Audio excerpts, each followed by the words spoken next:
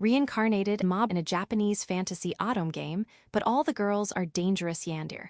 Volume 1, Teku Kaijin, Audiobook by Masquerade at Masquerade Audiobooks. Chapter 1. It was the night of the full moon. The big blue-white round moon was shining faintly on the snow-covered mountains of the northern country covered with forests. Numerous shadows emerged from the dense forest. They stand in masked figures, dressed in special black clothes that have been carefully washed and clean of odors. One of them was me or. We exchange information with each other by hand signals. And then the black shadows all scatter at once. Sprinting through the darkness of night. That's right, we're black shadows running through the forest. We didn't speak. We were silent, not making a sound with our footsteps, not even breathing hard by using a special breathing technique. But we were running through the unpaved path as if we were top athletes. However, one of our companions in the lead noticed something and signaled with a hand signal. At the same time, we stopped running and hid in the shadows. And then we peek out from the shadows of the trees. From there, we see something huge. Of course, I hide in the shadow of a big tree and slowly peer into the shadow of it. At the same time, I gasp. After all, the moonlight reveals its figure. Its total length could be 10 meters. It was a huge wolf covered in silvery white fur, which roared. Obviously, it was not a creature of nature. No matter how I look at it, there is no way a wolf could have grown to this size on Earth. No, that's not the point. I didn't need to bother with such logic to know. Because at first glance, it was something unworldly to me. After all, it was visible to me. A black ghastly light flooded out of its body. Did those foreigners, Gaijin call it a specter Youkai? To wear such an ominous, nauseating presence meant that the creature before us was not a mere creature, but a being out of the world's order, a Youkai. And, damn, it's different from the original information. No matter how you look at it, it's not a medium Youkai, it's a great Youkai. I resist the urge to click my tongue at the clumsy work of those hiding in the dark. Because the moment I click my tongue, that Youkai will surely sense our location and attack us. Although the distance between us and the target may be 30 meters, the great Youkai will certainly hear the sound from that distance. Their 5 senses were out of the range of us humans, or even wild beasts. I touched the charm around my neck. I knew that it had no magical effect because I had checked it just in case. But since it was given to me by that power gorilla princess who had nothing but minds, I couldn't help not wearing it. Though it was annoying, I might as well have asked for a really effective charm. Bad luck, or maybe it was a setup. That's a possibility. After all, it's that damn family. It's not surprising from what they have done to the main character in the original story. Even the main character with a good family was treated like that. And if it were me, a man of low status, I'd be treated like this. If that's the case, I feel bad for my friends. It is not that there is a special friendship among the servants who accompany me. Because as seen in the original story, we servants are trained to kill our hearts and fight cold-heartedly, like machines. Even if we are not set up, we do not know many people because we are worn out. In fact, only 1 in 3 of my acquaintances is still alive today. But that doesn't change the fact that they were involved in this because of me. The leader of the front row squad of underlings gives a new command with a hand signal. We each draw our weapons accordingly. Swords, bows and arrows, spears, they were coated with charcoal to prevent them from reflecting the moonlight, and with herbs to prevent them from smelling of metal and blood. And on top of that, there was an odorless, tasteless, and deleterious poison. These were all for the monsters in front of us. If it was a medium Youkai, we could fool it with this, but since this was the first time we were dealing with a great Youkai, it was hard to say whether we could go on like this or not. Even if we couldn't, we had to do it. By the way, the weapon in my hand is a spear. The other squads should already surround the monster. With 4 squads of about 5 servants per squad, this should be enough against a medium Youkai, but it won't be enough to destroy it if the Youkai is strong. But, roar! Hi! The Youkai suddenly roared, and before we could even realize it, we were hit by a terrible blow. I feel a pain in my head like I've been hit in the head with a blunt object, and my vision spins around and my consciousness becomes blurred. Oh, damn it, I can't pass out here. I force myself to wake up from my fading consciousness and roll over to regain my position. I knew very well that if I lost consciousness in such a place, I would die. Damn it, it hurts so much, and that was just one hit. I stood up and bit my lip at the horror of my surroundings. Everyone in the squad except me was dead. They were so miserable that they hardly retained their human forms. It was probably a blow from the tail of that big wolf. That terrible blow blew away every tree and rock that hit us. And those who came in direct contact with the tail had their upper bodies shredded to pieces, and those who avoided the direct hit had their bodies torn to shreds by the stones and pieces of wood that flew at high speed. The fact that I survived is a miracle. It seemed that I was just blown away by the strong wind. Well, it seems that the gust of wind knocked me to the ground and dislocated my left shoulder. Damn, the surprise attack failed. I let go of my spear and desperately retreat as the 3 remaining servants fight against the wolf monster. For the record, this is not an attempt to flee before the enemy. A servant whose shoulder is dislocated and whose squad is destroyed will only slow down the others if he rushes into the midst of them. So, I observed the battle from a distance in the shadow of a big tree. The servants who had survived had already lost nearly half their number. Bows and arrows and sword blows are stopped by its hairs, which was hard as steel, and any kind of spirit or onmyu jutsu is instantly neutralized by its powerful spirit power. There is literally nothing to do. The servants, in their own way, are supposed to behave inhumanly, but they are still nothing compared to the irrational violence wielded by the Youkai. One by one, the servants were killed. Still, they do not run away but fight. No, they have to fight. There is no way out for them. They have no choice. Damn you, shit. I slam my left shoulder into a tree trunk. With a gruesome thud, I'm forced into the shoulder, crouching in pain, but soon I'm back on my feet, bracing myself for the pain. There is no escape anyway, so I can't just sit here and let the pain pass me by. The more time I waste, the fewer allies I have, and the less chance I have of surviving. Damn, I have to do it, yeah, I have to do it, you son of a bitch. I stood up after saying those words, but I couldn't formulate any more words. Because despair was in front of my eyes. Roar! A roaring wolf looked down at me with red eyes. In its mouth was my fellow servant, covered in blood and with his right hand bent in the wrong direction. His mask was half broken, and he was breathing hard and spitting blood out of his mouth. Who was it? Was it Yahiro of the Kawachi group? Guha Tamobha? Please. Help me's he. Yahiro pleaded with me as he looked me in the eye, but it was no use. Not because I wasn't going to help him. It was because there was no time to help him in the first place. Roar! The next moment, the Youkai swallowed my friend in its mouth. And before my friend could scream, he was swallowed into his stomach. And that fate was coming for me soon. The big wolf snarls and brings its face close to mine. I cry out in fear at the intimidation with my legs trembling. But even so, I draw my dagger from my pocket and ready it, knowing that it is almost futile. The dagger that the power gorilla princess had forcibly given me is not so bad in terms of sharpness due to the power of the curse. But even I know how a single small dagger like this would fare against a Youkai that even a spear or a great sword could not help. But still, I didn't want to die. I didn't want to end up like this in a place like this, even though I knew it was a futile attempt. Damn it. With what would be my last words, the monster opened its jaws and tried to bite me. But then, a huge sword strike from above pierced through its brain, and it collapsed to the ground. I was speechless at the sudden blow. Dust flew in the air as the monster's huge body fell. And as soon as the dust stopped, I saw a person. A member of that damn family that I know well, or at least unilaterally know well. The figure standing at the head of the dead monster was a girl. She was about my age, a young but immensely beautiful girl with dark hair. She was dressed in a man's kimono that looked easy to move in, and she was holding a great sword almost as big as she was in her hand, and with the full moon shining in the background, she really looked fantastic. At the same time, I felt relief. This sis Anigo-sama is not as bad as I thought she'd be. At least she's a lot saner than some old hag or vixen. What a surprise, there are survivors. The girl suddenly noticed my presence, as if she had noticed a bug underfoot. Her beauty and young face were not matched by her masculine language. Hina-sama, I am deeply honored that you came to this place in person to help me. I am deeply humbled. I bend my knees and bow deeply in thanks.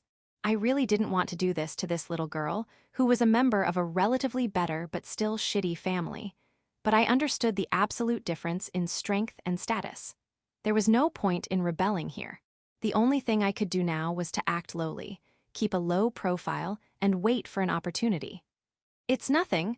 I just came here on my way home from work because I felt a reasonably strong spirit power. But this is still a terrible thing. Did you guys from the hidden group get the information wrong? There are too few of you servants to take on this challenge alone. She takes a disinterested glance at the human figures scattered around her and expresses her opinion. She blanches when I mention that my information is incorrect. Then she looks at me as if she knows what's going on. I see. But that's a pain in the ass. It's not easy to get all the information, even for a servant, but it's a problem when so much damage is done. She boasts as if she is concerned about the expense of the ledger. Then, as if remembering, she orders me. You, come with me. I need a living witness that this failure was caused by those in hiding. You will tell the elders. It was an order from a higher authority. It was impossible for me to refuse, and of course, not wanting to make myself look any worse, I accepted the offer with respect. I am sorry, Princess. I'm afraid I can't come with you right now. But no. Oh, why? You dare to defy me as a servant. I need to deal with my companions and the corpse of the Youkai. There are many reasons for the birth of Youkai, but the most common is when animals feed on the flesh and blood of humans and Youkai with special powers. Therefore, the corpses of such creatures and their compatriots had to be collected or disposed of as much as possible. In particular, the corpses of my comrades also need to be disposed of as carefully as possible.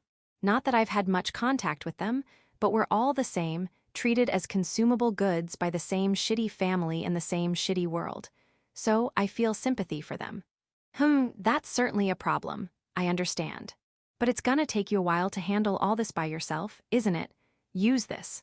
With that, Sis, Enigo-sama pulled out a shikigami from her pocket. There were about 10 dolls and one bird-shaped doll.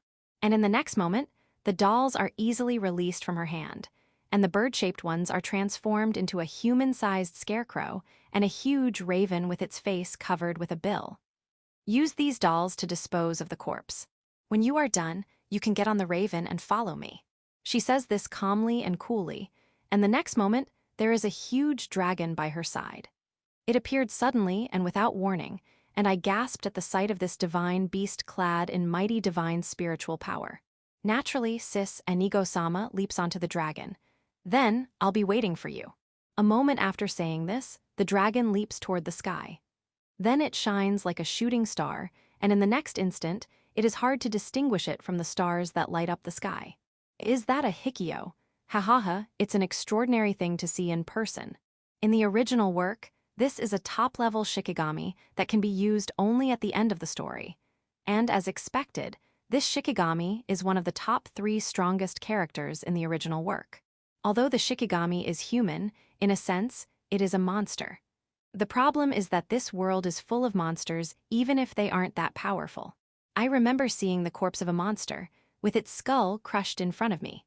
In the original story, the main character is killing the big Youkai like they're small fry from the middle of the story. But the truth is, he can only do it because he's the main character. And I'm just a human with no talents and no skills. And the problem is that there are a lot of things that are much more dangerous than the monsters, and it means it is impossible to look only at the enemy in front of me. No, in a sense, the people behind are much worse. In particular, it's still good to have a straight line of hostility. What is really bad is favoritism. In any case, this world is a depressing game with only Yandere heroines. I let out a small sigh. It's not funny because I've already been noticed by one of those Yandere girls. Please, I'm just a mob with no name. Can't someone please direct those bad favors to the main character of the original story? I guess I can't just sit here and mope. I've got work to do first. Haha, seriously. That's when I finally realize the charm around my neck is missing. Is it bad to tell the truth that I lost it? Which means, I look at the forest with a look of utter distaste. Can I find it? I look up to the heavens and sigh, thinking the worst. Section.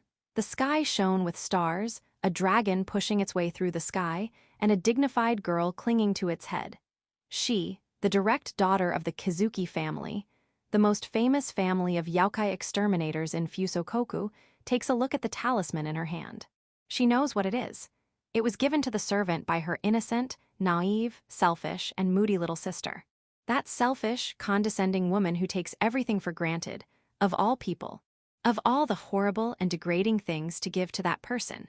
The next moment, the charm, with its cleverly disguised mental manipulation and clairvoyant curse, was burned to a crisp in front of the pale fire she had created at her hand. Ugh. Throwing away the remaining ashes as if they were something dirty, the eldest daughter of the Kazuki family flies through the night sky.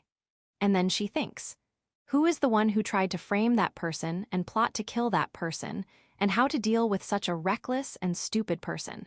You can have everything else as before. I'll give you the land, the money, the house, everything. But there is a moment of silence, and then she murmurs in a resonant voice, that person is mine. Her voice was as quiet as the night, but it seeped with a thick, sordid, and passionate feeling. Chapter 2. Firefly of the Dark Night was a famous game sold in my previous life, in other words, in Japan in the 21st century. It was popular for its splendid voice actors, abundant still pictures, long story, and many branching routes. The worldview of the game could be described as a Japanese-style dark fantasy. Fusokuni, the setting of this work, looks like the Edo period in Japan, but it is an infinitely massive world where supernatural powers such as sorcery and onmyojutsu exist, and abnormal beings called Youkai have been dominating the world since ancient times. Then, the imperial court has given the role to a family of exorcists, who hold extraordinary powers and are in charge of exterminating or subduing them in various parts of the country. The main character of the game originally lived in a peaceful village as a child of the village headman. He has kind parents and close brothers and sisters, but one day his destiny is drastically changed. The village was attacked by the Youkai, specifically, the most dangerous and least numerous of all the Youkai, the Calamity Youkai, and the villagers and his families were all killed. But just as he is about to be killed, he awakens a powerful supernatural power and succeeds in striking back at the Calamity Youkai. However, the power of the unusual ability, which is easily inherited and becomes more powerful through interbreeding, is not something that a farmer's child can have, so it is unlikely that he can kill a top-class Calamity Youkai. But then, the main character is discovered and taken in by the Kazuki family, a famous family of exorcists that controls the area including the village, and he aims to become an exorcist to avenge his family and protect people. And there, he learns about his unusual ability, the secret of his birth, and the darkness of the Kazuki family and other exorcists. That's the general story. Well, a friend of mine recommended me to play this game, and I was impressed by the high quality of the game and regretted the depressing story. It is true that the illustrations were created by a famous illustrator, so not only are the character drawings good, but the backgrounds and battle descriptions are also very elaborate. That alone is enough to make the otaku community very happy. I can't tell how many times my son has been taken care of by the service scenes in the adult version. But as I get further into the game, that initial satisfaction is easily erased. Why? Because of the numerous erotic and grotesque events, the abundance of bad endings, and the high rate of landmines among the heroines that accompany such events. Seriously, it's not cool. Basically, Youkai is too much for ordinary people to handle. And as for the named ones, as can be seen from the setting alone, there are too many of them who have abilities that only the heroes and heroines can beat them at first sight, or who beat them physically after they have not only raised their level, but also leveled up to the maximum. What the heck? This is why there are bad endings, and even if there aren't bad endings, erotic scenes of named characters appear in the events without any hesitation. For example, when Youkai attacks, a female character's head is smashed one moment while she was chatting the next, or she is swallowed whole while still alive. No, it is better than that. Because many of the characters have different powers, there are too many scenes in which they are raped by monster.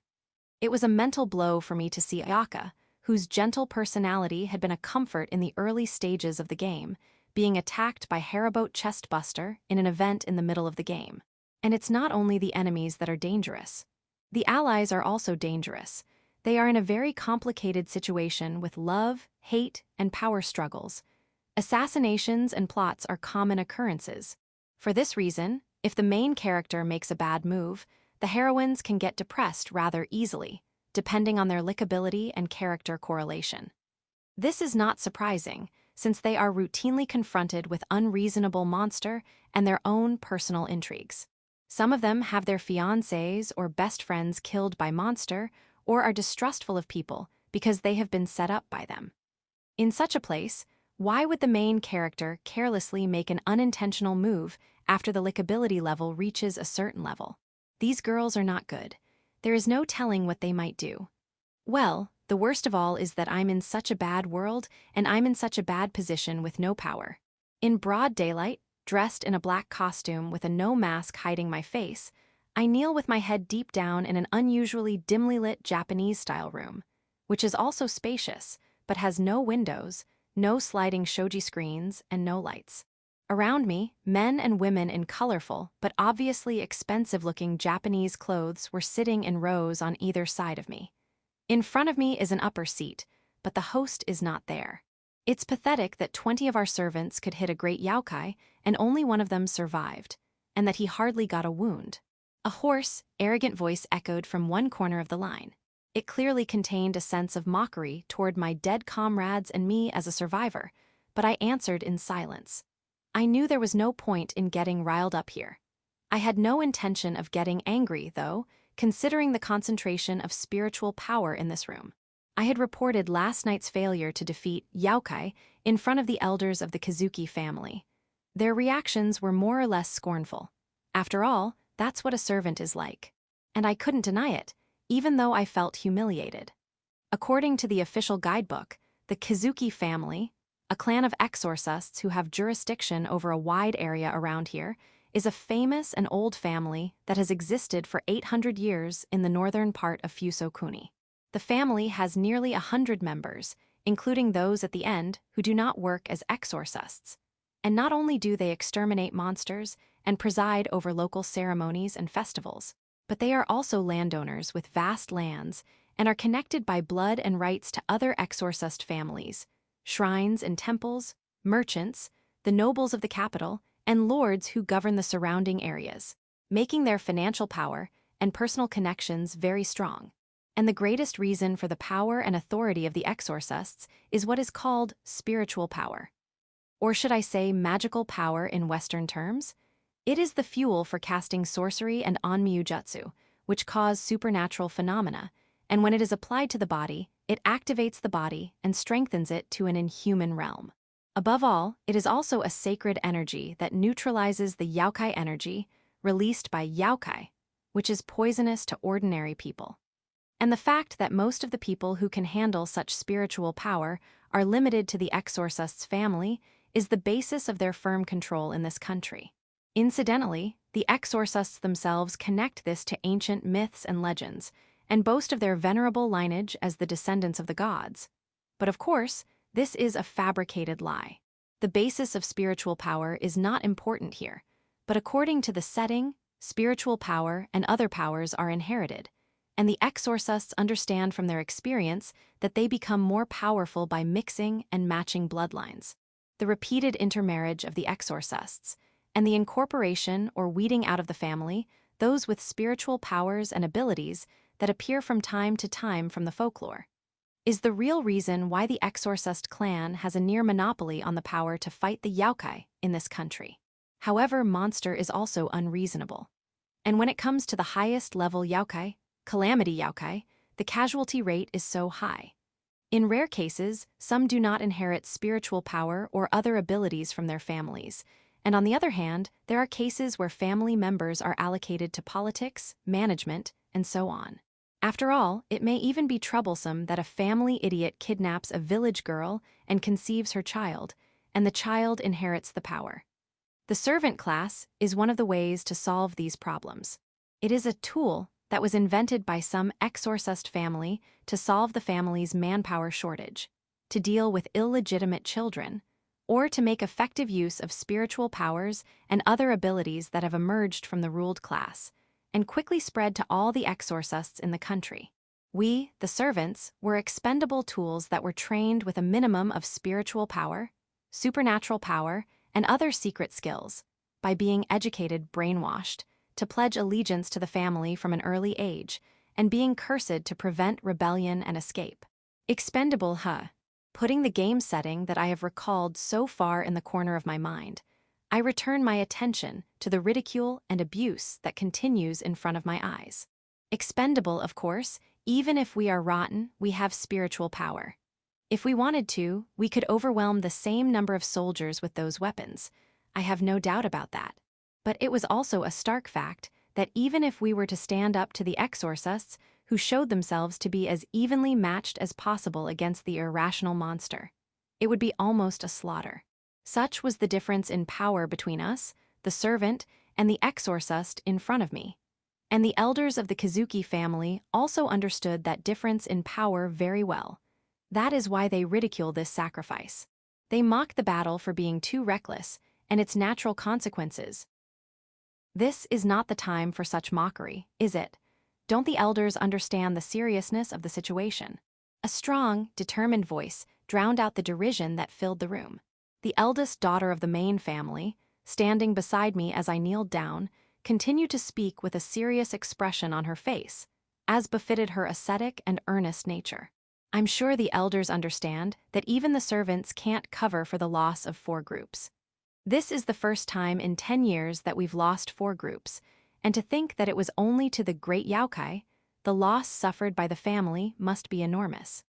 The first princess of the main Kazuki family, nicknamed Sis Anigo-sama by the players, Kazuki Hina pointed out this fact in a calm but sharp manner. Yes, even though we are expendable, servants cannot be made easily. It is necessary to train those who have certain talents to the extent that they can compete with monster to some extent. The cost of training them is not an issue, but it does take time. In particular, a great number of servants are consumed when dealing with the calamity Youkai as experimental personnel to investigate the opponent's unusual abilities, as diversion and decoys during the actual battle, and as rear support. The consumption of such a valuable sacrificial member to increase the survival rate of a frontline retinue of a family against a mere great Youkai was not a time for laughing, depending on one's point of view. Moreover, according to this survivor, the failure of this mission can be attributed to the lack of prior research by the hidden group. You can't mistake great Youkai for middle Youkai, Yuman-sama. If I may be so bold, what are your vassals doing? Sis Anigo-sama glares at one of the elders with a reproachful gaze. The man, who looks like a fat pig with thin hair though it is too dark to see him clearly, is dismayed at the sudden accusation. Hina, you dare to criticize me of all people. Yuman, the most loyal retainer of the family, and your uncle. That is precisely why. Yuman-sama may be a man of his stature, but facts are facts. We can't let the matter lie here to prevent a repetition of such a situation. The fat figure speaks to her as if to appease her, but she cuts him off. She is one of the few personalities in this depressing game in which only a funny-looking woman appears. Her dignified figure, which does not tolerate injustice, inequality, or unreasonableness, gave players a sense of security. If players don't want to be locked up or backbitten, they should just make her the main heroine. Though she's a bit of a pain in the ass if she gets too much of a lickability rating.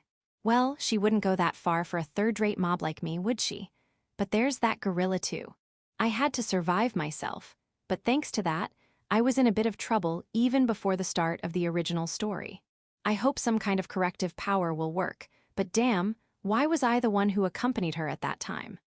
While I was thinking about that, the argument between Sis Anigo-sama and Fat Yuman, the name given by the players to Kazuki Yuman, the head of the hidden group, was quietly, slowly, but clearly getting heated. Do you have a problem with my guidance? How ungrateful you are. My brother is crying behind your back. What? I wish you'd stop trying to smoke me out with your talk like that. I keep listening to their argument with my head down. Well, I guess these two really get into a blame game, just like they did when the main character was framed in the game. Well, I guess the family itself doesn't like Sis Anigo-sama from the setting of the game. Especially, his uncle who leads the hidden group is like an avenger in a sense. You'd better leave it at that. You're both pathetic, aren't you? Suddenly, a voice like the tinkling of a bell stopped them from fighting. Sis Anigo-sama looked uncomfortable, and the other elders looked at the owner of the voice, some frightened, some scornful, and some enraptured. I, too, looked at the person through my mask so that no one would notice me. The first thing that caught my eye was a luxurious silk kimono dyed in the color of bellflower. The pattern of flowers brightly decorated with gold threads was so precise that I could feel the labor of the craftsman. There was a beautiful woman sitting just to the left of the upper seat, resting her elbow on her armrest and holding a lacquered smoking pipe in her hand. Although her clothing obscures the contours of her body, her voluptuous figure is clearly visible. Her long raven wet feather hair was down, and a turtle tortoiseshell hairpin was sewn on her head. She is a beautiful and glamorous woman who looks to be in her early 20s with a somewhat decadent atmosphere. If I didn't know any better, I'd think so. When I remember this setting, I laugh inwardly so as not to be noticed. This woman looks too young, but actually, she's an old hag. It's a shameful thing for the honored members of the Kazuki to raise their voices like that. We may be warded off, but we don't know what kind of house is watching us from where. You should be more conscious of being a member of Kazuki, don't you? As if rebuking a child, the woman Kazuki Kachu, the wife of the former head of the Kazuki family, speaks to the two of them. Or, more precisely, to her children and grandchildren. Still, can anyone believe it? She is not only a woman who gave birth to 4 brats, but also an old woman who has grandchildren, you know. Well, it is not impossible to prolong one's life by revitalizing one's body with one's spiritual power. And the same goes for using one's supernatural powers or even quitting one's life with a magical approach in this world. For this sullen old hag, it would not be difficult to make her look younger. But to seduce the main character, who is 50 years younger than her with her charms, is not something people of her age would do. Well, some heroines are 3-digit older than their age, though. Thank you for your report, servant. That's enough, please leave. She orders me after she blows out her pipe. I wanted to leave as soon as she told me to. I was afraid of the way the fat man was looking at me. And I was also afraid of the huge eyeball that had been growing out of the corner of the room and peeping at me. More than anything else, this room is full of the elders of the family, and the spiritual power density is too high. I'm going to get sick. Ah, me too. Hina, I still have questions about the work I gave you last night, so stay here. I bow deeply and try to leave the room without making a sound. But sis, Enigo-sama tries to leave with me, but is prevented by the stinging hag's words. I understand. The serious sis, Enigo-sama, is slightly silent but immediately agrees to the request. For a moment, I feel the room grow cold, but I don't pay attention to it. Ugh. Then I open the door and bow in silence and leave the room. Just before I slowly close the sliding door, I feel that my eyes meet those of the old hag, but I think it's just my imagination. There is nothing in me, a mob, to attract her attention. Then, as soon as I close the door, the smell of incense suddenly begins to waft through the air, making me nervous, and I take a beat and a deep breath to ease it. I take a beat and take a deep breath to ease my nerves, so this is a kind of reminder for me to be prepared. And then I turn around at once with my mind in my head, and I catch someone in my sight. Ah, Tomobe, welcome back. Did the job go well? A short girl was standing in front of me with a big smile on her face. She was probably a little below her mid-teens. Dressed in a peach-colored kimono, her hands linked behind her back, and smiling carefree, she reminded me of an innocent child who is innocent and knows no dirt. Only the appearance. I know very well that there was no one in this place where she was standing now, as I checked when I opened the sliding door. Of course, there was no place to hide around her, as far as my senses can perceive. Ugh. Anyway, thinking back to her paranoid, delusional, and temperamental behavior in the original story, I choose the safest word for the moment and say, I am amazed at the progress in the art of concealment you are learning. Princess. Bending my knees, I tell the source of my stress reverently. Kazuki AI, the lovely crazy girl who is probably the best partner for the first-time player to end up in confinement, was right in front of me. Chapter 3. Kazuki AI, one of the main heroines of Firefly of the Dark Knight, Yamio no Hararu, is the second daughter of the Kazuki family and a beautiful girl who is supposed to be 16 years old at the start of the original work. Her personal color is pink or cherry blossom, and her hair and eyes are of a similar color, albeit in different shades. She has sleepy, dreamy eyes, and unlike her slender big sister, Kazuki Hina, she is well-fleshed moreover. She is much more voluptuous than Sis Anigo-sama when she takes off her clothes. Many fans' sons were taken care of by her service scenes. In a word, her character can be described as single-minded or arrogant. She is moody, selfish, self-confident, sharp-tongued, and self-righteous despite her appearance. But above all, she is one of the most talented members of the Kazuki family, capable of competing with Monster in a one-on-one fight. Therefore, despite her lack of effort, she has been able to beat the strong standard of the Kazuki family. In fact, it doesn't make sense that she can one-punch a conceptual, calamity Youkai, when all she does is attack physically since she hasn't seriously learned Onmyu Jutsu or sorcery. She is nicknamed Pink Power Gorilla Princess by her fans. Well, because of such talent, she has little interest in those ordinary people who are snobbish and hardworking, and she is a broken person who does not even remember the names of those who are not sharp, talented, or special.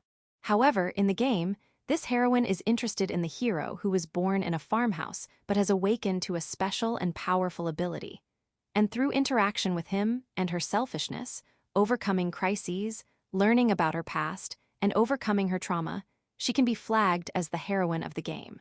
In the bed scene of the adult version, she turns into a predator and squeezes the player so hard, which is a pleasure for the masochist. Cowgirl position, so soft, they sway so much. Anyway, the backstory is heavy, and the story soon turns into a Yandere. In the Kazuki family, where power struggles among family members happen like crazy, she is a very troublesome person. Her father is the head of the family, but he and his wife had a political marriage, and before that, he eloped with a farmer's daughter. Since Sis Anigo-sama is the child of that farmer's daughter, she and Sis Anigo-sama are really half-sisters. It is highly possible that Sis Anigo-sama's slender washboard is due to the difference in her nutritional condition in her childhood, a famous theory. Anyway, she seems to have been shunned by her father for that reason. And she also has strong spiritual power, as is usual in the Exorcist family. Well, there is no way her father would leave her alone if she could physically kill the highest level Youkai without any proper training. Nominally, it's practical training, but the real purpose was definitely to let her die. Her father sent her to the lair of the Youkai with only a few companions, lying to her that there were only small Youkai. Combine this with the fact that the world is a depressing game of eroticism, and it's anyone's guess what happens from here. First of all, the guards and their companions were devoured by the monsters. They had fighting skills as guards, but they were outnumbered and outgunned, or rather, outclassed in terms of quality by the number of great Youkai. She was only 10 years old at the time, but she resisted the longest. Even though she was a child, she was thoroughly born from exorcists who had been mated with other strong people for many years. So, she managed to escape from the nest by repeatedly slashing and throwing the Youkai to shreds and throwing them. Well, the player can enter the erotic scene if considering that she was almost killed by the assassins sent by her father when she escaped from the nest, and was saved by the surviving Youkai who attacked the nest and ate the assassins. But it's pretty harsh to see a lowly covered in white fluid and blood after having her virginity taken away by ugly monsters. Still, she is one of the most talented members of the family, and she survived the hell of being raped for 3 days and 3 nights and succeeded in escaping from the Youkai, and was protected by a faction of the family that was on her side, thus saving her for the rest of her life. However, this experience has made her a candidate for the next head of the family, and she has been eliminated from the list of the most promising candidates. Or at least, that was her father's intention, at the very least. It's not that he believed in virgins, but it's just too bad for the head of a famous family of exorcists to have a woman who was fucked by Youkai. Oh my, why are you staring at me? Don't tell me you're admiring my beauty. You're like a rabbit in heat, you know that. While I was bending my knees and recalling the setting of the original game, the girl who was reading a scroll on a bamboo mat raised in front of me smiles at me and says to me in a ridiculing way, I mean, how does she know I'm staring at her when I'm wearing a mask? Well, I guess these exorcists, who can fight with monster, can detect a person's gaze from about 1 kilometer away. After finishing my work and reporting to the elders, I was thinking of having a meal and sleeping for the first time in a whole day. But I was now in a luxurious Japanese-style room that a servant is not even allowed to go up. I don't know how many tatami mats it has, but it seems to be at least 20 tatami mats. In the center of the room, there is a gilt folding screen with a picture scroll spread out on it. A water jar made of gold stands beside it, and on a pedestal behind it are an incense burner and a koto, Japanese harp. The incense burner seems to have been used, with gray smoke trailing and a fresh fragrance spreading in the room. Other than that, there are mountains of furnishings placed all over the room. They seem to be placed randomly. But in fact, they are important components that create a powerful boundary that protects this room from the perspective of feng shui and sorcery, as well as a counter curse. I beg your pardon, but there is no such thing. I was just thinking about the reason I was invited here. I apologize if I have caused you any discomfort. I respond in a calm, mechanical manner, without emotion, but careful not to be rude. It may be a little better than the original, but it's the right thing to do because she is typically a landmine woman. I mean, I'm just a mob fighter, okay? The hero who can be more interesting to the gorilla princess is waiting for her, so just forget about this snob. Rather, please don't talk to me. I'm getting a stomach ache from the stress. Or, depending on the route I take, I'm going to get a physical hole in my stomach. Player's traumatic scene number 46. I got nauseous remembering Aoi-sama's Itadakamasu scene. Well, I thought it was a simple story to eat her loved one's flesh, but the illustrator put too much effort into it. I mean, why do the illustrators put so much effort into describing the content? Anyway, the reason why this girl remembers my name and face is because I've been in a situation where there's nothing I can do. That was the above-mentioned trap by her father, in which I was one of the servants who accompanied her as an escort. I honestly thought it was a bad idea. If I went with her, I was sure to be made into a meal for Monster and the others. At that time, I tried to cover it up by saying I was sick or something, but I failed. Besides, since I'm cursed, it's impossible to escape, and I'm forced to go with the mine girl in front of me. However, knowing the original game, I was able to prepare props in advance and was on full alert in all directions, and remembering the main storyline helped me a lot in surviving. Using even the fact that my friends were being danced and eaten as bait, I somehow managed to fool the monsters into hiding in the woods. But that's where the problem begins. In the end, we servants can never completely escape from the damn clan.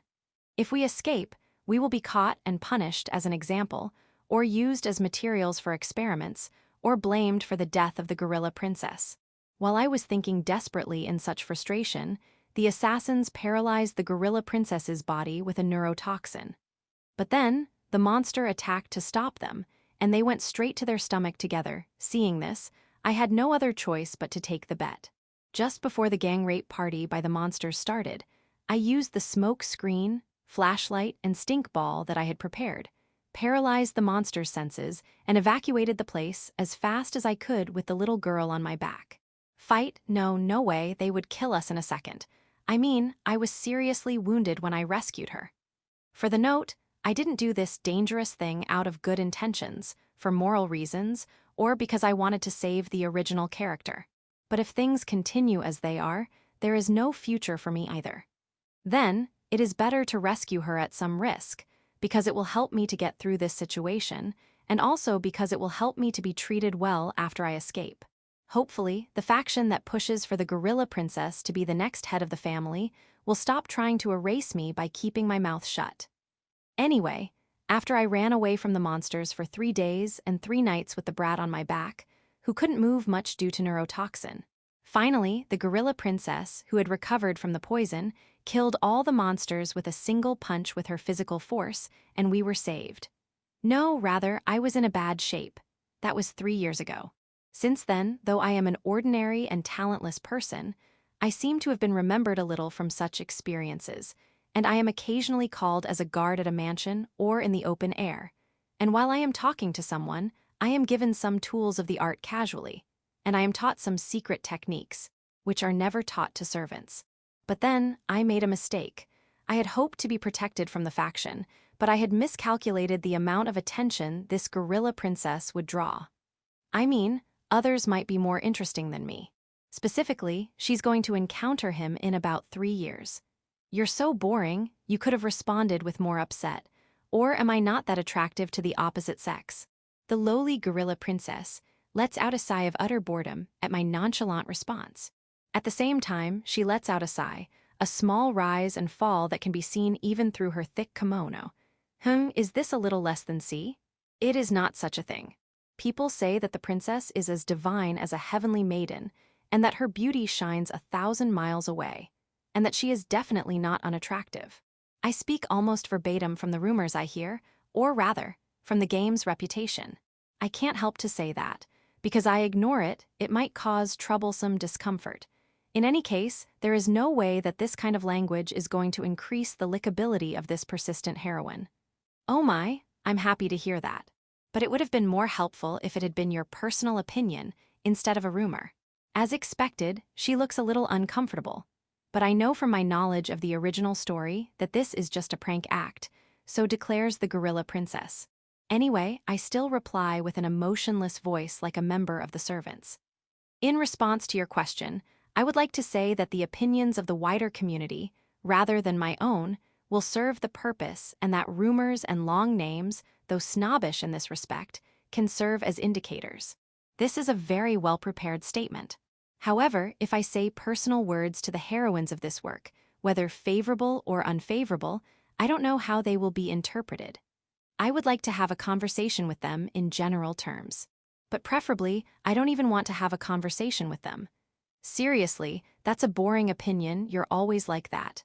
A beautiful girl observes me with her elbows on her sides and her cheekbones on the floor. Her eyes, probing my direction, could be pupillary.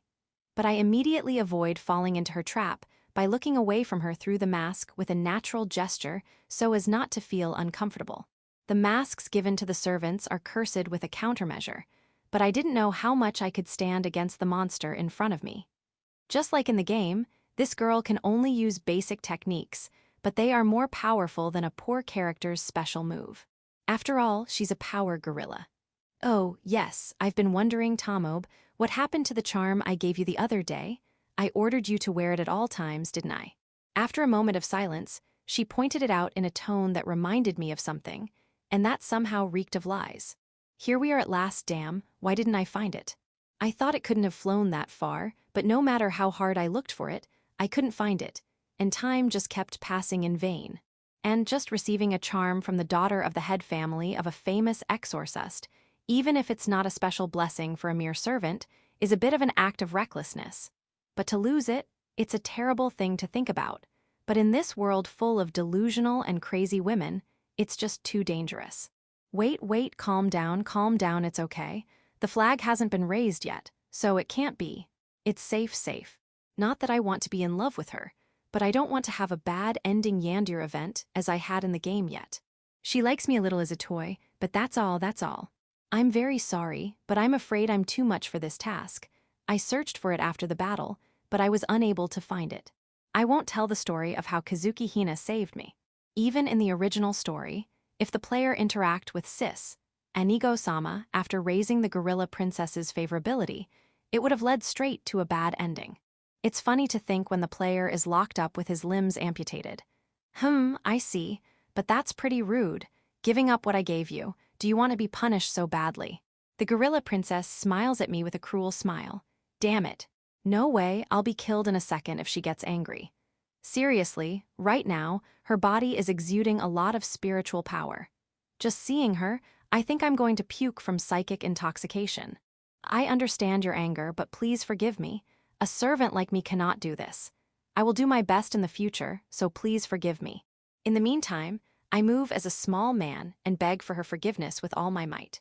This is an effective strategy against the gorilla princess, who does not care about those who do not interest her, by reducing their interest with her snobbishness. Just let me disappoint you and kick me out of the room like a cockroach. No, she's really scary. You're pathetic, jumpy like a timid sheep, you're really pathetic. I know, so just tell me to get lost, gorilla. Sigh, I can't help it. I'll let you off this one time. Instead, you're going to guard this room again for a while. I'll teach you the search spell in my spare time. You should be honored. She says this to me with a sigh of helplessness and a supercilious look. as if she's giving charity to a beggar. Haha, I feel like puking. Section, third-person perspective. After opening the sliding door and leaving the room with a weary look on her face, the girl lifts up her mouth and mutters, "Yes, it's not your fault. I forgive you just this once." Then she looks at a corner of the room with a wry smile. "I thought you said peeping was vulgar." The next moment she wags her index finger lightly, and a fire breaks out. Squeak, squeak, squeak. A black rat screams like a screech and rolls around on the floor. Perhaps using some kind of magic, the floor does not seem to have a single scorch mark, even as the rat rolls around on fire. And with a cold smile on her face, the girl watches the burnt rat die out. What a stupid thing to do. The second princess of the Kazuki casts a cold sneer at the poor Shikigami skills of the user. Then she waves her finger again. And before long, a black cat sits in her lap. The cat makes one sleepy, wide-eyed sound and then walks slowly to take a dead rat in its mouth. "Will you run an errand for me, please?" said the girl, and the cat disappeared like a mist. "Well, didn't you understand the warning? Shall I burn you next?" In a sense, she and it have the same purpose, but she has no intention of getting cozy with it. And she doesn't want anyone to disturb her alone time with him. Ugh. The girl knows that the filthy Youkai energy that has been staying in the ceiling is quietly leaving. I didn't think it would be so easy to get past the boundary. It's a pain in the ass, but I guess I'll have to learn more about it. She lets out a small sigh for the first time today. To be honest, she doesn't need to learn this little trick if she simply kills them all. But things are not that simple. Therefore, even such a roundabout and inefficient technique have to be learned and polished. Really, it's troublesome, but it can't be helped. I can't watch over him otherwise. The charm she bestowed on him had a cleverly disguised mental manipulation and surveillance technique that a lowly servant wouldn't be able to recognize. However, she is not like the other vulgar women that surround him. Brainwashing is not a tactless trick. It is just to inspire him not to despair and give up in the face of hardship. The same is true of the surveillance technique, which is only to watch his struggle. Watching him 24/7 is a perverted thing. She admits to herself that she is such a crazy woman. The secret is like this: when the dog wagged its tail, it moved its body to avoid a direct hit by mental manipulation as soon as it could. Really, that was close. Against such a small fry, well, it can't be helped if he's a servant. The Exorcist family is completely different from the servant, both in terms of their qualities and the environment in which they were educated afterward. In fact, even that is a good thing. Of course, it is also true that it is meaningless. So, you'd better get stronger quickly. I'll raise you well. She's a genius, talented person. Without any effort, she could kill several calamity Youkai at once with her enhanced physical strength without even using any technique. Therefore, to her, the people around her are ordinary and boring. Except for him. That day, when she was desperate and ready to die, she saw him. The sight of a servant rescuing her in a situation that would have frightened even the best of exorcists. The way he kept going even though he was battered, covered in blood, and had no choice but to abandon the little girl who was a burden to him. It made her feel relieved, moved, and hung on to him. Well, not quite. Yes, you're not good enough, not even close. You're not even close to being second-rate, let alone special. That's why she would nurture him. I'm going to make you so special that you truly fall in love with me and make you want to give up everything and give it to me. She giggles, a cute, yet somehow charming, yet somehow eerie laugh like a chirping bird. That's why I left you alone this time, okay? It's not reckless.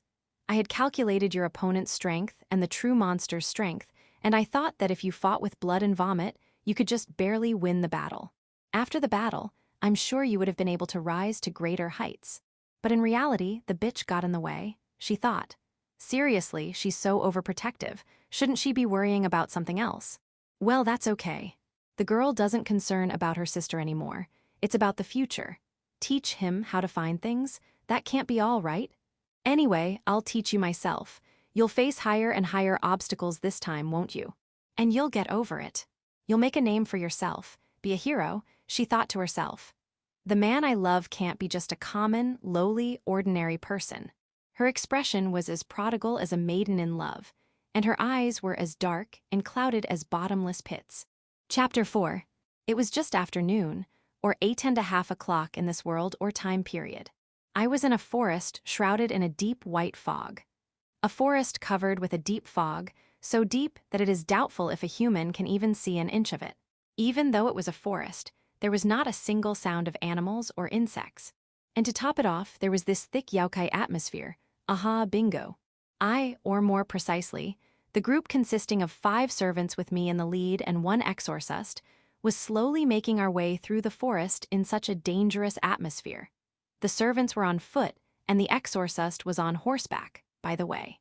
We had come to a mountainous area on the border of the territory, about 5 or 6 mountains away from the main house of the Kazuki family. Of course, we were not here for a picnic, but for work. Recently, it has been reported that hunters and lumberjacks who went hunting in the forest have gone missing one after another, and we received a petition from a nearby village to investigate and exterminate them. But when we sent 2 members of the hidden group, they did not come back without sending even a single shikigami. If this is the case, we cannot deny the possibility that the opponent is at least of the great Youkai class, or, worse, of calamity Youkai, although we do not like to think so. Therefore, we were sent in as a combination of the main retinue and a squad of servants as support and decoys. And here we are. The magnet is crazy as expected. The markers, too. First, I look at the compass in my hand and found that the needle is spinning in circles. Next, I find a piece of cloth tied to a tree trunk on the foggy road. I guess the 2 members are going around the same path. For the note, when dealing with monsters, trust in the 5 senses is not so important. Sight, smell, hearing, taste, touch. Although we have to concentrate on all of them with all our strength, at the same time, we have to be alert to the possibility that we might be fooled by monsters before we know it. Therefore, we, servants, rely on tools, but it was not uncommon to have these tools be distorted like this directional magnet. I mean, it's still a cute little thing.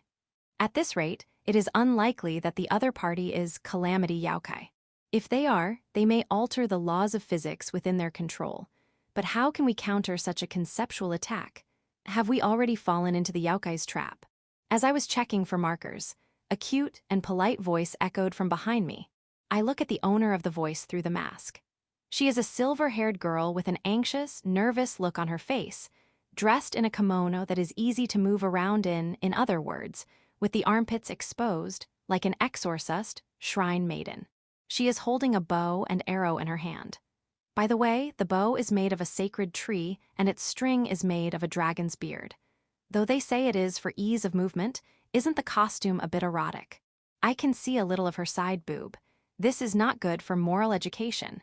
Anyway, the girl who came running up to me on horseback, named Kazuki Ayaka, was 17 years old at the start of the game, but is now 14 years old and is a healthy and quiet girl. Her character is timid and self-conscious, but regardless of her status, she is a kind and big sisterly person.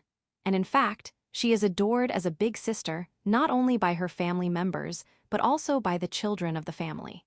In the game, she is 1 year older than the main character of the original story, so she is treated as a good-natured big sister. But in reality, she is a small and awkward character who has won popularity among her fans as a healing character. However, she is also a victim of the infamous Haribo chestbuster.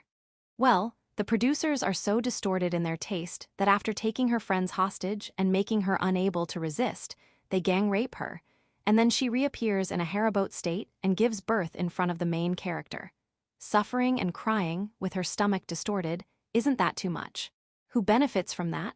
What's even more pitiful is that it's a part of a plot to humiliate the main character, and the backstory is that she happened to be chosen as a sacrifice for the plot.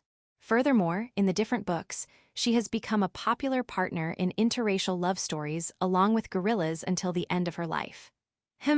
Is something wrong, Tomob-san? No, I was just thinking about something. As I was thinking back on the in many ways terrible misery of her character, the girl tilted her head curiously, as if she could sense it. Seriously, I don't like a brat with good intuition. No, all of the exorcists are monsters, not only in their 5 senses, but also in their 6th sense. And by the way, Ayaka just called me by my first name, which is also quite rare among all the exorcists. I mean, most of the members of the Kazuki family probably don't remember the faces and names of each and every one of their servants. After all, we basically hide our faces. Well, she is good in that aspect as well. She treats even the servants, who are normally expendable, as equals. So, it's not hard to imagine that she was selected to work with the main character in the beginning because of her character. Ugh. Once again, the girl tilts her head as if she senses that I'm looking at her again. Yeah, she's cute. So, it would be pitiful to let her die. In a sense, she is a heroine in the early stage of the story, and there are no flags, but there is no route to make her a heroine mercilessly. Moreover, she has a childhood friend who is in love with her in the hidden group, so it is hopeless for the hero and her to be coupled. Or rather, the childhood friend is also usually in a terrible situation due to the convenience of the story. And the way they add sweet and sour side stories in the extras and spin-off novels, and cut down the sand value of the fans, the creators of this game have rotten characters. Anyway, back to the current situation, I am not that pessimistic. A smart Youkai would be more cunning. They may be able to utilize their abilities as much as they should. But if they really want to lead us astray, they don't need to rotate the compass in a circular motion. Just move the needle slowly so that we don't notice. The markers on the tree trunks should work too. If they want, they don't have to create fog in the first place. They can use illusion to show a false world.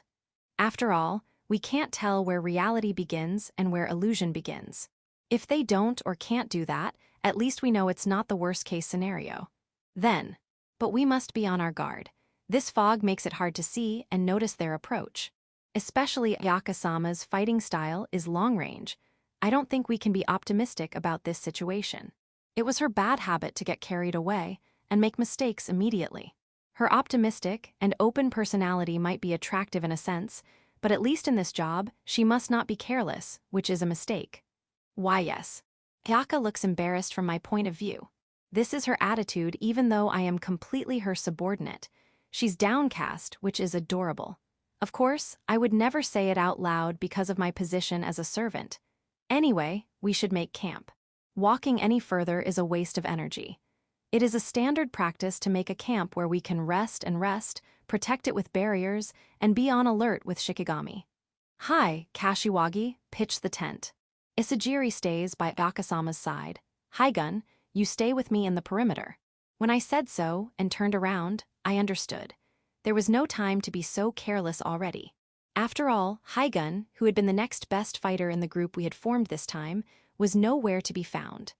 Everyone, surround Ayaka-sama and stand guard.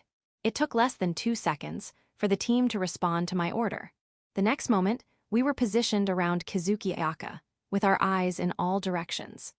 I, in particular, who had been forcibly taught how to make a simple shikigami, familiar by the gorilla princess the other day, cut up a few pieces of paper in the shape of animals and inscribed them with my blood. And with a puff of white smoke, the shikigami took on the form of flesh and began to move. Isn't that too much blood for that shikigami? I understand that. This is not for scouts. The squirrel, or more precisely, the shikigami in the shape of a squirrel with its head covered by a tag was sharing my vision through the clairvoyance technique I had installed on top of the tag. Ayaka-sama, please make the preparations, if I may be so bold. She seemed to finally understand my aim when I said that, and she held up the bow and arrow in her hand and pulled the string. I was guiding the shikigami with sweat under my mask while paying attention to the road ahead. Damn, it takes a lot of concentration to guide multiple shikigami, even with multiple views. If I were to compare it with my previous life, it would be like playing multiple FPS games at the same time. There they are. Or, more precisely, I let them find my shikigami. In the next moment, one of the views shared with one of my shikigami turns completely dark. They bit it, huh? But I pointed silently, and almost at the same time, a divine flash is shot in that direction. The arrowhead, which was imbued with my spiritual power, cuts through the fog and reacts to my blood-soaked shikigami's tag and pierces through the head of the boar, literally shattering its skull. Also, its bones and brain plasma burst like shrapnel and splattered all around it. The monster boar, which was probably a medium Youkai class boar, collapsed limp. Immediately, the corpse is swarmed by the surrounding dogs, insects, and other small yokai. But then, it is torn to pieces by arrows of light raining down like a fine hail. Ayaka-sama, 3 monkeys are coming from the front. At the same time as I report this, 3 shadows appear out of the fog. If I had not had prior information about them, I might have unintentionally approached them and might have caused casualties. In reality, however, the 3 arrows hit it in the stomach, and at the same time, its body, protected by its hard fur, subcutaneous fat, and yokai energy, was torn in half at the top and the bottom. Everyone, here comes the small fry. Protect Ayaka-sama. I order my colleagues in a calm voice, after glancing at the storm of arrows, that the girl behind me unleashes with a tremendous impact. Their replies come back immediately in a somewhat mechanical tone. At the same time, small yokai sporadically appears out of the fog. However, they are all being cut down with our weapons. Historically, there are various ways of classifying yokai. But it seems that, at least in terms of settings, the most popular way of distinguishing ranks of yokai at the beginning of the original story is usually expressed in 5 levels. Namely, young yokai, small yokai, medium yokai, great yokai, and calamity yokai. The lowest rank, young yokai, is not even half yokai in reality. They are halfway to becoming yokai. From there, they grow into small yokai, medium yokai, and great yokai over time, and in the meantime, other species of yokai are also developing. They evolve by devouring other yokai and humans, especially those with high spiritual power and supernatural abilities, or by living in what should be called the dragon's veins of the land. Finally, after devouring hundreds of thousands of hours and thousands of lives of humans and their kind, they condense and concentrate their power to become calamity yokai, also known as a disaster with a will. Of course, in reality, only a very small percentage of the monsters can grow into great yokai or calamity yokai. After all, the monsters are not stupid. They understand that the biggest threat to the monsters is themselves, and that the only ones who would suffer from being devoured by them are those who have strong interest connections with the world. They go hunting for yokai if there is even the slightest possibility of such a thing, and they kill all the monsters they find as much as possible before they grow up. Therefore, 90% of yokai are young yokai or small yokai, and at that level, even servants could compete with them one-on-one. Yes, if it was only a small yokai. Ah, got it. But then, a sound of something crushing sounded. When we turned around, the grotesque sound came from a servant named Haigun. A yokai of a big bear about 3 meters long was grabbing his head. More precisely, it was grabbing, crushing, and lifting him up. As his body was shaken dizzily, red blood, pieces of flesh, and bones were spilling from the gaps of the big bear's clenched fists. At the sight of the horrifying creature staring at us with red eyes and roaring, Ayaka's horse squealed in terror. "You, how dare you?" Also, with a voice filled with anger, the object of our escort, the main character in this extermination, drew her bow almost reflexively.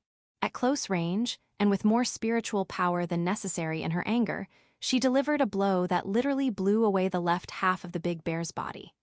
Half of the bear's face was obliterated, and it fell to the ground, twitching and jerking. Its internal organs fall out from the cross-section of its obliterated body, and a large amount of blood stains the ground. But it was a bad move, in a sense. Numbers are numbers. A blow with more spiritual power than necessary would be of no use here. On the contrary, it caused the decline of the Exorcist's ability to continue the battle, and more than anything, it made the situation worse. Tisk, the formation has collapsed, huh? Even a servant with excellent fighting skills was suddenly lost, and now another one is lost. And moreover, Ayaka's powerful blow consumed a considerable amount of spiritual power. Besides, a bow and arrow is a disadvantageous piece of equipment in melee combat. Haya! The next moment, I cut down a dog-sized bee that jumped at me with a spear whose blade had been reinforced with spiritual power, and then knocked down a bat creature that appeared from its shadow with a heel strike with my foot reinforced with spiritual power, crushing its neck bone. For the note, it is surprisingly difficult to kill even a small yokai with a single blow using ordinary weapons. Therefore, it is a common practice to strengthen a weapon or body by pouring spiritual power into it. In my case, I do not strengthen the whole weapon or the whole body. but only the necessary parts such as the handle or the edge of the weapon, or the joints and muscles of the body by instantaneously pouring spiritual power into them, which is not my original idea, but the original main character's idea. Ayaka-sama, there are too many enemies than expected. I think we should evacuate. I throw 2 kunai from my pocket, which hit the head of a big rat that was trying to jump on us in the fog and smashed its skull. These rats were a mass of germs, and their bites and scratches would cause infection and trouble later on. But in this fog, I forgot. I click my tongue. This fog is made up of Youkai energy that probably makes people lose their sense of direction, so no matter how much we run away as long as this fog is there. Oh, are you in trouble? I can't help it, I don't want you to die here, so I'll adjust the difficulty level a little for you. A moment later, I heard a whispering, amused, yet sticky voice in my ear. This voice sounded familiar to me. At the same time, a rumbling sound echoed in the distance, and instantly the thick fog began to fade away. What was that sound? This is the fog has weakened. Everyone, let's retreat from here while protecting Ayaka-sama. The sudden noise confuses the exorcist, but I order my colleagues to evacuate the area. Naturally, the leader of the group is me, the one with the most fighting strength among the surviving servants. Roar! However, out of the light fog came a leaping tiger. No, it's not a tiger. It was a huge monster cat that could easily have been mistaken for a tiger. Tigers are only found on the continent. Tisk!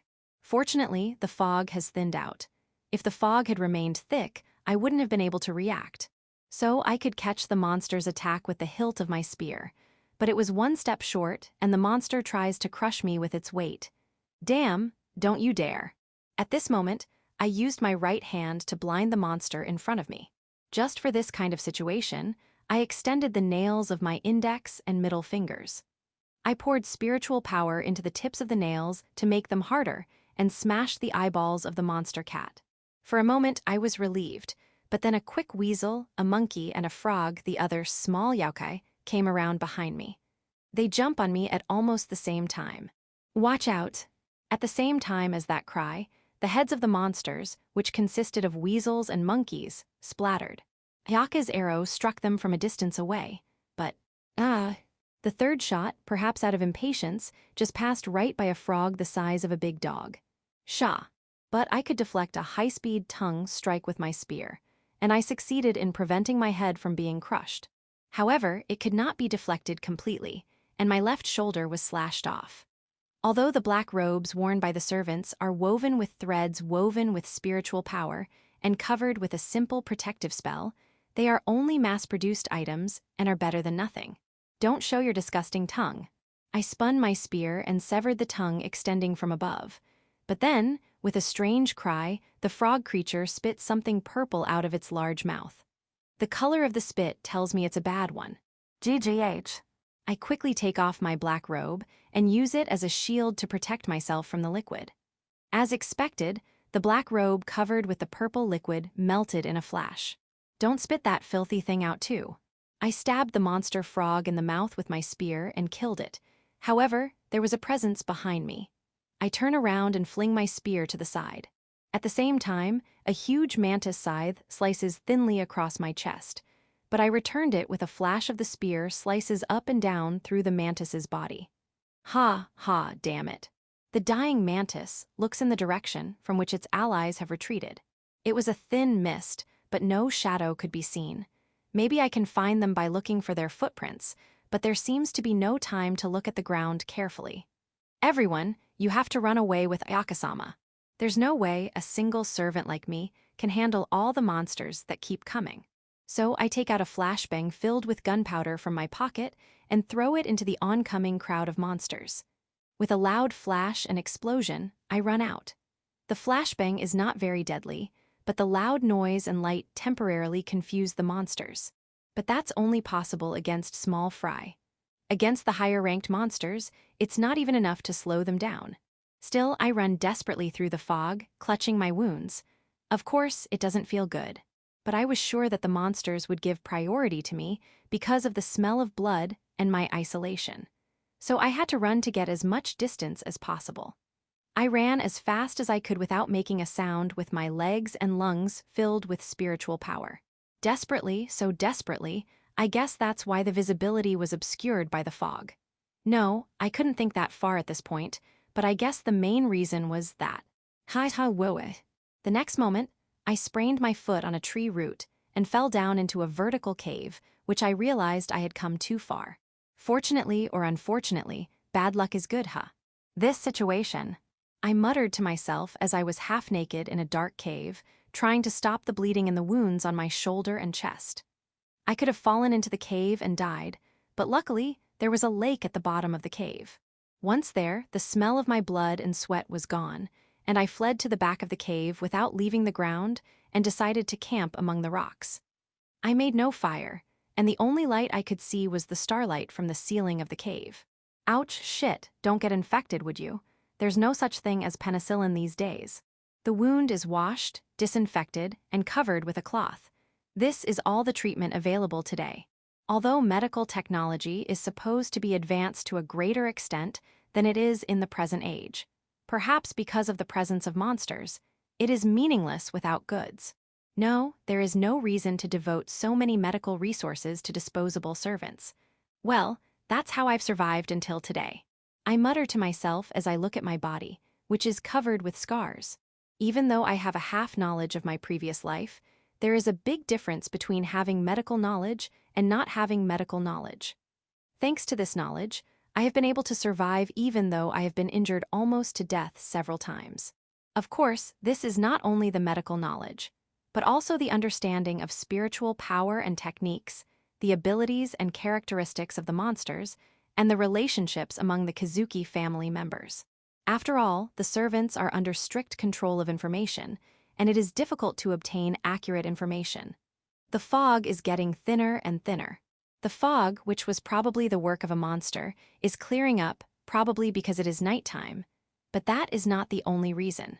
The sound during the battle, that creepy whisper in my ear, and my knowledge of the original story.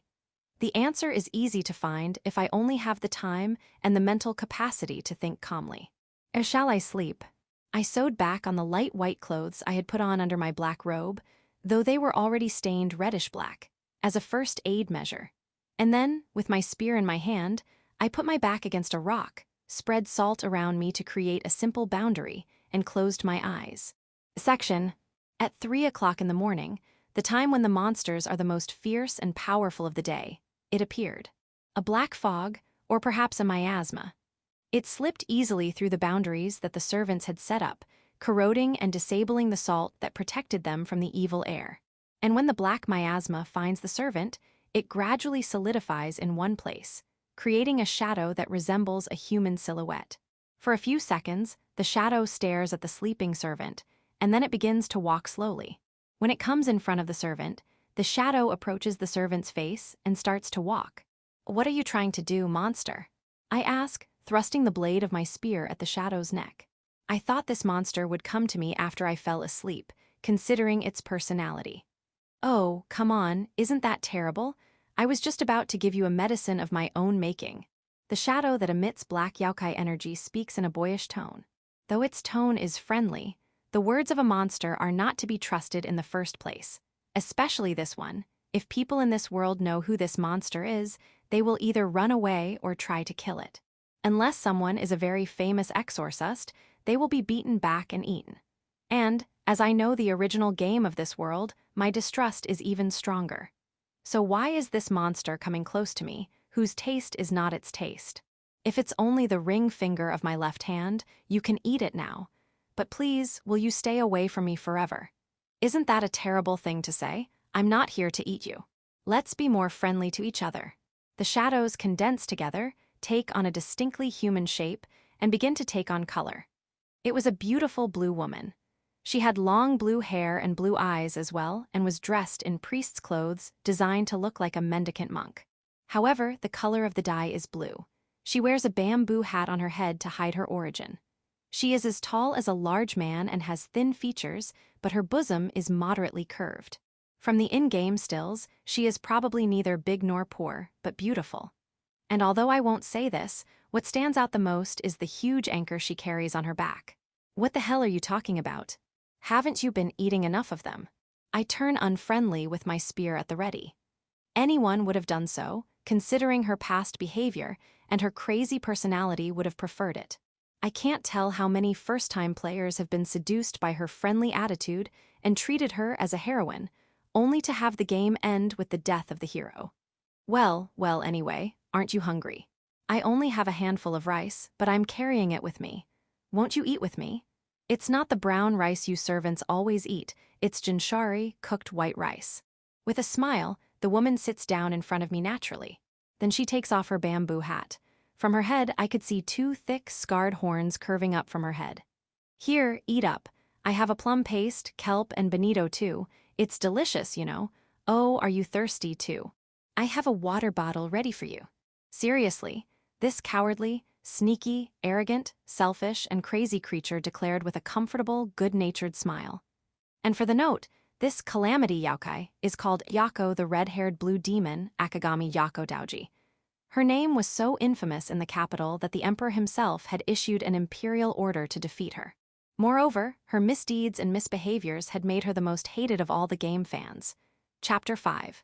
Among the many crazy heroines that have appeared in Firefly of the Dark Knight, Yamio no Hataru, one of the 3 most popular is Yako the red-haired blue demon, commonly known as Yako-chan among fans. In the game, the main character mistakenly thinks that she is a member of the Kazuki family because she appears at the mansion dressed as a family member. So, if the players had played the game without knowing anything about her, they would have thought that she was a mere caretaker or a supportive NPC.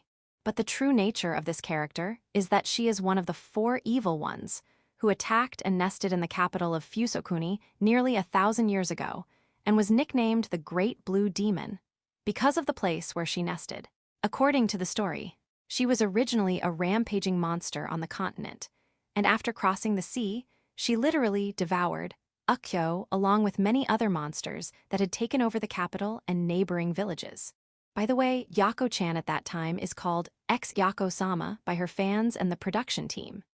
In the end, however, the emperor ordered the 7 Exorcists, a group of renowned onmyoji, samurai, and Buddhist priests, to kill all her subordinates, and she was literally torn to pieces as her limbs were repeatedly torn off, her internal organs were dragged out, and her head was repeatedly chopped off. I heard that she ran away in desperation, and until now, the wounds still seem to have not healed. Thanks to this, her fighting strength is said to be only 20% of her peak at the start of the game. Even so, I'm still no match for Calamity Youkai. More importantly, weren't the people who beat her at her peak of the game terrible? Anyway, it seems that she had some purpose to infiltrate the Kazuki family at the start of the game, and depending on the route from the middle to the latter half of the game, she reveals her true identity only to the main character or her neighbors, or she can be controlled as a reassuring ally character. Her friendly personality, her high parameters of reassurance, and her relatively low level of skill make her a good friend to the protagonist and her friends. Moreover, she is reasonably popular due to her better bad endings and her striking visuals, and for a while, she was ranked 4th in the number of illustrations posted among all the characters on a certain illustration site. But her image was considerably changed by the spin-off novels and manga that were produced a while after the release of the game. Especially her deeds during her ex-Yako-sama period, it was described in a rather brutal and gruesome manner, and above all, in great detail. It is clear that people and monsters are incompatible after all. Before reading, the cover ex-Yako-sama's beautiful side breast and armpit are licklicious. After reading, we have to kill all the monsters with a straight face. Is this an official secondary anti-hate story? The only good monsters are dead ones. I felt sorry for Yako in the game, but this is too cruel. I knew it, demon is a big liar. Totally automatic chopping off the head technique, a massive killing intent and rationality. All the exorcists of that time seem to have a thought process like a goblin slayer. Up arrow, that's right, if the monsters keep doing such evil deeds. Yako-sama is so cute that she runs away from people who made fun of her with her intestines dripping in the latter half of the story, even though she was so pissed off in the first half of the story. These are the opinions on an internet bulletin board after reading the novel depicting the death struggle against the 7 exorcists who were sent by the imperial court to run rampant in the capital. No, seriously, that was terrible. The fans were made to reconfirm the meaning of the name, Yako, the red-haired blue demon. In the game, they say she used to be naughty or she's quiet now, but it's not that lukewarm. Good grief, are you also a person who ignores a meal that someone has prepared for you? Why don't you accept people's good intentions? There's an old saying that it's dangerous to take food from monsters. And you never know what's in the food prepared by a lying demon. Well, as usual, you are being very cautious. I've always treated you with respect and civility, but it's sad to see the hostile glances you give me even at times like this. I've heard that human beings seek human skin when they are in such a scary and painful situation. Well, if it had been human skin, I might have sought it. Without saying a word, I point out that I will not care for a monster like her.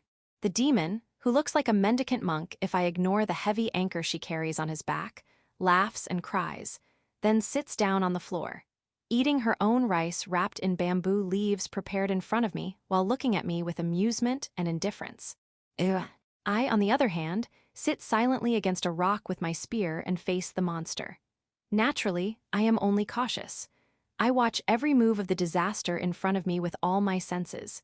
However, I did not look directly into the eyes of the monster to avoid being blinded by the eye technique. If possible, I did not even want to listen to her words for fear of the spirit technique. But I could not do that because I needed to be alert to the noises around me. I understand the reason for the gorilla to pay attention to me, but why is she paying attention to me too? I can understand that the peach-colored power gorilla is still somehow reasonably like me.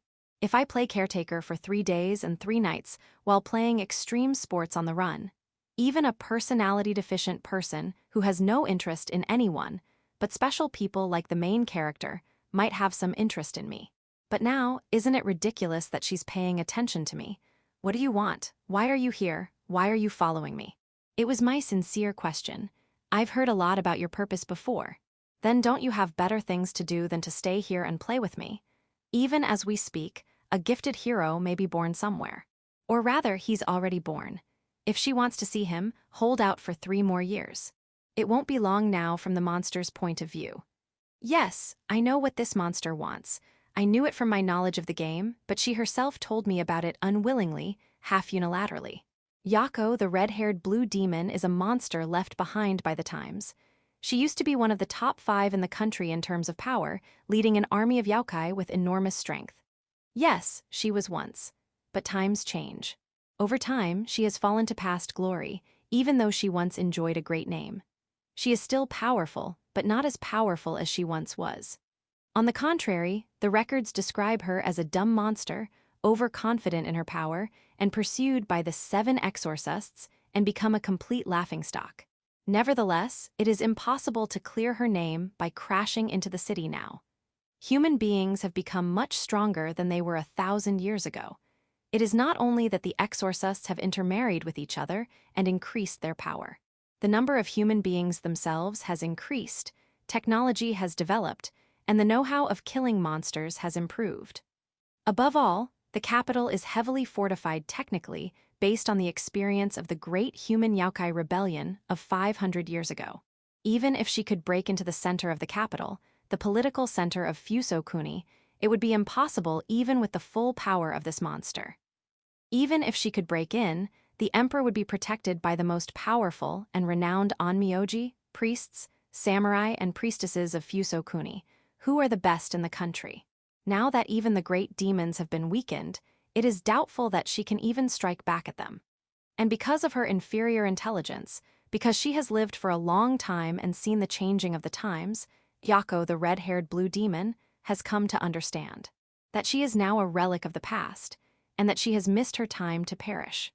The 4 evil ones, who once plunged the capital into the depths of terror together with other Youkai, and literally piled up piles of corpses along the city streets, have been defeated by the 7 Exorcists, who is now a famous and infamous figure in other regions of Japan. Even the Kuban, the man who gathered an army of monsters from all over the country, or even the continent, and caused the all-out war against humans called the Great Human Youkai Rebellion, was defeated by the heroes of the time. So nowadays, there are not so many monsters as old as her or even older and more powerful than her, at least not in this Fusokuni. Though the existence of Youkai is still a great threat to humans, it is not as great as it was a long time ago. And in the next 1,000 years, if not in the next 100 or 200 years, the monsters will probably no longer be a threat to humans. That's why.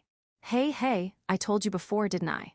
The only reason I was hiding in that place was because I was looking for a man who was good enough to kill me. However, the monster is talking aloofly with her cheekbones. Yes, her purpose is indeed a selfish and annoying one. All of her past compatriots have been killed. And as the hero's favorite foes, they left their names in history forever. Then she too, who is about to be forgotten and become a thing of the past, wants to leave her name behind like her compatriots of the past. Even if it is a part of the brilliant achievements of the heroes, before the time comes when she will be left behind and dealt with as a nobody, while she is still feared by the people as Youkai. This is the reason why the monster has infiltrated the Kazuki family. Now, she was checking the Kazuki family, which has its roots in the north of Fuso, to see if there is anyone worthy of defeating her. In the course of her search, she happened to meet the main character of the original story. She observed the spirit, talent, and ability of the original main character, and examined him to see if he was worthy of avenging her. And she cooperates with him to help him to grow up to be worthy of killing herself on the bright path to becoming a hero. At least, that was the original purpose. But depending on the root of the main character's liking, he may develop an unforgivable interracial love relationship with her. But in the end, he may not be able to overcome the barrier and kill her, or he may have a bad ending where he is killed because he hesitates to do so. Well, I personally don't mind the former case because it doesn't bother people around me, or I actively encourage it. But in the latter case, the monster goes crazy in the latter half of the story and starts taking it out on the surrounding unrelated people and ends up fighting to the death with the army dispatched by the imperial court to defeat the monster. Demon is really selfish. If all you want is to be killed, why don't you just storm the capital? But to be so selfish and stingy in the arena of death. That's exactly why I'm a demon. I deserve a proper stage for my death. Just a few lines in a record book is a lonely way to die, don't you think? If I'm going to die, I'd like to die in a dramatic scene as much as possible, or should I call it a demon's passion? The monster in human skin smiles as she closes her eyelids and says so. But I know it. I know that she is imagining the moment when she will fight to the death with the rare hero of her time, washing herself with his blood, and in the end, she will be decapitated by her own power. You're crazy. I give a little snide look at the thrilled expression on the monster's face.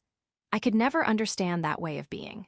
It's been nearly 20 years since I was born into this world where death is so close at hand, but even now, or maybe that's why I can't understand the thought. Or maybe I could have sympathized with them if I didn't know about my previous life. Is it because I know my previous life that I am a coward to die? If I had only known a world where life was light from the start, I wonder if I could understand the thought of seeking honor rather than life. At least in my previous life, death was not close to me, so I was afraid of dying even though I was reincarnated in this world. And that was certainly the driving force that kept me from not giving in, and from struggling to grab hold of life even though I was in an untenable position to begin with. Oh damn, aren't I tired? Seriously, don't get distracted.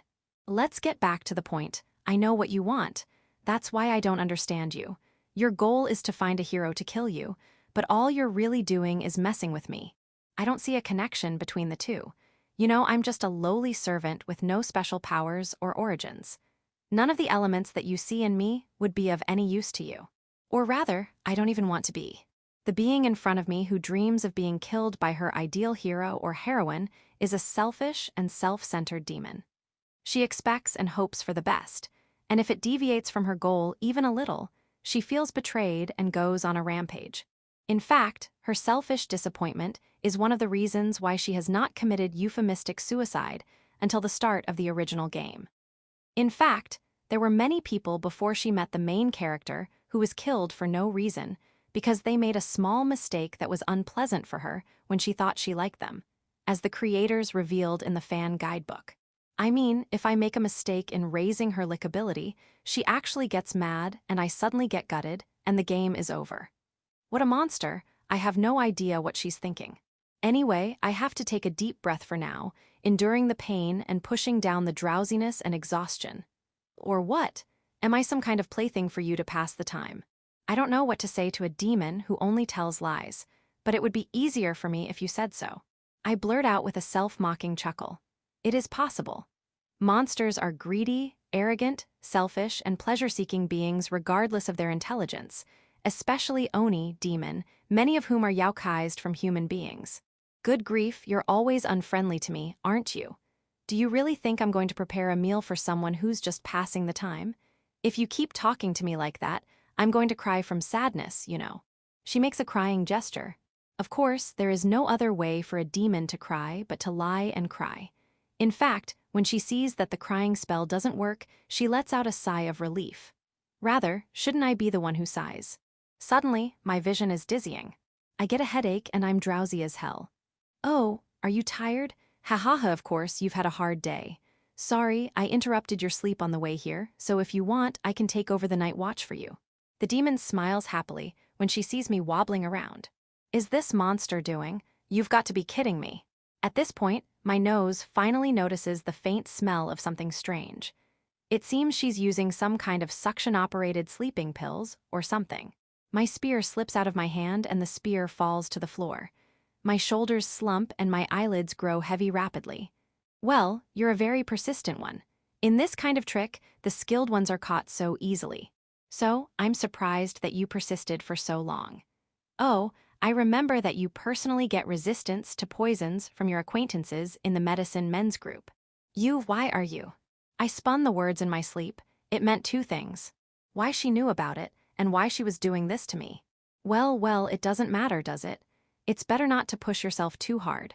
This is health advice from a demon. You should be obedient to your body's needs, okay?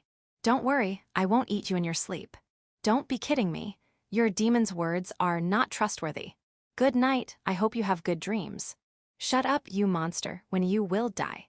I didn't even have time to finish my line of questioning before the demon spat out something that reeked of lies, and my consciousness was darkening. Section. Haha, you're right. Right now, you're too weak to beat me, but don't be discouraged. No one does in the beginning. The demon Youkai smiled and whispered softly to the sleeping human in front of him. After all, no hero can beat a demon to death right after he is born. Well, some can, but they are the exception. Most of the great masters have naturally spent many years and decades studying their mind, technique, and body. Of course, there are exceptions. However, such beings were not really her thing. She prefers beings with a strong spirit. Talent is fine, but a strong person who is only talented is too weak. It would not be a suitable partner for her to end her life. For her, fighting against such a person will not be fun, and she will not be moved by it. In fact, it would be a shallow fight. On the contrary, your way of being is quite to my liking. With her mouth turned up like an animal's, the demon touches the cheek of the person in front of her with a smile of amusement. Her gesture was careful and delicate, as if she were handling a fragile object. She knew well from thousands of experiences that she could easily crush a human skull in her grip if she really wanted to. But that's why it's great. Killing someone like that would be a much more rewarding end than killing someone who's just a strong man with talent. Then the demon Oni thinks back. The encounter with the weak man in front of him, it was a coincidence. It was a time when she was a bit frustrated because she had been singled out, approached, and betrayed by several heroes who might have been worthy of her own death. In a whimsical mood, she made her way to the Kazuki family, who lived in the northern part of Fuso. But she did not expect much.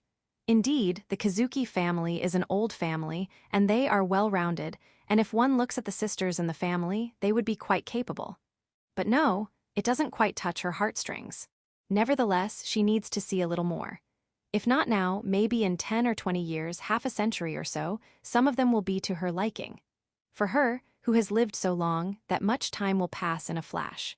The sisters, in particular, their next generation in particular, will be more concentrated in talent and will be able to pass the test on merit alone. So, she'll watch over them. With this in mind, the demon quietly took up residence in the house of a demon exorcist. And then, she found it, the meeting of fate came to her unexpectedly quickly. The first thing she noticed was his eyes. The The servants, their name may have changed over time, but the existence of the servants have been around for a long time. Therefore, she knew what they were like. They were supposed to be nameless, unself-conscious, nameless people who stood by the heroes. Well, they were supposed to be.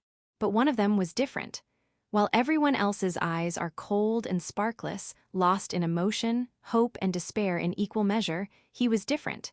His eyes were definitely alive. That is what first caught her attention. Because of this, she is persistent once she gets his attention. She observes and watches his every move out of interest and curiosity, and the demon recognizes his uniqueness. It is the way he exercises himself, his wits, and his spirit amid severe training, amid difficult tasks. This is something that other servants, who lack ego and are dead inside, do not have, and that most of the exorcists do not have because of their strength. From this moment on, she had found it, or so she thought. She had found the being she was looking for, or more precisely, the being she sought in terms of personality. She observes, observes, observes, and observes. She liked the way he overcame many difficulties that were not his own size, and sometimes showed himself to be a great actor, even though he was a weak man. The best part was his 3-day and 3-night escapade. Wonderful, really wonderful. Then, when he saw her face, she liked the way he reacted to her.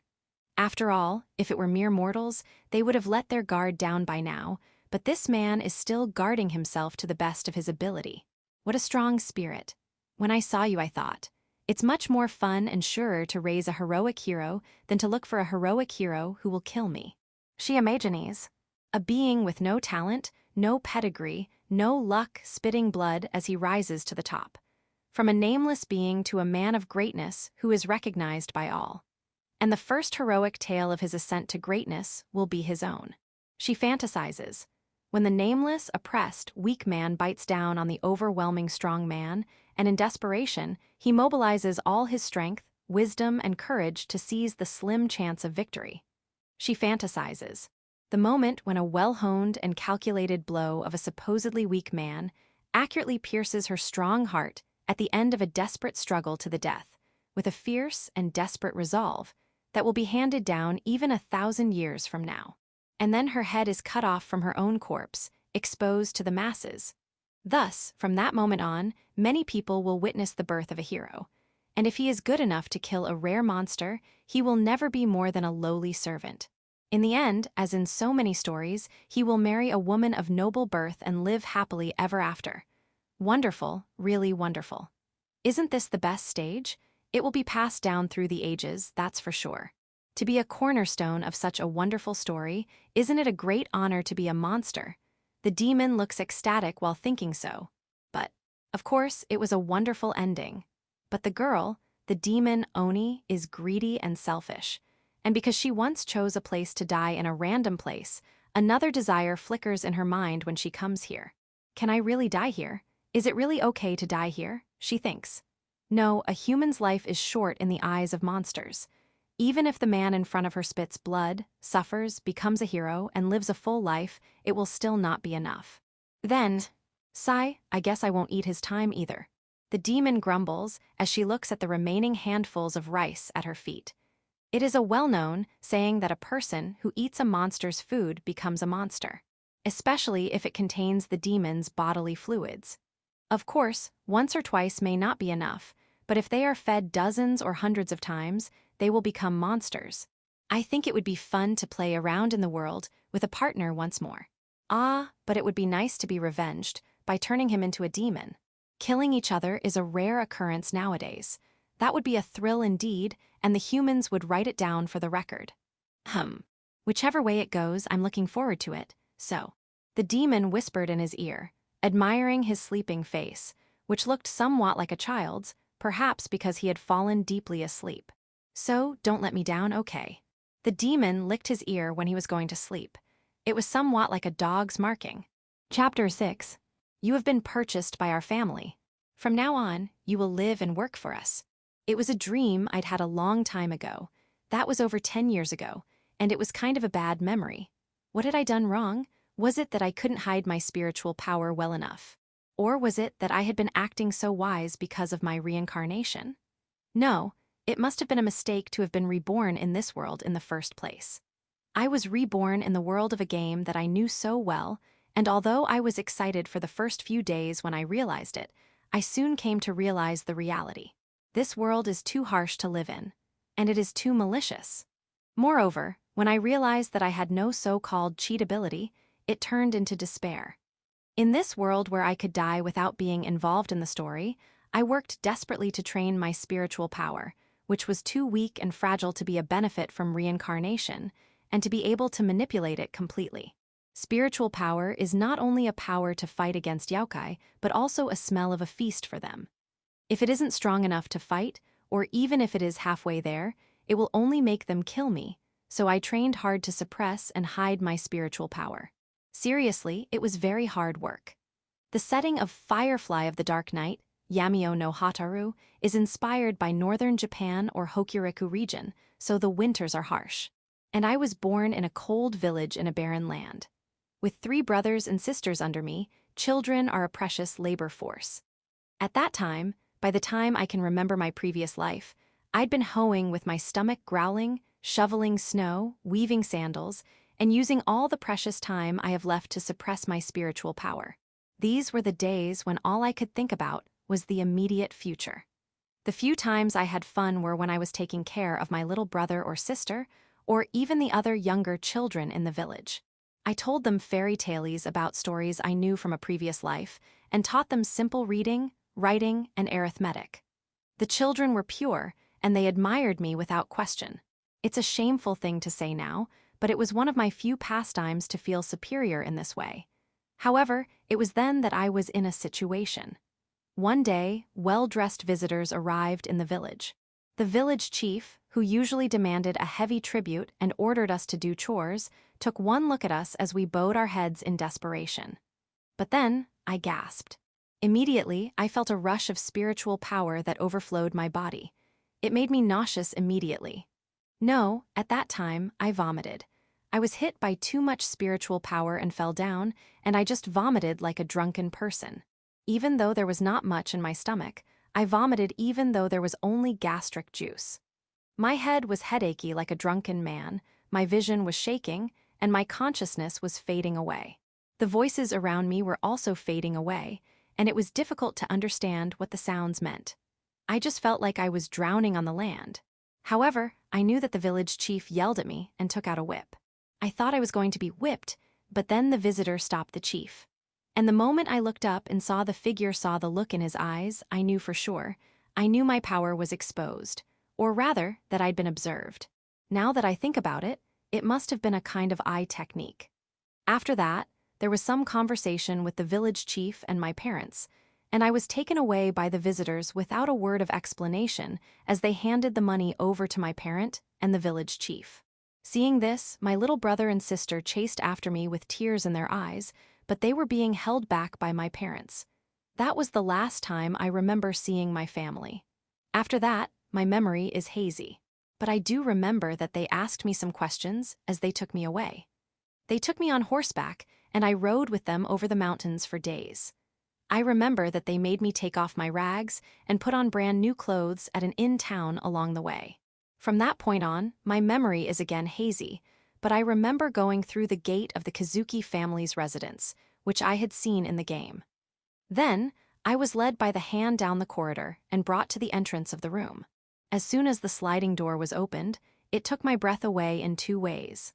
First, because of her beauty, and second, because I had been swept along, and before I knew it, I found myself trapped in a ditch from which I could not escape.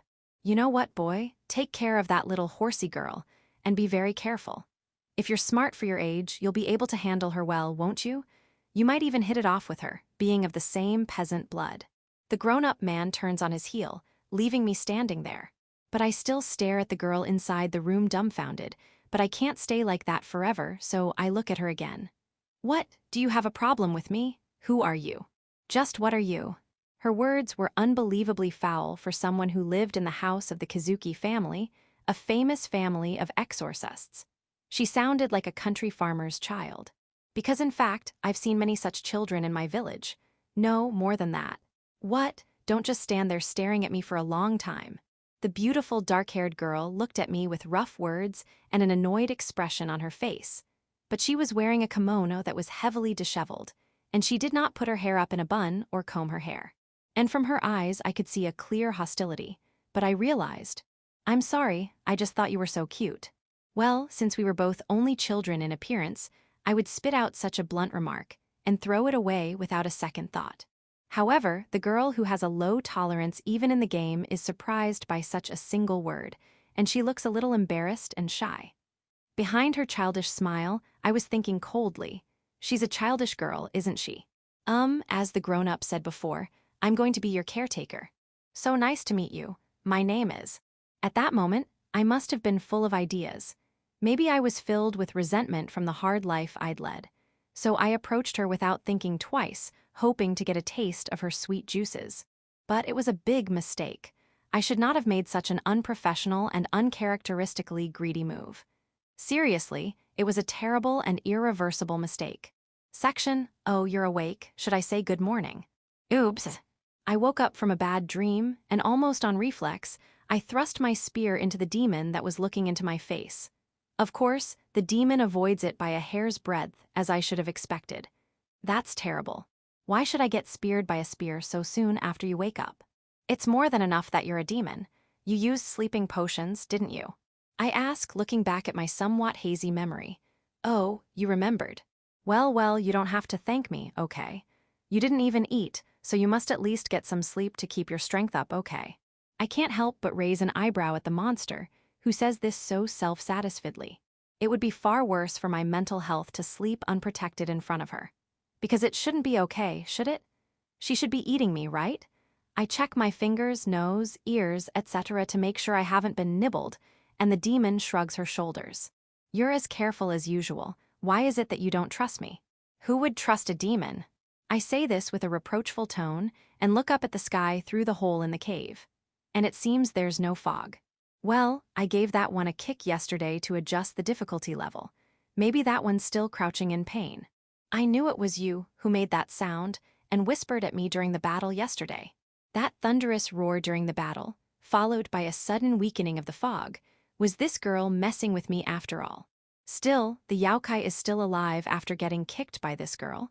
It seems we're dealing with a great Youkai, and the candidates for the owner of the fog are limited. Well, at least that one didn't look like a person and didn't move well. Rather, it was so slow that one's minions had to carry it. Ugh. Hey, don't doubt me, okay? Even a demon who is a liar doesn't lie all the time. I look away from the monster, who is laughing and deceiving me, and narrow down the list. Fortunately, I had read several books on Youkai from the Gorilla Princess on a whim, so the candidates came up immediately. Is that clam the best candidate? If it had a body, used fog illusion, had no human form, and moved slowly, the most likely candidate was that monster. Shin Shen, a giant clam, from which the word mirage is derived, is a monster that has been told down through the ages in the past lives. And in the game Firefly of the Dark Night, Yamio no Hataru, it appears as a kind of Youkai. In the original game, this big and powerful Youkai torments the main character by showing him hallucinations of his dead family members. I don't know if it is the same individual or not, but it is lucky anyway. It's not that powerful in direct combat. It's probably not that mature, judging from that fog yesterday. And it must be very weak if it has been kicked once by the demon in front of me. Given Kazuki Ayaka's character, even if it is a servant like me, she would not leave me there if she is not sure that I am dead. So there are some ways to defeat it. In yesterday's battle, her movements lacked precision, probably due to nervousness. I have accompanied her in her work several times, but at that time she was accompanied by another exorcist who was older than her. Well, in the game, she had been indecisive, but now she was on her first solo mission, so it would be so. Even with that in mind, this extermination will not be so tough. First, I'll join up with the others, The next moment, I felt an evil presence and hid behind a rock. At about the same time, the demon girl who had also sensed the presence made a happy face and dissipated as black Youkai energy. I look at the presence slowly without making a sound, with sweat on my forehead, trying to catch my breath. I see, as expected, it's a shellfish, but is it good timing or bad timing? I laugh inwardly. Thinking back on it, I remember that at least since my reincarnation, I have never had any luck. Anyway, there was an army of monsters marching through the cave right now. And in the middle of the line was the most peculiar and eye-catching. A clam, maybe the size of a bull wheel, with its shell cracked open and blue bodily fluids seeping from within, slowly made its way toward the cave lake on the backs of countless monsters. It's bad, that was the first thought that came to my mind. It's wrong to say that monsters are best matched with monsters. After all, Youkai are best matched with Exorcists. Therefore, I really wanted Kazuki Ayaka to sweep up all of them, including the main dish. In yesterday's battle, she was pushed back, but that was only because of the fog that obscured her vision and the five senses. Even she, still a child, would have been able to destroy even that many monsters at a distance if her vision had been clear. The Kazuki family, a famous family of exorcists, has been intermarrying powerful people for hundreds of years. Even the fat and overweight head of the Kazuki family is so fast on his legs that one could almost mistake it for instantaneous movement when he gets serious. I mean, many first-time players underestimated the fat guy, only to have the main character's neck snapped off with a single blow when he was knocked back by a counterattack. He usually looks like a fatty, but when he puts all his strength into it, he looks like a muscular dharma. On the other hand, a servant is always a servant no matter how far they go. The gap in bloodlines and talents is too overwhelming in this world. The policy of the imperial court and the exorcist family is one of the factors. But this world, or more precisely, Fusokuni is so bad that the gap between the simple people and the people with spiritual power and different abilities is unmanageable. Of course, there is a reason for that, and it is in a sense better than the southern barbarian countries that have turned into a country of chaos. Anyway, the parade of the monsters who are now walking in front of me was too much for me. How many are there? A few hundred. It would be best if they pass by unnoticed. However, at this distance, how far can I fool them without any advance preparation against a large army of Youkai, whose senses are far superior to those of animals, let alone humans?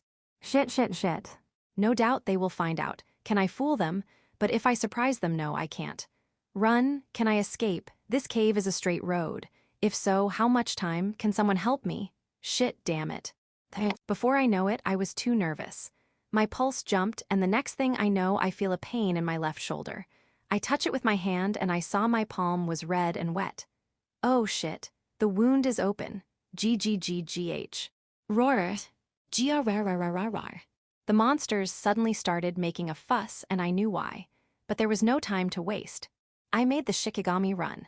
The Shikigami, smeared with blood stuck to my hands at my shoulders, transformed into a small crow in the shape of flesh. Or more precisely, a Shikigami crow with its face covered with a tag. Several of the materialized ravens fly up at once and fly in the direction of the cave's lake. Almost at the same time, most of the monsters start running in the direction the crows flew away with a roar. Those in the form of beasts run across the rock surface, those in the form of birds fly, and those in the form of insects crawl on the ground. Those not in these forms, and those with unidentifiable shapes also ran toward the direction from which the Shikigami fled, using their own means of movement. At the same time, the giant shell creature makes its minions carry it to the back of the cave for shelter. It's now or never. The next moment, I pour my not-so-much spiritual power into the joints and muscles of my legs and leap. Maybe in my previous life, I could have won the Olympic long jump, though I'd probably be disqualified for doping. I strengthened the tip of my spear and swung it with maximum concentric force at the insect minion that had been carrying the clam. I cut off the joints of the front legs of several small Youkai in front of me, and aiming at the gaps, I spun around with the centrifugal force of my spear, then severed the heads and chests of a few in the second row from the side. There was no need to kill them all. Rather, there was no time to spare. Bugs are violent for a while even after dropping their heads, and the bigger ones have hard shells. Therefore, I cut off their legs, or at least deprive them of the ability to think by cutting off their heads. But what will happen then is, several insect creatures with their heads cut off are rolling around wildly. Unable to think, they cannot understand their master's commands. And those who have lost their front legs cannot move forward or backward. and the insects in the rear are either kicked away by the flailing of their fellows in front of them or crushed by the weight of their unsupported masters. Thus, their head and chest are crushed, and only the back half of the body twitches and convulses. Die. After seeing that, with my legs neutralized, I thrust the tip of my spear toward my true target, the inside of the shell, and charge forward, unwilling to give it a chance to fight back. My plan was to kill it quickly or wound it, and then run away as fast as I could in the direction it came from. But, ugh! A metallic clash of metal screamed as my stab was blocked. Ah, right, it has a shell, so it can close its shell. I failed. Realizing this, I tried to squeeze the pain out of my hand and make a quick escape, but that's not how it went down. What? No way. The next moment, as I tried to escape with my spear, the clam opened its shell and stabbed me with many tentacles. I evaded just in time to avoid it, which would probably penetrate through a thin steel plate, but then the clam jumped. Seriously.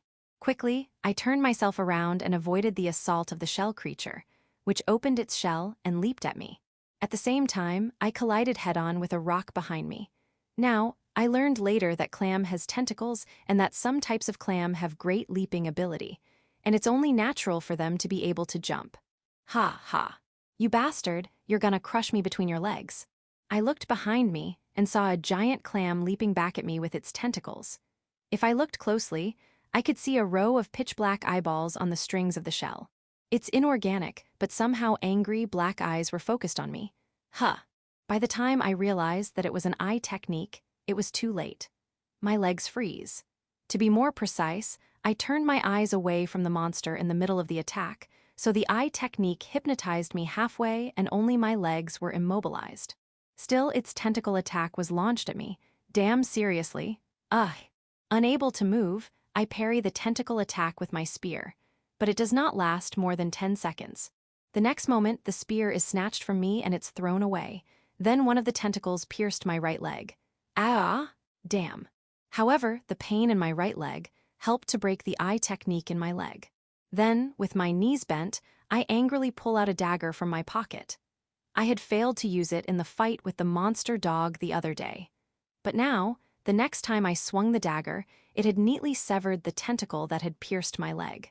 Ah, damn. The severed tentacle flailed about, widening the wound in my leg. I endure it and intercept the retaliation of a struggling clam whose tentacles were also cut off with a dagger. Haha, it's funny how a dagger like this can cut like tofu when a spear can't. A clam writhes in agony after having several tentacles cut off. The creature closed its shell and jumped toward me again. Damn, don't underestimate me. I twist my body to protect myself from its blows. The impact shatters rock and digs up the earth, sending up a cloud of dust. But that is my chance. Don't you dare underestimate a human being, you stupid clam. I jump onto the clam just before it opens its shell. Then, I twist my dagger into the wound in the clam's shell, which probably has been gouged by the demon girl's light kick yesterday.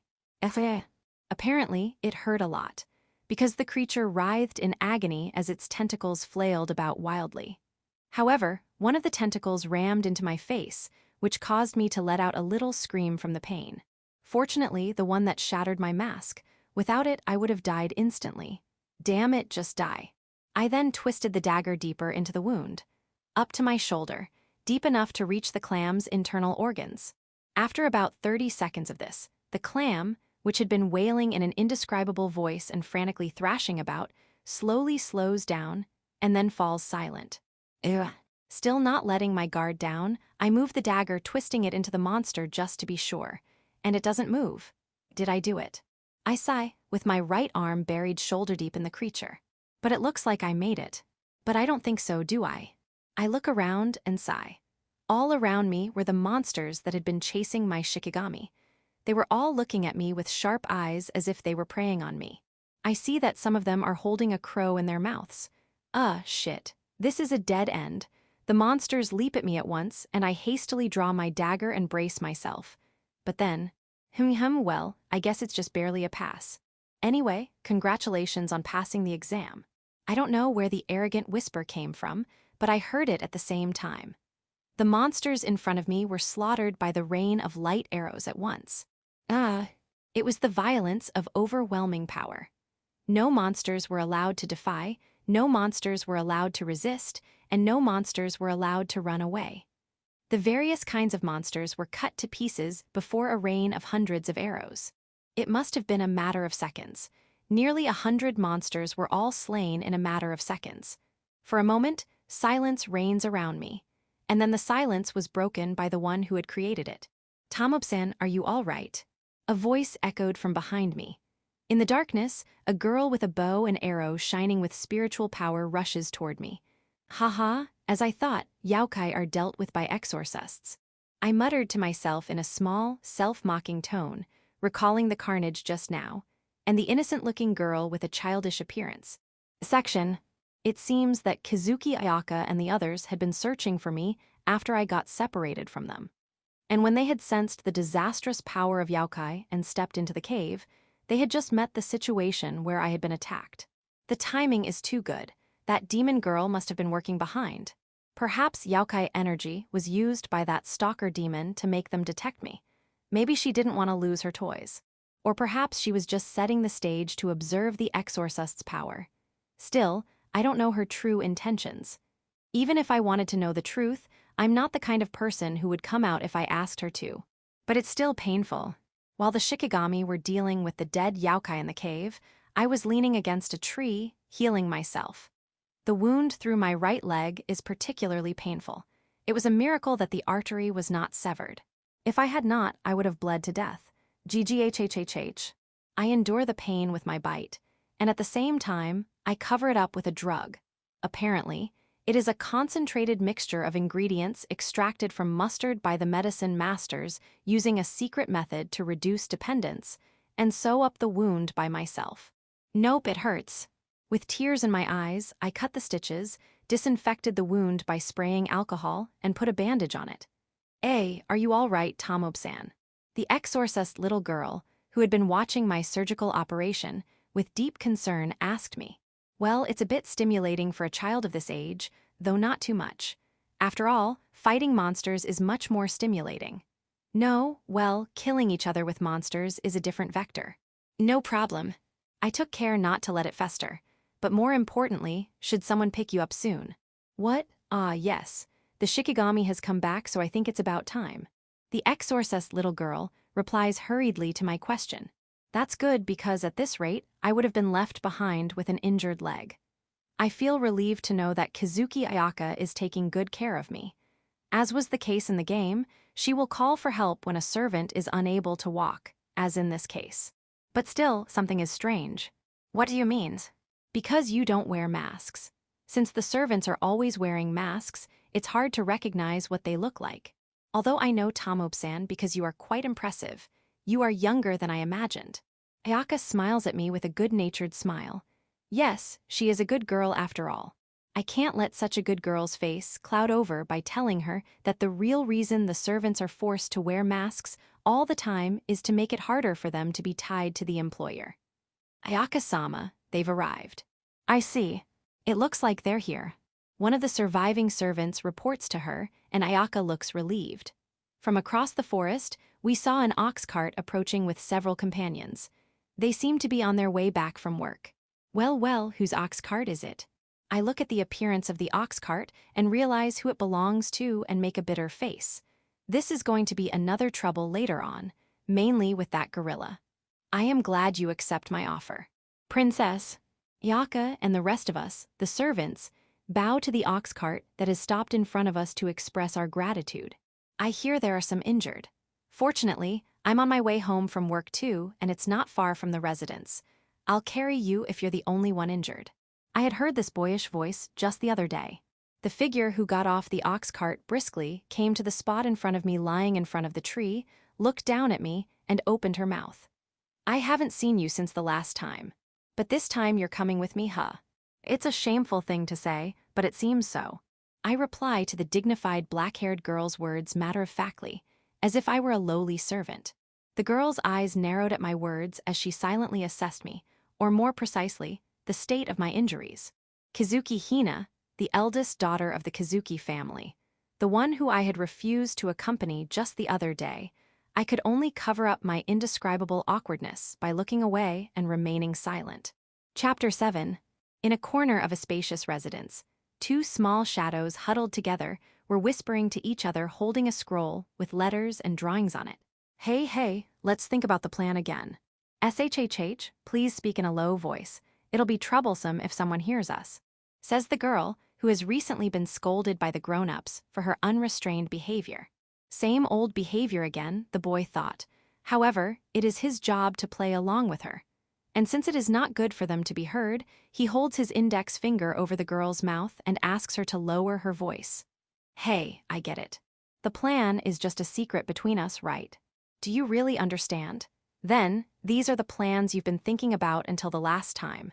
But what do you plan to do this time? What kind of house are we going to live in after we've done the drawings? And what kind of family do we make? The boy understands that the wild and absurd plan of a little girl with a dreamy mind can never come true. And he also understands that it is something that must not happen in the future. But considering her situation, he thought it would be good for her to have the freedom to imagine. In a way, the boy was bonded to the unfortunate girl, even if it was dangerous from his own standpoint. Of course, the latter's question is naturally ignored. Okay, I understand, but it is a bit difficult to live in a village, because it is small and closed, so someone will suspect you immediately. Then we have to live in a city where there are many people, or in the mountains where it's quieter. The boy makes a realistic proposal to the girl. He knows that the girl is dreamy and simple, but not stupid or dumb. Therefore, if he made a serious proposal as much as possible, she would think that he was being serious about his stupid story. Let's create a rice field together. After all, you see, I like Momo, so I'll make lots of mamon. Is it good for you there? But isn't it easier to live in a city? No way, I don't like too many people. The girl looks deeply dissatisfied. Thinking of her situation, it's no wonder she's afraid of so many people she doesn't know. For her, she doesn't need a lot of people. Just a few, important people she can rely on, at least for her these days.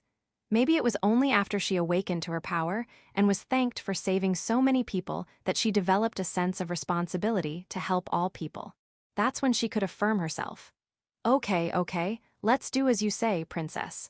Then, 2 people can eat from the mountain in the beginning, but how many people should be in a family?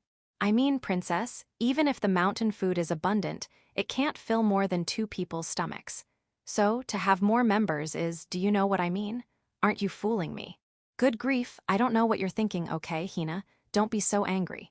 The boy apologizes to the girl, who is sulking with her mouth puffed up. But the girl gets even angrier because she feels like she is being treated like a child.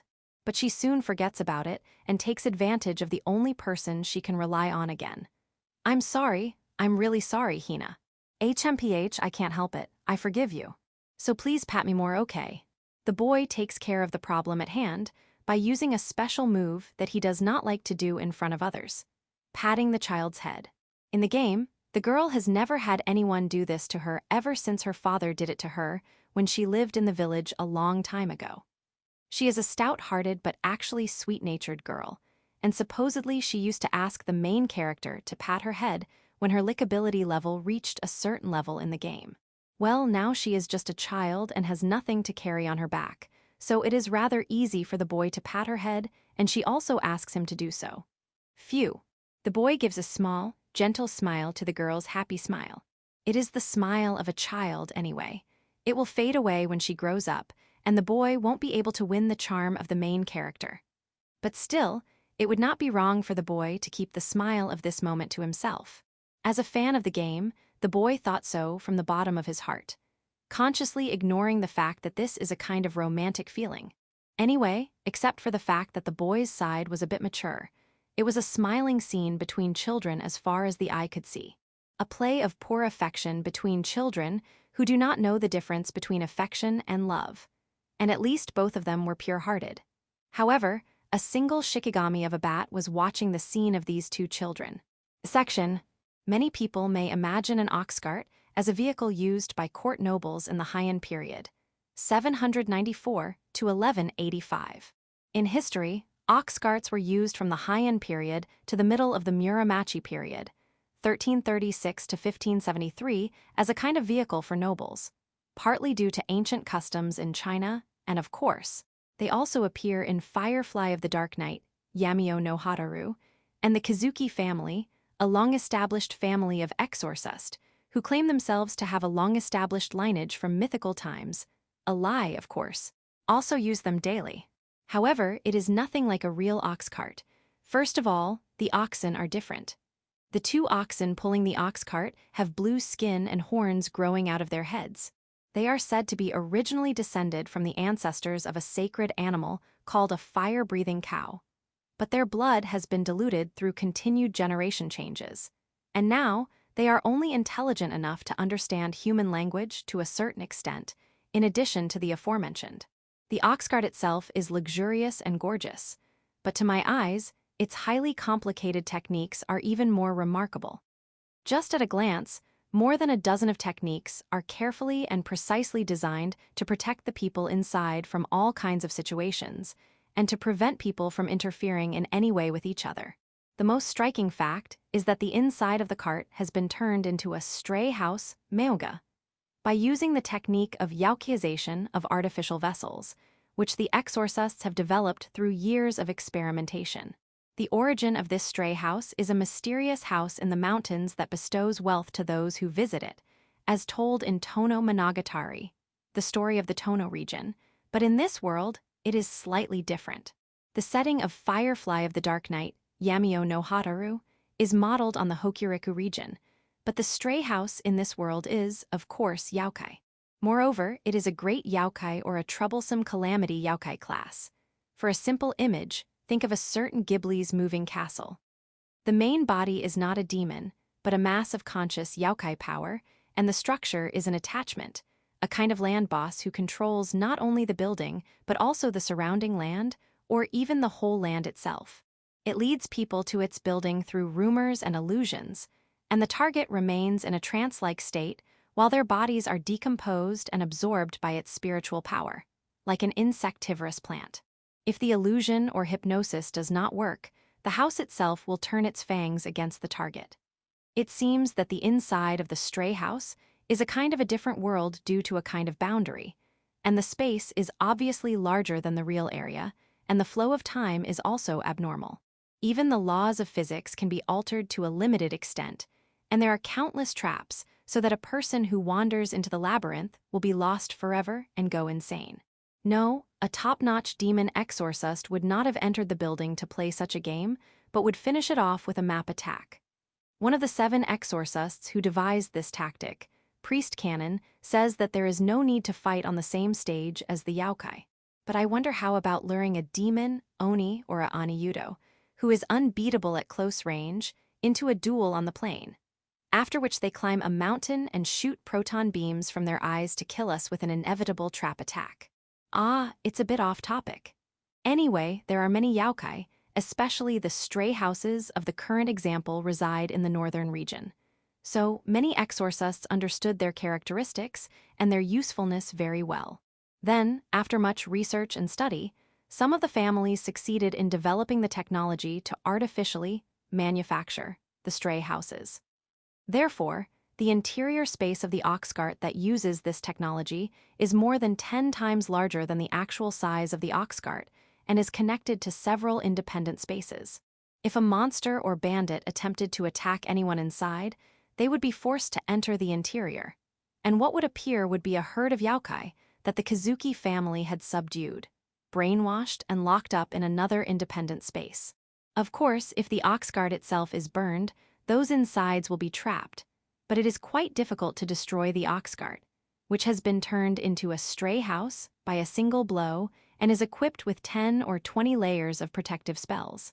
Incidentally, the same is true of the Kazuki family's residence, and there is even a brown-haired, pony-tailed, shy Zashiki Warashi created by artificial and inhumane experimentation.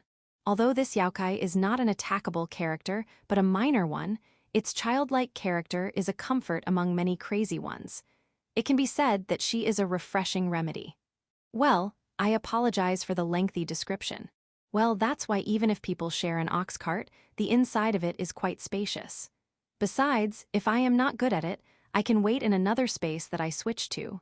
Or perhaps it is more normal that way. Considering the relationship between the daughter of an exorcist's family and a mere servant, it is much more natural. So, the current situation would not have been possible in the first place. What's wrong? I've given you a place to sleep. So don't be modest. You should lie down. I know how you feel. Your wounds will open up in that position, won't they? However, under the circumstances, this kind of disrespect. I reply to the calm words of the girl my age who is boarding with me while bending down on my knees and bowing my head. I had no mask, so the intense pain in my legs and shoulders was still quite painful even with the anesthesia provided by the medicine man, but I couldn't show it in my expression. My face is as expressionless as possible, but sweat appears on my forehead. Damn, I'm in real trouble. I thought so, bowing my head to cover up the pain, but my eyes only observed the surroundings. The inside of the ox cart, which was supposed to be a space of 6 tatami mats at most, had become a spacious room of more than 30 tatami mats, 49 square meters, 533 square ft, due to the alteration of the reality of the stray house. Moreover, the floor is covered with tatami mats, and there is a shoe place at the entrance and exit of the ox cart. In front of me, Kazuki Hina was sitting on a zabuton, Japanese cushion. In her hand was a lacquered writing table with a gold leaf design, on which was an expensive-looking inkstone box, and in her hand was a letter. It seemed that she was engaged in her work. There was no tremor in this ox cart, and rather, it was definitely a good environment for working, free from heat and cold. On the wall behind me was a hanging scroll, from which, if I shifted my gaze to the right, I could see a magnificent folding screen painting, and if I turned my gaze to the left, I could see a dyed silk table with a side table. Another view of the surroundings showed shelves, a stand for Japanese swords, and other glittering furnishings. It was supposed to be a trip by ox cart, yet another luxurious. Although it's not my thing, I wouldn't have minded staying in the wild, but it is not good for a direct descendant of the Honorable Kazuki to sleep in the open air. As I recall, when you accompanied Ayaka on this trip, you should be stayed in the wild, right? The girl asks with a serious expression on her face and a slightly troubled, hard smile. It showed that she was not used to smiling.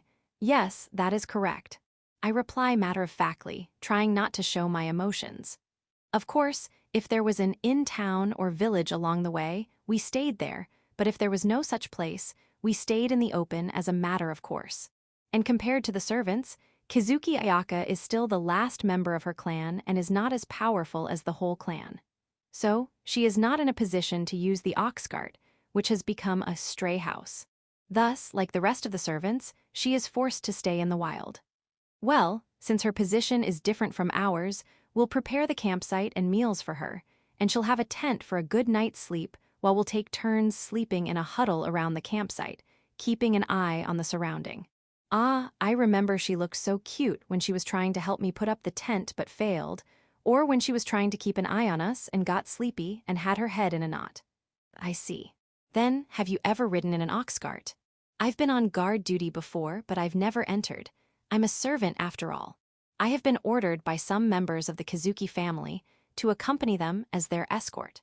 However, while accompanying them, servants were not allowed to ride in ox carts for any reason, let alone as escorts. This was not only for me personally, but for all the servants as a whole. Well, there may have been a few who rode unofficially. I see, then this is a first for you.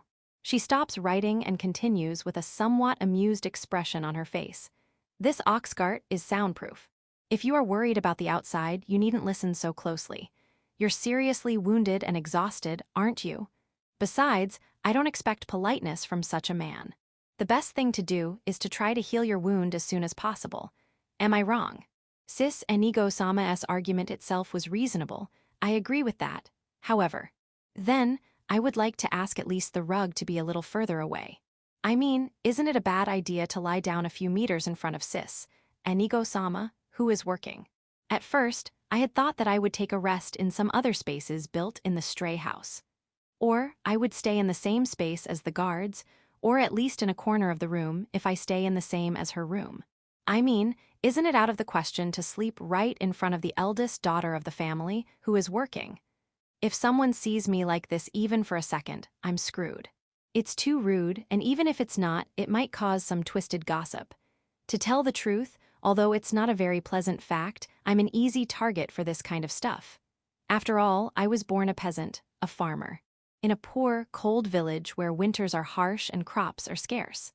I was purchased by Kazuki's family after it was discovered that I had a weak spiritual power. But I was still somewhat lucky at that time, and was not suddenly taken in by the servants, nor was I used as experimental material. On the contrary, I was lucky enough to be one of the caretakers of Kazuki Hina, who had just been taken in at that time.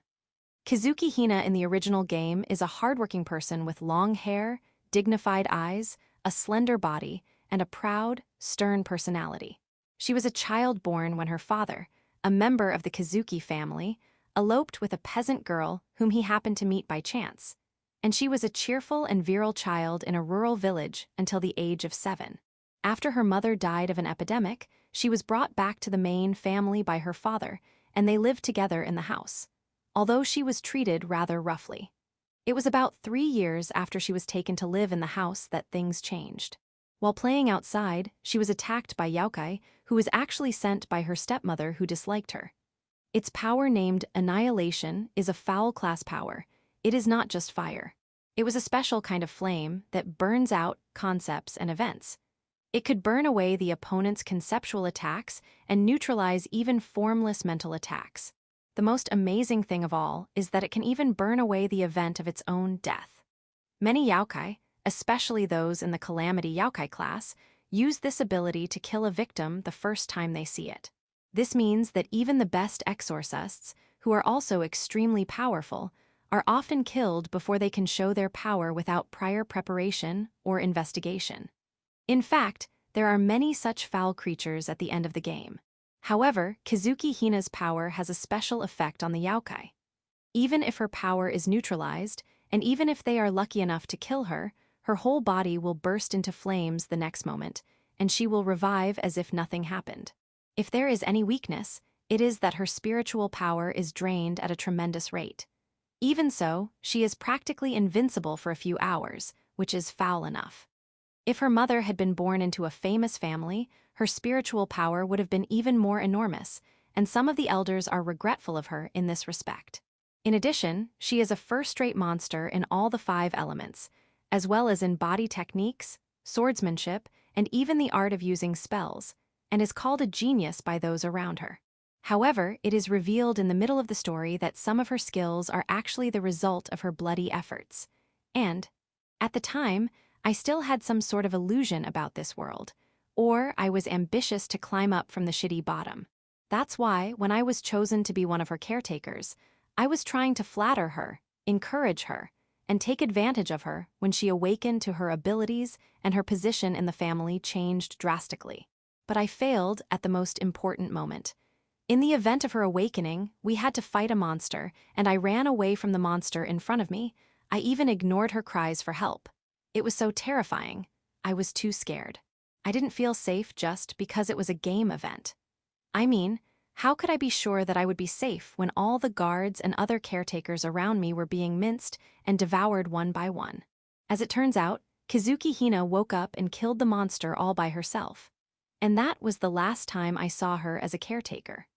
Perhaps because of her change of status, perhaps because I ran away, perhaps because of multiple factors.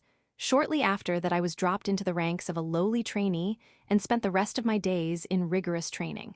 After that, with her little sister Gorilla's position still intact, Sis, Anigo-sama faction, and the Gorilla faction maintain a delicate balance within the Kazuki family.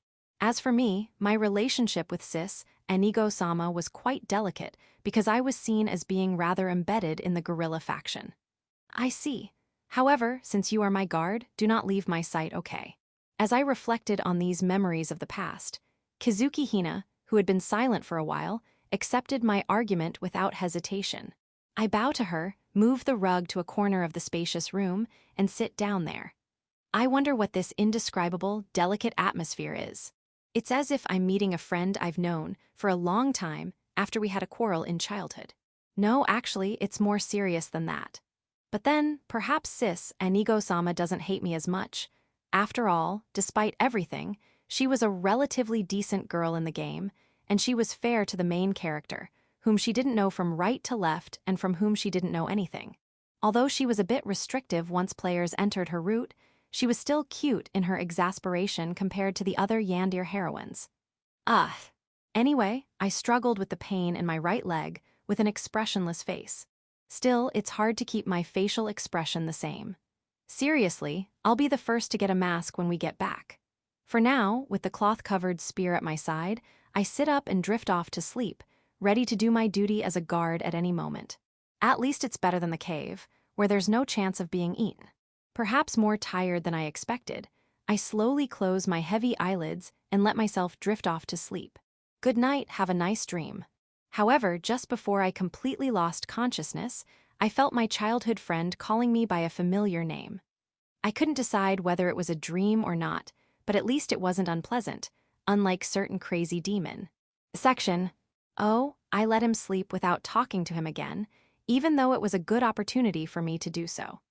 Kazuki Hina thinks to herself as she stares at her childhood friend who falls asleep in a corner of the spacious room, in a position where he can be alerted at any time. Then she thought, maybe I'm not strong enough yet. She did not resent the servant, on the contrary, she felt responsible for him. She knew that it was her own short-sightedness that had brought him to this situation. Yes, he was unique. With her mother dead and her father absent, she was alone in a spacious house with no one to turn to. Well, technically, she had adults to take care of her and children to play with, but they were not the ones she was looking for. The adults were too distant and untrustworthy to rely on, and the children she played with were too different in sensibility from those born in the countryside. It was then that he was brought to her. The boy who was also born in a rural village, but was hardworking, caring, and adaptable to her because he was from a poor village, was the only one she could rely on and trust. It can be said that she liked him even though she was a child. Hina, who had no interest in the power of Kazuki's house, even fantasized about running away from home and living in the fields with this dependable boy. They even discussed the plan with each other in a playful way.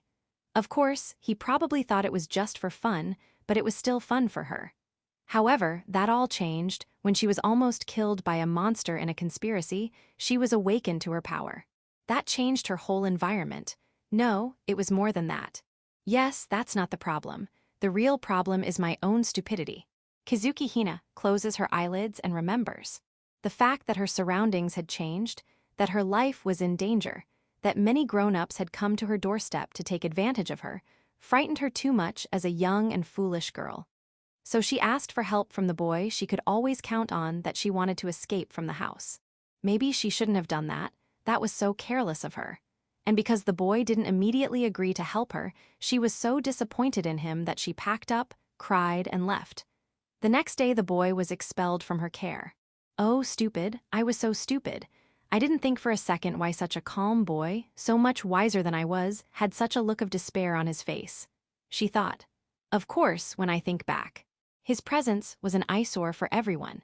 After all, it would not be good for public opinion to have a poor farmer's brat by her side, as she was now a strong candidate to be the next head of the family. And it is not right that the boy should be favored as a vassal or even as a member of the opposite sex. Whatever Kazuki Hina did was the best thing that could have happened to her. Her action of crying and running while swearing proves that she herself disliked the boy, much less consulting with him about fleeing the mansion. After all their conversations were overheard because they were being watched by the Shikigami. Later, they also found out that she had a plan for escaping from the mansion and her life afterwards, but accept it as a prank, rather. The fact that the plan was rather specific and systematic for a child seemed to have been what stopped her. Anyway, perhaps it was too bad for appearance. The ostensible reason for the boy's punishment was that he ran away from the monster without his master, even though he was his caretaker, and because of this, his memory was partially falsified by a technique. He was then given the name Tomobe and reduced to a lowly servant in the hope that he would die somewhere. However, the fact that he survived the attempted assassination of Kazuki Ai and protected her was unexpected even by those who wanted to kill him. It's pathetic. I couldn't do anything to help you until now, especially that damned woman. After smiling to herself, she thinks of Ai, her hateful little sister, and her face tightens up. protected her little sister, if only it had saved him. But in fact, it's the opposite. She didn't know what the crazy bitch was thinking, but she couldn't understand the fact that she didn't protect him every single time, always leaving him in a state of wreckage, not knowing if he was alive or dead. What have you got against him, even though he saved you? Gritting her back teeth, she suppresses her stormy anger. It is not good for her body to let her anger drain away her enormous spiritual power. I don't ask you to forgive me, but just wait a little longer, just a little longer. For more than a decade, she has been learning, training, and growing stronger. Not just in battle. It's about money, education, and factions. It's all because she wants to help him, to save him. I'll take care of your curse, your memory, everything, even if I have to leave everything that's left. So just wait a little longer. She murmurs in a trembling voice, as if apologizing, as if repenting. She can't stand the fact that she has caused so many deaths of people she cares about. I'll end it all. I'm going to get you out. That's why. So at least, when this is all over, you can keep your old promise to live with me, together, quietly. I'll do my best to protect you from any threats, from any existence. No matter who it is, no matter who I'm dealing with. She gazes at her beloved, her eyes flashing with the fire of a silent, maddened passion. Chapter 8. You stink. You should take a bath right now. That was the first thing Gorilla Princess said to me when I reported my return on my knees in front of her room after being summoned as soon as I got back. Seriously, isn't it too much to ask? I mean, I did wash my body in the river several times on the way back, you know? Besides, I had to keep my body clean to prevent my injuries from festering, so I was very careful about hygiene. Oh my. I don't mean that in a sarcastic way. After all, you smelled really bad. There, I hear the sliding door open slightly. I gulped but kept my head down. The reason? Well, it would be natural if I could see warm air leaking through the gap of the sliding door and her bare white feet looking well circumscribed in her shriveled kimono. What I'm trying to say is, this girl is in the process of changing after taking a bath. She's probably wearing only a haori or something like that. Or rather, it's a morning bath. What a luxury. Princess, I don't mean to offend you, but I don't think it's right for you to open the sliding door and talk to me in such an appearance. Mainly because it makes me look worse. Oh my, what do you mean by such an appearance? Do you have eyes on your head? The girl giggles and lets out a nasty, taunting laugh. No, a gorilla. Don't worry, I've prepared a means to get rid of them. So no one could see me change my clothes because I'm using my own shikigami instead of a maid to do so. But you really stink. You stink, you smell like a filthy bitch. The last part of her tone was truly unpleasant, as if she had smelled a garbage heap. But then, suddenly, I saw her fingers move from the shadowy movement on the floor. The next moment, a blue-white flame bursts out right next to my face. Then, with a flick, 2 charred shikigami fall to the floor and float into my sight. They twitch and move like living creatures, but in the end, they are completely charred and lose their power. You can't even detect such a simple concealment technique. Although I don't ask a servant like you to be involved in a war with her, I don't want that filthy thing up in my room. Who put this on me? Most likely Kazuki Hina, but she is not the kind of person who would use such a technique. So someone from the faction who pushes her is the one who did it. No, the 2 sisters, Hina and Ai, are the 2 strongest candidates now, although there are other candidates as well. But then, can I deny the possibility that a preliminary candidate of the second line might have put these on me? However, this gorilla princess has identified these shikigamis belong to Sis, Enigo-sama, or its faction. Princess, please accept my apologies. It's my fault. Yes, I know. Gorilla Princess accepts my apology as a matter of course. Well, that's true, but don't you want to defend it? Anyway, don't worry, I don't expect that much from you right now. So I can at least teach you the basics of how to detect concealment. Of course, you won't get a second chance. She giggles and smiles again, this time with a happy, self-deprecating smile. In other words, I'm the one who will be burned if I fail the next time after she teaches me. Well, she is a very kind princess. Damn it! Thank you very much, princess. Anyway, I'm not a child to be sarcastic directly with my mouth, though in my heart, so I'll just show my formal gratitude without heart.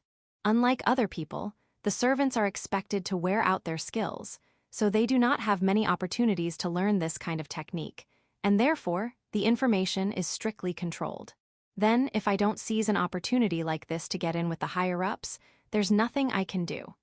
In that sense, the guidance of the gorilla princess, who was far superior in talent, even if it was just for fun or whimsy, was as valuable to me as gold. Don't mind it, but still, what's with the mask? The gorilla princess then asked about the fact that I wasn't wearing a mask, as if she had finally noticed. I lost it the other day on a mission. I'm going to get a new one. Ah, I see. Oh, right. With that voice, I noticed from the movement of the shadows that the gorilla princess had sat down. And the next moment, something appeared in my field of vision. Hi. The next moment, a fan opened in front of me. The beautiful cherry-patterned fan spread in front of my eyes, and the fan made me raise my lowered head upward. Oh, yes, I wonder if you have a face like that.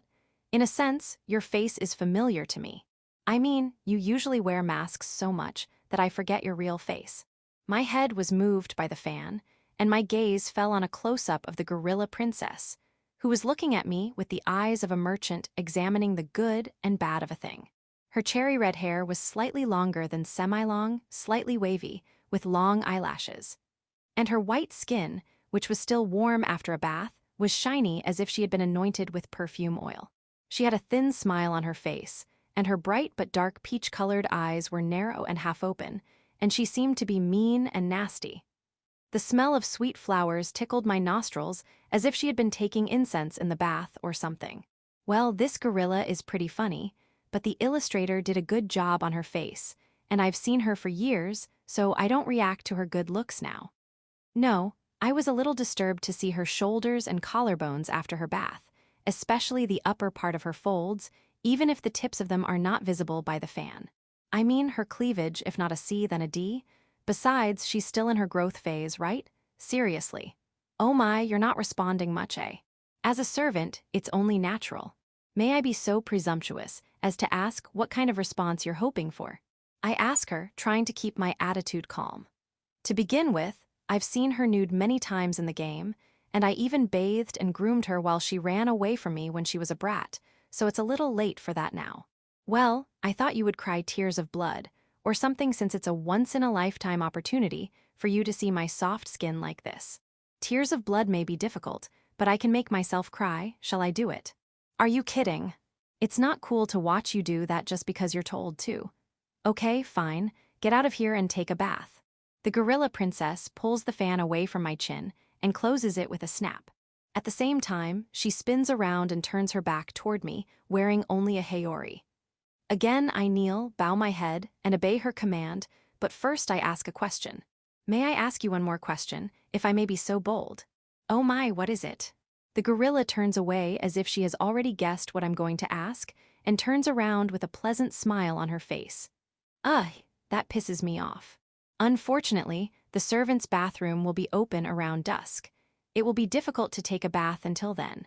I know that much, but I will not give you impossible orders.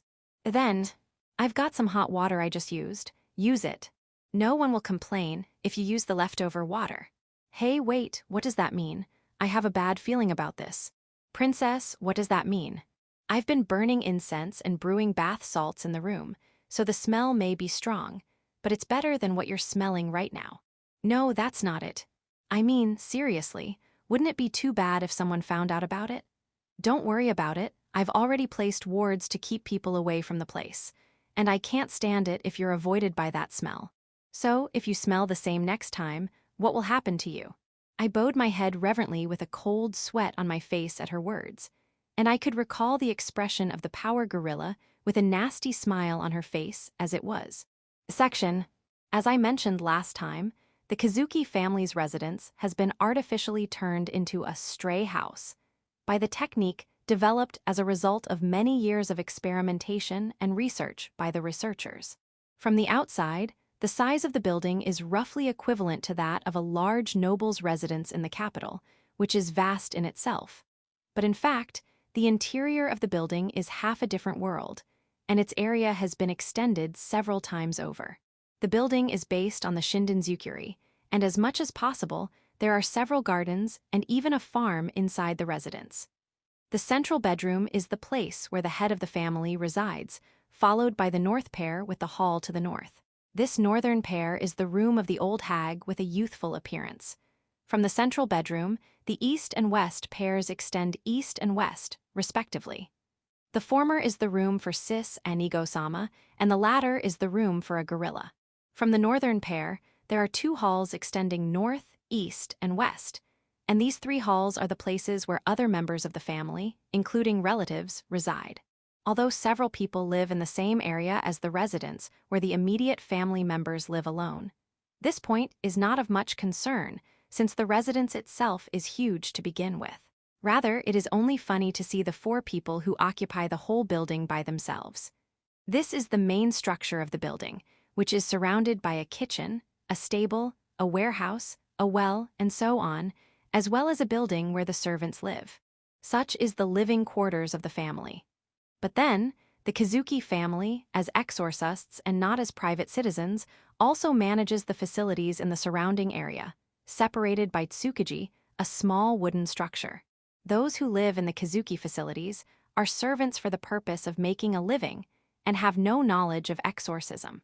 Across the tsukuji are the residences of the Ongyoshu, hidden group, the Yakushishu, medicine group, the Noregushu, curstool master group, the Rikyushu, researcher group, the Haijushu, healer group, and the Shimoninshu, servant group, with various laboratories, living facilities, and training centers necessary for their use.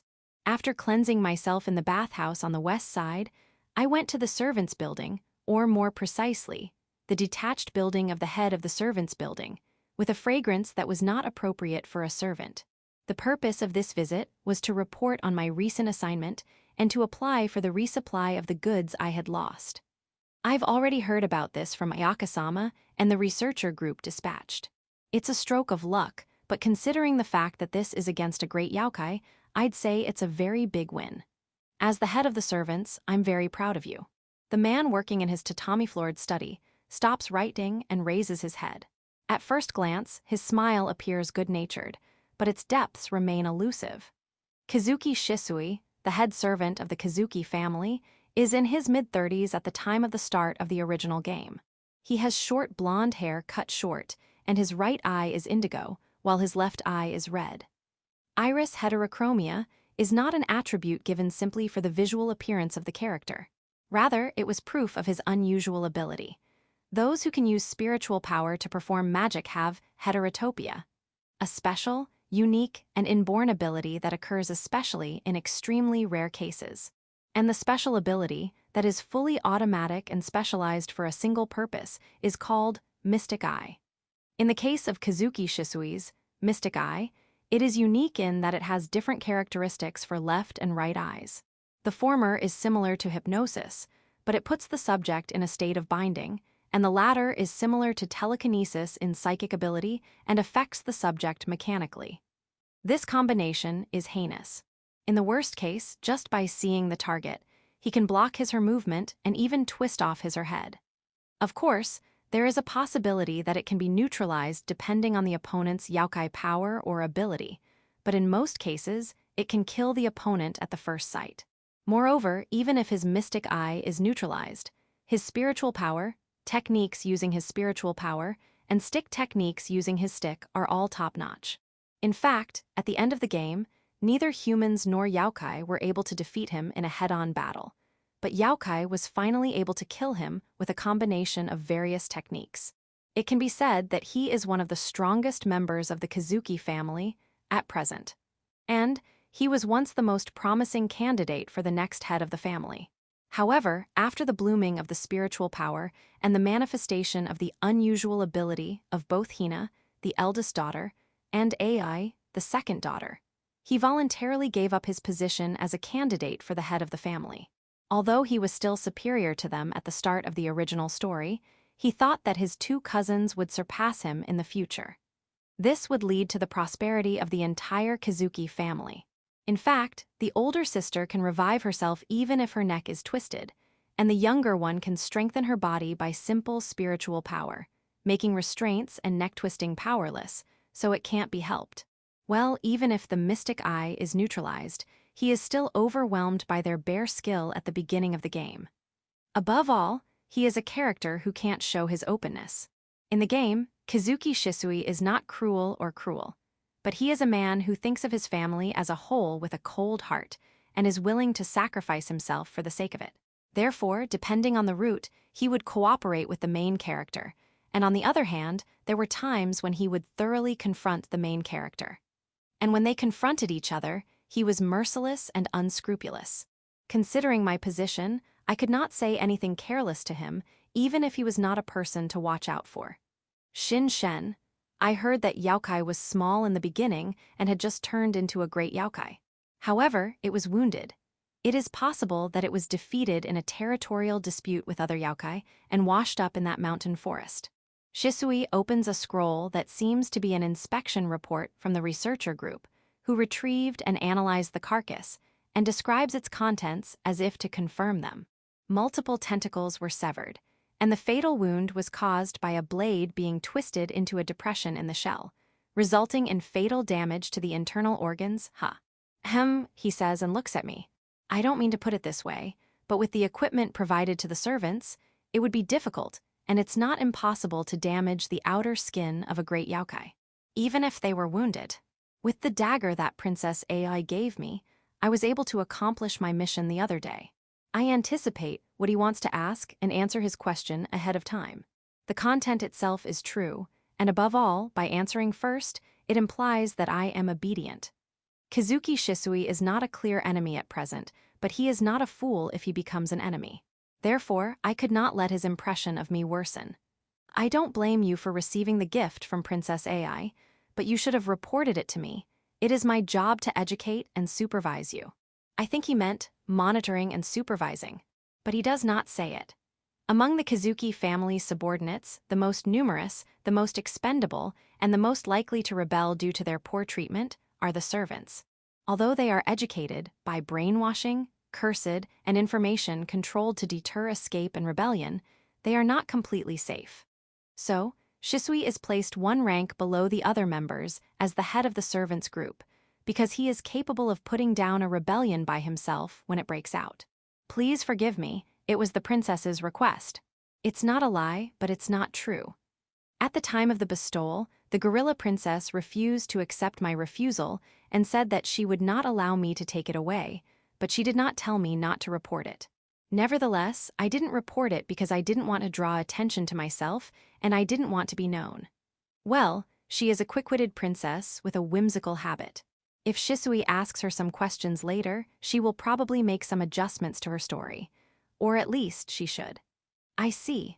Very well, I'll let her know. I don't mind favoritism on a whim, but as long as it's for the sake of control, I'd appreciate it if you'd let me know. In other words, in the future, the servant should be warned not to hide things from him. This is a good example of how the saying goes. Well, there were some problems and some luck, but an achievement is still an achievement. Even if you are a mere servant, your achievement should be properly appreciated. These words proved that Kazuki Shisui is a person who never forgets to give me candy after the whip. At the same time, he did not disregard me as just a servant in a bad way. Still, my origin is slightly different from other servants, so he is wary of me on that point as well. I guess he thinks that I am suspicious of what I am thinking, because I was originally a caretaker of Sis and Anigo-sama, and now I am a servant. Therefore, he is trying to show me some candies to ease my frustration, and at the same time, he is trying to find out what I think by my reaction. We, the servants, have suffered a considerable loss due to the failure of the previous 2 missions. It was a painful loss, even though this is a job with a lot of turnovers to begin with. However, thanks to your support, I have asked you to take on the role of group leader temporarily, and I would like to take this opportunity to officially give you command of the group. Naturally, there will also be an improvement in your treatment. For a subordinate group leader, it was a kind of appropriate and generous compensation. In order to prevent rebellion and collusion as much as possible, the servants do not have fixed units. They usually did not have active interactions between the upper and lower ranks, and the horizontal ties were not that deep because of the rapid turnover of members. In addition, there is no rank higher than the leader of the group, and the leader of the group is given a private room, unlike the subordinates who sleep together in the same room. So, they are isolated from the rest of the group. And with such isolation, it is difficult to plan anything with the subordinates. The ancestors of the Kazuki family, who made this organization, have really bad character. I humbly accept your trust, but I already know that from the book, and I don't think I can escape from my position as a servant by such a lenient way. Therefore, I was able to kill my emotions and accept the appointment honestly. Yes, wait for the right opportunity. It's too unknown now. The sure way out is to wait until after the original event. To be precise, there were many bad endings in which the servants or the whole Kazuki family was wiped out or obviously wiped out. So I had to lead the main character to a route where he could break the flags of such a route and escape. Although it is difficult, and the situation has already been partially changed from the original game, it should still be possible to follow the main flow of the story and taking advantage of the event. I think to that point, and then I realize that the head of the servants is staring at me from the front all the time, and I close my mind and pretend to be unconcerned. Oh, yeah, about supplies.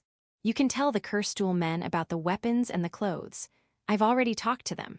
With that, he pulled something out of his pocket and held it out to me. It was a no mask.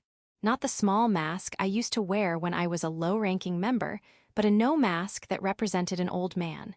It was a mask for the leader of the group. I bowed deeply and accepted the mask. Just before taking the mask, the giver smiled meaningfully. Keep up the good work. I will be on your side as long as you know your place as a servant, swear fealty to the Kazuki family, and devote yourself to your duties with sincerity and devotion. I felt cold on my neck and broke out in a cold sweat, probably as a warning. If I said the wrong thing, my neck would surely be in a crisis. I understand. I reply shortly. For a moment, the pressure from the torrent of spiritual power filled the room, and it took about 10 seconds for it to subside. Quickly wear the mask, I have a lot of work to do. The words were spun as the thick pressure of spiritual power completely subsided. I silently and somewhat hastily put the mask on my face, trying hard to stop my hands from shaking. I didn't want to look too much like a dead man with a bloodthirsty face. Now, you can retire. Yes, sir. I reply in a completely emotionless tone to the smiling order from the head of the servants and turn on my heel. Damn. I can't stay here forever. I don't know when I'm going to be killed. I am aware of my heart rate spiking. I try to stay calm and hide my emotions like a servant, trying to avoid the nervousness and fear that makes my legs almost fall off. But in a way, the worst news for me may have been from the report I was about to give early. Because right now, he looked at my back and said, as if remembering, "Oh, that's right. I'll give you the official notice later, but I'll tell you now. Tomob-kun, you are to accompany me on my next trip to the capital. I expect you to be ready and willing to do your duty." Yes. Kazuki Shisui's merciless and sudden bombshell statement made me forget my acting and give such a stupid reply. After all, his order was too ill-timed. Yes, this mission was the worst mission at the worst place at the worst time. Anyway, this was the time of Kitsuri Shiroki, one of the heroines in Firefly of the Dark Knight, Yamio no Hataru. And one of the most infamous beast characters in the game, her prequel to the game was about to start in the capital. Chapter 9. In the previous lives, foxes, raccoon dogs, tanuki, and cats are believed to have been animals that wielded the art of transformation and the Youkai jutsu. They were called Bake Danuki or Bake Niko, monster raccoon dogs or cats. In this world, too, it is the same. A monster fox that has gained wisdom and Youkai power by eating the flesh of a human being with spiritual power or a Youkai with Youkai power is called a Youkai fox in particular. Especially in the East, including Fusokuni, the calamity Youkai of fox that has continued to accumulate their power for 1,000 years are called celestial fox and are feared. But this is because at one time in the continent, the calamity Youkai of celestial fox appeared one after another and destroyed the continental dynasty that constituted the largest human community at the time by their scheming and intriguing ways. Their intelligence is higher than that of other monsters since they were small Youkai, and therefore, they can easily survive and bloom into powerful monsters. They were also very knowledgeable about the affairs of the human world and were good at playing cunning tricks. Because of this, the imperial court encouraged the active hunting of the monster foxes after the tragedy on the continent. Of course, The fact that the imperial court actively encourages them means that their hatred against the court is also fierce too. Therefore, it may be natural that a lone monster fox is looking down on the capital with overwhelming malice and hostility under the moonlit sky. Now, the capital, which has a history of more than 1,000 years and has functioned as the center of the human species in this Fusokuni, has been the target of invasions and feeding grounds of numerous yokai in the past, as well as humans, due to its rich land and powerful spiritual veins. In some eras, it was flooded by the hordes of the dead like rivers of death, and in other eras, it was ruled by the 4 evil yokai. In another time, a serpent swallowed the land, trampling villages and cities on its way to the land as it marched eastward, and when the night parade of 100 demons attacked, the national army and the people worked together under the emperor's command to successfully defend the city. However, the yokai Kubin, who was loyal to his instincts and desires, was strong and united the monsters who would normally not cooperate with him, and organized them into the most powerful and intelligent group, causing the city to become a hell filled with the corpses of yokai and humans that covered the ground both inside and outside of the city. And even through all those years, humans continued to hold the land. Now hundreds of thousands of people live in the capital, which is literally the center of Fusokuni. To put it paradoxically, if this capital were to fall, the country would be destroyed by itself. And for yokai, by acquiring a powerful spiritual vein residing in this capital, the yokai will reach the next level of calamity yokai. Yes, a mythical entity of which only a few have been recorded in history, and which may or may not even be true. That's why I've built such a huge army, to destroy the city of the vain and vain of the abominable humans and to aim higher. With an air of arrogance, the yokai fox, a figure with 9 silvery tails and distinctive animal ears on her head, giggles and scoffs. Behind her, she finds herself surrounded by an army of thousands of monsters. They are an army of monsters that she has spent decades roaming the country, multiplying and forging.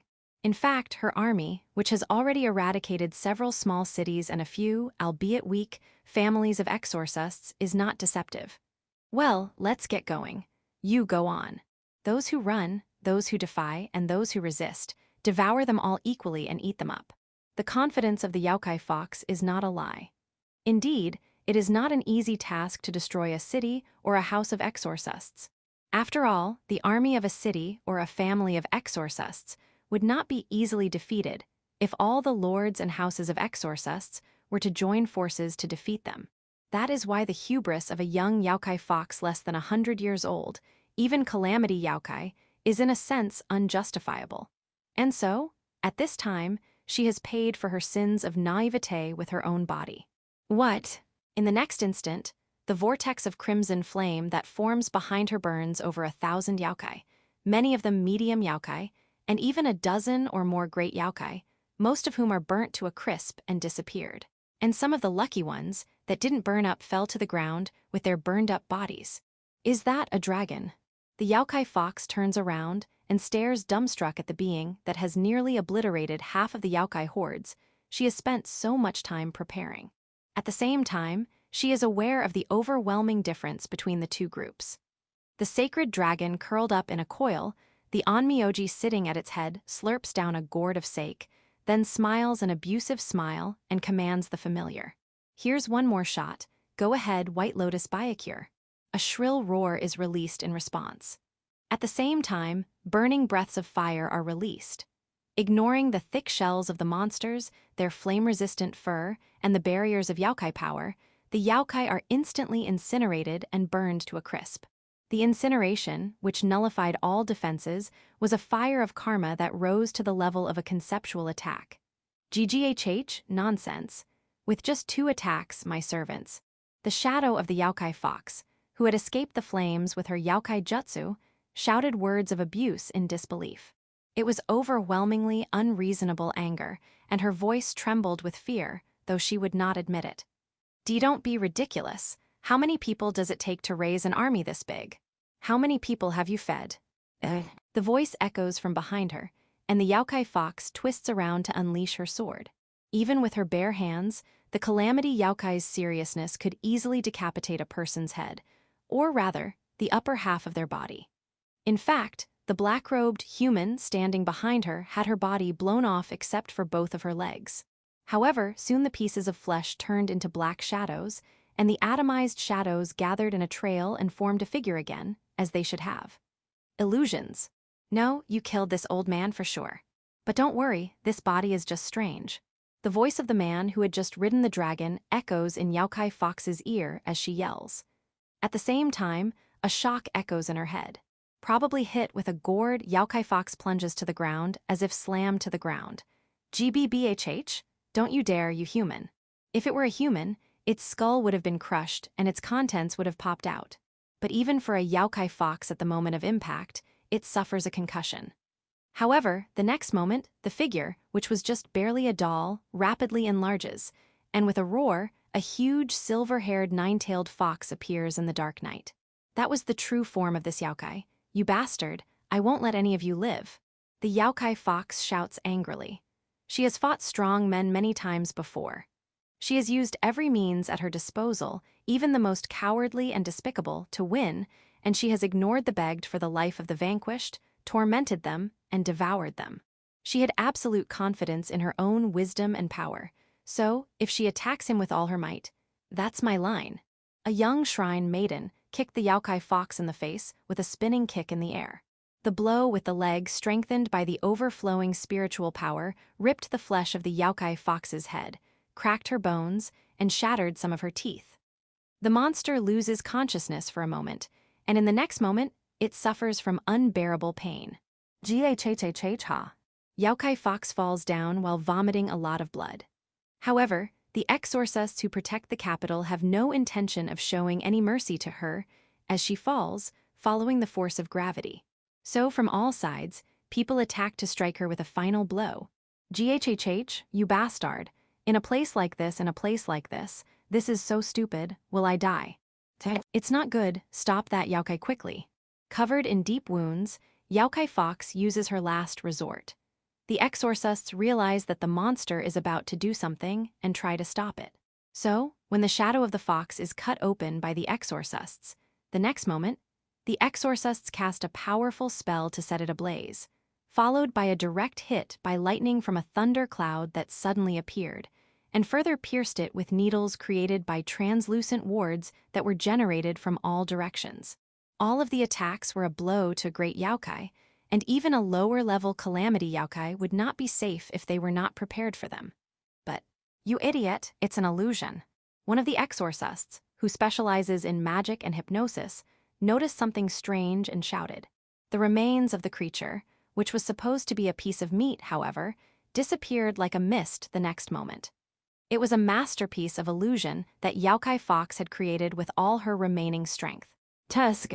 Some literally kicked up in the air with just their muscles, some created a foothold in the air, some used shikigami or constructed a formula in the air. Some aimed with a bow and arrow, etc. Each in their own way, they used Youkai Jutsu to stop the departed Youkai Fox again and again. But, what the? The next moment, the huge Youkai Fox emitted light. The light was so intense that it covered the vision of those around it. Several of them tried to attack it, aiming at its approximate position, but there was no response. Then the huge light broke up into small particles of light, and they began to fall on the city and its surroundings like a meteor shower. Damn it, that's why you are doing that. A few exorcists, who can attack from a long distance, successfully shoot down some of the streaks of light. However, more than half of the light falls to the ground and disappears into the darkness. The exorcists look on with a mysterious or bitter expressions on their faces. Contact the emperor and the ministers. A pompous monster has left us a troublesome present just before dying. A man dressed in black appears before they know it and orders the exorcists. And the monster-killing experts affirm the order by making themselves invisible. Ugh. The black-robed man sighs as the full moon appears fantastically in the blue darkness. How could they have made such a blunder against a monster of that caliber? It is a mistake that would have been impossible in the days of the Great Rebellion. After all, on the night of the full moon, blood boils and we become fools. And since it is usually around this time of the year that the Youkai are so active, the situation is unbearable. If only she'd come back. The shadow in black sighs again, thinking of a former comrade in arms who has retired from the service of the court due to injury and age. A moment later, the black shadow disappears like a mist to do its duty. Section. In the original game, Firefly of the Dark Knight, Yamio no Hataru, the player can join a trip to the capital by improving his abilities to a certain level by a certain point in the game's progression. In Fusokuni, the setting of this work, the central part centering on the capital is ruled by the imperial court with the emperor and court nobles as the core. And the local areas are ruled by the dual power of the feudal lords who rule mainly in the secular world and the exorcist family who deal with supernatural phenomena such as Youkai. Going to the capital is one of the duties imposed by the imperial court on the lords and the exorcist clans. They do it once every 3 years and are ordered to visit the inner palace and guard the capital for half a year. The Kazuki family also regularly visits the capital with a delegation of their clan, and this visit to the capital is scheduled in the middle of the game, and the storyline will be diverges depending on the status, friendship, and likability of the main character, whether or not he accompanies the visit to the capital, and who stays or goes away to the capital. Oh, if a player gets along with one of the sisters, and he/she goes to the capital and gets along with the others, he/she can see a great scene. White eyes. In other words, this time is exactly 2.5 years before the start of the original game, considering that it takes half a year from the time the main character is taken in by the Kazuki family to the start of the capital event. It is clear that there is only a short time left before the game starts. However, the initial setting and the situation have already deviated from the original story, even if only slightly, because of me, even if it was an unavoidable action to survive. I don't know if the game will start as it is, and even if it does, the question is how to avoid the route that almost always ends badly, or how to escape by taking advantage of it. Even if I succeed in freeing myself from the curse of subjugation and surveillance, the country itself may be in a mess. The difficulty level of this game is really a disaster. Tomob, are you even listening to me? What? See, can I help you? I come to my senses at the sudden voice and look at the owner of the voice through the mask. I was kneeling in a corner of the room, and what came into my view was a spacious room with tatami mats. There is also a girl sitting on the floor with a Japanese harp sitting right in front of her. The girl in peach color smiled with a sly smile as she took her hand off the strings and put it on her lap. Oh my, how extravagant of you to be thinking about something else while others are playing. You seem to have become haughty since you became the leader of the group. No, I would never do such a thing. I was just thinking about the concerns in the capital. The girl giggles, her voice a little like a bird's chirp, and I offer an apology, including the obvious.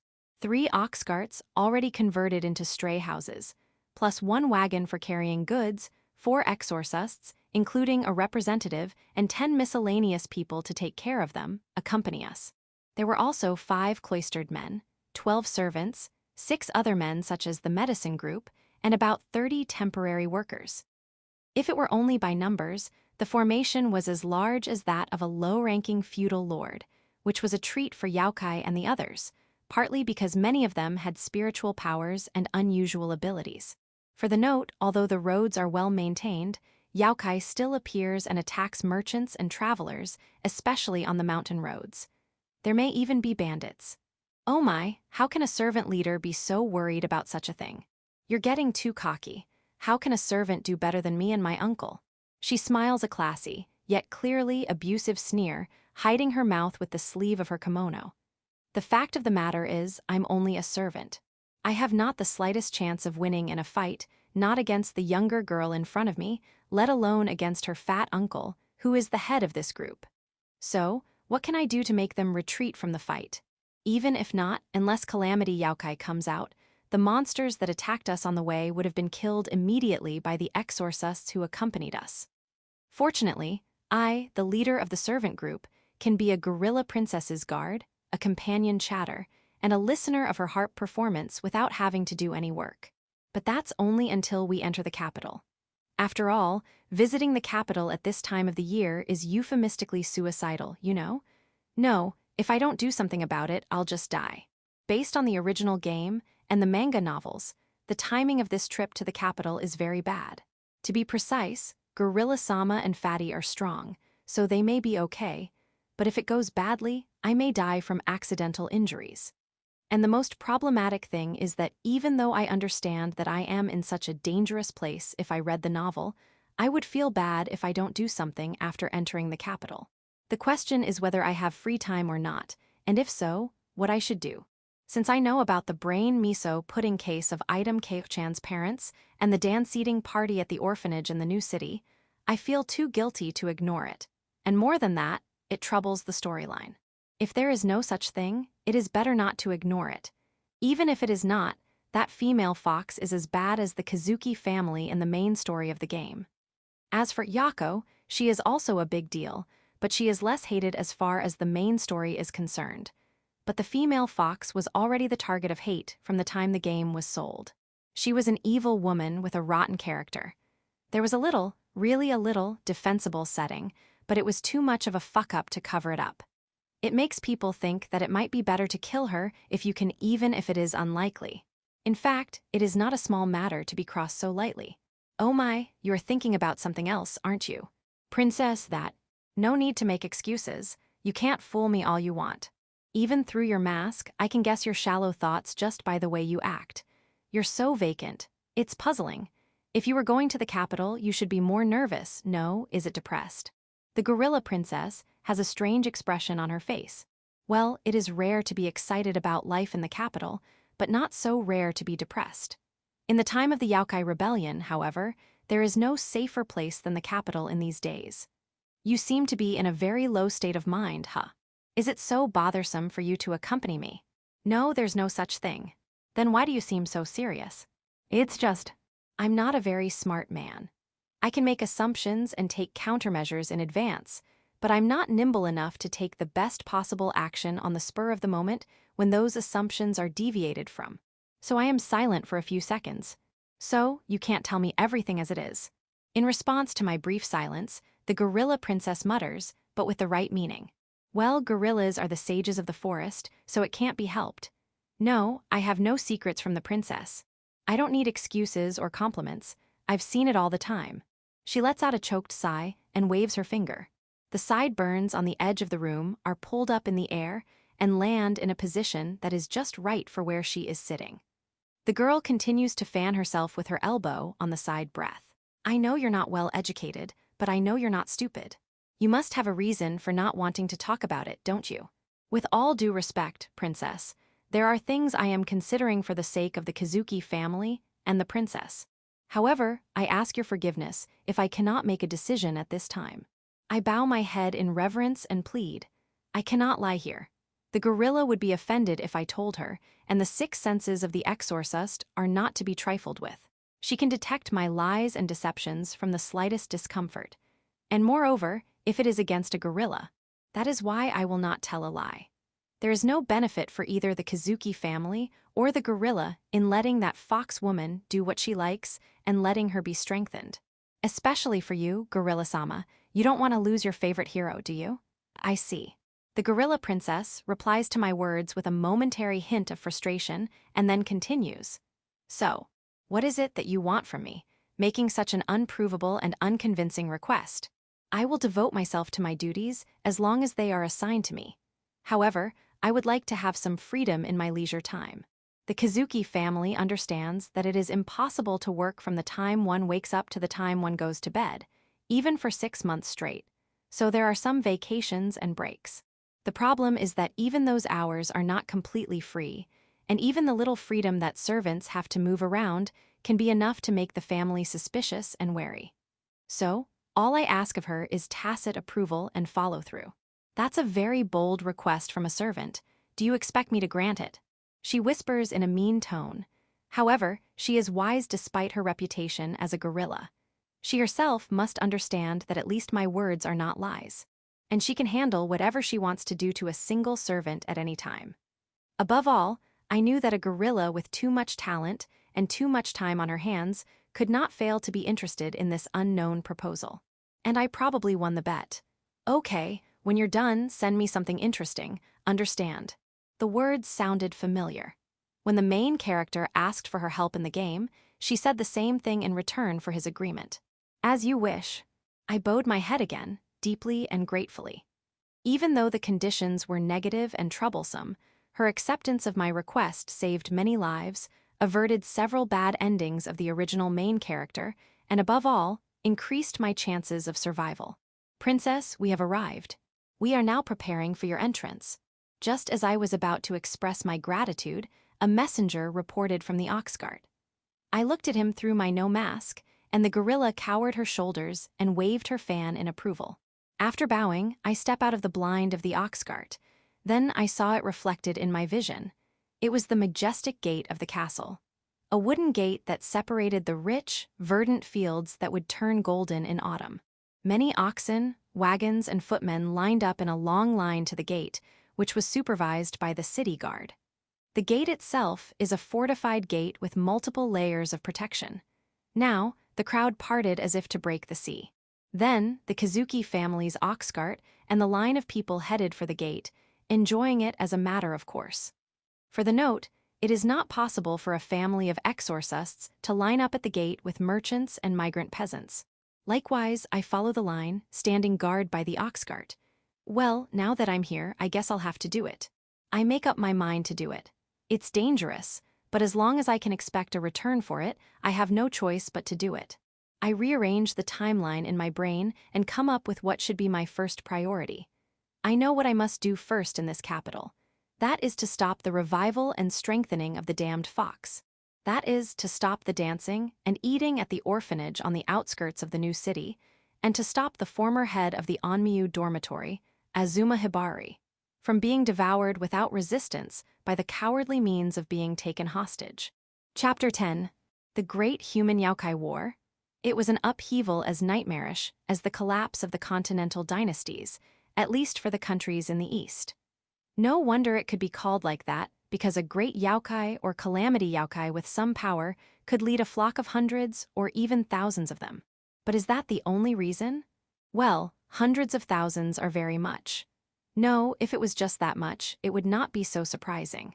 Then, what if the other reason to be called like that is because they have a command hierarchy just like a human army, and they are controlled and could attack humans with a clear strategy? This question is answered by a Youkai called Kuben. It has high intelligence and a deep understanding of human society and its ecology.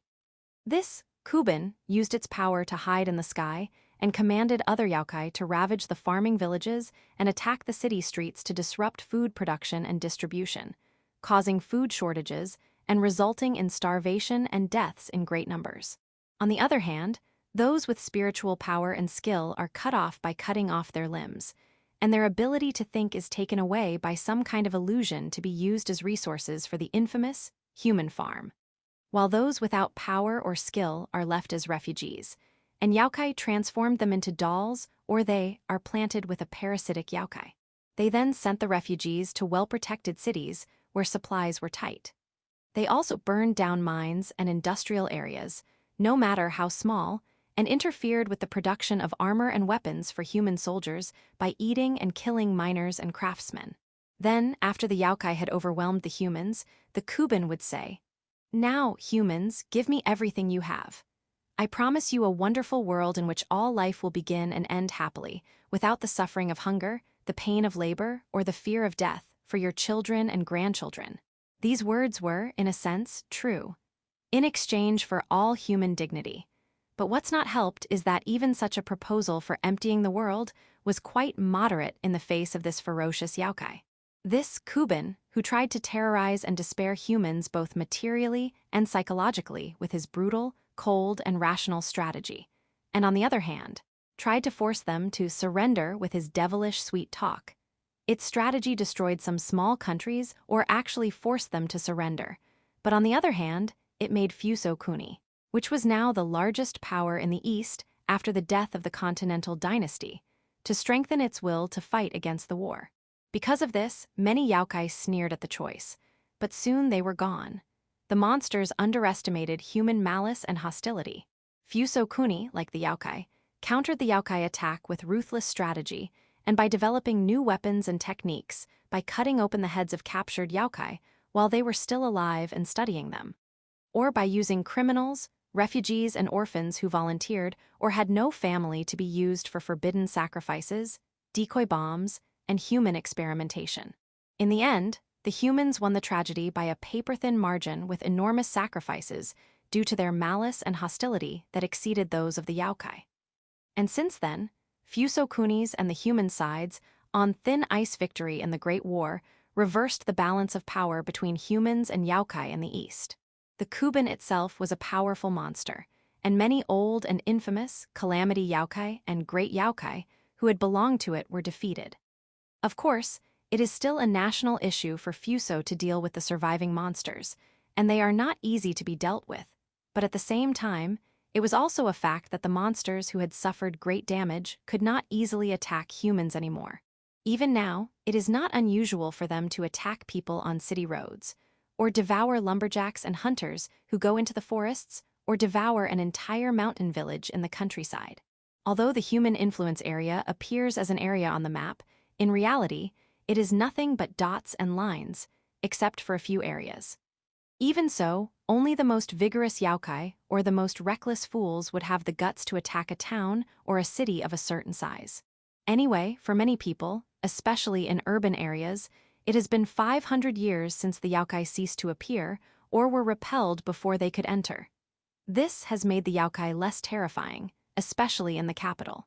Still, the imperial court continued to regard the Youkai as enemies. As a result, in the capital and other urban areas, hostility toward the Youkai was directed toward other entities.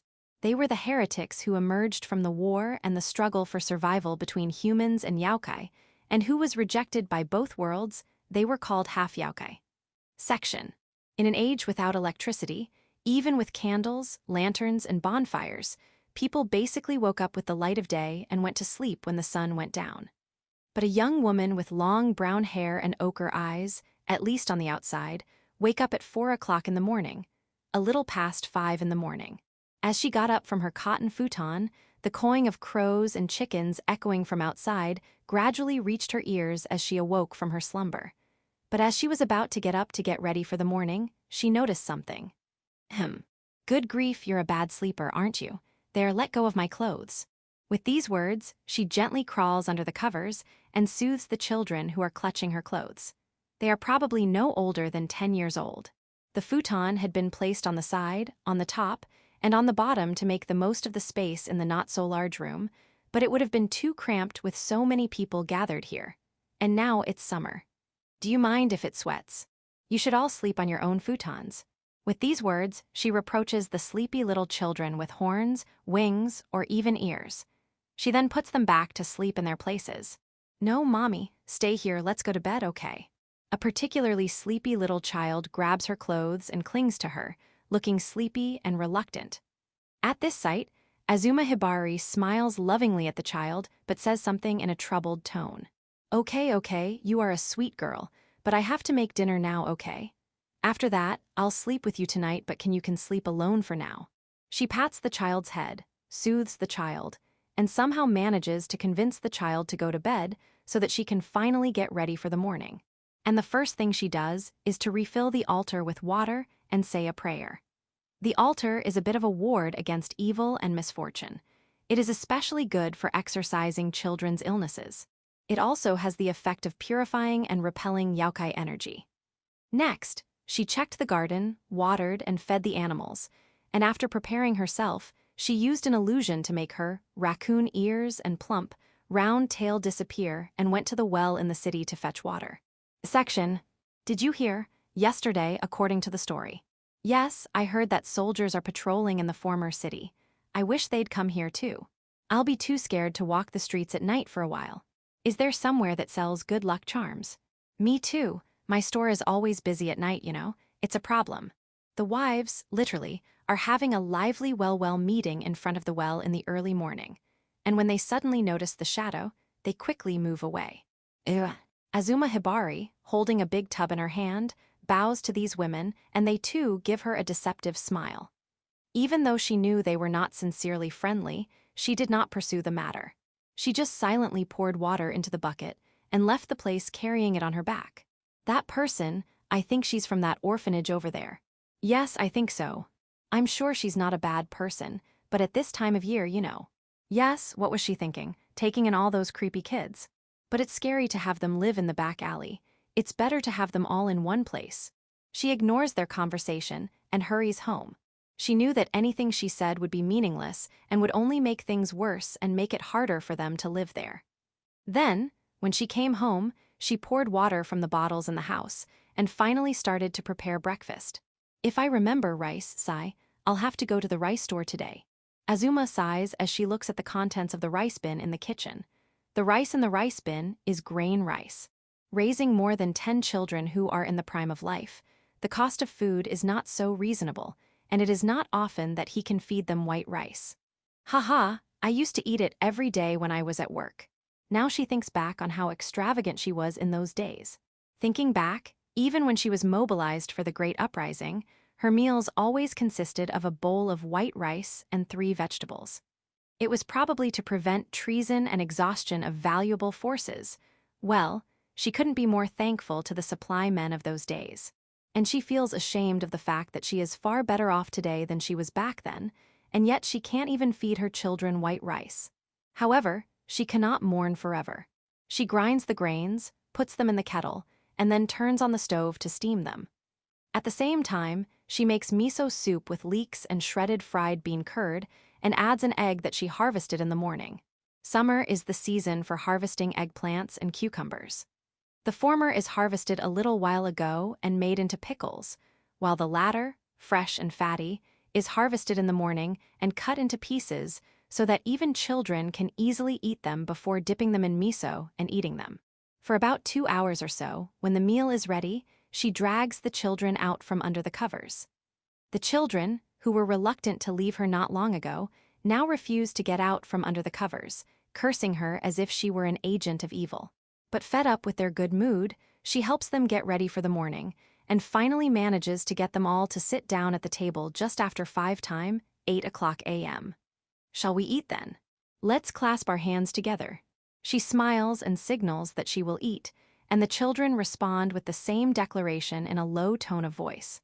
After that, they eat their breakfasts as if they were in a dam. Azuma also took one look at them, smiled a small, loving smile, picked up a bowl of grain rice, and slowly brought it to her mouth as if she was savoring it.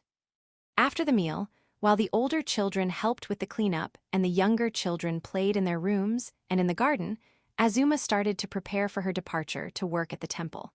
Unlike the old city with its many shrines and temples inside its gates, the new city is not inferior to the old one in terms of population, but it was originally a city created by refugees who settled there on their own after the Great War. Although the imperial court eventually recognized its existence, the city was created in a disorderly and haphazard manner, lacking various infrastructures, and its standard of living was inferior to that of the old city, with many day laborers and manual laborers, so it was not safe, not to say a dangerous area. For this reason, the number of temples and schools in the new city is limited, and intellectuals who can provide education are rare. Therefore, she was very useful as a former employee of the Onmyo dormitory, and she also liked this job. The tuition received from the parents of individual students is not large, but the number of students is large. She knew that if she used her own savings to pay for the children's upbringing, she would be able to provide for them until they reached adulthood. "Are you leaving, Mother Akasama?" The one who asked in a hushed tone was a little girl who had just been playing chase with her friends in the yard. But a mere little girl does not have a lizard's tail. "I'll be back in the evening as usual. Until then, will you stay at home with the others? If you get hungry, you can all eat from the rice bin. Just don't eat too much, okay? I'll buy some dumplings on the way home today." She consoles the little girl, who seems to be on the verge of tears, and leaves her in the hands of the older children, reminding her to lock up the house and not to follow strangers. In case she's not home, she has a few shikigami in her body to protect them, so there shouldn't be any problems. Then, after covering her ears and tail with a spell, Azuma left her house, which also serves as an orphanage, with her children seeing her off. She then walked along the unpaved and chaotic streets of the new city to a temple located on the outskirts of the new city. On the way to the temple, she was caught by touts at a food stall, but she managed to avoid them and arrived at her workplace. There, she greets the elderly but virtuous priest, who is enthusiastic about charity and other activities, and then goes about her work. Good morning, everyone. How are you? Are there any children who haven't come yet? Yes. The children who cheerfully answer her greeting are about the same age as the children in the orphanage. They are, however, ordinary children without horns, wings, or other organs that are not originally human. The first thing she taught them at school was reading and writing, followed by arithmetic. In fact, that is the extent of the knowledge required in this new city. Of course, she also gave lessons on culture, history, morality, etc. in her own way. The moral class was especially popular. It was mainly based on a cautionary tale, but the children enjoyed listening to a story that they had never heard before. After the lesson was over, the children were divided into those who asked for new stories and those who started playing with each other, and the commotion began. It was part of her job to watch them to make sure they did not get hurt until their parents came to pick them up. Teacher, tell me the story again. No, teacher plays with us. Teacher, play house with us. Being pulled to the extent that she is afraid her outgoing clothes will be torn off, Azuma looks at them with a wry smile, though she is exhausted. And then she thinks. Children are all the same, she thinks. I'm a great hero, you're the monster, okay. Again. I want to be an exorcist too. Yes, I don't want to be a monster. That's right, you're always playing that role. The cheerful boys were making a lot of noise. They seemed to be having fun playing the role of Youkai exterminators, discussing their roles and competing with each other for them. Naturally, the most popular role was that of the exorcist, followed by the soldiers, villagers, and even though she knew it was inevitable, the pure children's conversation still pierced her heart more deeply than many of her own mortal injuries, and she felt a gut-wrenching pain. After finishing her work and seeing the children off, Azuma then reported to the head priest that she was leaving and left the temple. It was afternoon when the sky began to turn red with the setting sun and the ground was getting darker. Oh, did I promise to buy you dumplings or something? As she is on her way home, looking at the sky absent-mindedly, she remembers the promise. And there was not much rice left. This means she has to go shopping, and she turns her attention to the solution to the task at hand. More precisely, she used the task at hand as an excuse to escape from reality. Now, after having rice with cereals poured into a bag with a measuring cup at a rice shop, she steps onto the main street where many stores are lined. The main street of the new city is much more chaotic than the walled old city, but it is no less crowded and lively. In a sense, it was more lively than the old city where only middle-class and upper-middle-class people lived.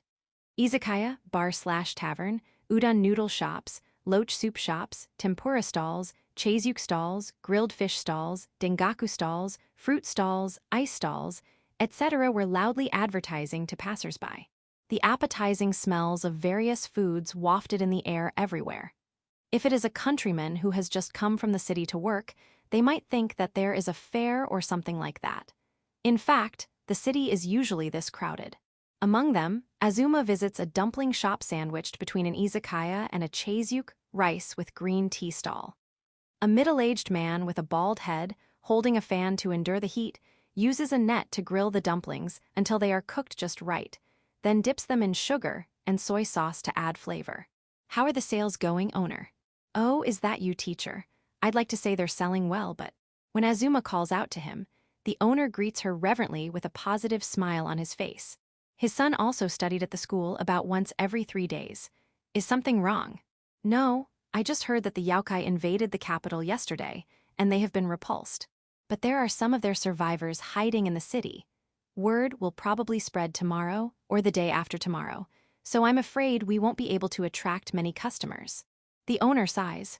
Like many people living in the new city, the owner of this dumpling shop is not a very wealthy person. If the number of customers decreases, he will be forced to make a living. It is not that they live on a daily income, but for the residents of the new city, it would be a big problem if their income decreased or disappeared for days at a time. Well, it's a big problem. Then, let me help the owner out. Give me some dumplings. Ooh, 20 dumplings, 10 each with sugar and soy sauce and sweet red bean paste.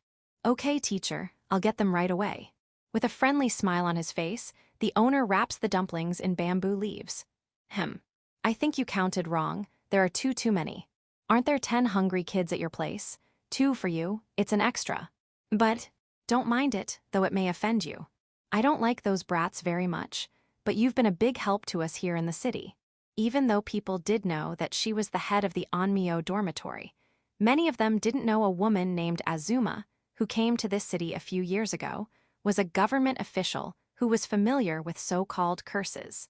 Besides, no one has any ill will toward her, because she teaches at a temple school where teachers are in short supply, teaches simple charms and medicines to the neighbors, and even takes in those abominable half-Youkai monsters. Of course, the fact that she lives with a half-Youkai is cause for concern and anxiety. I see, I'll take it then. She pays for 20 dumplings and expresses her gratitude with a smile. There is no doubt that there was a clear sense of gratitude. At the same time, she was indeed filled with mixed emotions. I wonder if they would treat me the same way if they knew I was one of their kind. Even though she knew the idea was a bit twisted, she still couldn't help but wonder about it. Section: The sky is getting darker, and Azuma Hibari hurries back to the orphanage, which is also her home. Once home, she has to do her chores. It is not easy to run an orphanage by herself. Of course, it is not as hard as it was when she was fighting for her life. Was that a scream? Suddenly, her hidden animal ears caught the voice. It was something that a normal person would never be able to hear, but she was half a non-human being, and at the same time she possessed the super senses of an exorcist. So she could distinguish even a faint, fading voice in the darkness.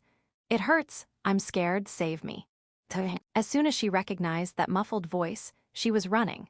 She leaps and runs at a tremendous speed while keeping herself hidden in a place where few people are watching. As soon as she reached the back of the house, a grim look appeared on her face. There were 2 figures. One was a man, dressed in a cloak and carrying a spear, and lying at his feet was, "What are you doing?" The figure turned around quickly as if it had noticed. The face of the figure wearing a cloak for blocking recognition cannot be seen, and even if it could be seen, she would not even be able to remember the face she saw due to the blocking technique. However, she had a forensic sense enough to read a person's thoughts from his or her gestures, and she realized it at the same time. She also noticed that the other person was startled to the point of being dumbfounded. It was as if the shadow knew who she was. And most of all, it was as if she had made some kind of irreversible mistake. The figure with the spear leaps from the spot using its spiritual power and lands on the roof of a nearby house. Without a footstep, the shadow runs from the roof to the roof as if it were weightless, fleeing from the scene at full speed. Wait, damn it. Azuma tries to chase after the shadow, but she realizes that she has more important things to do. Immediately, she rushes over to the child, who is lying on the ground in tattered clothes and bruises all over her body as far as the eye can see, as if she had been thrown out on the ground. This is... And then, for a moment, she gasps at what she sees. The girl there has silver hair. Her hair was white and shining, and her eyes were pierced. At a glance, she looked like a slender child, soft and fragile as if she would break at any moment. She must have been no older than 10. It was painful to see such a child covered with scars as if she had been abused. Her breathing was a little rough and labored, and her small chest was beating up and down with every breath she took. However, that is not what she should really pay attention to. Yes, the real thing to pay attention to was the head. Big fox ears with hair the same color as her hair, and a single thin fox tail growing out of her buttocks. No doubt she was protecting a half-Youkai child with the blood of a monster fox in her veins. Section: Seriously, I failed to intervene at the right moment.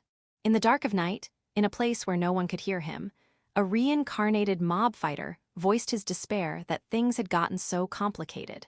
Chapter 11. It was a memory of a distant day. A girl was running frantically through the dark forest, out of breath. From behind her, the sound of several people running after her. The girl's pretty, young face is distorted by suffocation and fear, and her eyes are filled with tears. There was despair, sadness, and frustration at the absurdity of it all. Why must I suffer like this? Why do I have to face the threat of death? Why do I have to go through this horror? Why? Asa. She must have gotten caught on a tree root or something. The girl falls with a sprained leg, and perhaps aware of the sound, footsteps, and angry voices approaching her. Immediately, the girl hides in the grass and gasps for air. Hey, where the hell did that monster run off to? It can't be that far away with that body. Find it and kill it. Slowly, she peeks out from the grass to see her pursuers. There were men with machetes, hoes, or maybe even hunters with flintlock rifles. I didn't think that monster brat was here. Yeah, I was thinking it's hilarious. She got lost in the mountains. But then, she came back a month later. It said that Brad was rescued in a mountain village, but it smelled like some kind of animal. I never thought we'd be mixed up with that monster. One of the pursuers shouts in a tone of deep disdain, and there was a sense of hate in his voice. At that time, only a few decades had passed since the Great Human Youkai War, and the imperial court was eagerly engaged in clearing away the remnants of the defeated forces. They marched their troops into the open road and killed the monsters without mercy, even babies. They also put a bounty on the monster's head to make the people actively hunt in the mountains, and finally invade the territory of the monsters who did not participate in the Great Uprising. There is no mercy for the weak. Neither is there any mercy to be given to the monsters. After all, if human beings compromise even a little, if they give them a little mercy, the past wars will be reenacted again. Then, Fusokuni and human beings, who have barely won the war after so many sacrifices, will not be able to endure another great war in the future. Therefore, the seeds of unrest must be killed before they sprout. And in such a time, there is a tragedy that a half-Youkai girl was killed in an unknown way, but in a sense, it might have been inevitable. That is the trend of history, and the tragedy of a single individual has been swept away and forgotten in the vast sea of memories. Yes, even if she had seen her mother, the only family she had left, brutally murdered as a traitor to mankind while hiding in a gap in the storeroom. Sob, sob, mommy, save me. The girl cries out as she crouches down, sobbing uncontrollably. She wishes she could wake up from this terrible dream as soon as possible, but it is an unfulfilled wish. Reality is right in front of her. I found you. The girl's distinctive fox ears were jerked back before she could even let out a small scream at the sound of that voice. A forceful pull that almost shreds the ears, sending the girl to the ground. If her fox-like tail had not killed the impact, she might have hit her head. I've got it, that's it. One of the farmers shouts, and the farmers' men gather in droves. All of them are furious. Eek. A girl's legs tremble with fear, and she can't even stand up. White hair, tail, and ears, I knew it, it's the monster fox.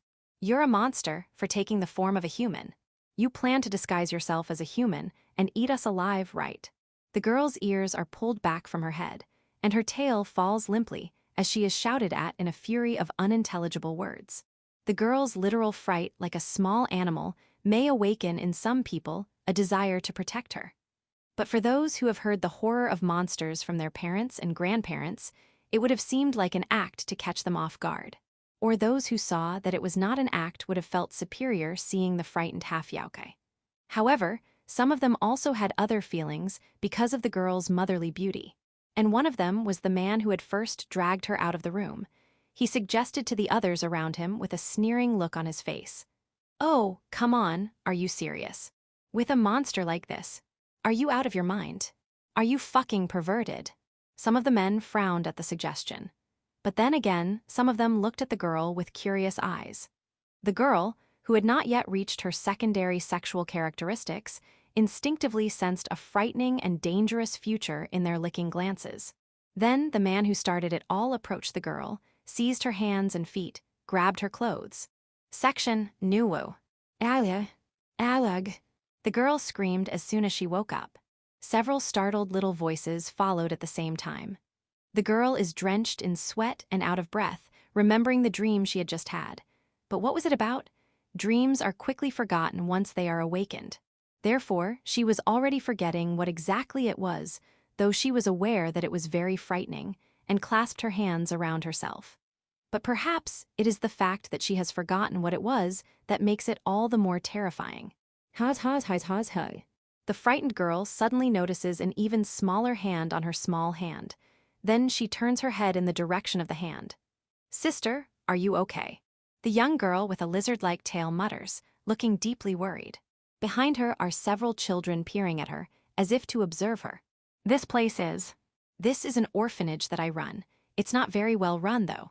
The girl's question was answered by a strange woman with raccoon dog ears and a tail who appeared from behind the children. I'm Azuma Hibari from the Kawahara orphanage. The girl there is Akin, the youngest one in our family.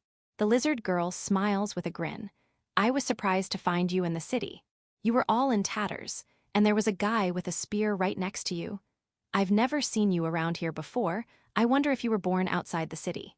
Azuma asks the half-yokai girl about her identity. But, the girl looks stunned as if she is about to say something, but then turns her face down as if she realizes something is missing. What's wrong? I'm sorry. Who am I? With a look of deep confusion on her face, the girl confessed that she did not even know who she was. Section: Firefly of the Dark Night. Yamio no Hararu character Kitsuri Shiroki is a character who is supposed to be a former calamity yokai of a half-yokai. She is cruel and self-centered like other yokai, and appears on the 4th mission of defeating a yokai when certain conditions are met in the game. In this mission, the good people of the village where the main character stays and interacts with her are devoured by her hordes of yokai, including women and children. She is known among her fans for her fleshy, flabby body and erotic thighs and buttocks. She craves power and sees humans as either food or insects, but at that time, she is defeated in a battle with the main character and is forced to flee for her life. It was a serious blow to her pride. Depending on the route, the main character and she go through several battle events after that, but she is overwhelmed by the growth and power of the main character. Even though she plays dirty and outrageous tricks every time, and she becomes attached to the main character out of hatred. Then she will contact one of the elders of the Kazuki family, or the Gorilla Princess, or the Old Hag, or the remnants of the old Kuban faction, rescue Youkai, and be used by them, which is also a branch route. The heroine flag is triggered when the main character, or rather, the main character was her true love, who was trapped with her, succeeds in rescuing her from being used and left for dead. Or more precisely, she survives, but due to her weakening and the resulting loss of much of her Youkai energy and her memories. This makes Kitsuri Shiroki unable to maintain her original form, and she turns into a young child. But then, she comes to love the main character, who is kind to her for the first time in her blank memory, as if he were her own parent, and can be used as the main character's familiar, whose initial stats are low but whose growth rate is very high. However, don't let your guard down here, because Firefly of the Dark Night, Yamio no Hararu, is a terrible thing. Many players have grown her into a Lolita, and a good one at that for the sake of story progression or to collect stills for service scenes. But if they grow her too much at this point, they fall into the pitfalls of the producer's malicious scheme. In fact, if her status is raised to a certain level, the players will be forced to enter a bad ending. After all, she would regain her power and her memory. And depending on the route, the Kazuki family would be attacked by surprise and half destroyed by her betrayal. Moreover, several heroines who are highly favorable to the main character are killed as if they were targeted. If those of you who have a bad feeling about this is right, your feeling is correct. Her goal is, of course, to monopolize the main character, whom she has been obsessing over since she regained her memory and her original personality. She may also have memories of being rescued and of being a child afterward, which are intertwined to make her a very troublesome and sickly character. Although the details of the situation depend on the flags that are set, in most cases, the main character is made to be a statue and put a collar on his neck to prevent him from escaping.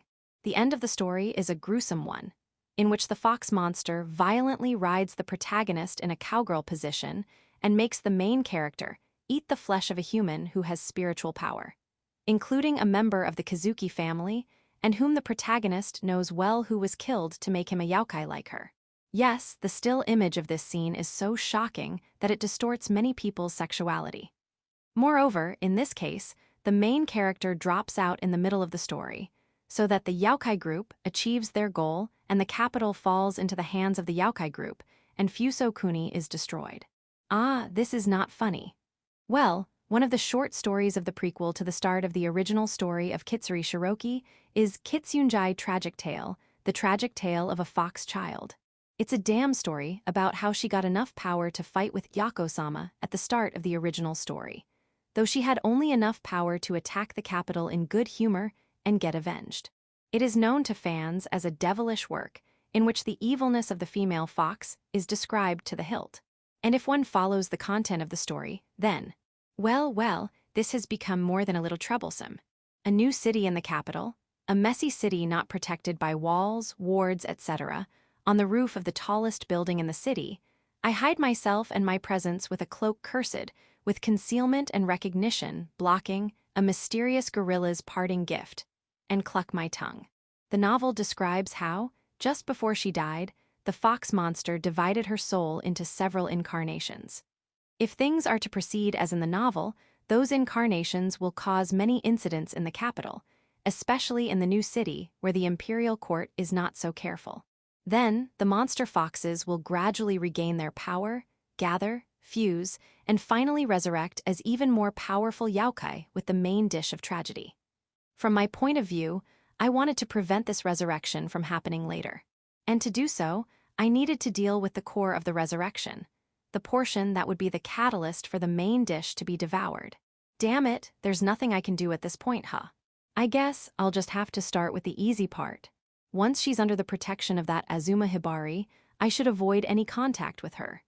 Still, regardless of the fact that I have no choice but to stay out of it in the end, I think I should start with the task at hand. In other words, let's go hunting for small fry. The next moment, I throw my spear as hard as I can toward the target that I have caught by sharing my vision with my Shikigami's bat. The spear, which was thrown with my physical strength strengthened by spiritual power, was of slightly better quality than the one I had used when I was a lowly soldier. And the tip of the blade was covered with spiritual power. With a sound of cutting through the air, the spear thrust forward and smashed the head of the monster fox that was about to devour the drunken man from behind. The top half of the head is reduced to a piece of meat, and the corpse falls down with its 4 legs wandering aimlessly.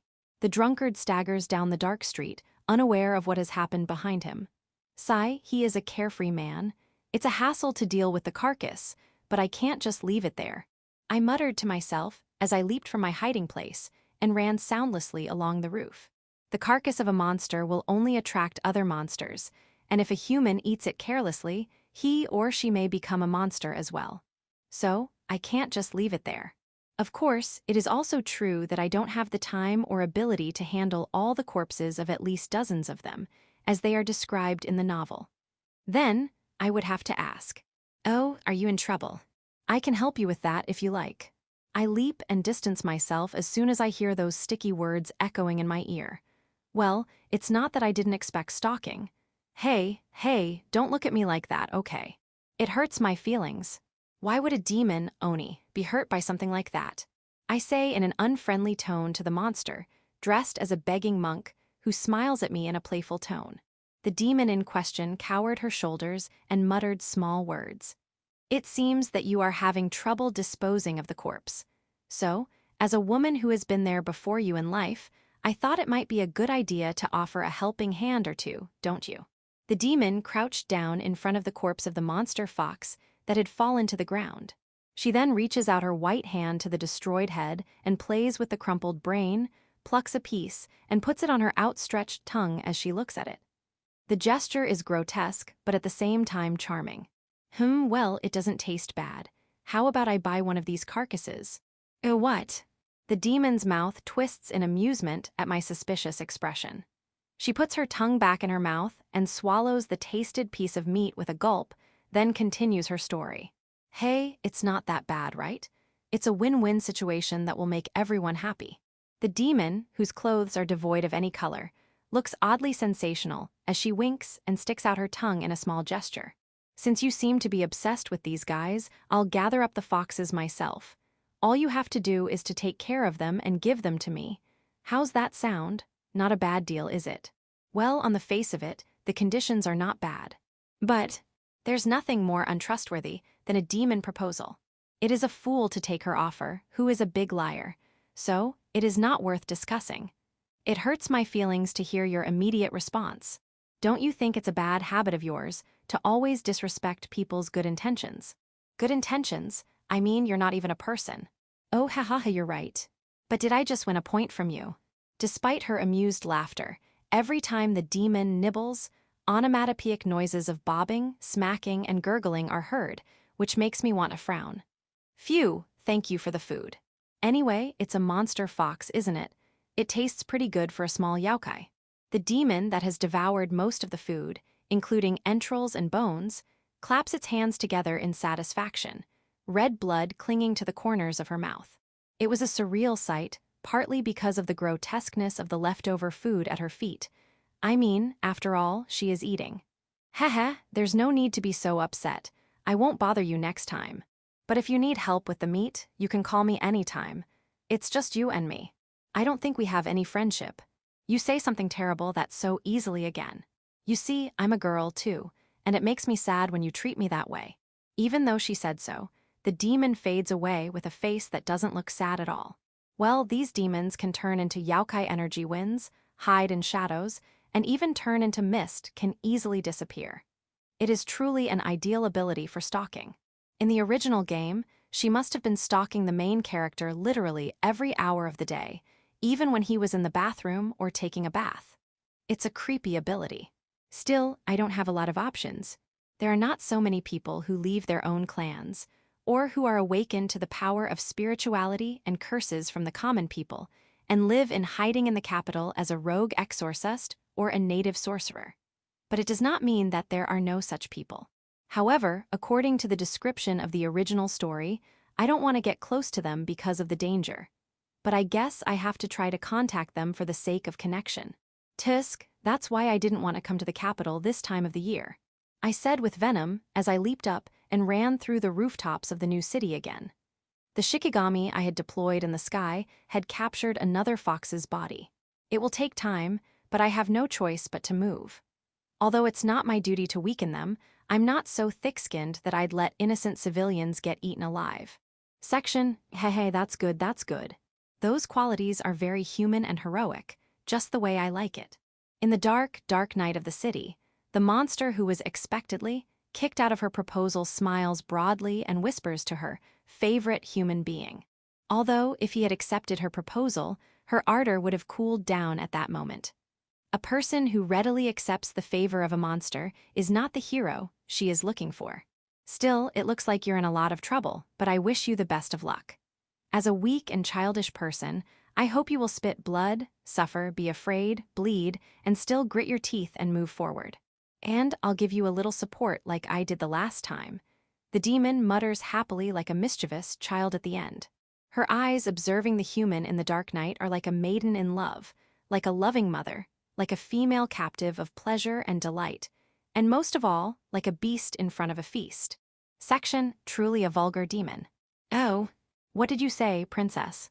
The official, the lord who is in charge of welcoming the princess, tilts his head and asks, not having caught what she muttered.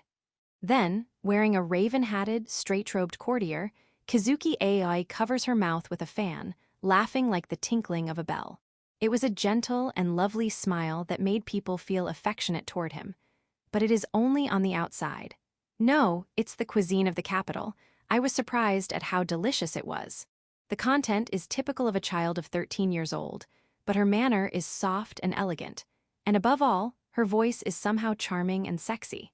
The hostess is momentarily taken aback by the peculiar atmosphere, but she immediately expresses her gratitude with a cheerful smile. The food was spectacular. The dishes served in bright porcelain and lacquered containers were a whole sea bream grilled in salted water, a prawn boiled in salted water, a plump hamo, pike conger tempura, and sashimi made of various kinds of sea fishes artistically arranged. Considering that the capital is located inland, one can imagine the hardships involved in bringing the fish out of the sea alive and serving them fresh. The teriyaki pheasant was fragrant, and the soup stock made from dried oysters was delicious. The takikomi gohan, rice cooked with vegetables from the mountains and duck meat, was served with white rice, and the taro and shiitake mushrooms were simmered in a broth of soy sauce and kelp, which made them very tender. The cucumber, eggplant, and turnip pickles were well seasoned with vinegar. Sugar sweets and steamed buns were not the only sweet dishes prepared for the guests. There were also fresh watermelons and peaches cooled by well water. Moreover, there were also candied apricots, which were mellow. However, above all, ice cakes made of shaved blocks of ice and served in crystal bowls were a treat with juice and sugar sprinkled on top. If sake or imported wine is served with it, it would make a perfect presentation of a banquet of the upper class in Fuso. Moreover, all of the above-mentioned dishes are for one person, and the fact that these dishes were prepared for more than a dozen people shows the wealth of the people who prepared this banquet. The orchestra that entertained the guests at the banquet was also quite skillful. They might have been invited from the palace. Such an extravagant banquet, which the common people could not imagine, was prepared by the head of the Aomi family, Aomi Yashikazu, who was a daisuke of the Ministry of Justice and the head of Genbarayo, the agency for Buddhists and foreigners. The Aomi family had originally been a family of exorcists, just like the Kazuki family, but they had lost most of their powers and abilities over the generations, and now they had almost abandoned their exorcism duties and had changed their occupation to a court nobleman. However, they had been married to the Kazuki family several times and were chosen to stay here because of that relationship. Of course, the Kazuki family would be obliged to protect them from the Youkai and curses in exchange for providing a home for the Kazuki family for 6 months, even though they were guests of the Kazuki family. Of course, we would not ask for your help unless we were in great need. The city is well defended. Even if Youkai of all stripes attack here, it will be difficult for them to enter the city. Even if they could, the building itself is protected by wards and curses.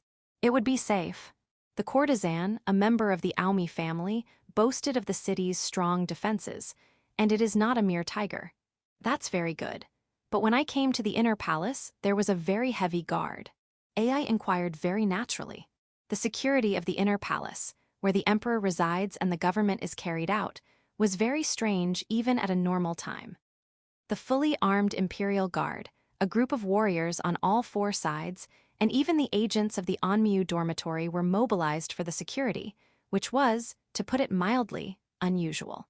The tension was so high that it seemed as if an attack was about to happen at any moment. Ha ha ha, it's no big deal. The story goes that some monster with no sense of humor tried to invade the city and was beaten back. We're just on the lookout for survivors of the attack, just in case they're stirring around outside. Lord Aomi, who sits at the top of the table with Kazuki Yuman, the representative of the Kazuki family in the capital, laughs as if it really is no big deal. That may be true in one respect. Yes, in one respect. The inner capital, consisting of the old walled city and the inner palace, is indeed mostly safe. But what about the surrounding area? The new city and the surrounding villages, which extend just outside the city walls, do not benefit from the capital's defense mechanism. Moreover, the imperial court seemed to be reinforcing the defenses of the inner city, rather than protecting the fighters and warriors who were packed into the capital. I wonder if they were willing to cut off the numerous and obscure people. Well, it is a very courtly way of thinking. Though cold and ruthless, this is not the first time, and it is not only because of the complete discrimination based on status.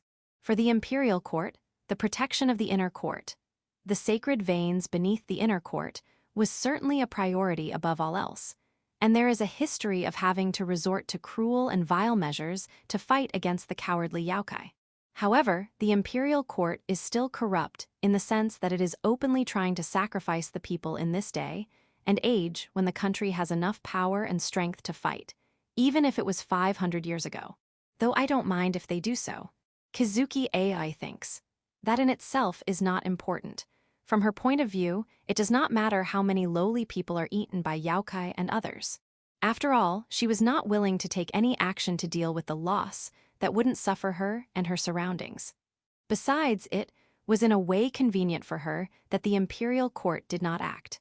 If he is not interfered with, that's not a problem. If he is interfered with, it will hinder his growth and tarnish his reputation. In that case, it's better that he doesn't move. Was it a monster fox?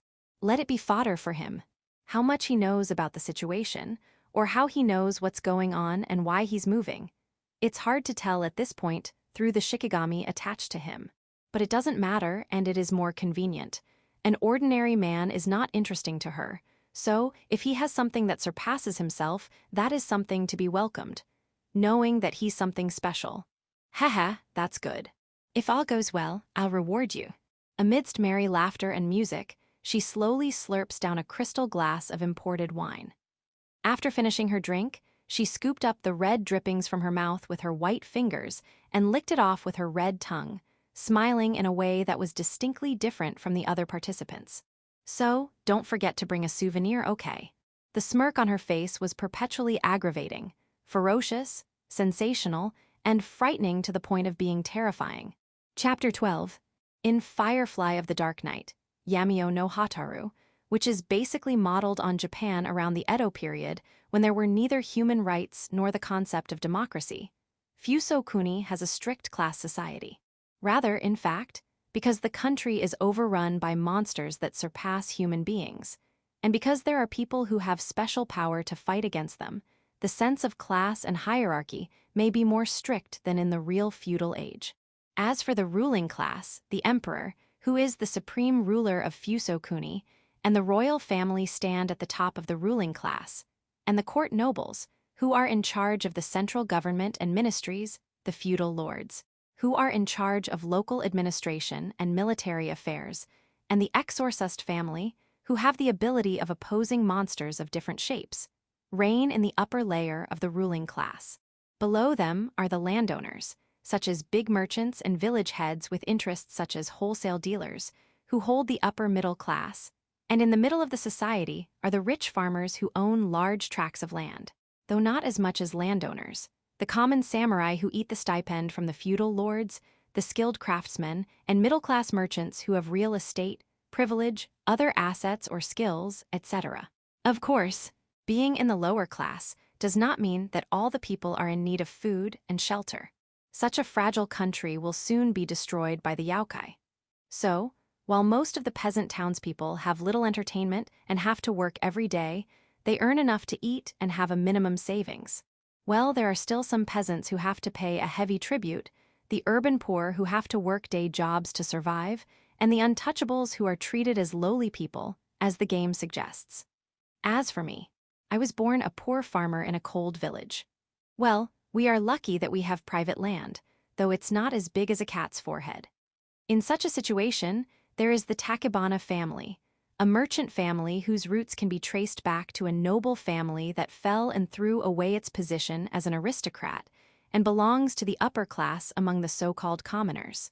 This family runs a grain business, which was also important in Japan during the Edo period, and also runs a long-established major trading company that has been in business since before the Great Human Youkai War, dealing with daily necessities such as liquor, soy sauce, salt, sugar, and cotton, as well as luxury goods such as silk cloth and perfumes, weapons and medicine for the defeated warriors and warrior groups, and even imported goods from the southern countries and the continent.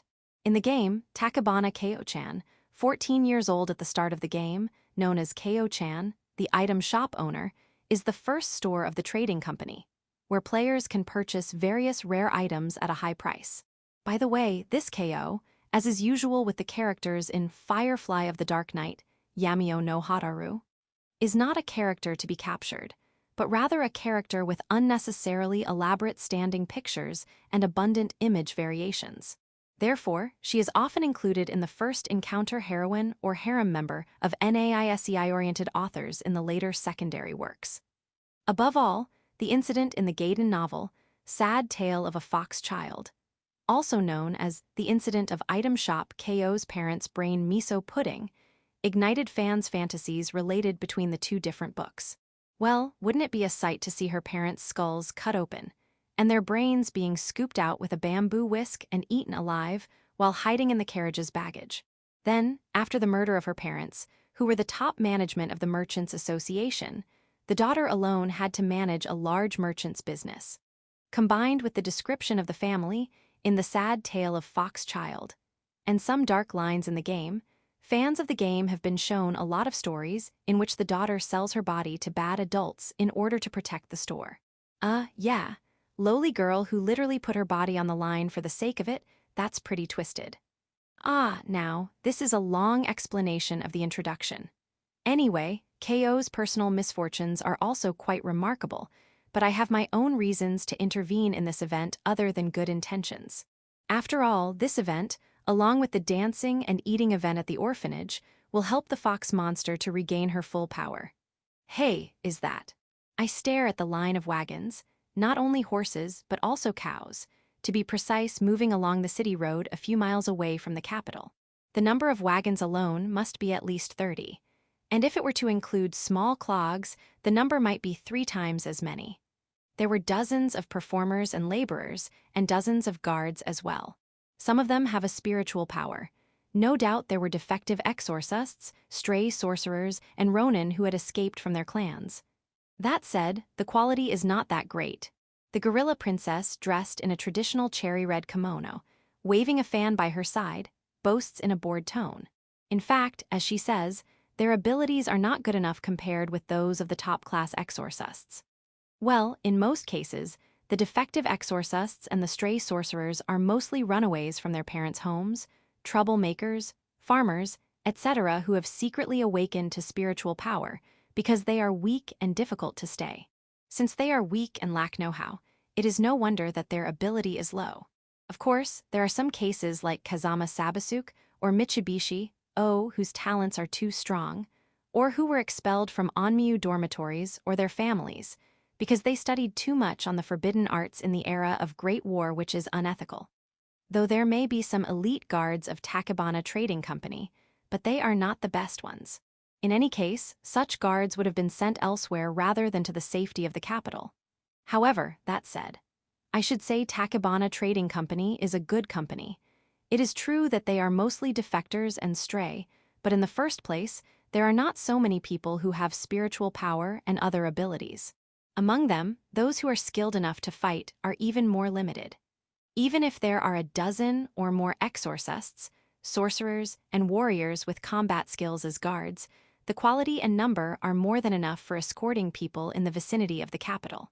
If medium Youkai class appear, 4 or 5 of them would be enough for fleeing. And such a situation near the capital is not so common, if it were normal. Maybe they don't know it yet because they've been out in the countryside. They must also don't know that dozens of people have gone missing in the capital, especially in the new city, in the past week or so. Or they may not care about it because it's only in the new city. Other possibility is that they don't think that such a powerful Youkai will not appear near the capital. And if things are going as described in the novel, it was a fatal mistake. And that package, oh my, if they carry something like that, of course the foxes will come. Although they seem to have put up some kind of a seal, they're still amateurs. There's a little Youkai power leaking out. I agreed.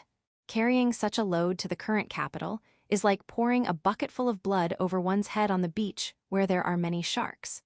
Takebana Hibiki of the Takebana Trading Company is mentioned in the novel as a determined merchant, but he seems to be clueless about matters outside his field of expertise. Oh my, it has started. When the gorilla princess muttered this, it had begun.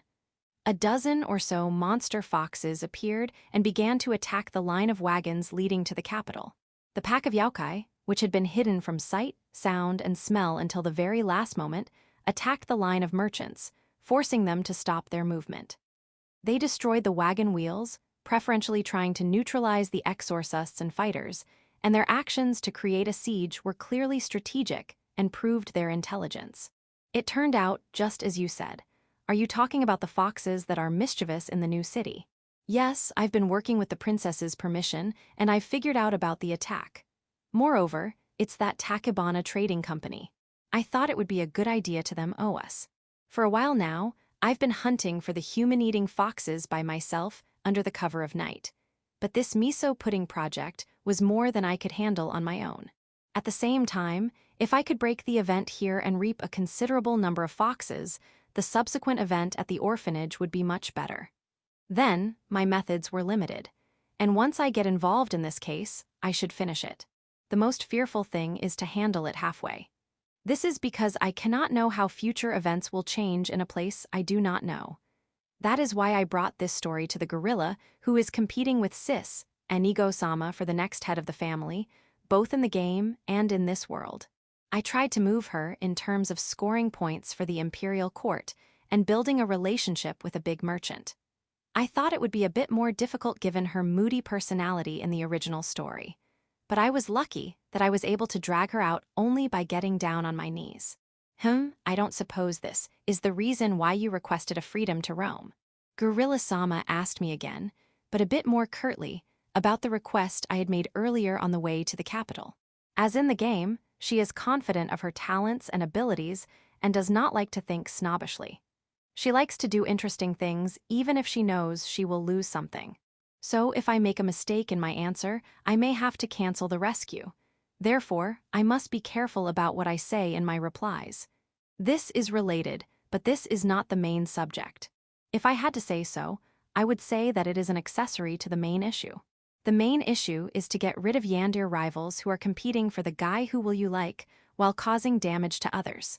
Oh, well, that's good. I would have been disappointed if the gift had been anything less than tasteful.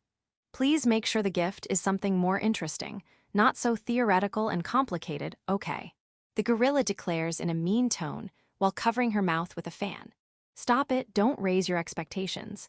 To be honest, I have one guess, but my expectations are low because of the mess. Princess, I'm afraid we must intervene or someone will die.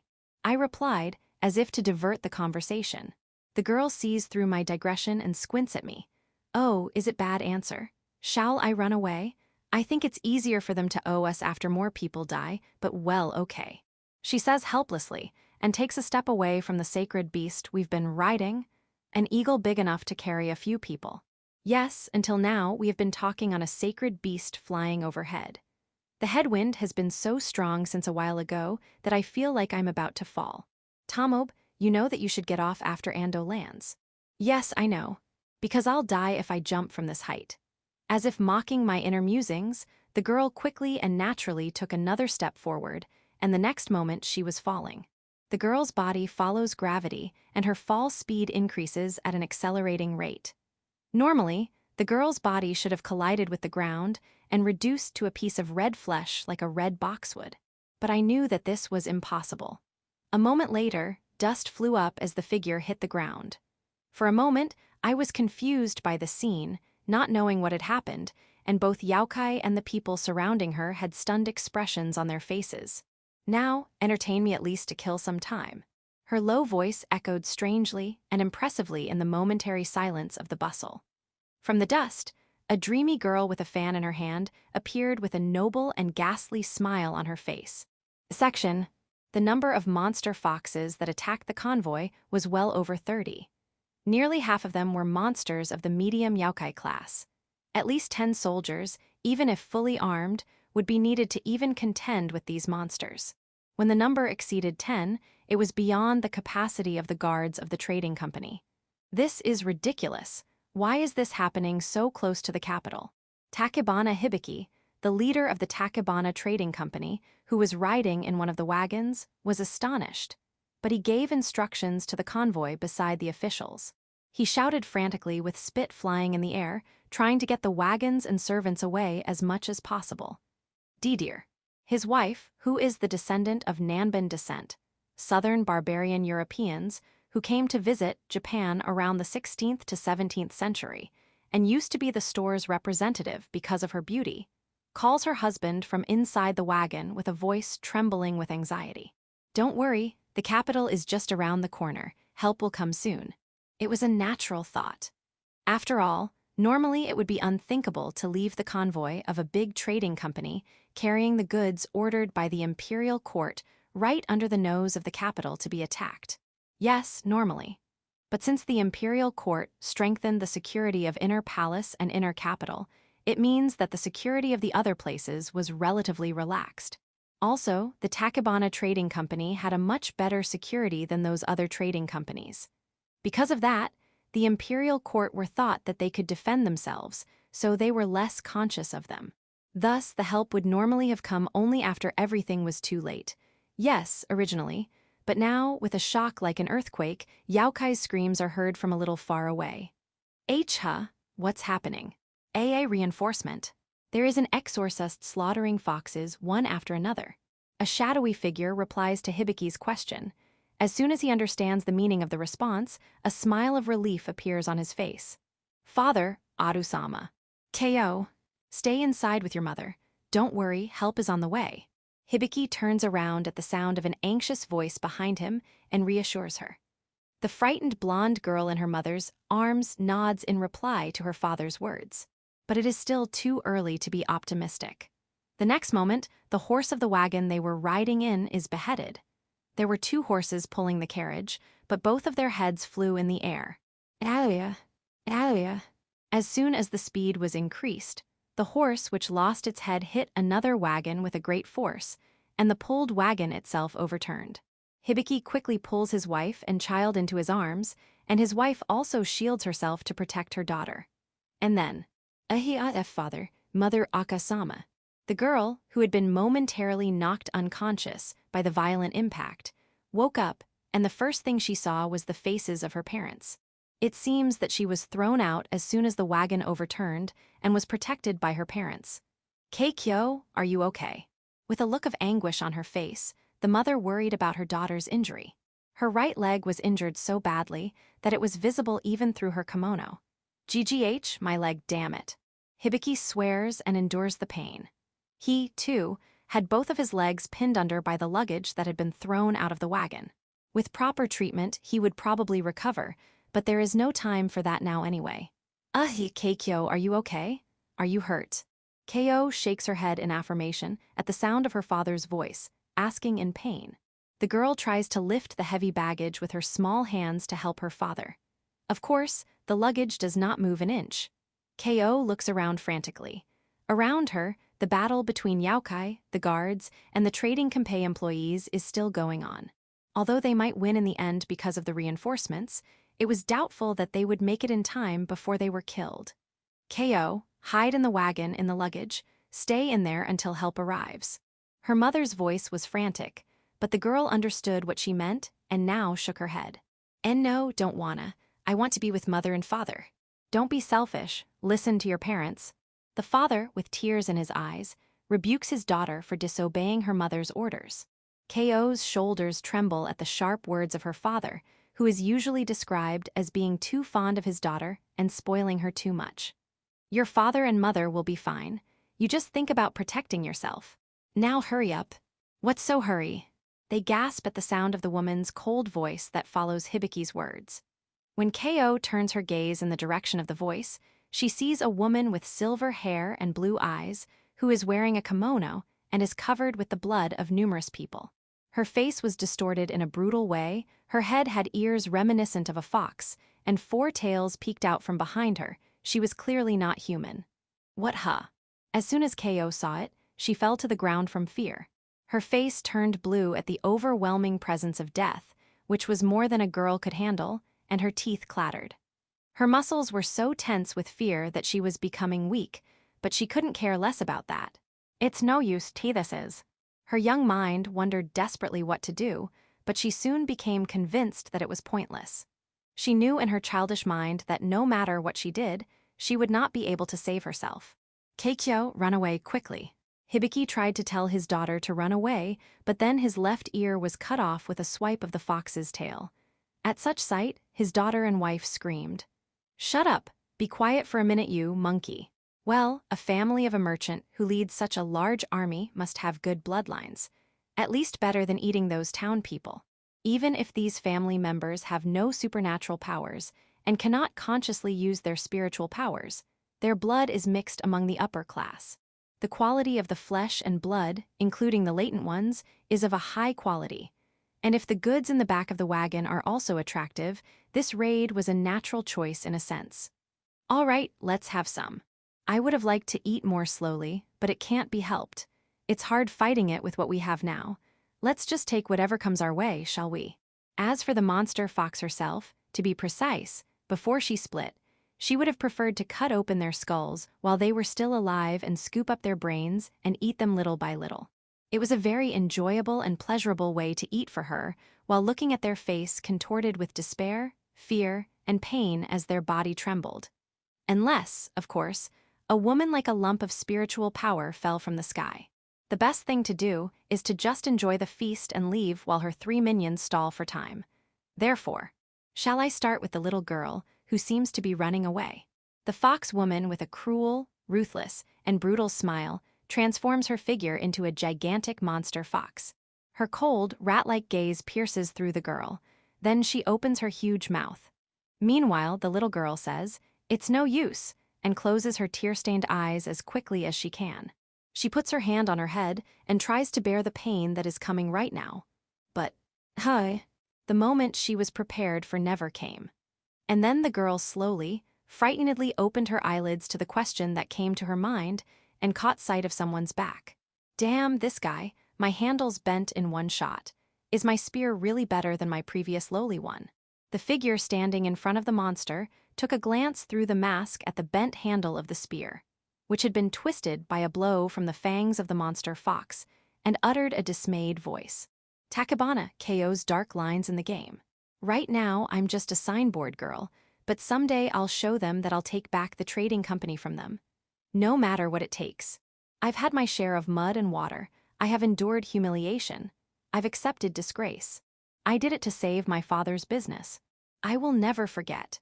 I will never forget the honor they have dishonored me with, and I will avenge it twice as much. Are you an exorcist? Hehe, then I'll give you a service. In exchange, you kill as many monsters as you can, okay. Men and Youkai are no different. They're just beasts living on instinct. It's kind of creepy when they kill each other, isn't it? Oh, you're asking for a date? Haha, I'm kidding. I can't go out with you tonight anyway, because I've been summoned by the old scum of the trading company. No matter how much fate may play with my body, no matter how much my body may be defiled, I'll never lose my pride. I can't abandon that for the sake of my parents. Note that the pictures of her standing when she says these words may appear to have the highlight turned off, her eyes in shadow, or she may be looking away. Chapter 13. To tell the truth, I was thinking of taking it easy at this time. It is only natural. From the Gorilla-sama's point of view, a group of 30 or so Youkai, especially a group of medium Youkai, is not even her enemy. There is no need to be self-conscious about the battle, and if she fight properly, she would be able to kill them all in no time at all. If Gorilla-sama is going to sell her favors to Takebana Trading Company, it is sometimes better for her to stand out. No need for me to be involved, but still, I was caught off guard at this point. Well, with a little thought, it's easy to do. There's no way that the whimsical little sister gorilla with a sadistic taste would take me up on my offer. In other words, she's playing with me. I muttered to myself as I clung to the spirit animal, which was slowly gliding down to a lower altitude. It's an overwhelming sight to see a storm forming and blowing away the monster foxes with a soft wave of her fan. But that's all. If it were real, it would be possible to shred the creatures with just the blade of the wind as she yawned, but all she had to do was literally blow them away. Obviously, she did it properly. No, in fact, with her ability, she could have created even more terrible destruction even if she had done it properly. For her, it is much more difficult to control the force than it is to do it just right. It would be easier for me if she'd just get rid of them. Oh, hey, are you serious? I frowned when I caught sight of it. I see an overturned horse-drawn wagon, a well-dressed couple who are probably injured and unable to move, a humanoid-looking monster, and a girl falling on her butt in front of them. Hey, idiot. Why aren't you hiding in the carriage, Keo-chan? Did the Gorilla-sama's lazy intervention slightly change the development of the story? This is not good. At least in the original game, the daughter is still alive, but the whole family might be wiped out. If she dies, even if she is not a strategic character, the main character will lose a person who provides advice and services in terms of items. It's not good, and even if the parents are saved, they might resent us for not being able to save their daughter, since the parents are portrayed to love their daughter very much.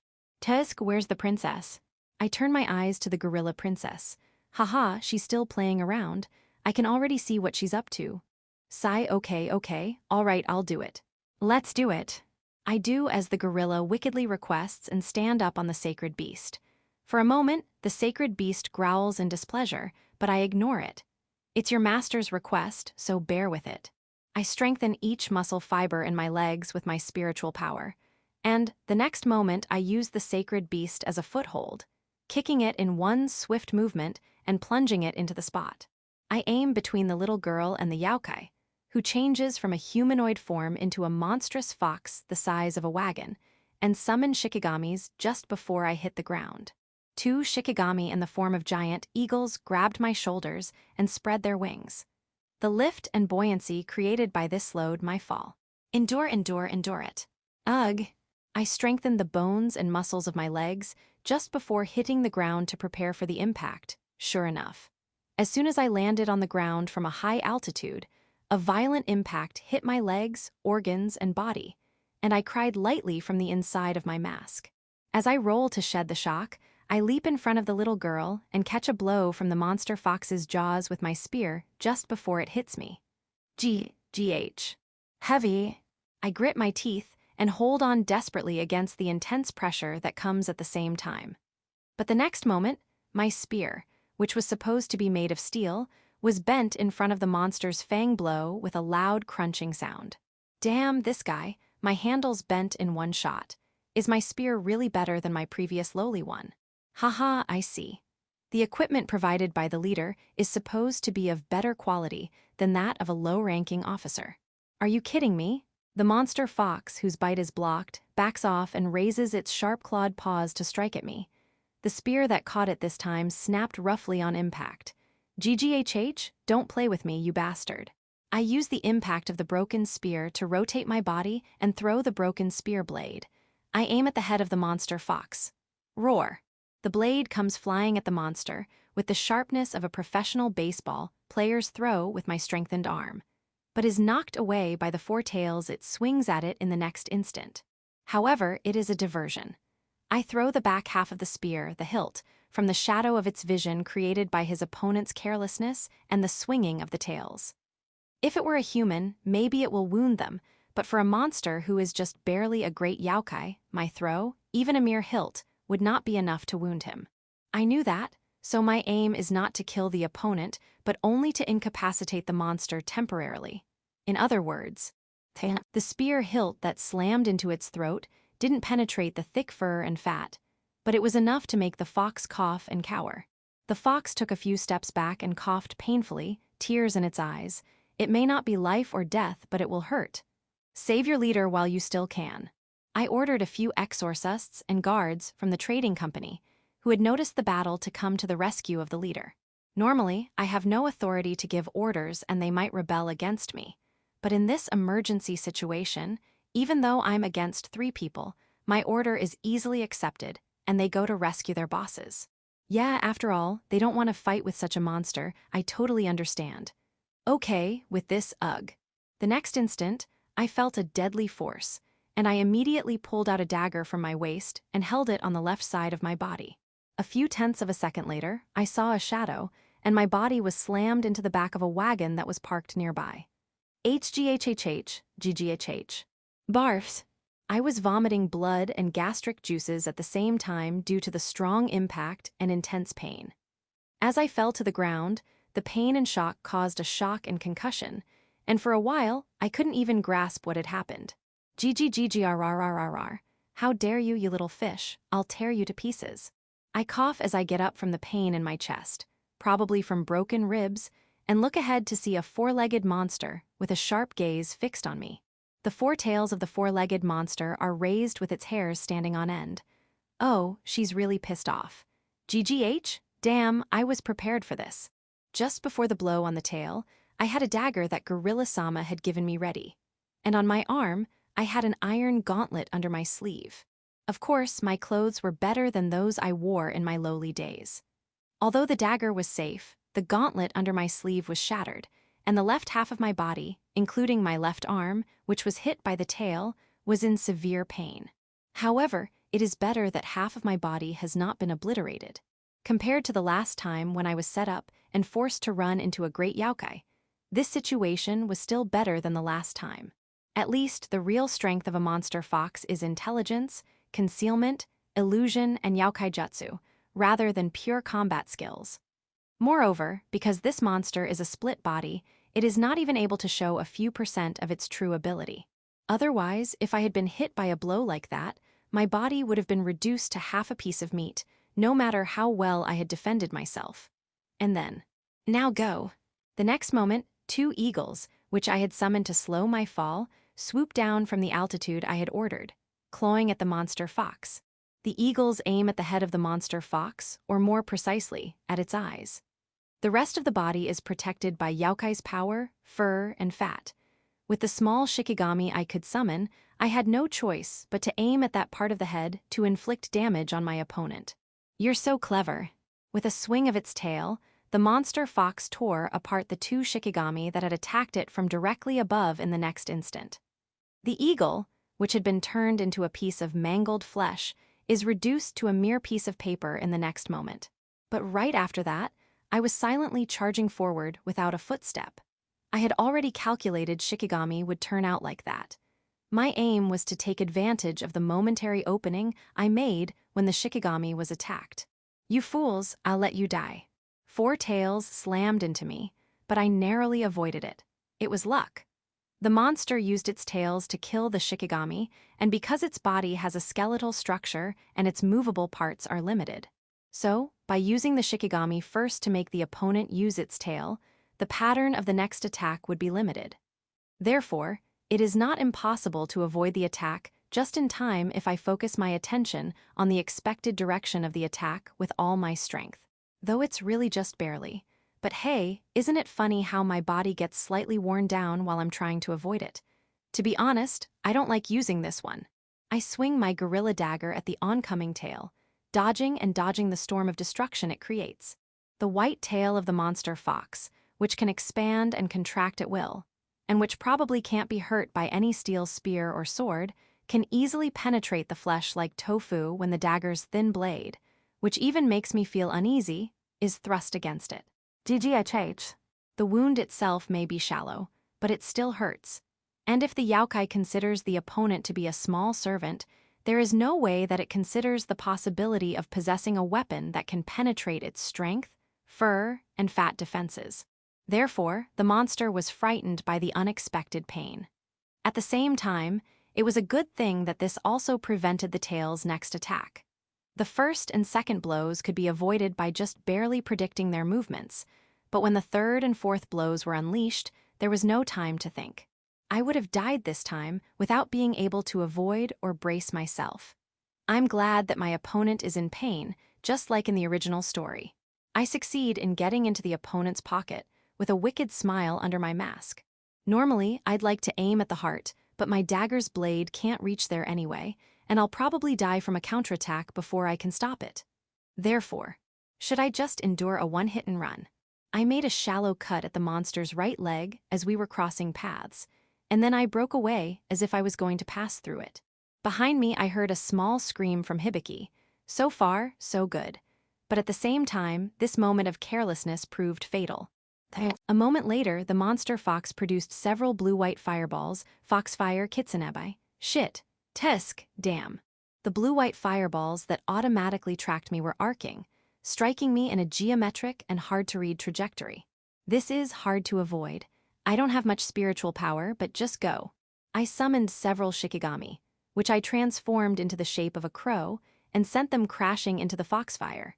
When the Shikigami crashed into the foxfire, they fell to the ground, flaming and flailing. The number of the foxfires was reduced by the Shikigami's suicide attack, but still nearly a dozen of them were coming at me. And then, the next moment, they all came crashing down on me at once. Ah, it's hot. Immediately, I took off my black outfit. The outfit I threw down on the ground was supposed to be flame-resistant, but it was on fire, as if that was not the case. It was clearly no ordinary fire. I made the right choice in taking off my clothes before the flames spread to my body. Ha, ha, is it getting harder and harder to cheat now?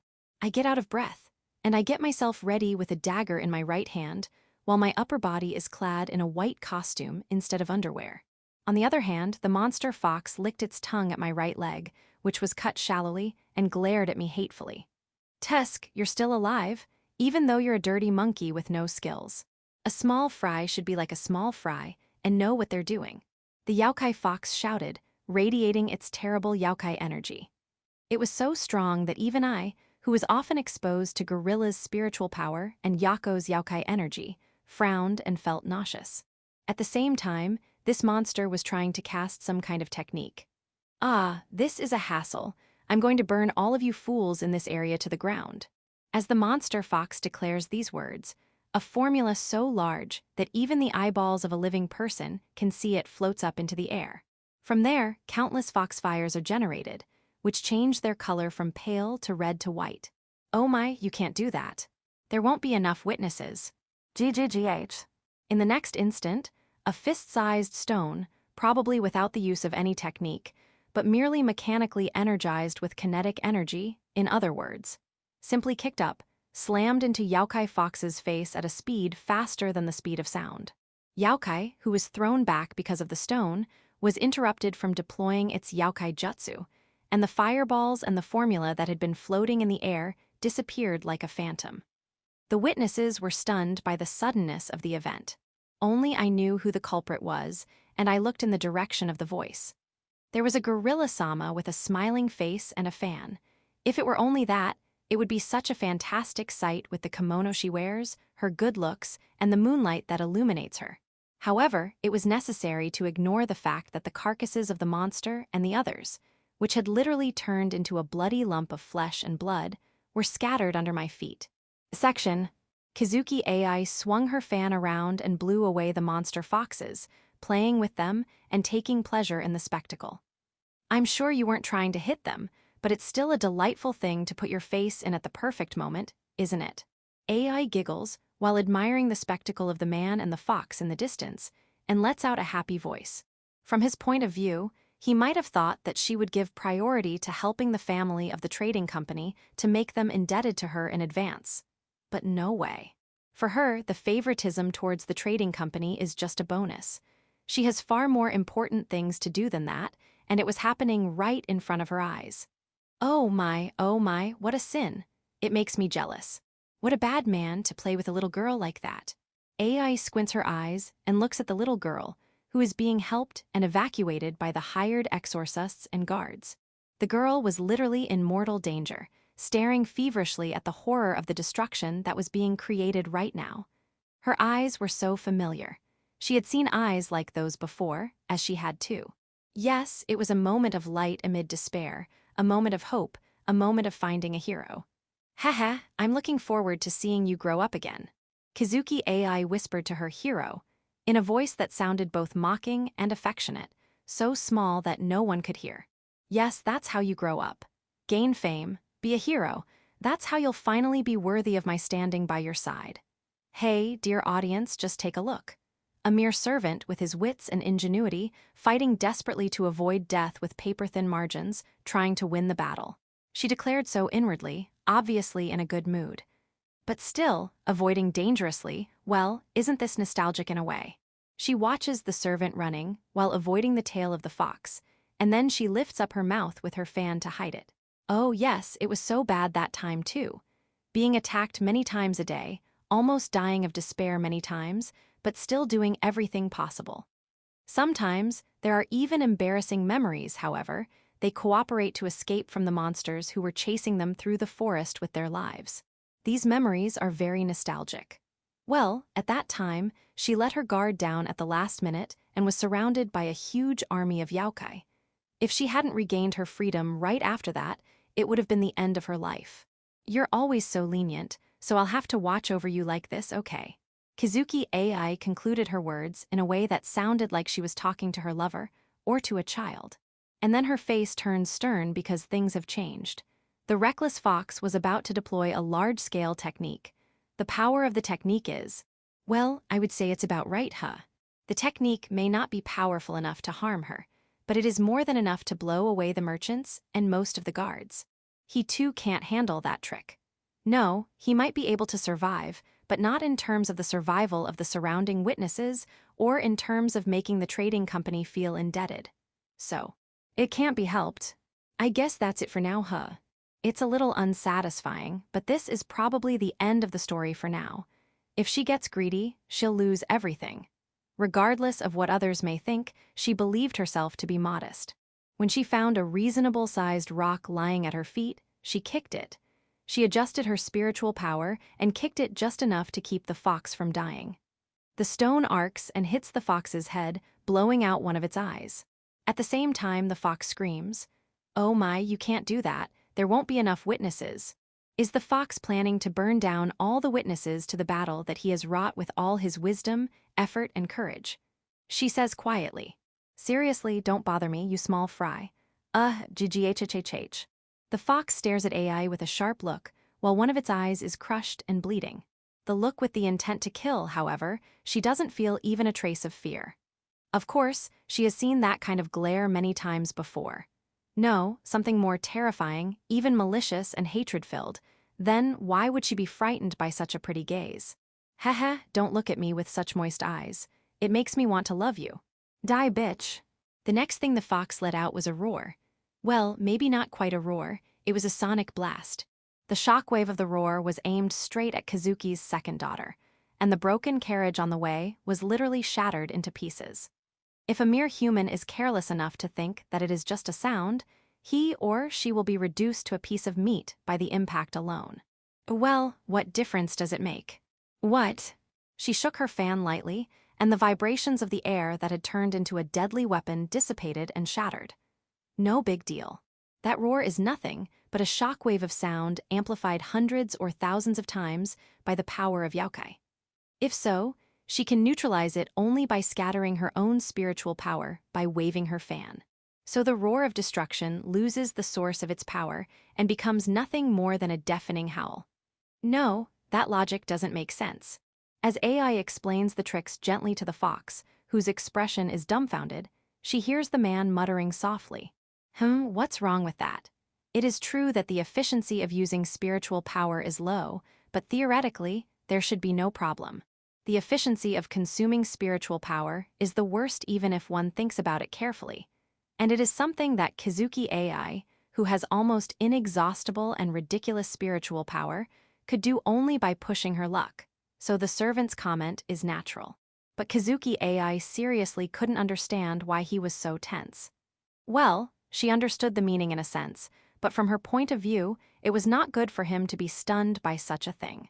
After all, he has to climb above her in the end. Yes, he has to do this much, or at least something similar if he is going to be her husband. GGHH, why you bastard. The monster fox lets out a roar filled with bitterness. At the same time, several monster foxes from the surrounding battlefield appear noiselessly, attacking Kazuki AI from behind. It's a distraction, you bastard. A waving fan is enough to cause the disembowelment of the monster foxes. The foxfire vanishes before a gust of wind, and even the waving tail cannot reach it. The one fox that manages to escape the blades of the wind, however, is roasted whole by a storm of flames shot out from the girl's slender fingers, and it writhes about. It was truly a one-sided violation, but a monster fox attacked from a blind spot, probably distracted by his friends who had been acting as decoys. It was a blunder caused by inexperience in combat. The girl was slightly surprised, but what threat could a lowly Youkai of this caliber pose? She could have killed it with her bare hands if she wanted to. Therefore, she was slightly upset inwardly, but tried to finish it off without hesitation. "Princess." Immediately afterward, a dagger was thrown and pierced through the head of the monster fox that was approaching in front of her, killing it with a single blow. Isn't that unnecessary? Did you think I would be wounded by a small fish like that? Slightly silent, but immediately she calls out to the servant, who delivered the sneak attack in a fearless and irreverent manner. The servant wearing a no mask breaks his knees and opens his mouth. "I am aware of your abilities, princess, so please forgive me for my impudence. However, we must not let our guard down against Youkai." The servant replies in a matter-of-fact, clerical tone. They ran away, didn't they? Covering her mouth with a fan, AI pointed out. It seems that the attack of the 3 monster foxes earlier seemed to have been a distraction for the 4-tailed great Youkai to escape, and that huge body had disappeared before she knew it. Like a fox, the great Youkai seemed to be very skillful in running away and hiding. Shall I follow it? I taught you how to use concealment, but you can't do it with your skills. Even a hidden group would have a hard time. Leave it alone. The darkness of the night was replaced by the dawn of light. The sky begins to turn bluish-purple, and the sunlight peeks out from between the mountains to illuminate the city streets where the battle has ended. It seems that the other 3 monster foxes have escaped, and there is no more sound of battle around. "Let's go. I'm sure the leader has already taken care of his injuries. I have a lot to say to him about the management of the baggage, and I have to see him and talk to him, don't I? AI smiles wickedly and turns on her heel, as she orders the sacred beast standing by in the sky to keep an eye on the area. Yes, I'll go with you. After retrieving the dagger he had thrown, the servant reverently stands behind the second daughter of the Exorcist family, who begins to walk slowly. Hey, Tamob. Yes, what is it? The girl stopped walking and suddenly called his fake name. For a moment, she feels frustrated, inferior, and most of all, sad that she will never know his real name, but she doesn't show any such feelings. No, it's nothing. She is silent for a moment, then resumes her steps as if nothing had happened, followed by the servant. Yes, now is good. This relationship is still good, and this distance is still good. There are still years to go before the distance closes. The opportunity to know the real name, and the opportunity to call him by that name, so. I'll thank you someday, sooner or later. Her mouth, hidden by a fan, is different from before, softly and tenderly turned up. Chapter 14. The Youkai fox thinks with impatience. How did this happen? Everything was going so well. But then, she was almost killed by that human-skinned monster, and half in agony, she performed the split-body Youkai jutsu. It was a technique that could only be performed by highly intelligent, skillful, and most of all, powerful Youkai, including the top-ranked Youkai foxes. A mere miscellaneous Youkai would not have the skill to tear out their own souls, and if they divided their power, they would lose their very existence because of the weakening of their individuality. So, the act of dividing one's own existence was possible only for the Calamity Youkai with its great power. And having divided into dozens of incarnations, they blend in with others and try to regain their power by devouring others in the darkness of the night. Some of the incarnations seem to have been killed, but they are just small fry of inferior strength, and the overall damage is minimal. Now, the incarnations have remerged with each other and gradually regained their power. Luckily, this is a capital city, and some civilians have spiritual power, albeit weak. In fact, for them now, it is perfect. After all, it would be too risky to fight against those who have enough spiritual power to fight badly.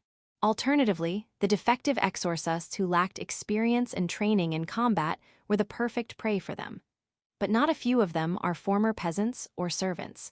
Still, they are proud of their weak power, and at the same time, they know the hardships of servants who are used by the exorcists, so they handle their techniques secretly, illegally, and self-taught. So, because they have a desire for experimental subjects and materials for techniques and curses, the fox incarnations use their own incarnations of young Youkai and small Youkai as decoys to attract them. And when they are caught in a trap, several medium Youkai incarnations attack them, and there is no way for the defectives to deal with them. In fact, more than a dozen people could be eaten in this way. At that time, it was lucky that while eating some of the curse's master, the Youkai fox got some information about the trading company from one of them who was begging for his life. The goods were good for them, the people carrying them were helpless, and the guards, though troublesome, could be killed off if they were outnumbered. Compared to the people waiting in the capital, they were a pretty target. At this opportune moment, she gloated. Naturally, she took advantage of the curse master in the way she liked best. That way, the Youkai fox could have regained a lot of strength by devouring the whole convoy. She could already have, but damn you monkeys. From the forest near the capital, where one can see all the lights of the night, the big fox with its 4 tails outstretched grunts and mutters words that are half curses from so much resentment. A dozen or so Youkai foxes of various sizes gather around it. All of them are smaller than the grunting fox, and all of them have only 1 or 2 tails at most. The fox monster crouched down as if in agony. She is naturally prone to pain, but this time she has a surprise. She never expected this. My wound doesn't heal. And that woman, how dare she look me with that eye? The wound that the small fish with the no mask had inflicted with the dagger, though shallow, is still not healed and continues to bleed, little by little. It must have been a specialized item for Youkai, which had been carefully and painstakingly infused with spiritual power and cursed with multiple curses. It is abominable. And what was more annoying than that was the blow that shattered the right half of its skull. The stone itself had no spiritual power in it, though it may have strengthened by muscular strength. Still, it was literally just a stone, but it had completely crushed its right eye. The blood had finally stopped bleeding, but that was no comfort. Even at this moment, the Youkai fox had a headache and nausea so bad it felt as if its head would shatter. Damn you, damn you, damn you, for humiliating me like this. I will not forgive you, I will not forgive you. When the time comes, I'll do the same to you in your right eye, or rather both eyes. The Youkai fox spits out her bitterness in a horrified tone, but at the same time, she understands that it is nothing more than a sore loser. Unlike the other monsters, who were all ruled by anger, the Youkai fox was smart enough to calmly grasp the difference in power between herself and the enemy she had witnessed. That is why she chose to accumulate her strength by attacking people slowly in the new city and the surrounding city streets, instead of going through the city walls and attacking the inner city immediately after the split. Though many foxes are indeed known to have a clingy personality that never forgets the past, I had read that the cowards of the court would not touch us for their own selfishness, even if we rampaged a bit outside the walls, but tusk, it's no use now. I had hoped to do it after I had regained a little more strength, but if I'm going to be worn out like this, I might as well harvest it while I still can. With that, the big fox stood up the next moment and bit one of its compatriots in front of it on the head. The small fox attempts to rampage, but the big fox sinks its fangs in and swallows it in a few gulps. It was less than 10 seconds before it was completely devoured. For a moment, its compatriots were stunned. Meanwhile, the big fox that had eaten its friend's food gradually recovers from the wound on the right side of its sunken face, as if it were evaporating. At the same time, a tail begins to grow, and the number of tails is about to increase to 5. Why should you be surprised? We are all one in origin, and I am the one who is the closest to the main body. If that's the case, then why not absorb all of you as quickly as possible to heal my wounds and regain my strength? The big fox opens its mouth as if it were natural. At the same time, its tail, which has grown to 5 tails, wags. The heads of 3 of its compatriots fly off. The remaining ones squeal ki and fall flat on their faces, ears and tails drooping and trembling. The sound of crunching and munching of flesh and bone pervades the forest. The Youkai fox devours the flesh and blood of 3 of its compatriots and adds another tail. Well, I guess I've prepared my stomach. The compatriots, who are lucky not to be absorbed by the Youkai fox, raise their heads at the sound of its beautiful yet cruel voice, which sounds like the tinkling of a bell. There was a tall girl with silver hair, dressed in kimono. She scooped up a red stain on her mouth with a white finger and licked it off. So, shall we go get them now? Our friends, our cores, our earliest memories. Even though it's deeply disgusting and distasteful, the female fox smiles, her mouth hanging open in a way that makes one wonder if her mouth is open. Even if we're the lowest of the low. The female fox boasted cruelly, ruthlessly, brutally, and most of all contemptuously about the weakest incarnation of their roots. Section: a half-Youkai is a being that has literally inherited both human and Youkai characteristics. As a result of the research conducted so far, it is considered that 3 major paths lead to the birth of such a being. The most obvious one is the birth between a human and a Youkai male or female. This can be the case where a man is a human and a woman is a Youkai, or vice versa, where a man is a Youkai and a woman is a human. However, the most common case is that a human woman is raped by a Youkai and gives birth. Youkai of clearly female sex is rare, and the few female Youkai naturally look down on humans with contempt. With a few exceptions such as gynogenetic spiders, female Youkai that want to have relations with human males are rare. Or, there may be cases in which a human forcibly captures a Youkai and rapes her, but these cases are not many considering the strength of the Youkai. On the other hand, human women are easier to catch, and especially women with spiritual power are the best prey for Youkai to gain power. So the incidence of this case is much higher than that of human men. Although there are a very small number of cases of consensual relationships between humans and Youkai, they are too few to be the exception.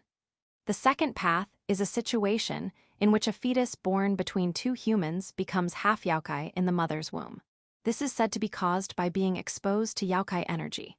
For example, staying in an area where Youkai energy is strong during pregnancy, or being injured by Youkai attacks, and Youkai energy is sucked into the human body, or in the worst case, being raped by a Youkai during pregnancy, and Youkai energy is poured into the fetus.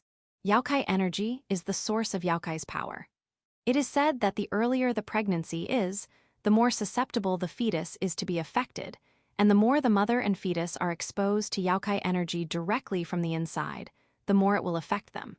In the worst case, a half-Youkai baby was born through the mother's abdomen at the time of delivery, and the imperial court actively considered half-Youkai babies as abortion targets and strictly ordered doctors to treat them without charge in such cases. The third path is partially similar to the second path. That is when a baby is half-Youkai due to acquired reasons after birth. There are several cases of this, but the most common cases are those in which a person has eaten Youkai's flesh and blood, has received Youkai's fluids or Youkai energy through a wound inflicted by Youkai, or has accumulated Youkai power through a curse, etc., and his/her body is transformed. However, not so many people become Youkai through this path. Well, Youkai flesh and blood are not easy to obtain, and humans do not easily turn into Youkai just once or twice.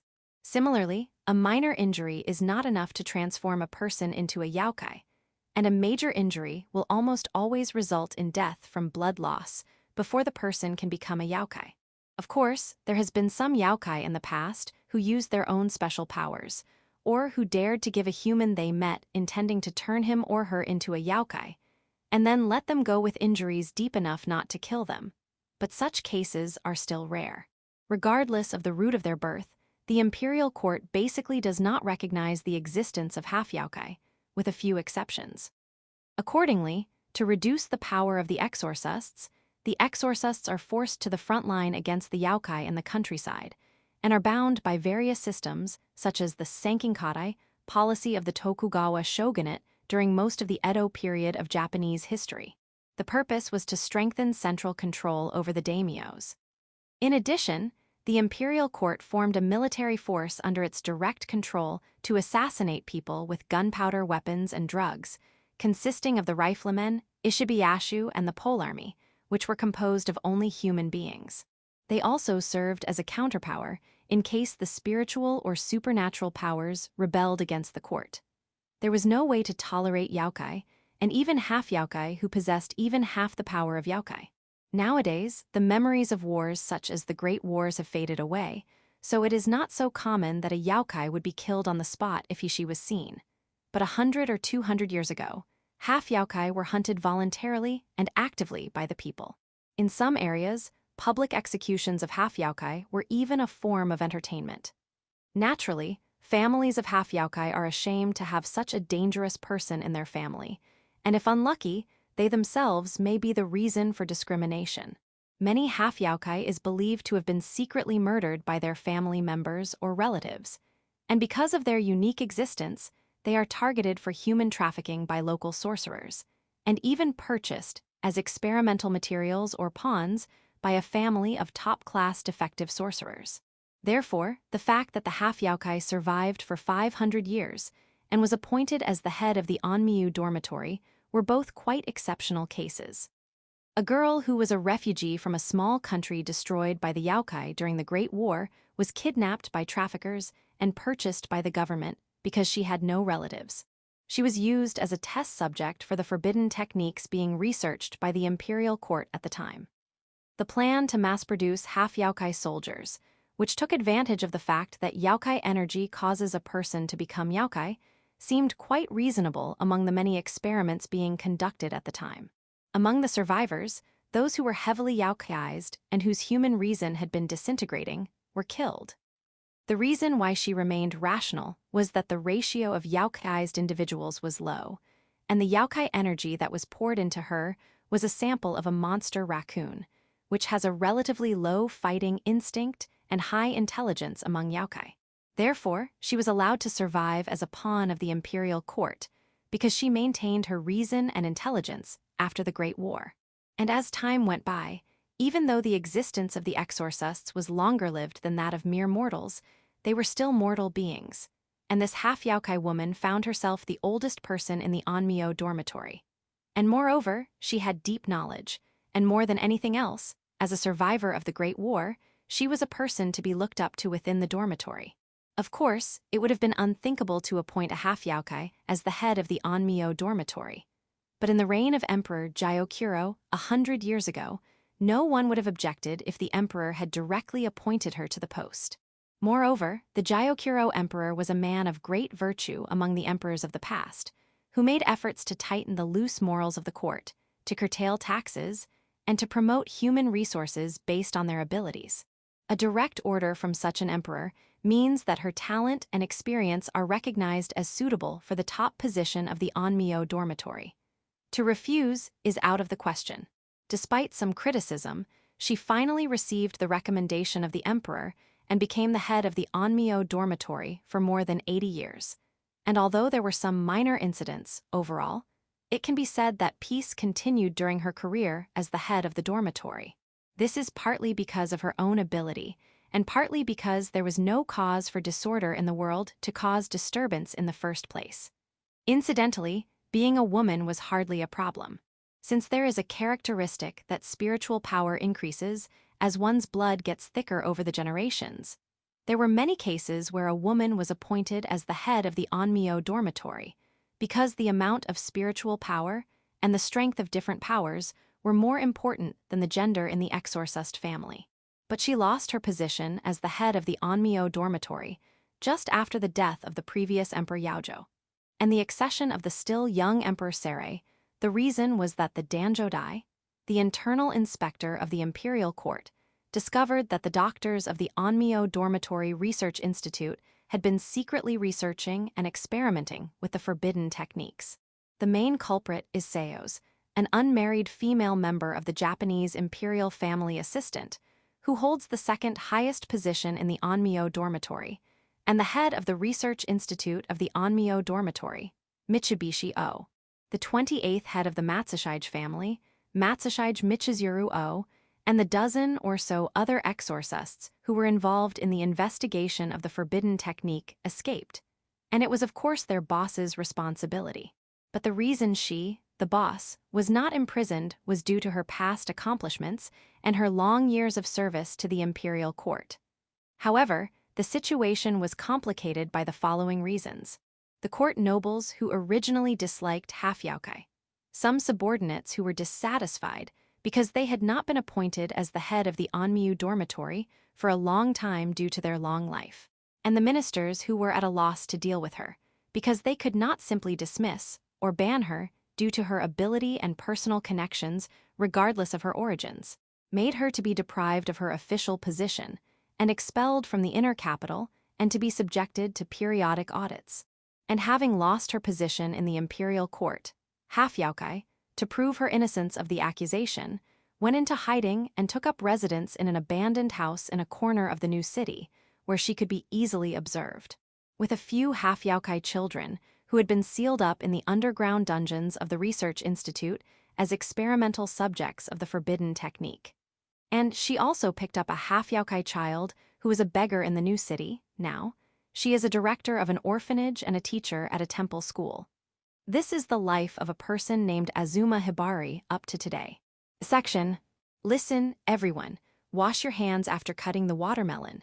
Azuma called out to the children who were playing chase in the garden after cutting the watermelon that had been cooled in the well water stored in a bottle. Yes. The children responded to her call with a hearty and joyful smiles. It was 8 o'clock. In other words, it was late afternoon. The children are about to get hungry. And although it is a new city with mostly wooden buildings and no concrete jungle, it is still hot in summer. While playing, children sweat and want to drink water. It is natural to be excited if there is a watermelon filled with water and cooled down. Small, watery, and less sweet watermelons were of poor quality and were priced at about half of the market price. Hey, you should say itadakamasu before you eat it, and be sure to spit out the seeds. Azuma smiles at the children as they cheerfully bite into the watermelon and warns them. Suddenly, she sees a girl with fox ears and a fox tail who is looking at the children who are swarming around the watermelon from a little distance. What's the matter, Shiro? Aren't you going to eat it? Azuma asks gently to the girl who does not touch the watermelon. On the other hand, the girl who was called Shiro looks at Azuma's face and says, "Ooh." She turns her head and moves her body fidgetily, then opens her mouth timidly. Since everyone else is eating, I thought it would be hard for me to get it." Azuma could tell by the girl's expression and her words. She was really reserved. This half-yokai girl, whom she had picked up and healed from her tattered state only a few days ago, had become a new resident of this orphanage since she had little memory and no place to go back to. She was a weak, reserved, and unassertive girl, perhaps because of her lack of memory. Always observing her surroundings, she gave way to the other children and never spoke of her own needs. In a sense, she was a good girl who did not need to be cared for, but at the same time, she was also a tragic child. Azuma knew from previous experiences that the girl was afraid of being kicked out of the orphanage. "You must be tired from sweating, too. Eat properly. You'll collapse if you overexert yourself. Sister, why don't you eat with us?" Akin, the little sister of all the orphans, comes to the fox girl with her mouth smeared with watermelon juice. Then she smiles and holds out the watermelon with both hands. "Then, I'll eat it with you." The fox girl smiles calmly and accepts the watermelon from the lizard girl, though she is a bit fickle for a moment. Then, with a sound of chomp, chomp, chomp, the fox girl takes a bite of the watermelon. Then she starts chatting with Akin and the other children while eating the watermelon. Azuma takes a glance at the scene peacefully. And then, she looked anxiously at the outside through the gap in the sliding door, trying not to be seen by the children. Maybe I should increase the strength of the boundary. The topic that comes to her mind is a story she heard the other day. A group of trading companies was attacked by a group of Youkai on a city road leading to the capital.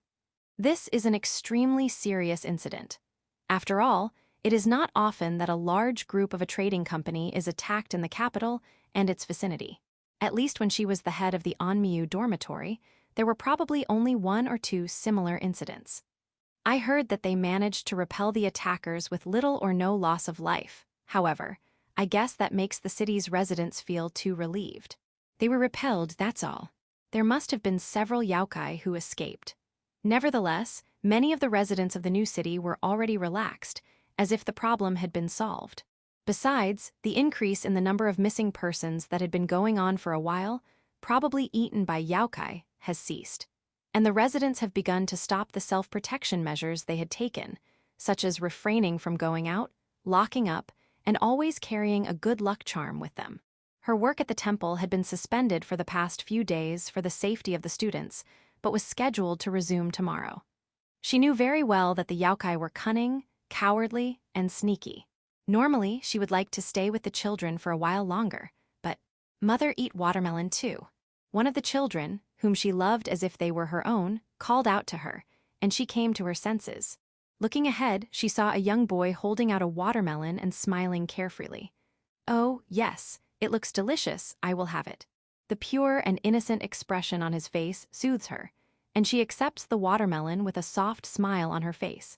Taking a bite, a slight sweetness spreads in her mouth with a pleasant crunching sound, and the watery water soothes her throat.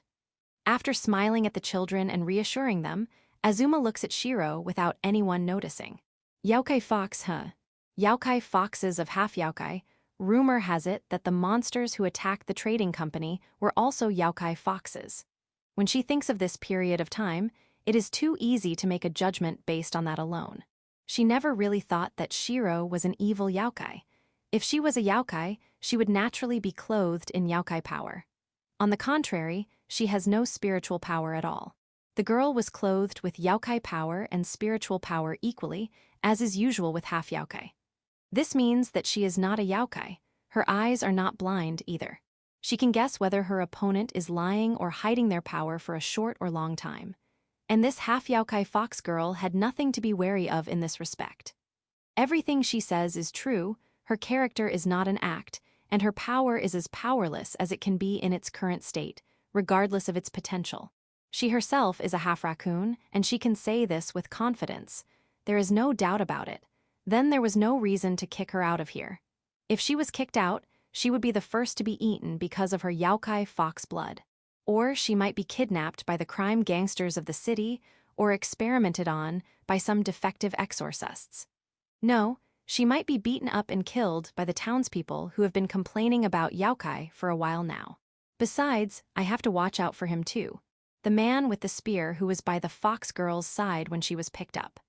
The one who wore a cloak of disguise that even she, a raccoon dog, could not immediately recognize. He was no ordinary person when he wore the cloak that blocked his recognition.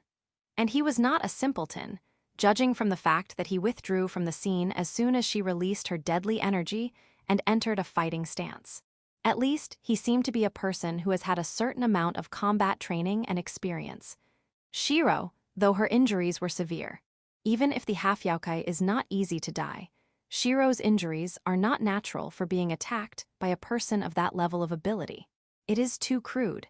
If he wanted to kill her, he would not have done it that way. On the other hand, if he wanted to catch her, he would not have done it in such a way that she would have many fresh wounds. Azuma does not doubt the unfortunate girl, but at the same time, it was certain that there were many unnatural things. Perhaps that is why Azuma is tormented by a vague sense of anxiety.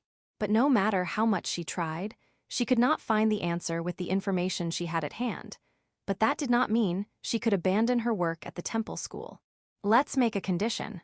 Being expelled from the Onmyo dormitory, it was difficult for her to legally obtain expensive and valuable tools, and she did not have a lot of money.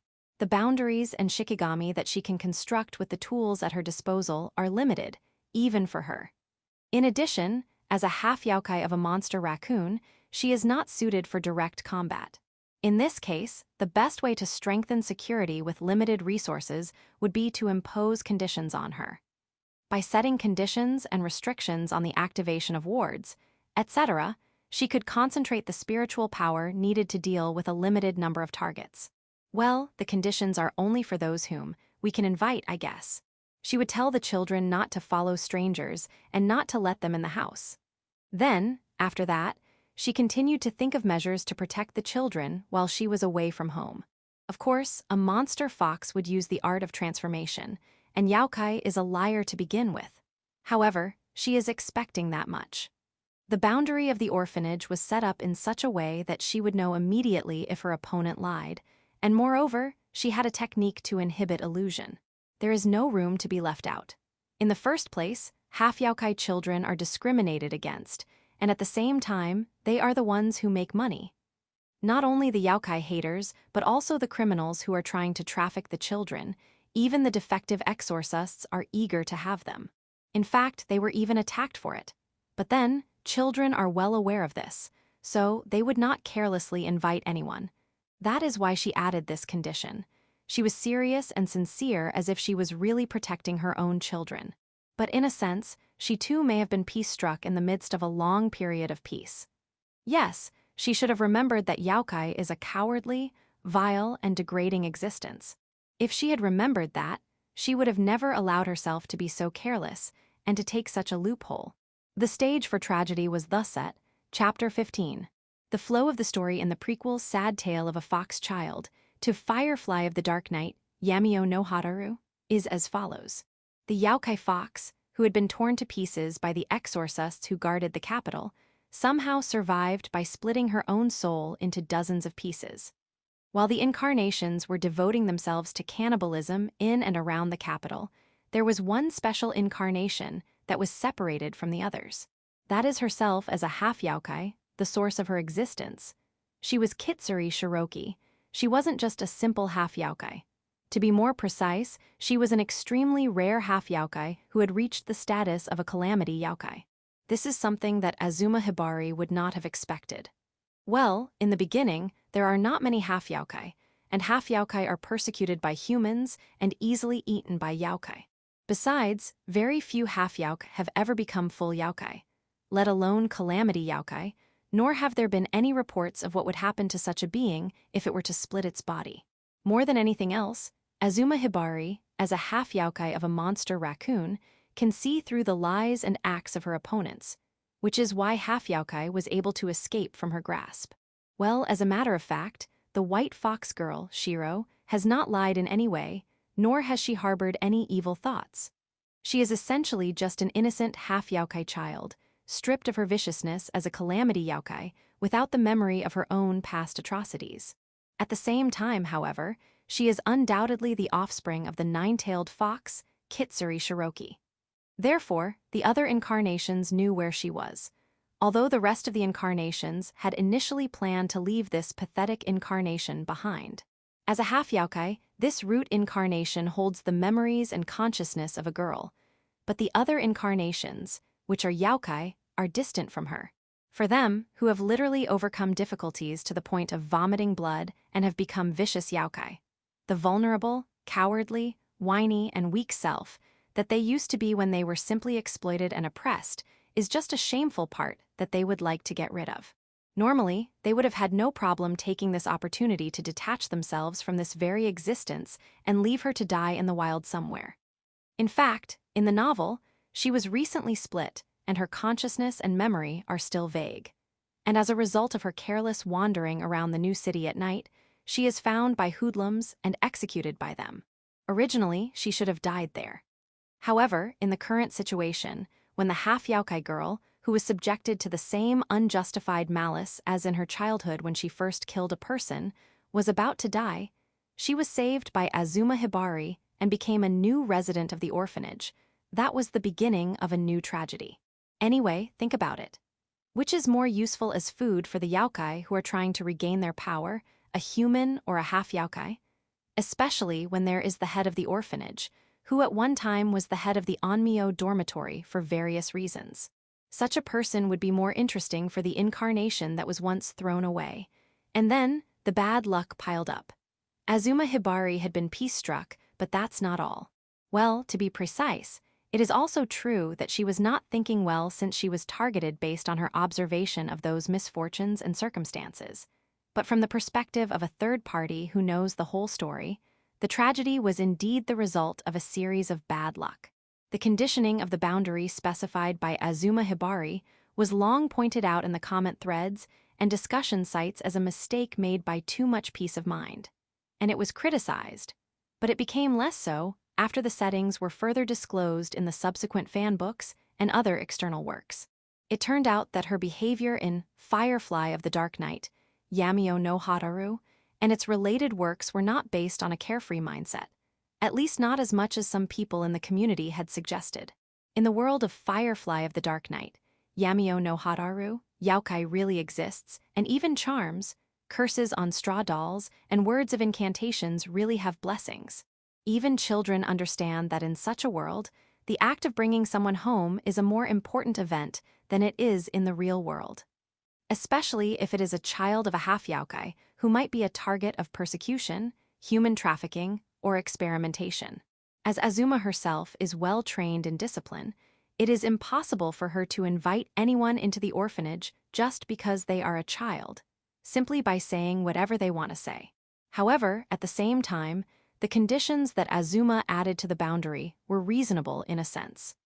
The presence or absence of Youkai energy and its capacity made it risky to block the entrance and exit. As mentioned above, it is not only Youkai that could harm the orphanage.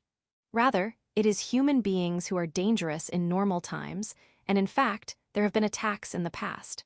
But it does not mean that she does not need to be vigilant as long as they are human. On the contrary, if the boundary is distinguished by Youkai energy, the children will not be able to return if they leave the orphanage by any chance, or if other half-Youkai children ask for help, they will not be able to enter the orphanage. In fact, some of the half-Youkai in Azuma's custody escaped from the place of human trafficking or were attacked by a bandit. Imagine what would happen if such a child tried to escape to the orphanage while Azuma Hibari was away and she was not allowed to enter. Nevertheless, the presence of adults in the orphanage would have been meaningless in front of the intrusion of the monster fox. No matter how many adults were there, they would surely be allowed to enter the orphanage if they used such an outrageous method. In fact, the more mature, serious, and ethical one is, the more likely he or she is to fall for it. Just like Azuma Hibari. And then she accidentally invites the creature in, and the children get overwhelmed, be danced and eaten. The whole thing was so disgusting that I honestly don't even want to talk about it. It's so unreal, and it's not pleasant to think that even as a novel sentence, the content of this story makes me feel hatred, especially when I consider that it is a situation that could actually happen in the future. And what is more problematic is that it is unexpectedly difficult to intervene in this case. The event against the Takebana Trading Company could be a reason to move Gorilla-sama under the pretext of selling the favor to them. But what about the orphanage? Unfortunately, it would be difficult to persuade Gorilla-sama and others here. After all, there is no reason to help the half-yokai who was retired from the head of the Onmyu dormitory for scandalous reasons, even if it is in conjunction with the other half-yokai. No, it may not be impossible to go that far, depending on negotiations. However, neither the Kazuki family nor the princesses had any obligation to help the half-yokai's child in the orphanage, and of course, it would be impossible to cooperate with Azuma Hibari. She won't trust me if I show my face alone, will she? Even though she is a half-yokai, a raccoon who can tell whether a lie is true or not, she will only arouse suspicion if I show up with a cloak to hide my true identity. Even if I showed my true identity, I could not know what she would think of the Kazuki family, and she would not easily trust the words of a servant, considering the possibility that her head might have been messed around with. In fact, from the impression I had when I first met her, there is a small chance that she might search and destroy me. So, I can't contact her easily. And more than anything else, I wanted to finish off the Youkai Fox once and for all. My face and the Gorilla-sama's face are already known to some extent. I don't know how this will affect me at the start of the original story. And since I do not know how the fox will deviate from the behavior of the original story, I would like to win the first event, the dance-eating festival at the orphanage, where the fox will probably behave as in the original story. Damn, if only Gorilla-sama had not played around and won the game at once, I wouldn't have to go through all this trouble. Well, that limits my options, hahaha. In a way, this is the worst choice I've ever made, isn't it? I cower my shoulders and smile, as my cloak blocks my recognition. Right now, I'm in a particularly unsafe part of the capital's new city. A place of gambling dens, tax-evading salt and liquor vendors, unauthorized food stalls, and sorcerer's tools, with no pavement, a smell of stale air and muddy ground where dead animals and human bodies sometimes lie. There are also nighthawks and unsavory riffraff standing on the muddy ground. Such is the town where I followed an old man as he walked through the streets. When the old man went back to the old bookstore, which was set up in a back alley in a bad part of town, and I entered the store, I saw a huge bear in front of me. To be precise, it was a wild bear that had grown into a Youkai over a long period of time, an Onokuma. It had glowing red eyes and was at least 2 meters tall. It must be at least as tall as a great Youkai. When I approach its face to take a peek at it, its warm nose and breath hit my face. But the Onokuma can't seem to recognize my face because of my cloak. Ho ho ho, a visitor is it? You're carrying something rather noisy for a visitor, aren't you? I look at the amused voice. In a corner of the old bookstore, which is much larger than the store itself, a wrinkled old man with a long white beard sitting on an easy chair looks at me with a wicked smile on his face. On his lap is a black cat, which is obviously not just a pet cat because it has 2 tails. It is my first time meeting you. It is a great honor for me to meet the famous sage of the Onmyu dormitory, Matsushige family, Mitsubishi O. I suppress my inner fear and agitation and cross my arms in greeting. Yes, don't worry. I've expected this. My stomach hurts. Did my ribs get broken in the fight with the fox the other day? Even medicine can only mask the pain for so long. I hope you're not an assassin from the imperial court. You seem to know more than these amateur hoodlums, but you're too weak to kill me. Even the fools of the imperial court would not send an assassin of your caliber. The old man grins at me and says his own thoughts. He said it as if he were telling me, so that means, you're wary of the wordplay, huh? Well, you have made the right decision. If you had answered now, you would have naturally been led to talk about yourself. The old man admitted his plan with amusement. It is said to be a kind of katadama, the mystical force inherent in language, that puts power in words and puts people in a kind of hypnotic state by making the words resonate through sound to the ears and the brain. However, once people are aware of it, they can escape from the trick by becoming conscious, but it is difficult to judge whether it is being used at the moment of need. If the person tries to talk for a strangely long time and tries to explain or lead into a conversation, they need to be on the maximum alert. In my case, I bite around my mouth to make my consciousness clear with the pain. The pain is a good stimulus to arouse the brain, and because the smell of blood leaks out from the mouth, Youkai are less likely to be attracted. Though I don't want my mouth to get mouth ulcers later, I should put salt on the wound. I am a servant of a certain family. I beg you not to speak of my family's name or mine. Of course. It's foolish to speak my name frankly when you know who I am. Kyukuku, says the old man with a muffled laugh. Mitsubishi O, Seo's former assistant and head of the Research Institute of the Onmyu Dormitory, is a villain and an advisory character who appears in the original game and some of the other works in the series. His abilities go without saying. The fact that he has reigned as the number 2 for several decades in the Onmyo Dormitory, where the elite class of exorcists are gathering, makes him a first-rate player, even if I take into account the fact that he is essentially a researcher rather than a fighter. Although he is what is called an outlawyer, he is also, in a sense, the person filled with the most conviction and sense of duty in this world. That is why I tried to contact him this time. So, what can I do for you? Kizuki's servant.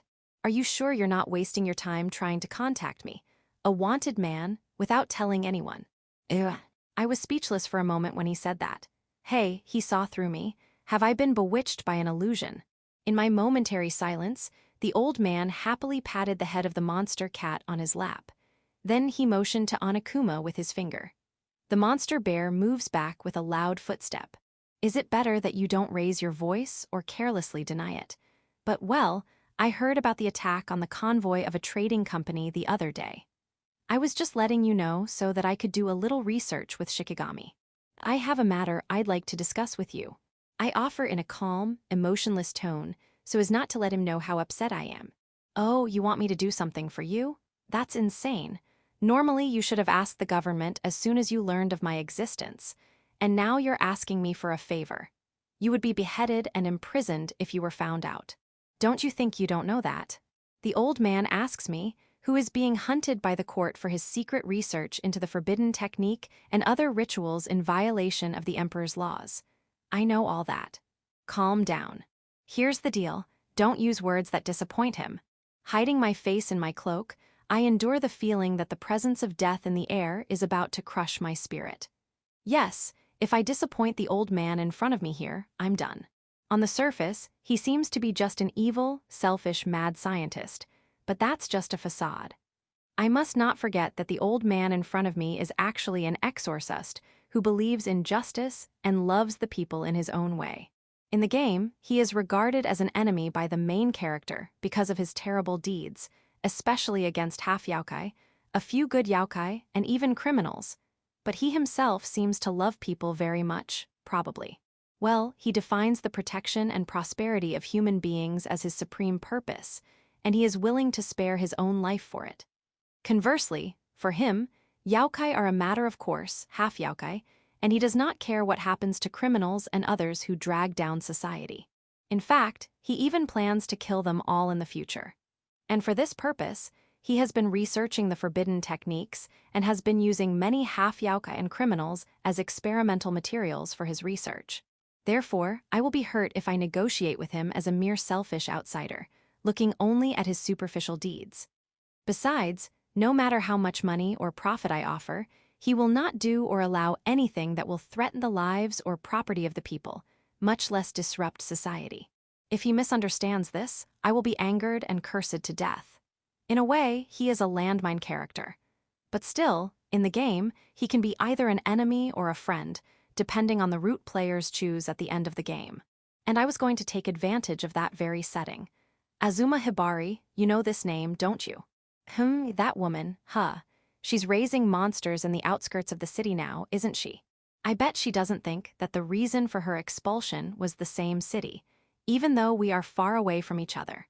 The old man answers as if remembering, rubbing his white beard reminiscent of a hermit. His expression was clearly amused. Yes. However, she is a former head of Onmyu Dormitory and a person who fought through the Great War. Even though she is a half-Youkai, Her long years of service to the imperial court and to the people cannot be denied. I defend her in general terms. So, what does this have to do with the request? She's in danger. It's a matter of life and death. Ugh. The old man was silent, as if he was thinking about what I said. Has a minute passed? Silence reigns in the room, and he finally opens his mouth. I can guess what Kazuki's servant would be in here at this period of time, considering the incident the other day, which the foxes have been roaming in the city recently, and the creature she picked up recently. However, do you think she would be fooled by a monster of that caliber? Well, she is, after all, a former head of the Onmyu dormitory. Can a beast who couldn't fight well against the Exorcist defending the capital even when it was a calamity Youkai beat her? It is nonsense that is not worth discussing if one thinks about it properly. But, let's be clear, Azuma Hibari will be eaten, and all the people in that orphanage. If I told you that much, you're smart enough to understand the danger. Some of that half-Youkai are of precious Youkai blood. If the foxes eat the former head of the Onmyu dormitory, how much power will they gain? In the worst case, they may be reborn as more powerful Youkai than they were before they were divided. If that happens, even the most powerful exorcist in the capital will not be able to fight. It is true that she has been very lenient. The atmosphere in the dormitory has become much more relaxed since she became the head. The old man opens his mouth, as if remembering. According to the setting, when he and Azuma Hibari were in charge of the Onmyo dormitory, the relationship between the members of the dormitory was quite good. The Kazuki family is one such example, but many of the Exorcists families have a very difficult relationship internally. It is no wonder since this is a world where curses really exist and where there is a blatant difference in talent and bloodlines. Moreover, there are many set-up moves and instant death moves, not to mention the first move, so the tendency is even stronger. That is why the power of Sis, Enigo-sama, is quite a foul play.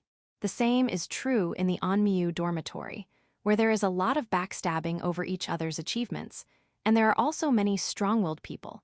And although it sounds good to say that there is a friendly competition, the atmosphere in the workplace is said to be quite bad. In this respect, Azuma Hibari, with her bitter experience as a half-Youkai, seniority, and broad-mindedness, played an active role as a mediator and lubricant in the dormitory, and made great achievements in improving public morale and building cooperative relationships within the dormitory. However, it is said that the atmosphere became bad again after she was expelled. The production staff points out that the reason they let the damned fox go is that the exorcists are not working well together, even though their abilities are of a disaster class. The monster should not be allowed to grow fat, nor Azuma Hibari, such a valuable force should be ignored. I don't want to ask too much. I just want to ask for a little help. I bend my knees and bow reverently, as one who asks for the cooperation of elders. It would be best if I could get him to cooperate with me here. But I can't just accept easily, can I? I expected that it would not be so easy. Well, if this man has a doubt, it is the possibility that this is a trap set by the imperial court or a reward. Or maybe. I mean, how much do you think I would trust the word of a man who has a monster by his side?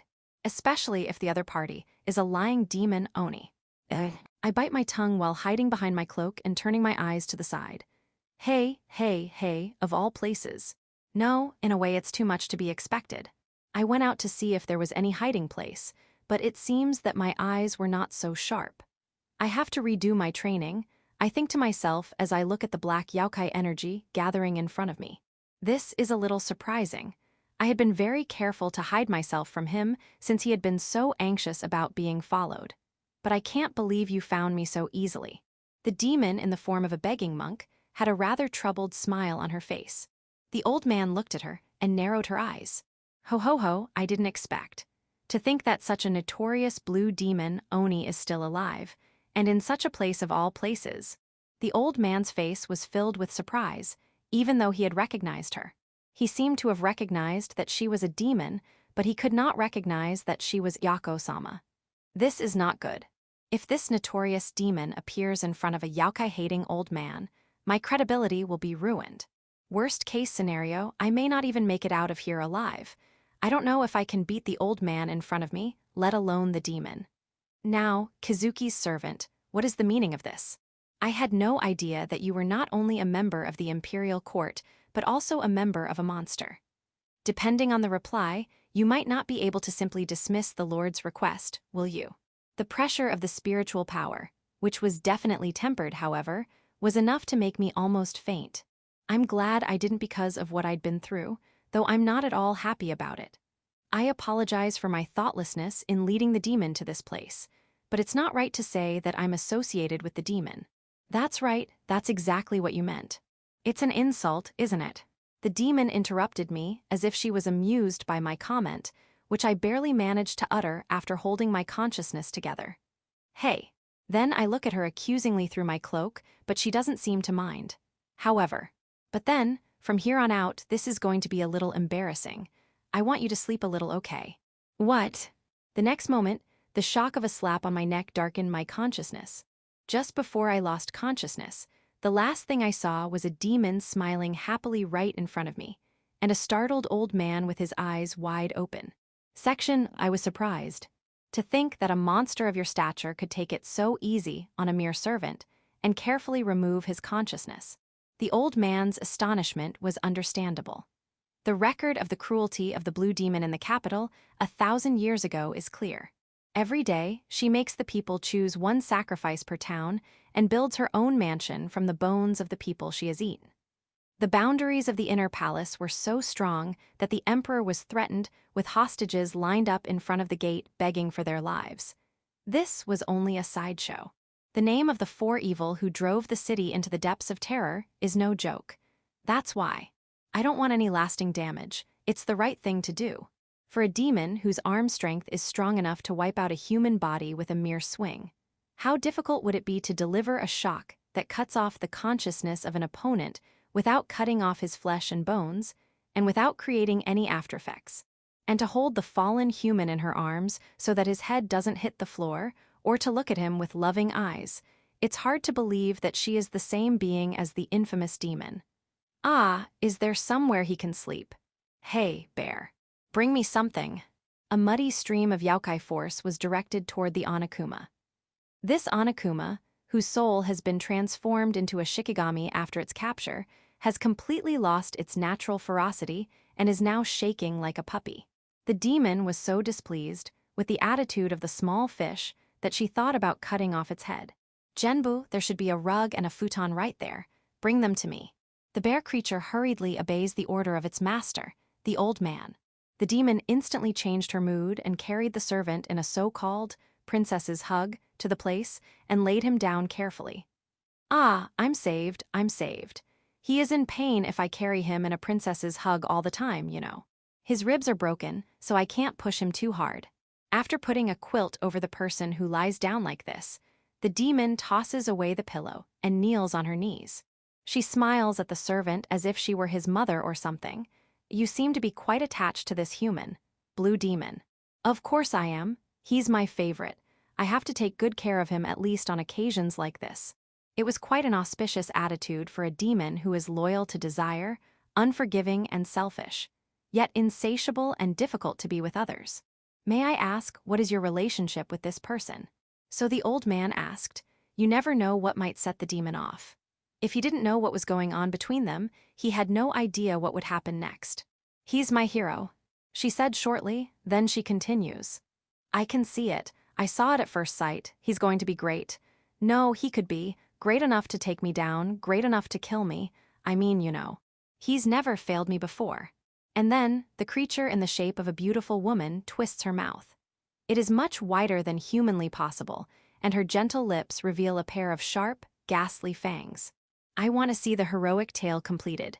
That's why you have to help him, okay?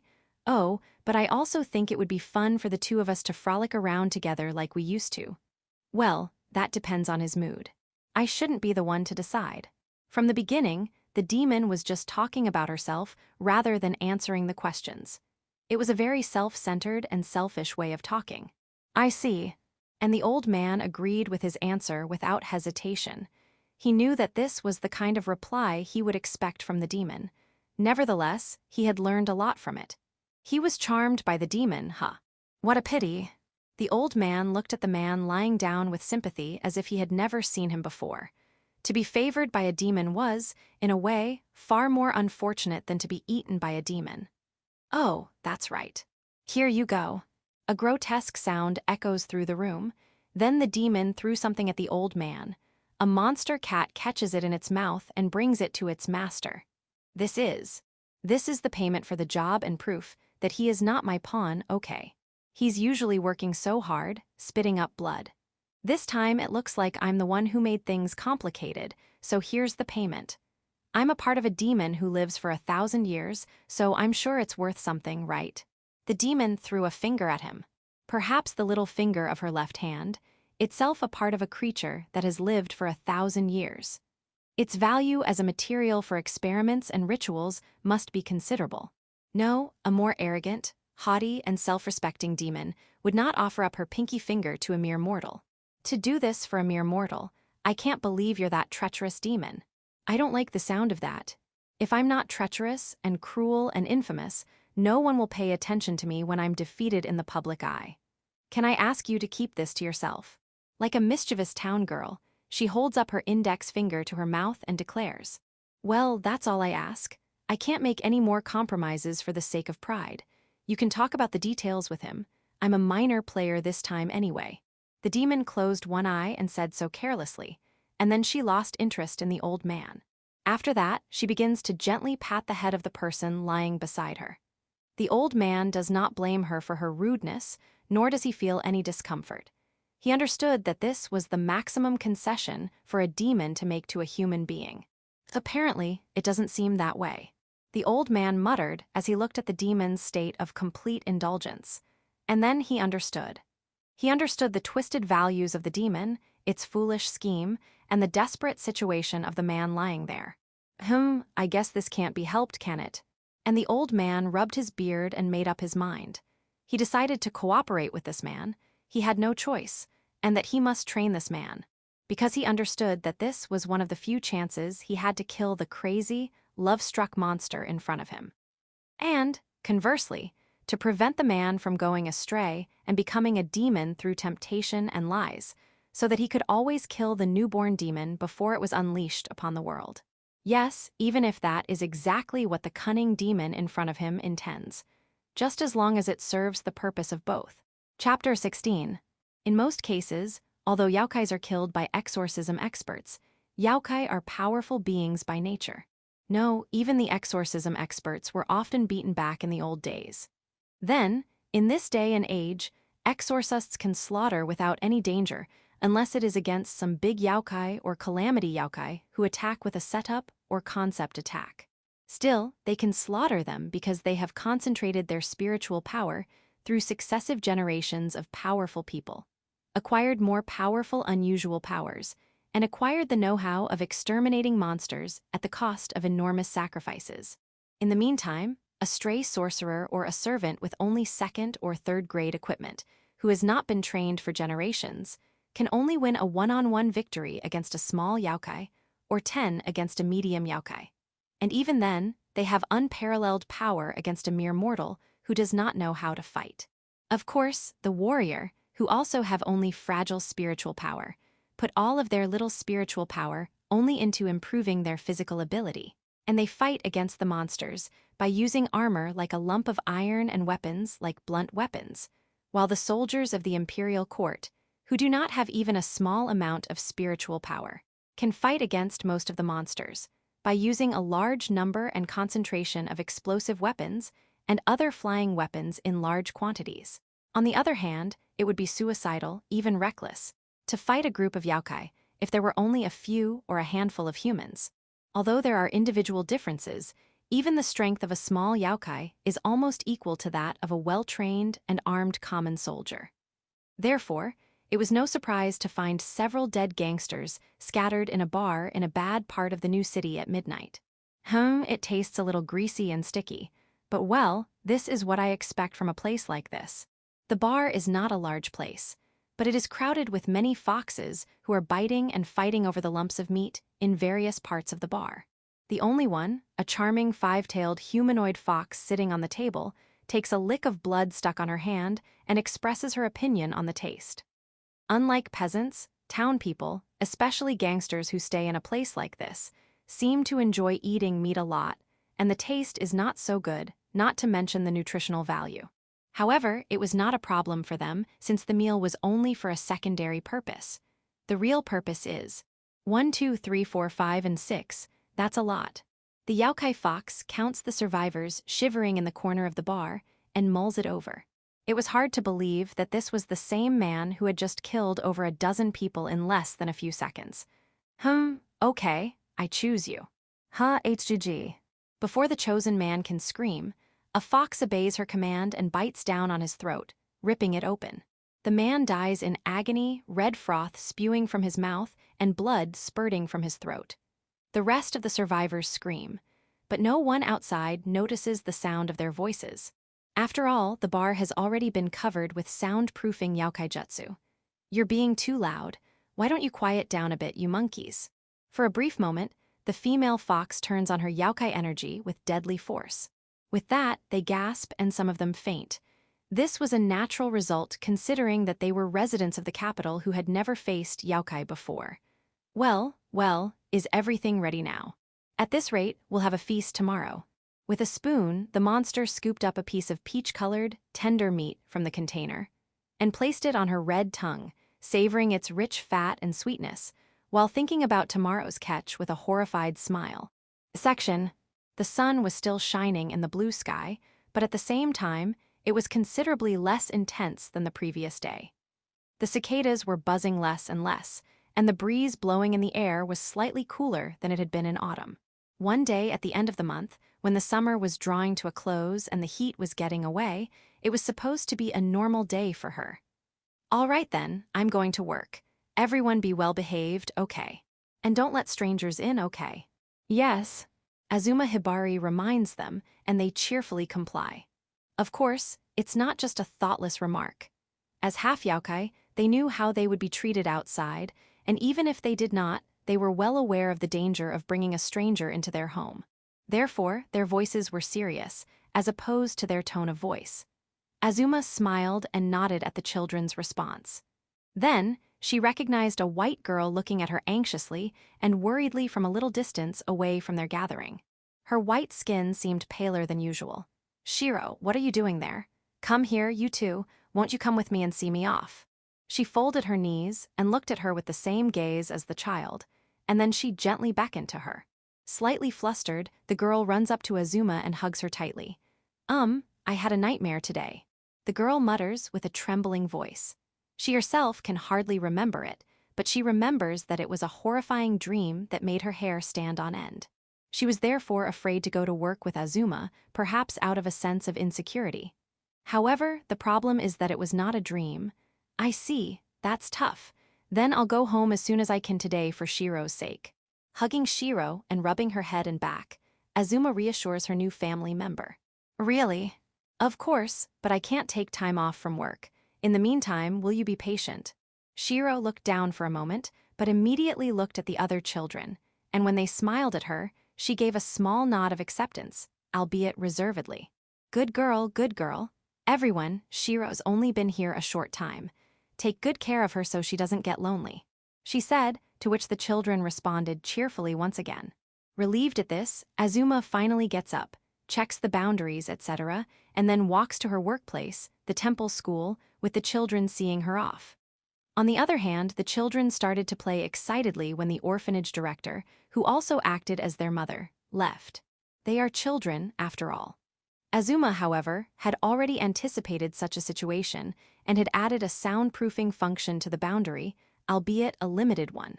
To be more precise, the sound from the outside could reach the inside, but the sound from the inside could not leak out to the outside. Simply, the sound of children's noise could be a nuisance, and above all, there was no need to attract the attention of suspicious people by telling them what was going on inside the orphanage. And since the children knew this, they could play while shouting without worrying about their surroundings.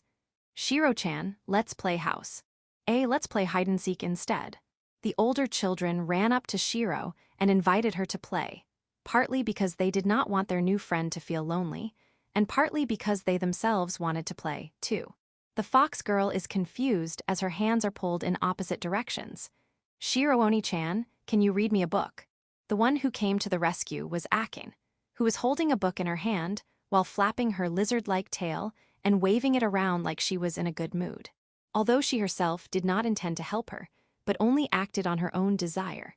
No one can complain when Akin, the youngest, the most pampered and the whiniest among the orphans, says so.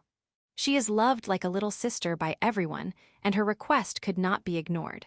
Above all, Shiro could read the most among the orphans, though she herself did not know why, so it was obvious which game the fox girl would choose. Yeah, okay. Akin-chan, you want to go? Yeah. Seeing the troubled attitudes of the people around her. And at the same time, sensing the power relationship between them from her not-so-long life in this orphanage, the fox girl accepts her cute friend's request with a slightly bitter smile and starts reading a book sitting on the porch of the orphanage. The books were slightly discolored due to the lack of mass production of paper and the immaturity of the type printing technology. It was a moral education lesson book donated anonymously to the orphanage some years ago, probably from a second-hand bookstore. So, which story do you want to talk about today? The story of Kasajizo. Akin cheerfully answers Shiro's question. The story she told was about the Kasajizo. It was not simply because she liked the story, but rather because the girl Akin seemed to like stories involving food every time, and that seemed to be her choice. The story is about a poor old couple who can't afford to buy rice cakes at the end of the year and go to a town to sell their hats in the snow. However, no one cares about their old rural hats, so they go back to their house. On their way home, they find 5 snow-covered Ajizo-sama, and the old man takes pity on them and gives them some of his unsold hats and a hand towel to one of them who is short. At night, when the old couple was sleeping, they heard a noise. They peeked in the doorway and found a pile of boxes containing bales of rice, vegetables, fish, koban, and fabrics. They were gifts from Ajizo-sama to the kind-hearted and good-hearted old couple. The grandfather and the grandmother, who had given a blessing to the departing Ajizo-sama, were able to celebrate a wonderful new year in this way. And they were very happy. When Shiro finishes her story, Akin, peering at the illustrations in the book as if peering into the book, asks her new family. Shiro-oni-chan, from this house. There's Ajizu-sama, statue a little ways away from here. Is that so? Akin's sudden words made Shiro look a little puzzled as she asked back. She still did not fully understand the geography of the area around the orphanage. Yeah. So next time, I'd like to make a cookie, in winter. When it snows, if I give it to Ajizu-sama, will he give me food like in the story? I wonder if that's true. Akin, who was already like a little sister to her, even though they had known each other only for a short time, said something that even Shiro could not clearly say back. The fox girl was a good person, but in the back of her mind, she knew that the story she had just told was just a story, because she already knew it. That's right. Helping no matter how nice or good they were. However, even though we didn't bother anyone. Just living a quiet life with my mother, cultivating the fields on the outskirts of the village. And yet, no one came to help to us. Even though we did good things, even though we didn't do anything bad. That's right, that's why I'm Shiro-oni-chan. I'm sorry. Akin, I was kind of fuzzy from the heat. The fox girl comes back to herself at the sound of Akin's voice and answers evasively. At the same time, she herself wondered what she had been thinking. Could that have been just now? She does not know because she does not remember. But it seems to her that this was the element that controls the basis of her existence. In the first place, who am I? No, what am I? She has no memory and cannot remember where she was born. She can read and has nightmares. Such things do not seem to be unrelated and independent factors. And some of the contents are clearly disturbing. At this thought, Shiro fears it inwardly. The orphanage is important to her. A place where she felt safe and at peace, even if her time there was short. She did not want to put the place and its people in danger because of her. Ooh, Shiro-oni-chan, I love rice cakes. After staring at Shiro, Akin suddenly speaks up. Rice cake mochi, is it? Yes. It's so delicious in soup. And also, enko, red bean paste, kinako, soybean flour, and sato shoyu is also delicious. With a slight twinkle in her eyes and drooling at the corners of her mouth. The young girl talks about the deliciousness of rice cakes. In this world where white rice is still precious, rice cakes are also a luxury item. And at the same time, rice cakes are a food that is concentrated with the flavor of rice. If one considers the value of white rice to be a feast for the common people, the value of rice cakes can be understood. Is that so? Akin's joyful tone slightly turned her off, but Shiro urged her to continue the conversation. Yes, but last Ashigatsu, New Year's, everyone ate rice cakes, but only Mother didn't eat any. Akin looked sad as she spoke those words. You know, Mother always shares her food with us, even though she's bigger than us and has more work to do. After saying that, Akin stared at the book again. Then she snorted and declared, "That's why I'm going to make a cover for her for the next Ashigatsu, New Year," she said. "And we're going to eat lots of rice cakes. So, let's eat it on the next Ashigatsu, New Year together, Shiro Oni-chan." Akin's words, uttered with a carefree smile, made the fox girl gasp. She understood that the younger sisterly girl in front of her was speaking out of concern for her. And moved by the fact that she said she wants to live with her from now on, Shiro's heart burns deep in her chest. Yes, that's right. I wish we could all be together. So Shiro answers, and she affirms it, because she too sincerely wishes it. At this moment, the girl who had almost lost everything was indeed happy. At the same time, she had made up her mind as a child to protect this small but warm and precious happiness. But this happiness is not long-lasting. It never lasts. The hour of doom, the hour of despair, the moment of the tragedy was almost upon them. It was early afternoon. If Azuma had remained at the orphanage, she would have already noticed the strange situation. That the area around the orphanage was deserted by the Youkai Jutsu. Then, just as the Youkai Jutsu cast, a high-pitched, beastly scream sounded, causing the children to shake their shoulders and turn their heads in the direction of the voice almost at the same time. What? What was that noise? One of the children who were playing kickball, Kemari, muttered anxiously. At the same time, there was a violent banging on the door of the orphanage. Eek. What? Who is it? The children were frightened by the fierce and menacing sound. However, one of the older children immediately approached the doorway and peeked out through the crack to see what was outside. Please, someone open the door, help me. Is there anyone there? Several men were pounding on the doorway, their faces distorted with despair and fear. At the same time, a horrifying howl of Youkai crossed from behind them. Hi. The next moment, a man was caught in the mouth of a monster fox, much bigger than a tiger, and slammed into a doorway and onto the ground. His limbs are snapped off as he is slammed against the doorway, and his flesh is torn off as he is slammed to the ground. The girl witnesses this and quickly moves away from the gap and screams. Seeing this, a few children call out to the girl in concern and at the same time ask her what happened. The older boys, either out of curiosity or out of a sense of duty, peeked into the gap instead, frightened. At the same time, they are speechless. Their young minds could not immediately comprehend the tragedy that was happening in front of them. The men beat the doorway violently and desperately. Behind him were a few human beings, a swarm of monster foxes that were biting and pecking at the red and white mingled things. The indescribable smell of flesh and blood wafted down to the children, who were supposed to be far away. What the? One of the weaker boys nearly vomits and leaves the doorway with tears in his eyes. The other boys, or rather the other children, turned blue and sensed the horror of the situation. And one of the boys quickly shouts to his friends, who still don't know what's going on, that there are many monsters outside. It may have been a good intention to teach them the seriousness of the situation, but in this case, it was a mistake. There are a lot of Youkai out there. Why Youkai? Why? And no, are they going to eat us? Anxiety spreads through the children like a contagion, and in no time at all, they are one step closer to a state of panic. It's bad. One of the older children, realizing the danger, screams out as if remembering it as quickly as he can, partly to calm down this chaos. Calm down, Mother told us, didn't she?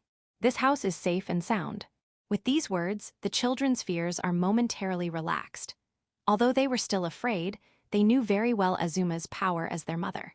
That's right. Mother is strong, so we'll be fine. They encouraged each other as if half telling themselves. Children forced smiles on their faces even though they were tense. It was their way of reassuring each other. However, the air that was about to loosen was frozen in the next moment by the newest of them all, the fox girl. "Hey, are we safe here? Then what about the people out there?" The children's faces hardened at her words. A moment later, as if on cue, a cry rang out. "Please help us. Help, hell no, I don't want to die new." The man who had been banging on the door, almost as if he were beating himself, while sobbing, was bitten on the leg and dragged away. He desperately tried to escape by clawing at the ground, but to no avail. The nails peel off, leaving red streaks on the ground. And when he is far enough away from the doorway, the hungry monster foxes swarm around him. At the same time, a scream can be heard and a scarred arm flails out from among the foxes that cover him, but it slumps down and is soon swallowed up. Eek! The children's eyes, which had seen the last of him through the doorway, gave a small scream and trembled as they covered their ears. Tears were streaming from their eyes, and perhaps their thoughts were completely confused. "Please, open the door, hurry up. Someone's in there, isn't there? I know it. Please, please, open the door. Don't leave me here." The two remaining men cry out, wailing and sobbing. Their bodies are injured in places, and their clothes are stained red. With expressions of desperation, they plead with those perhaps on the other side of the doorway, with the children. "Hey." One of the children looks at the man, her face turning blue. The children all look at each other, their faces almost tearful. It was conflict and fear. The tragedy before them, and one of the reasons for it, was their own judgment. "Let them go inside the house too. If we don't do anything, they'll die. But we can't let strangers in. Mother will be upset. But I feel sorry for them." But a heated debate ensues among the older children, but no answers are forthcoming. And even as they argued, the precious few minutes left of the day were running out. "Damn it, hurry up and open it. Og, it hurts, it hurts." At the sound of his scream, Shiro, who had come to the doorway, peeked in, gasped for breath, and looked away. It's no wonder, then, to see the man's face distorted with despair as he continues to bleed profusely from the side of his body. "Shiro-chan, let's open the door. If we don't do it soon, they'll die." An older girl shouts to Shiro with tears in her eyes. It must have been the way Azuma raised her. She was highly sensitive and saw the horrifying things happening outside as if they were her own. Why yes. For a moment, Shiro is at a loss as to whether she should follow her decision or not, but things are already happening in a matter of seconds. There was no time to argue for too long. Shiro, along with the other children who have chosen to help the people outside, unbolts the door and rushes to open it, inviting them in.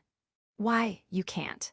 The children who had been opposed to inviting the strangers inside cannot do anything about it now. They rush to close the door after the survivors rush into the orphanage. It was thanks to Azuma's moral education. It is true that people outside are scary, and some of them have suffered severely. But that being said, the children were well taught not to abandon those who are suffering or in trouble. That in itself is not wrong. In fact, it was the right kind of education. The children's judgment cannot be said to be wrong because of the existence of the boundary. But on this occasion, it was a mistake. The invited men entered the doorway just before they were bitten by the foxes that jumped at them from behind.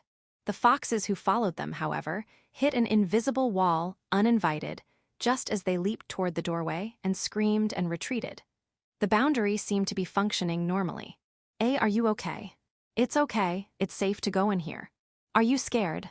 The children ran up to the two men who had rushed into the orphanage and were still gasping for breath, and tried to talk to them.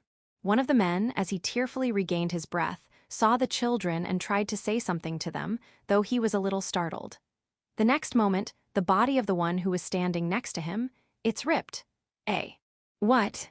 The man who was about to open his mouth noticed something was wrong and turned his head to look in the direction of the other man, and a huge shadow swallowed his body from the head, and the man's body was ripped off from the abdomen.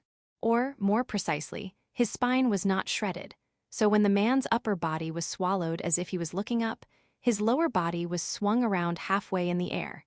And then at last, with a cracking sound, his lower body spun around and plunged into the field at the yard of the orphanage, scattering his organs and blood. A half-Youkai girl with cat ears screams as she witnesses the scene closest to her. A moment later, the remaining children also scream. Then, she appears with a big smile on her face, enveloped in her cries. Indeed, she cannot use magic, nor can she tell a lie. It's a pretty good boundary, but that's all there is to it. Everything has a structural weakness. In this case, the fact that a child is living inside means that there is a chance to be taken advantage of. Of course, if someone takes advantage of them, it is almost certain that they will fail. But the monster fox weakened far more than its original destiny by the pain of licking the city and failing to attack the merchants, and by a series of failures, has played its tricks cold-heartedly and ruthlessly. So, if she doesn't change, if she doesn't lie, she won't be caught by the orphanage's security. Therefore, she didn't change, and she didn't lie to the children. Instead of changing, she just put on the human skin she had just peeled off. The call for help was not a lie, because if the human skin hadn't, the human decoys accompanying her would have been eaten for sure. Youkai is evil, cunning, and vicious, and they exploit the weaknesses of things cunningly. After capturing the humans who were safe enough to disappear in the wrong place, the monster fox skinned one of them alive and then replaced him. She then released them near the orphanage and drove them away, deliberately leading them to seek help at the orphanage.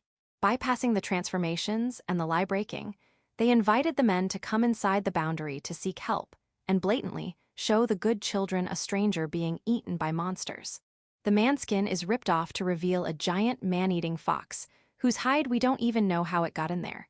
Its mouth is twisted in a cruel smile, and several red streaks of the blood of the man who had just been eaten flow from its mouth. With a cold look of superiority, the monster fox looks down at the half-Youkai children, its tender and delicious prey. The children were in a state of near paralysis before the mighty Youkai force was released by the Youkai fox. Without knowing what had happened, their faces were drawn, or they had stunned expressions on their faces, and some of them were shaking their legs or falling on their backsides, unable to escape from the situation, though they would have been too frightened to do anything anyway even without Youkai energy. Now, the huge Youkai fox takes a step forward with a calm attitude. Then it looked at the nearest children, the girls who had opened the bolt on the door, and its eyes narrowed. Shiro, along with some of the children, caught the look and knew almost instinctively that it was a sneer. At the same time, she realized. This giant creature had clearly seen and laughed at her. Then the Youkai fox opened its long mouth to its full size. Fangs like saw blades were lined, and a line of mucus mixed with saliva and blood was drawn. And just like it had done to the man earlier, the creature was about to bite the girl standing beside Shiro, covering her from above. Escape! It was almost a reflex. Shiro pushed her friend, who was about to be swallowed whole and unable to do anything, away from her. The next moment, however, when Shiro turned her eyes to the monster's palate filled her field of vision. And a moment later, the memory of the nightmare reappears in her mind. She understood with despair. She understood this situation and what would happen next, but she did not even know who was the cause of it. It can't be, she muttered almost reflexively, out of grief, regret, and self-hate. Oh, I should have died then if this is the case. I shouldn't have stayed in this place so long. If only she had left me alone, if only I had died alone in the wild. But it's too late, very too late. In a few tenths of a second, its sharp fangs will pierce, gouge, and tear apart Shiro's slender body. The girl is overcome with a feeling of helplessness. But the next moment, when she prepared herself for the pain that was to come, it came. The long spear suddenly thrust in front of her stopped the fangs of the spear. Hi. The teary-eyed girl shifted her gaze, not understanding what had happened. She moved her gaze along the spear's handle and saw a cloaked figure standing at the end of the spear. GH. It's so heavy. In front of the girl's eyes, the figure pulls out a long spear. Having pulled out the spear, whose blade and handle are both badly damaged by the heavy Youkai fox's fangs, the shadow holds up the broken spear as if it is helpless.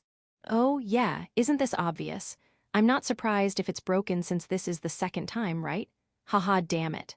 Although the cloak with its recognition-blocking effect made it impossible to see the figure's face, the fox girl could clearly read from the tired and despairing words that the figure must have a deeply bitter and drawn expression on her face at this very moment. Chapter 17. Oh my, this is yet another classic and cliched move. Kazuki AI, the girl with a peach-colored face that combines youthfulness and charming looks in a room of the mansion, rented from the Aomi family on the occasion of their visit to Kyoto, commented on the method used by the clever fox she saw through the mirror stand as a way of getting past the boundary. Both the method of taking advantage of people's moral sense and good intentions, and the method of using human body parts to deceive the boundary are not particularly unusual methods, although they require a certain level of intelligence to do so. As a matter of fact, similar methods have been reported in many cases during the Great Human Youkai Wars. In particular, Youkai Mother, one of the generals on the Youkai side during the Great War, who has not been defeated yet, spawned a mass of human-mimicking creatures by using human beings she had eaten as materials at the end of the Great War. Thanks to this, the imperial court had to abandon all the boundary techniques that had been researched and developed specifically for the use against Youkai for many years, and had to construct a new system of boundaries. Compared to this, it is still a cute sight. Probably the blue demon who is watching this scene through the Shikigami will have a similar impression. It is said that when this demon was once rampaging in the capital, she took advantage of people's minds much more viciously than the fox in this case, and tried all sorts of tricks to get past the boundaries of the inner city. However, she was tricked by the minister of the right who took advantage of her and escaped half-killed. The problem was how he could get past the boundary, but of course, although she was a bit wary when he came in contact with the wanted criminal. But of course, there is no way that the paranoid old man would do nothing to an orphanage full of half-Youkai. At least, he has an insurance policy in case of emergencies. I don't know where he gets the information, but he certainly has a good eye for it. Kazuki AI evaluated the judgment of her one, and only beloved one, as she looked at the mirror reflecting the scene through the Shikigami. The old man is indeed useful, albeit dangerous. Even she is limited in what she can teach him. Well, although Kazuki AI is a brilliant person who can do anything she puts her mind to, her true nature is to push with her spiritual power, which is the most powerful among the Kazuki family. No, the Kazuki family itself is known for its high spiritual power among exorcism clans, and naturally, many of its skills and systems of spiritual techniques are based on such power. Therefore, it is difficult to say that he is the right person for the job, since he lacks the absolute amount of spiritual power. So, it is true that the old man of the Matsushige family is the best match for him, albeit reluctantly.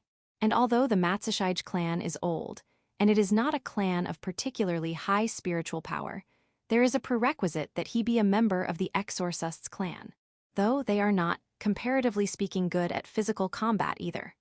Nevertheless, they are a family with a broad and deep understanding of techniques. They are known to use even the most basic and simple techniques in a vicious way by applying or combining them. And not to mention the fact that the old man is the second-ranked master of Onmyo Dormitory and has been involved in the research of forbidden techniques. So, it is not surprising that he would have skills that even the Kazuki family does not know about. Worst of all, if their relationship is about to be discovered, I will be the one to make the move. But now, this is a good opportunity, so I should let him do as he likes. She tries to return her gaze to the mirror with a calm and composed attitude. But once she senses the presence of someone approaching, she breaks the connection between the mirror stand and the Shikigami. What brings you here? Princess, a messenger from the Akko family has come to pay you a visit. He wishes to congratulate you on your recent exploits. The maid, sitting on the other side of the sliding door and bowing her head, announces the arrival of her guest. Akko, oh, it's that one. If it was a messenger from her mother's family, she could guess who it was. Come to think of it, she had received a letter a few days ago praising the rescue efforts of the trading company, but she was not so interested in it that she had forgotten about it. Since she's here, you should make her feel welcome. Yes, however, the other party wishes to see the princess. I'm busy right now, I don't want to see her. If she want to see me so badly, tell her to wait. Maybe in half a day I'll have time. AI says so in a cold tone, with a little bit of murderous intent. Why did she visit me at such an inconvenient time? She said inwardly. As for her personally, she didn't care what that little girl, that cousin of hers, thought about her. She didn't care that her cousin loved her like her own sister and followed behind her with puppy dog eyes. Do what you will. But to come here as if aiming at people when I'm having a good time, and to even ask for a moment of my time, is a little too much for my taste. Why should I spend my time, which is more precious than gold and sand, for such a little girl? She thought inwardly. For a moment, Aoi thought of cutting her off, but that would be a bad idea. Therefore, she ordered the maid again. I'm in the middle of an important ceremony. It has been prepared for days, weeks even. I can't stop halfway. So tell that one. If she cares about me, don't think about it and wait. I trust you'll be sensible enough to wait, she adds, so that little girl won't do anything rash. Ai, who confirmed that the maid agreed to the order and moved away from the room reverently in spite of her trouble, put a simple boundary around the room. It also has a soundproofing effect and is intended to block out any unimportant noises from the outside. Well, now there are no more obstacles in the way. Then she opens the connection between the mirror and the Shikigami again and rests her elbows on her sides to resume her appreciation of the mirror. Then she noticed it. Oh my! Shifting the viewpoint of the Shikigami, she finds it. Then she smiles a hearty smile. Nice eyes looks useful, and it would be fun to have in my hand. After saying so, she pulls over a candy box in her hand and pricks one of the yakins on it with a toothpick. As if it was a matter of course, she put the expensive yakin into her mouth and tasted its rich and pleasant sweetness and flavor, and then she opened her mouth again. Haha, sweetie. I hope you got something for me, okay. Arrogantly and haughty, the Kazuki princess added to her beloved man's expectations without his knowledge, seeing that he was fully capable of doing so. Section. Just as the fox is about to begin the meal, she is outraged by the sudden appearance of me. You bastard, who are you? No, I remember this smell, you're that little fish from back then. The giant fox creature sniffs and seems to realize who I am. Bastard, you've got a good nose, even though I've removed the smell. But you bastard, why are you inside the boundary? No, why did you come out from the direction of the building in the first place? Since the foxes were going to attack the orphanage, it was only natural that I had already investigated the inside of the orphanage and its members to some extent. So Youkai Fox was puzzled and alarmed that I had appeared here, and that I had not appeared from the front gate. I guess she was afraid that she might have been ambushed. More precisely, she may think that Gorilla-sama or other exorcists may still be waiting for her. Well, I don't have to tell you. I say this in a deep meaning, as if I'm bluffing. In fact, I was the only one who could be considered as a force to be reckoned with. No, it was not accurate to say that the old man was out of the force, but I wanted to handle it as much as I could by myself. I didn't want to move too many people, and neither did the old man. To be honest, the most important issues in this event for me were when it will happen and how to cross the boundary before the battle. As I have a small amount of spiritual power, I can't send the Shikigami to monitor the event 24 hours a day, and it would take time to move when the event occurred. Although it would be best to do something about it before they enter inside the boundary, it is not always possible. Therefore, I entrusted the monitoring eyes to the old man. And as soon as he saw the movement of the foxes, I left my job of patrolling the inner city and rushed to them, but it was too late. All the people who had been used as bait had been eaten, and the fox had also entered the inner boundary. And once inside the boundary, it's the old man's turn again. To be precise, this was not for my sake, but rather an insurance policy that he had prepared for a long time. It seems that Azuma Hibari did not know about the book in which forbidden words were used. The book is littered with incantations that are unnoticeable to the reader, and by reading and listening to them over and over again, the reader is gradually hypnotized over time.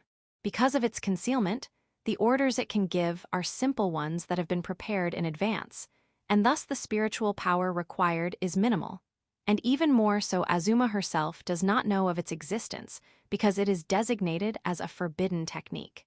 By the way, it is said that a more enhanced version of this technique was used during the Great War, and that it was mainly used by the imperial court as a booby trap to force the withdrawal of the army.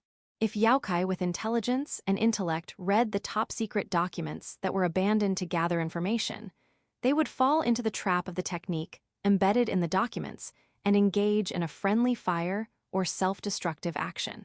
That sneaky dude, though I was a little surprised at that. I remember this as I hold up my twisted spear. The forbidden word technique that the old man had originally put in the orphanage to prevent it from being destroyed when he had to burn it down, was activated and invited me to the back door of the orphanage by a young girl with a lizard tail. The effect of the technique wears off as soon as she invites me in a daze and in a dreamy state. I was bewildered because the little girl came back to herself and hugged my legs crying and asked me for help.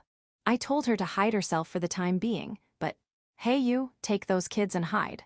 I ordered the white fox half-yokai behind me. Frankly, I can't fight a fight with kids everywhere and with care. I want them to evacuate quickly. Yes. The girl, the incarnation of the monster fox, shudders and shudders, but responds to my words by taking the hands of the other children nearby and leaving the scene. The hostile fox does nothing. Rather, it is wary of me. This is partly because the old man has just set up a strong anti-yokai perimeter around the orphanage. She was afraid of the exorcists who might be hiding somewhere. But the cooperation of the old man ends here. From this point on, the old man will do nothing unless I die. He doesn't want to make any more moves since he's hiding in plain sight. In other words, I'm on my own from here on out. I ducked just in time to avoid a thick, long, half-sounding tail strike. Oh man, if I had been hit directly by her tail, my upper body and lower body would have been separated. However, the attack does not end. It was a sound-form violence that was fired at the place where I was lying down. A roar similar to or more powerful than the one that hit the gorilla the other day. Just before the invisible storm of destruction is unleashed, I spin around and move away from it. At the same time, the ground where I had just been is blown away with the sound of the explosion. A large amount of sand and soil fly through the air. I was lucky that it did not hit the orphanage because of the angle. And, having the same move, the Youkai fox repels my spear thrown from the dust with her paw. At the same time, in poor visibility, she is alerted by the smells in the area. Will I throw another weapon at her? Or will I approach her in the dust? Or will I try to use the shikigami as a diversion? Is it there? The fox calculate backwards from the smell wafting through the dust and attack that way. A whip-like tail strikes the shadowy figure just as it appears. But this is Tusk, another shikigami. The pierced figure, however, is not a cloaked human being, but merely a misshapen walking scarecrow. And poof, the shikigami turns back to a mere piece of paper. How many times have you played so cleverly? Cough. The fox cursed, and at the same time she shouted, she winced in pain in her nostrils. She cried and coughed. It was caused by the white smoke from the shikigami. What was in the white smoke was vaporized tear gas and stimulants. They were made by grinding or fermenting medicinal herbs and mixing them together, and were packed in a ceramic casting together with specially processed gunpowder. When a small amount of spiritual power is applied, the gunpowder begins to generate heat, evaporating the medicine into gas. Moreover, this is a new product, a prototype, of the Kazuki family's medicine masters. It was supposed to be a kind of stimulation that even a Youkai fox living for hundreds of years would not have experienced. GGGHHHH, this little trick. Don't play with me, you little shit. The fox, shedding tears and wagging her tail wildly to prevent her opponent from approaching, is on the lookout for the approach. She can't hear, her vision is obscured by the dust and tears, and her range of movement is limited by the boundary. So this was the best she could do. And I, for one, would not go for it. If I ran into that tail storm, even if I didn't get a direct hit, the wind pressure alone could cut me down. It was too dangerous. That's why go boys. A few rats, shikigami rats carrying packages on their backs, crawl on the ground. Because the fox was wagging her tails at her human opponent, she was unaware of the presence of the tiny rats crawling on the ground. When the rats ran up to the fox's feet, the fox finally noticed their presence. What? A rat. As soon as she said that, the rat exploded. To be precise, it was the explosive that the shikigami rats were carrying on their back. The smell of the gunpowder must have been lost on him thanks to the stimulant. The low-quality gunpowder, which I had personally received from my acquaintance among the medicine men, would not have been powerful enough to cause the explosion. Therefore, I filled a bamboo tube with sharpened pebbles and used it like a hand grenade. The The target was the fox abdomen, where organs are densely packed and vulnerable. And then, finally, I move. I, who had been secretly moving behind in concealment, strengthened my legs with spiritual power and went to close the distance at once. The monster fox, bleeding from her belly, notices my presence and turns around to fire her foxfire. But I hit it with shikigami as I did before, disabling some of them, and the rest are caught by a puppet shikigami that appears in front of me as a shield just before a direct hit. Seeing the doll burning up in a cloud of dust and white smoke, the monster fox mistakenly thought that she had finished me off, albeit only for a moment. But then, I attacked to catch her off guard. And no, not yet. The fox noticed my presence and turned to the front this time and swung her tail. The wagging tail naturally shreds several shikigami crows that have come charging at her from the front like a cloud of dust. However, it was obvious that it was a diversion. I knew it was the real one. No, this is the real one. A foxtail swung quickly past right beside me.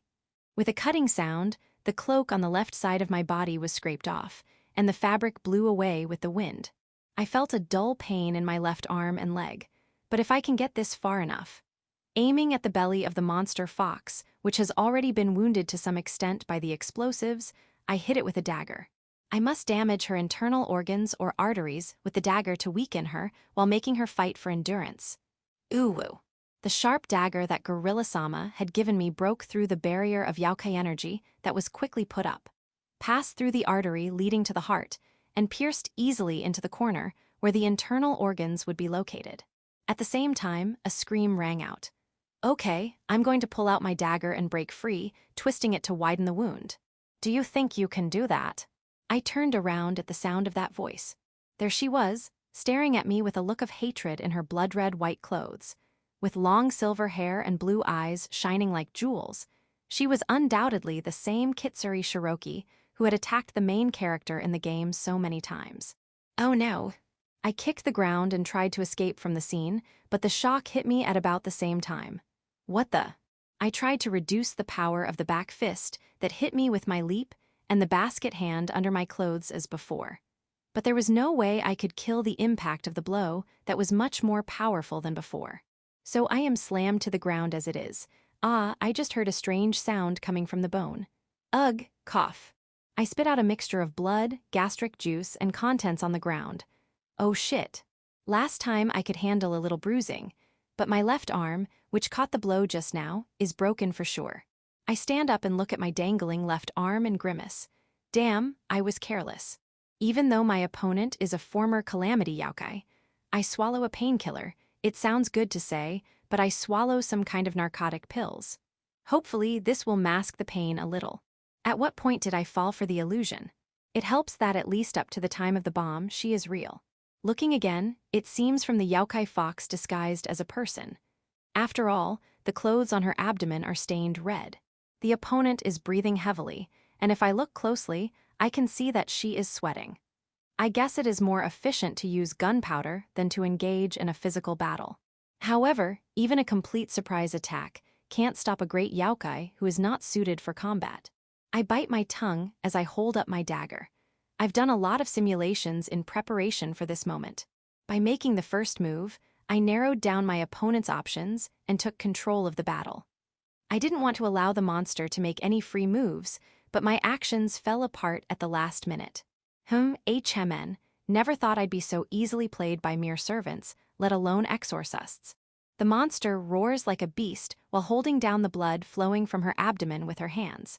Her expression showed clear impatience. It seems that she did not expect to be cornered so hard against me, who is worth nothing more than a mere stone on the side of the road. Of course, she was probably wary of the exorcist who had put up a boundary, or any other entity that might attack her as soon as she showed an opening somewhere.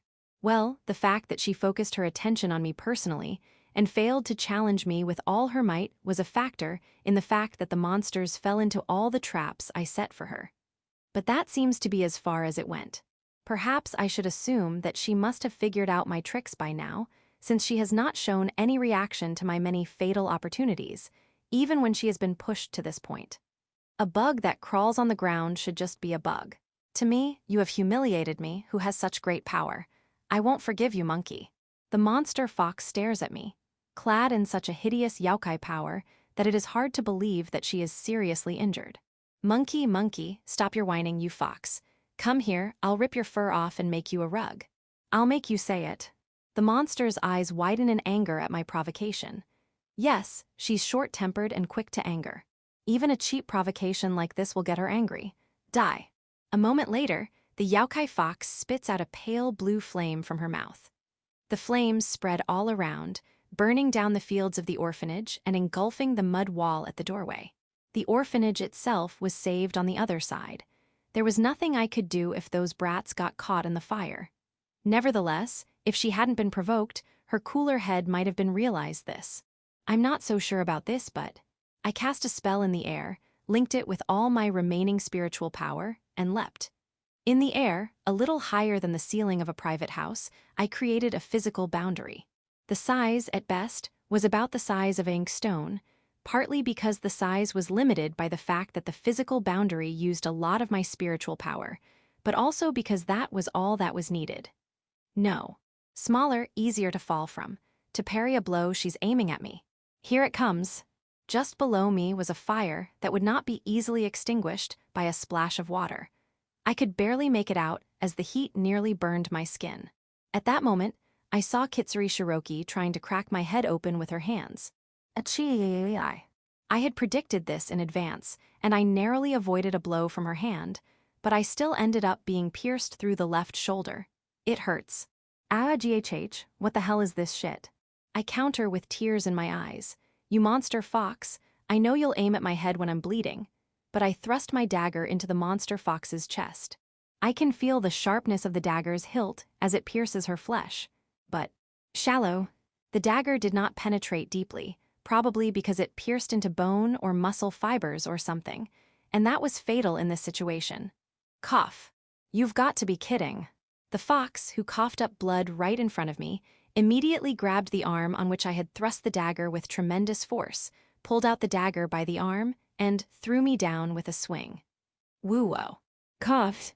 I screamed as I was thrown at a tremendous speed, but a few tenths of a second later, I plunged into the ceiling of the orphanage and fell to the floor, crashing through the ceiling and blowing the tatami mats off. Cough. GHHH. The pain was so intense that it seemed as if every bone in my body had been shattered. Several small pieces of wood were stuck into my flesh, and it was certain that my muscles were bleeding internally everywhere from the bruises. The blood I coughed up spilled onto my cloak, creating red spots. Or is it a little too dirty to be called spots? Damn you, why did I make a mistake at the very last moment? If there was such a thing as fate or God, I'd be cursing him. But not at the most critical moment of life and death. Eek, ah, ooh, are you okay? That small, muffled voice made me quickly move my blurred vision. There were children looking at me anxiously and worriedly through the small closet. That's not good. Why you're injured so now? Close that door and hide. I command in my smoky voice.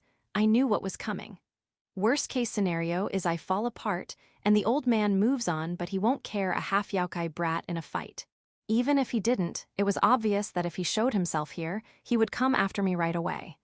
Eek B. But with tears in their eyes, the children are still upset that there is nothing they can do to help me. Unfortunately, they can't help me with this injury, so just shut up and hide. Finally, the kids hide in the closet as I charge at them. That's right, that's good. Maybe if they're lucky, they'll make it, but it's a long shot. It's coming. I turn my eyes to the sound of footsteps that leave an indelible impression. At the same time, the sliding door is kicked down, and a beautiful, hand-mounted monster fox stares at me reproachfully against the backdrop of the burning garden. A trickle of blood runs from her mouth, and she looks down at me in frustration. She must be very weak, breathing on her shoulders, and her face is quite pale. HMPH, you've grown quite quiet, haven't you, huh? That's nonsense, even though you're just a human. The fox screams with a horrified look that could scare a demon. I don't approve, I don't approve, I don't approve it. To me, to powerful me, how dare I let you, a little fish, get this far? Stop screwing around, stop screwing around, stop screwing around. I won't allow it. I won't forgive you, I will not forgive you. The fox was furious that she was half dead, coughing up blood. She was so mad that she couldn't speak half the time. Well, that's true. In the case of this fox, it would have been like this if she had been cornered by a human, a much lower-ranked one at that. If I gather up my remaining spiritual power, I can just barely manage one more blow. My bones and muscles are in shreds, but I should be able to last for a few seconds if I reinforce them with spiritual power. Or rather, it is necessary for me not to have it. I have 2 kunai in my pocket and a dagger in my hand. I have no choice but to dazzle her with the kunai in my pocket and pierce her with the dagger when she is flustered. I have no choice but to do it. The odds are against me, but I have no choice. I won't kill you easily. I'll skin you alive and cut you into little pieces from the feet up.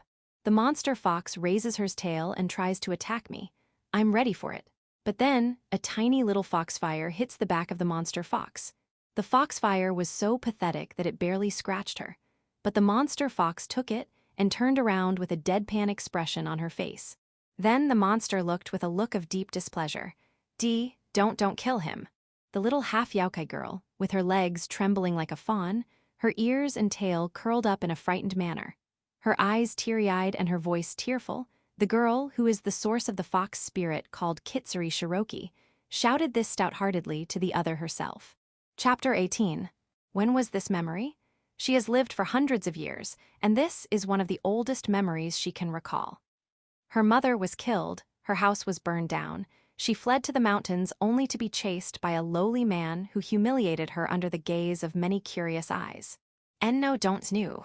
The girl instinctively knows what this means, what he is going to do to her, and she screams in despair, even though she has no clear knowledge of what he is going to do.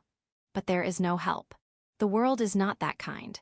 Therefore, a fate, which was brought about by whims and coincidences and her calculations, made here come there. What on earth do all these hairless monkeys want, gathered here on this mountain? It was at the same time that her sweet voice sounded. The half of the body of the man, who had just ambushed the girl, and was about to tear off her costume, was torn off and flying in the air with a spray of blood. Ah! The girl felt warm blood splatter on her cheeks and clothes. Her eyes were filled with the sight of the man's body slowly collapsing, guts dripping from his body. The white girl, half in a state of shock, turned her eyes slowly in the direction of the voice, or the armed peasants fearfully. There was a strange woman. A fantastically, unrealistically, frighteningly beautiful woman with crow's wet feather hair and red eyes. Her beauty, which could be described as the beauty of a country, made those who saw her forget even to breathe. However, the peasants who saw her were frightened and dismayed by her. This is because she has fox ears on her head and 9 fox tails behind her. It was clearly not what a human should have, for the difference in power between them and her was obvious just from the carnage they had just caused. Ayawa it's a mons GGHH. The man who tried to escape was immediately cut off in equal lengths with a swing of her tail. The man falls down with a slipping, slithering motion. Eel, you monster, I'm gonna kill you. Some tried to escape, others tried to kill her with farming tools, but all were equally helpless. Soon they were all torn to pieces by the sound of the 9 tails. The girl stared dumbfounded, without a sense of reality, as the men in front of her were slaughtered like insects, so easily that it was almost mind-boggling. But then, she was brought back by the monster who had caused the slaughter. Oh my, what a small and cute little fellow we have here. Well, that's very unusual. I didn't expect a half-Youkai. The 9-tailed monster walks up to the girl immediately and comments on her with a gleeful glee. Squinting, the Calamity Youkai admires the girl as if to judge her. Ah. The white fox girl shudders at the look, as if she were literally looking at a thing or a domestic animal. And then, the next moment she is trampled. KKHH. The girl suffers from the suddenness of the situation. Of course, even though she is in human form, an adult monster fox is stomping on her chest with 1 foot. A creaking sound is heard in the forest. GGHH, stop, please. She desperately pleads as the monster fox stomps on her. However, the monster fox responds to the girl with a smile of aggravated amusement. Kyukuku, are you in pain? Does it hurt? I'm sure that's true. A half-hearted and young half-Youkai like you won't be able to endure it even if I take it easy on you like this. She said so in a mocking manner, and then continued. Even so, you are pathetic. To be the prey of humans' hunts at that age.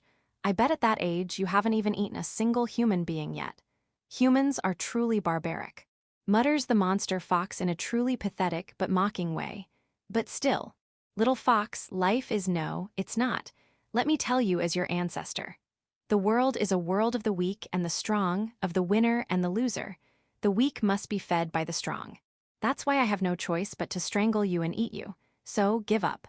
With these words, the fox increases the force of her stomping. The girl cries and screams, but can do nothing. At this rate, without counting to 10, the girl would have been trampled to death and her corpse would have been sucked to the bone.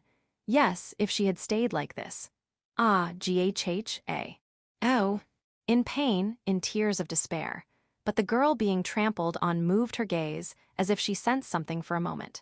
It was a subtle sensation that only a weak and timid girl could feel.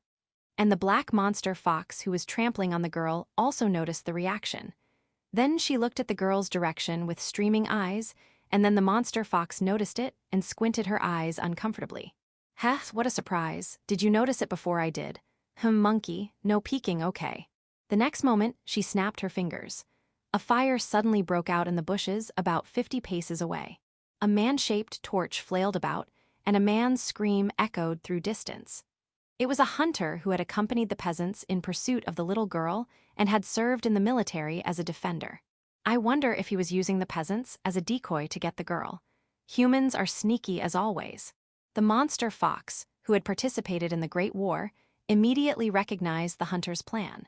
The hunter must have been the first one to notice her presence, and he had left the farmers and was aiming at the monster fox from the bushes with a flintlock rifle. Evidently, he was hiding very well. If she had not been aware of his presence, she would not have noticed it.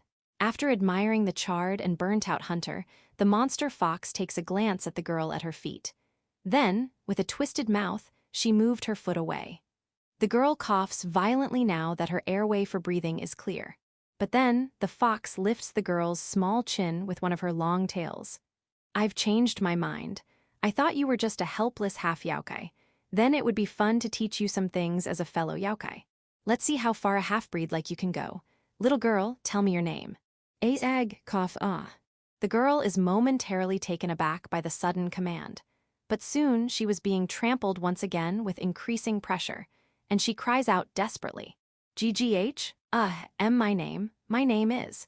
As the girl desperately cries out her name, the black monster fox smiles eerily and chants small words. At the same time, the white girl felt a strange sensation of her soul being constricted. GGH.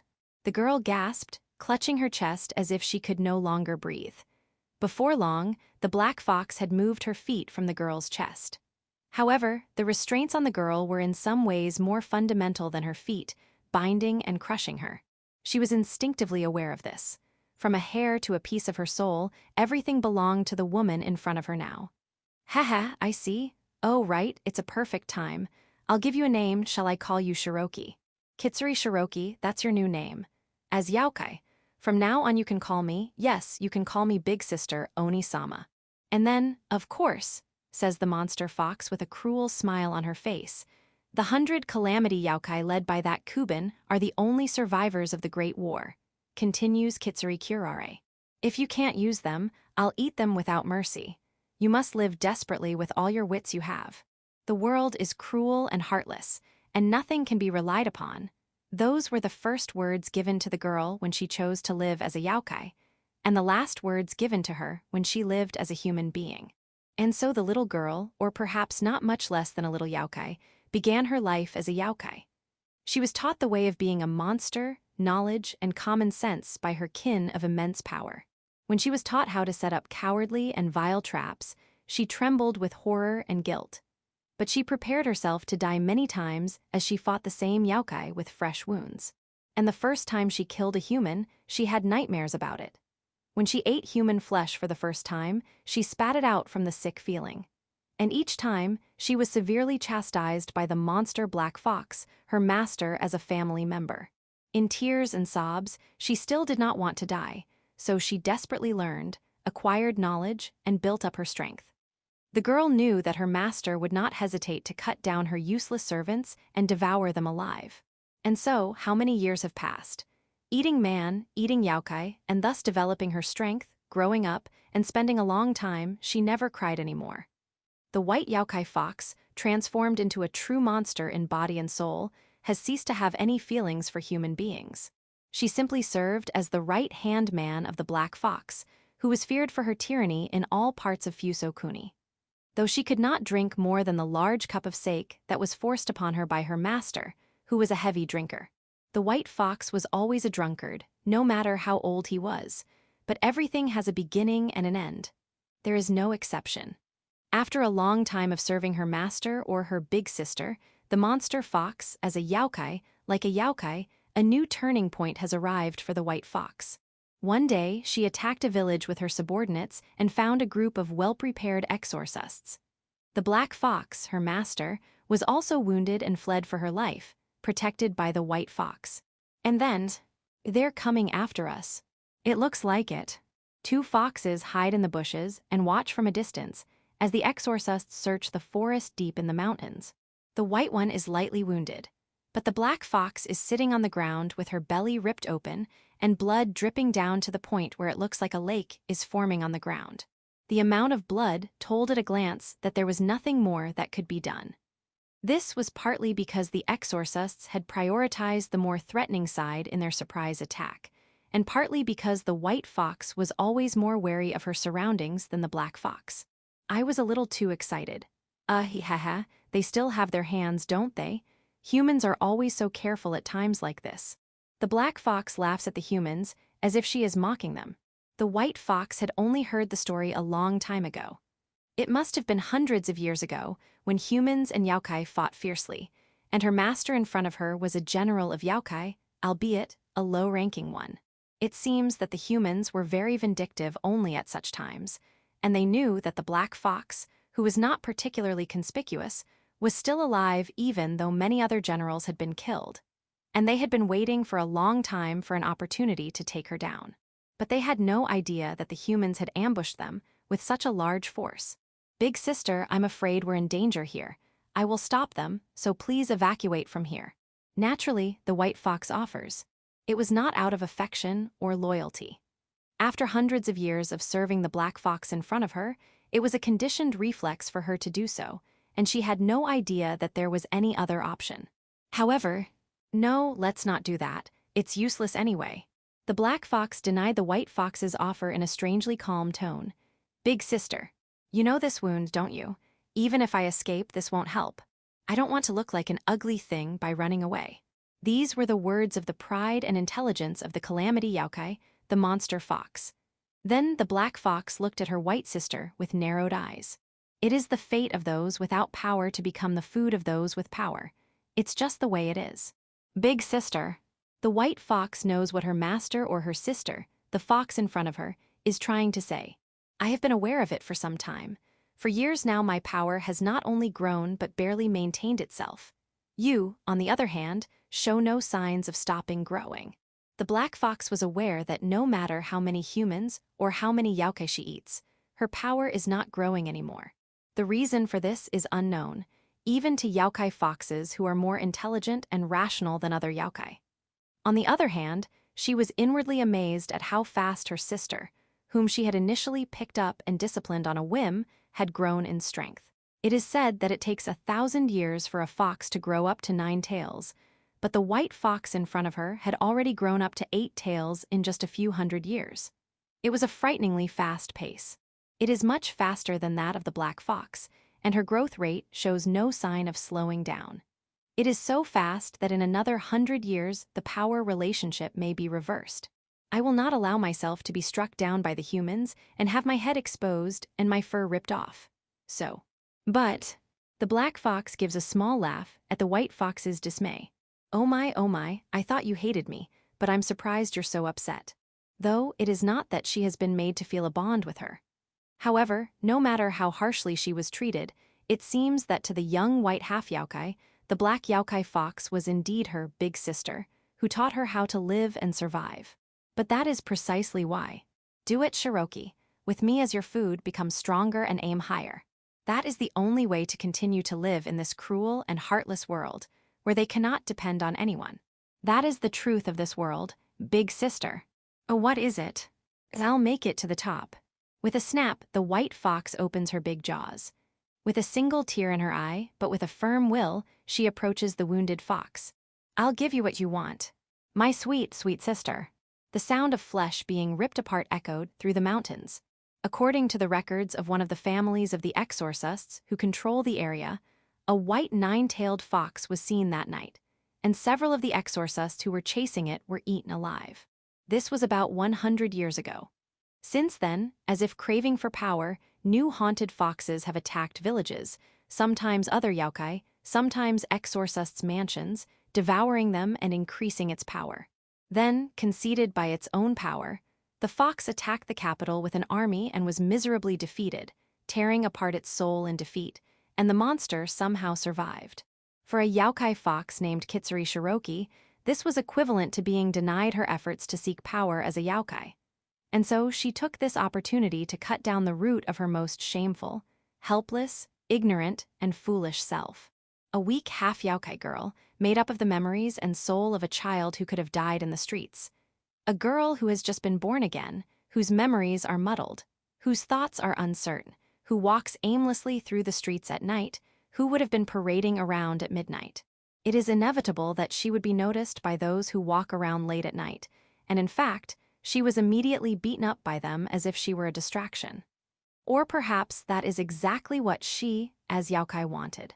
There is no help for the weak, and the weak are only robbed, humiliated, and killed.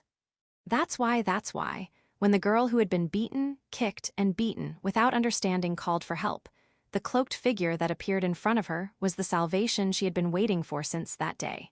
And when she met her other self, cruel and vicious, and recalled all the memories until she was picked up by the orphanage, which had been muddled, the figure of him who appeared once again was exactly the hope that shines for the girl. Section. The white girl was trembling, but she gathered her courage and used her not-so-great yokai power to release a small foxfire.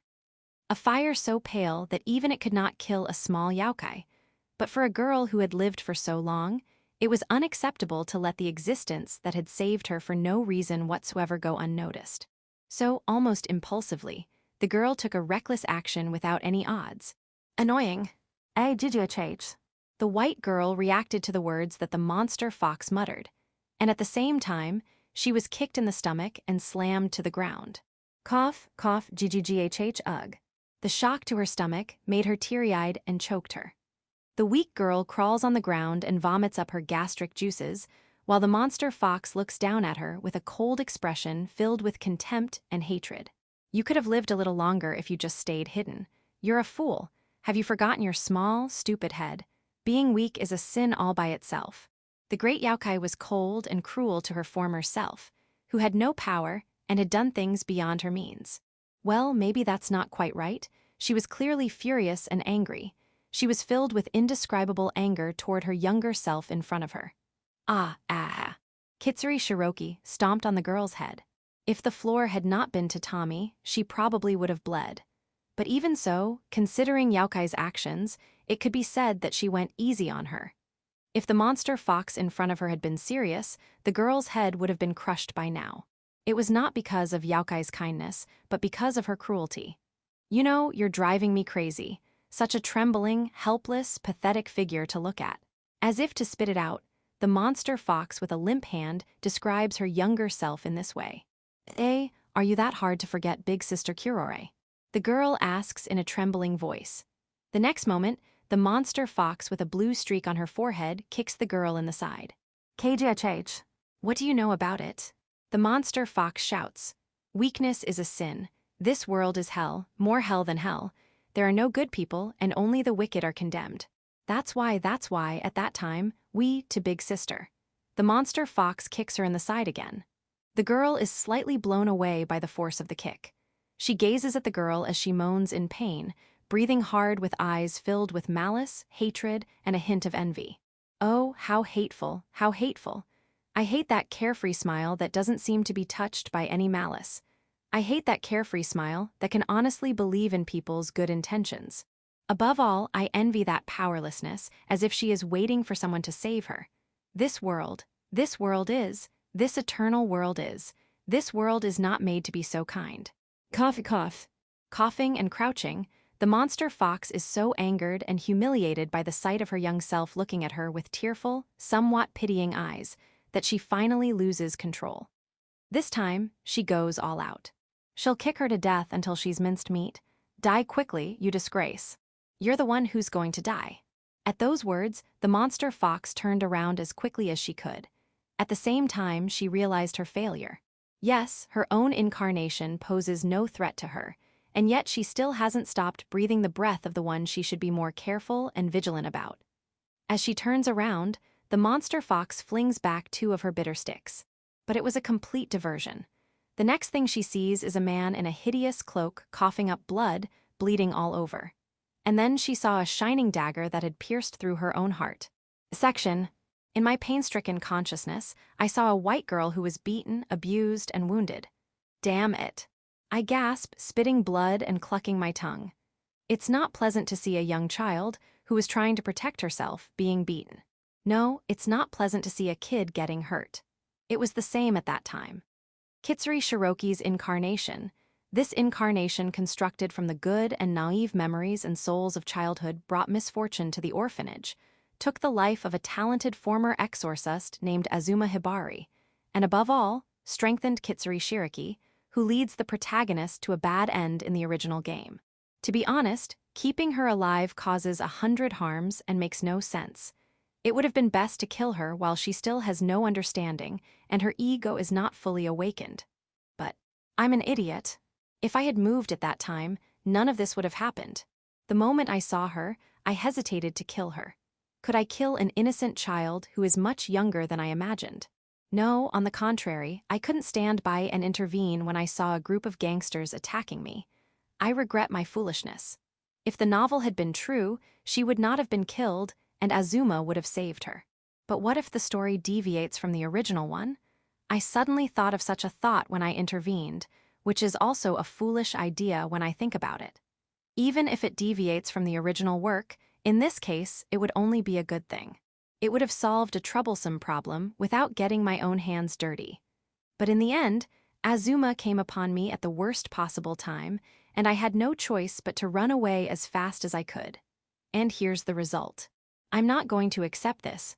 Without knowing who I was blaming, I muttered to myself and literally mobilized all my remaining spiritual power to make a final attack.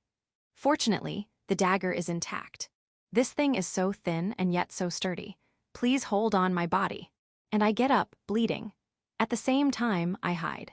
I do this in order to delay the monster fox notice for a few tenths of a second, but fox is so furious that she doesn't notice me until I'm about to stab her with my dagger.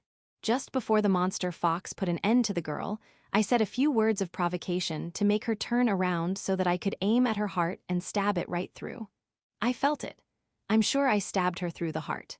In front of me was a monster fox, its face contorted in shock. She coughs out reddish-black blood from her mouth and raises her hand at me before collapsing. Oh, this is not good.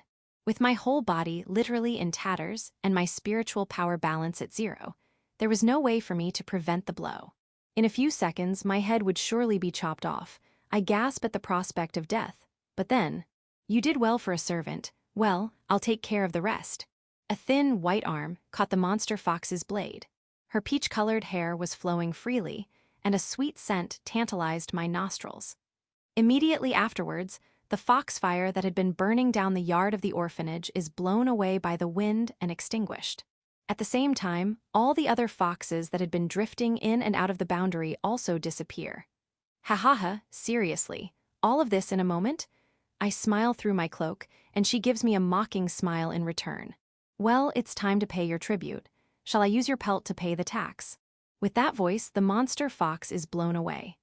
The dying Youkai fox, struck by the back fist of the peach-colored girl, yes, the back fist of the girl with her bare hand, plunged into the earthen wall of the orphanage, making a sound that cut the air. Why, you've done a fine job, princess. I praise her as I fall to the ground, unable to stand on my legs and feet due to the pain and exhaustion. Still, it's really a feat of strength, and she's not just a power gorilla. Oh, yeah. Thanks for the less-than-original compliment. Now, I have a lot to say to you, but first let's get rid of this beast, shall we? Kizuki AI, appearing out of nowhere with her fan outstretched gracefully as if she were the star of the show, declared this with a pleasant, yet deeply sadistic smile on her face. Chapter 19. It goes back in time. In the orphanage, where no noise, no dust, and no scorching fire can leak out through the boundary, two people were facing each other just outside the doorway. Is this the famous Princess Ai of the Kazuki family of the renowned northern region, known for her beauty and talent? It's my pleasure to meet you for the first time. Oh my, thank you for your kind compliments. It is a great honor for me to meet the second in command of the prestigious Onmyo dormitory and the renowned Matsushige family's head of profound knowledge. One of them is dressed in luxurious clothes which do not suit the chaotic atmosphere of the outer city, fanning her fan, and the other is surrounded by a crowd of monster foxes whose movements are restricted by binding technique, and they take a glance at each other. Then they smile. Without any knowledge, they might have appeared to be standing there calmly, unconcernedly, but in fact, they were radiating their spiritual power to each other and were on the utmost alert for the other. This meant that they were ready to use their techniques at any time, and the Exorcists were ready to fight. So, what brings you here to the outskirts of the capital? If you are here to see the city, there must be some sights that will interest you more than others. May I show you some of them? Thank you for your kindness, but I'm not one of those simple folk. I've seen far better pleasures than those that can be seen at any time. A giggle, a chuckle similar to a bird's chirp, and a fan spread out, seemingly at ease. But the old man ahead noticed a hint of impatience in her appearance. Oh, then you should enjoy the pleasures of the city without having to go to such a dirty, unromantic place. Or is there some reason why you must hurry here even if it means soiling your dress with dust? Just take care of yourself, old geezer. It was a small murmur, and at the same time, the air around her grew heavier and clearer. The foxes, all of them motionless from the binding technique, shuddered without uttering a sound. At the same moment, a big bear with horns, which had been hiding in concealment, appeared in front of the old man as if to protect him, though the bear was quite shriveled up. Well, at her age, she has such a murderous temper. Though he did not show it on his face, the old man was deeply astonished inwardly. A little girl, who is at most a little over 10 years old, could direct such a huge amount of spiritual power to the same person as an invisible killing intent. It is true that exorcists are often involved in family quarrels, but the people of the northern region are still scary. Although there are some exceptions, it is said that most of the exorcists who reside in the western and southern regions are relatively weak. This is partly because the areas have already been cleared and developed, and because of the lack of strong Youkai, the exorcists have become mundane, engaging in activities other than their main occupation. But the main reason goes back to the time of the Great War. At that time, the development of agriculture and industry had already progressed, and the Youkai invaded these lands with a large army to damage the productive capacity of the human side. And as a result of fierce battles with the local exorcists, many of the ancient members' family were cut off. Or, if they survived, they were all at the end of their line. The talent of exorcism is a generational trait. Considering that the talent of exorcism grows stronger with the passing of generations, it is only natural that the family in the western and southern regions of the country would be weakened by the loss of so many promising exorcists.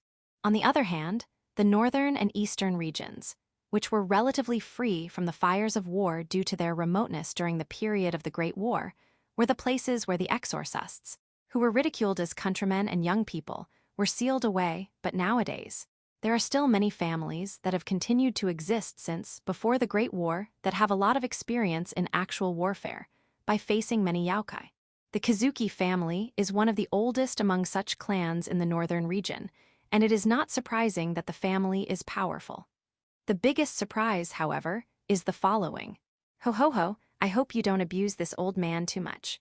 It seems that my purpose and the princess's purpose partially, if not completely, overlap. You don't have to look so afraid, do you? The old man smiles and gets to the heart of why Princess Kazuki is here. You know that if I say a word, you will be hunted, right?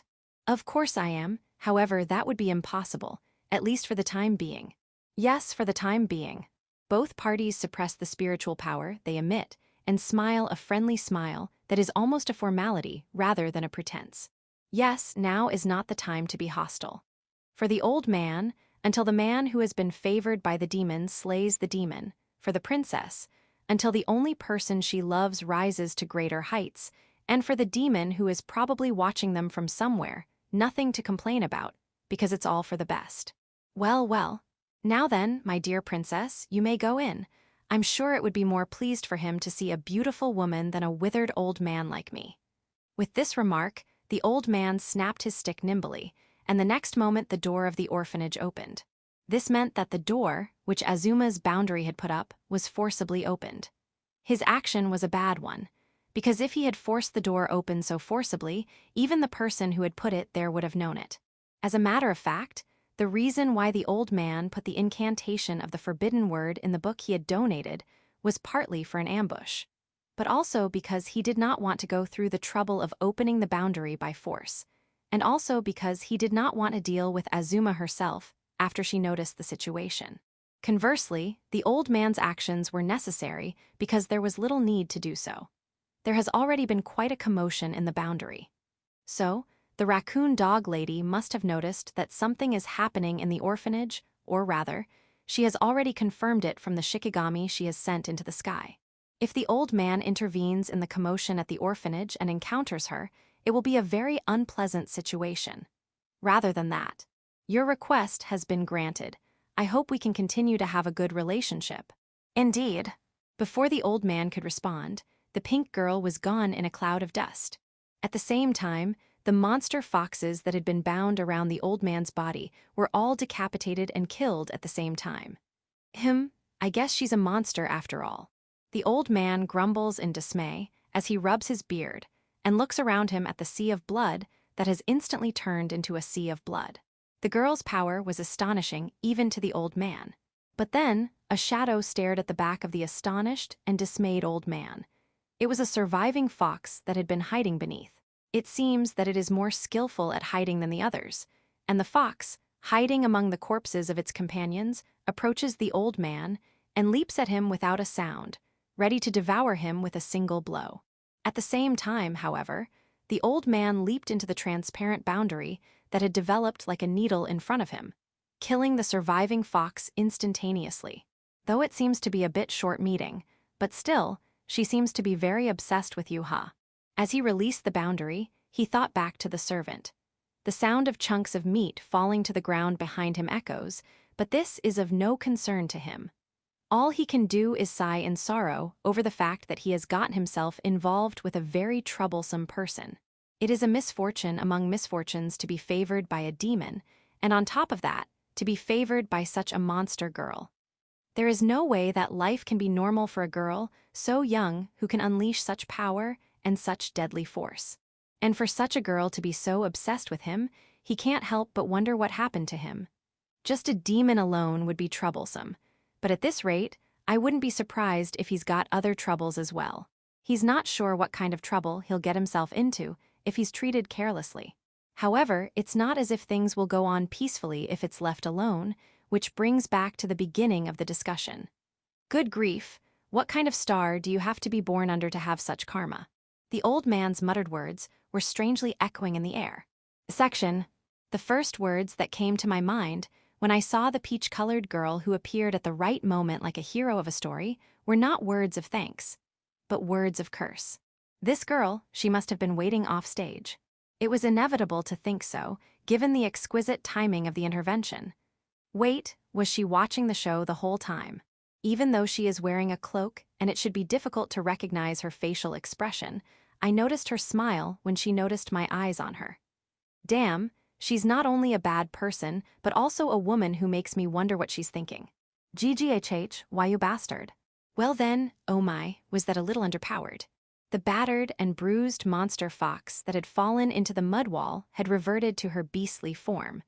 But she still seemed to have the will to fight, even though her body was dripping a lot of blood as she emerged from the mud wall. However, the next instant, the blade of the wind brought it all to naught. The slender girl swung her fan from a distance, and the invisible blade cut through the monster fox's body in tandem with the fan. Is this the end? The next moment Ai said so, she waved her fan in her hand. At the same time, the head of the monster fox is cut off. Her head falls to the ground, and surprisingly, no blood spurts out from the section of the body where the head and the body parted in tears. The reason is that a lot of blood had already flowed from the whole body. Well, you've turned out to be quite a wretched sight, haven't you? Kazuki AI looked at me, as if the one-sided violation I had just suffered had never happened. I am ashamed to present myself to you like this, princess. Don't worry, I'm used to it. By the way, have you brought me my souvenirs? Of course not, said my inner scream. To tell the truth, I've thought about it a lot, but I can't do it because her request is too reckless and too demanding. Damn, she has a wicked smile on her face. Depending on the route, she might get traumatized and make the monsters break her pride and make her understand. Or she might be forced to perform a highlight-off interracial play right in front of the main character. Oh, that's right. The trauma flag has been broken. Hey, Tomob, were you thinking something terrible about me just now? No, nothing at all. Her eyes narrow slightly in disapproval at my emotionless words, but she quickly turns her gaze in the other direction. Well, that's okay. In that case, you can bring me the souvenirs I specified, right? I turn my head in the direction of the gorilla princess's gaze and see a white fox girl being cared for by a group of children. The girl, looking distressed but acting strong, makes eye contact with us the next moment. At the same time, I had a faint idea of what she was thinking just from that eye contact. I don't think that's possible. Oh, is that bad? No, I don't know. I think it's a little too far-fetched to be a souvenir. Well, in this world, people are products too. Still, she's ordering something complicated. Thinking about the future, I sigh inwardly. Oh no, on second thought, I should not have let my guard down here. Youkai is a monster. No matter what the extent of their existence and their way of being is not something that can be measured by human common sense. It's not over yet. My little monologue, however, strangely echoed in the place. At the same time, a strange, ghastly grinding sound echoed. I look quickly in the direction of the sound and am startled at the same time. Of course. The monster fox that I thought was dead was crawling on the ground with her head only at a tremendous speed. How shocking. Wah! The fox was crawling on the ground like a cockroach, with a speed that was unbelievable for a fox with only her head. A moment later, I realized what the monster fox was aiming at from the direction she was moving. Hey, run away, quickly. Hey! The fox's target was the orphanage children who had rushed to Shiro's side. In a sense, it was a natural choice. The gorilla-sama would have been sure to fight back if she had attacked her.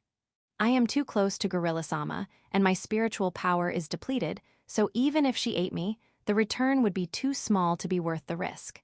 Therefore, half-Youkai children are far more efficient than mere humans in recovering their strength and are less likely to fight back. She probably intends to eat the children and run away from gorilla-sama as fast as she can. I won't let you do it. I had used up all my spiritual power, so I couldn't run at her with my physical strength, so I threw a dagger at her. The dagger was thrown with only my physical strength, but I had been training in my spare time since my reincarnation because I didn't want to die, and it tore through the air so sharply that it was hard to believe that it was thrown with a battered body. The dagger precisely pierced the top of the head of the headless monster fox, but it doesn't stop her. The head may have been half in motion, but the force of the projectile was probably too weak. It seems that the blade stopped at the skull, and the blade did not reach the brain of the monster fox. In the eyes of the monster fox, I could still catch a glimpse of her clear will. Oh no. I realized that I had nothing left to do. The children in front of me could only stare in astonishment at the fangs of the monster that attacked them. It's not surprising considering their age and lack of combat training. But that does not mean that the monster will take it easy on them. In other words, damn. For a moment, I look at Gorilla-sama beside me, but even though she is aware of what is happening, she does not seem to take any action. She seems to have no interest in the children. And because there was no time to persuade her, there was only one thing to do. I start to run while enduring a great deal of pain, but my movements are much slower than usual, and I don't think I'll make it in time. And just as the head of the monster fox jumped up and was about to cover the children, Protection Law Boundary 3rd Class, Tortoiseshell Pattern, a fluent tone echoed through the room. At the same time, the fangs of the monster fox stopped in midair. No. If I look closely, I can see that the monster fox was biting the crystal-clear boundary that had been deployed to cover the children. The monster fox and the children are stunned at each other. Binding law boundary 4th class, stacked box, and breaking law boundary 6th class, endless flame hell. The monster fox sensed what was about to happen and tried to do something. But the next moment, the monster fox was trapped in 3 layers of boundaries, and the next moment, it was dyed red with the attribute of fire. No, it was probably the flames of hell that were swirling inside the boundary. It happened in an instant. It wasn't just a burnt-out corpse. Not even a corpse remained. When the boundary was lifted, all that was left was a few ashes and a small dagger stuck in the monster fox's head. The ashes were quickly blown away by the wind, and the dagger fell with a clang to the ground, making a striking sound. After that, there was a sound of footsteps. The quiet footsteps, however, had an overwhelming presence. The spiritual power mixed with the thick and Youkai energy became an invisible blade, and was directed at me and the gorilla princess beside me.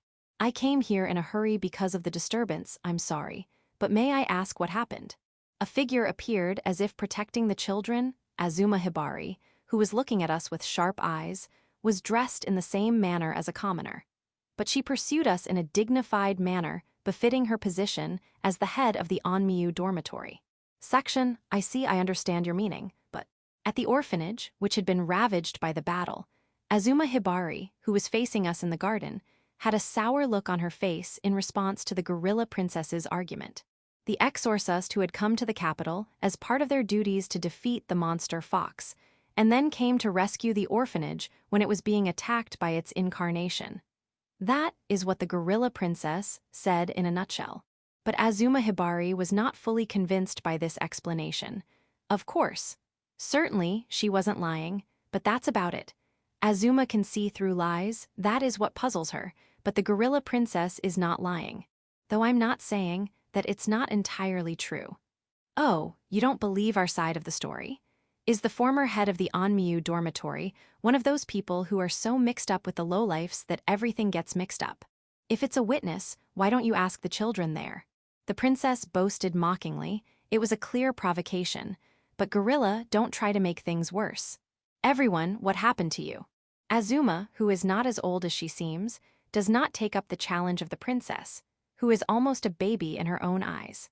She bends down to the same gaze as the children while keeping a wary eye on us, then asks gently. The children's response to her question was a bit puzzling, however. Well, the person who I helped was, the man I helped was torn to pieces, and a big fox came out from inside. Then, the invisible man there, he was fighting with a scary fox very fast. Yui, it burned so fast. That pretty sister was really fierce. The children, who had just been nearly killed by the monster, and were supposed to be in tears, gathered at Azuma's feet and uttered words one after another without any connection. The children were trying their best to explain to Azuma, who was their mother, but their words were either inarticulate, poorly explained, or too much of a stretch for a child. Oh, yes. I'm sorry to hear that I've caused you so much trouble this time. You can leave it to me to fix up the house or whatever, okay? I'll send you money for the repairs later. And if you want, I can personally donate to the orphanage from now on. As Azuma was frantically listening to the children's stories and secretly analyzing and summarizing the main points, the gorilla princess made a targeted offer. That's very helpful, but no, wait, what do you want? Azuma bites the gorilla princess's words as soon as she can, but it is already too late. The result may have been obvious from the start. It's rude of me to call it a target. Instead, I would have accepted the trouble for you. Hey, that fox over there. The girl speaks triumphantly, fan outstretched. Azuma's eyes widen, and by the way, all the children who were gathered around her feet look in her direction. That is, the white fox girl who was standing alone at a distance from them. Shiro, you. Azuma-sensei, I. Azuma saw everything at first glance, from her complicated and sorrowful expression. You, what have you done to her? The former head of the Onmyu dormitory, who had never cared how much she was ridiculed, clearly turned her murderous intent on the princess of the Kazuki family at this moment. I gasp as I stand by her side. My whole body was tense and rigid, even though I was not directly attacked. If I had been in perfect physical condition, I would have escaped from the place as fast as I could at this moment. I've been confronted with this before, but the pressure is the same as ever. The killing power of this world is not so fancy because there are spiritual power and Youkai power. If my body is not accustomed to the spiritual power or Youkai power, or if it is too strong, I can get sick just by being exposed to it. It is not easy, but not impossible, to kill a person just by directing psychic power with the intent to kill. Oh my, don't look so grim. Doesn't that scare the children? And I didn't mean to intimidate you. How dare you? Azuma's fury dissipates when she sees that the children on the other side of the room are momentarily startled. But she does not hide her hostility toward the gorilla-sama's words. No wonder. After all the talk of donations and repairs, there's no way she'd trust her words. No, you're wrong, teacher. I made my own choice. It's true, I'm going to stay with them. Slightly nervous but determined, the white fox girl speaks of her choice. Teacher, you have heard the story, haven't you? Where I come from. Yes, but although you are the source of that evil and cruel Youkai, you are not it, are you? Azuma replies to the girl, with a pained expression on her face. Well, evil is certainly a part of Youkai's soul. It may be the root. However, that does not make the girl and the monster completely the same. There are many precedents in this world about the existence of the soul and the mention of its sin. There is also the existence of living spirits in the case of human beings, and even Youkai can be subdued, and their souls can be cleaned and elevated to the status of a sacred beast, and vice versa.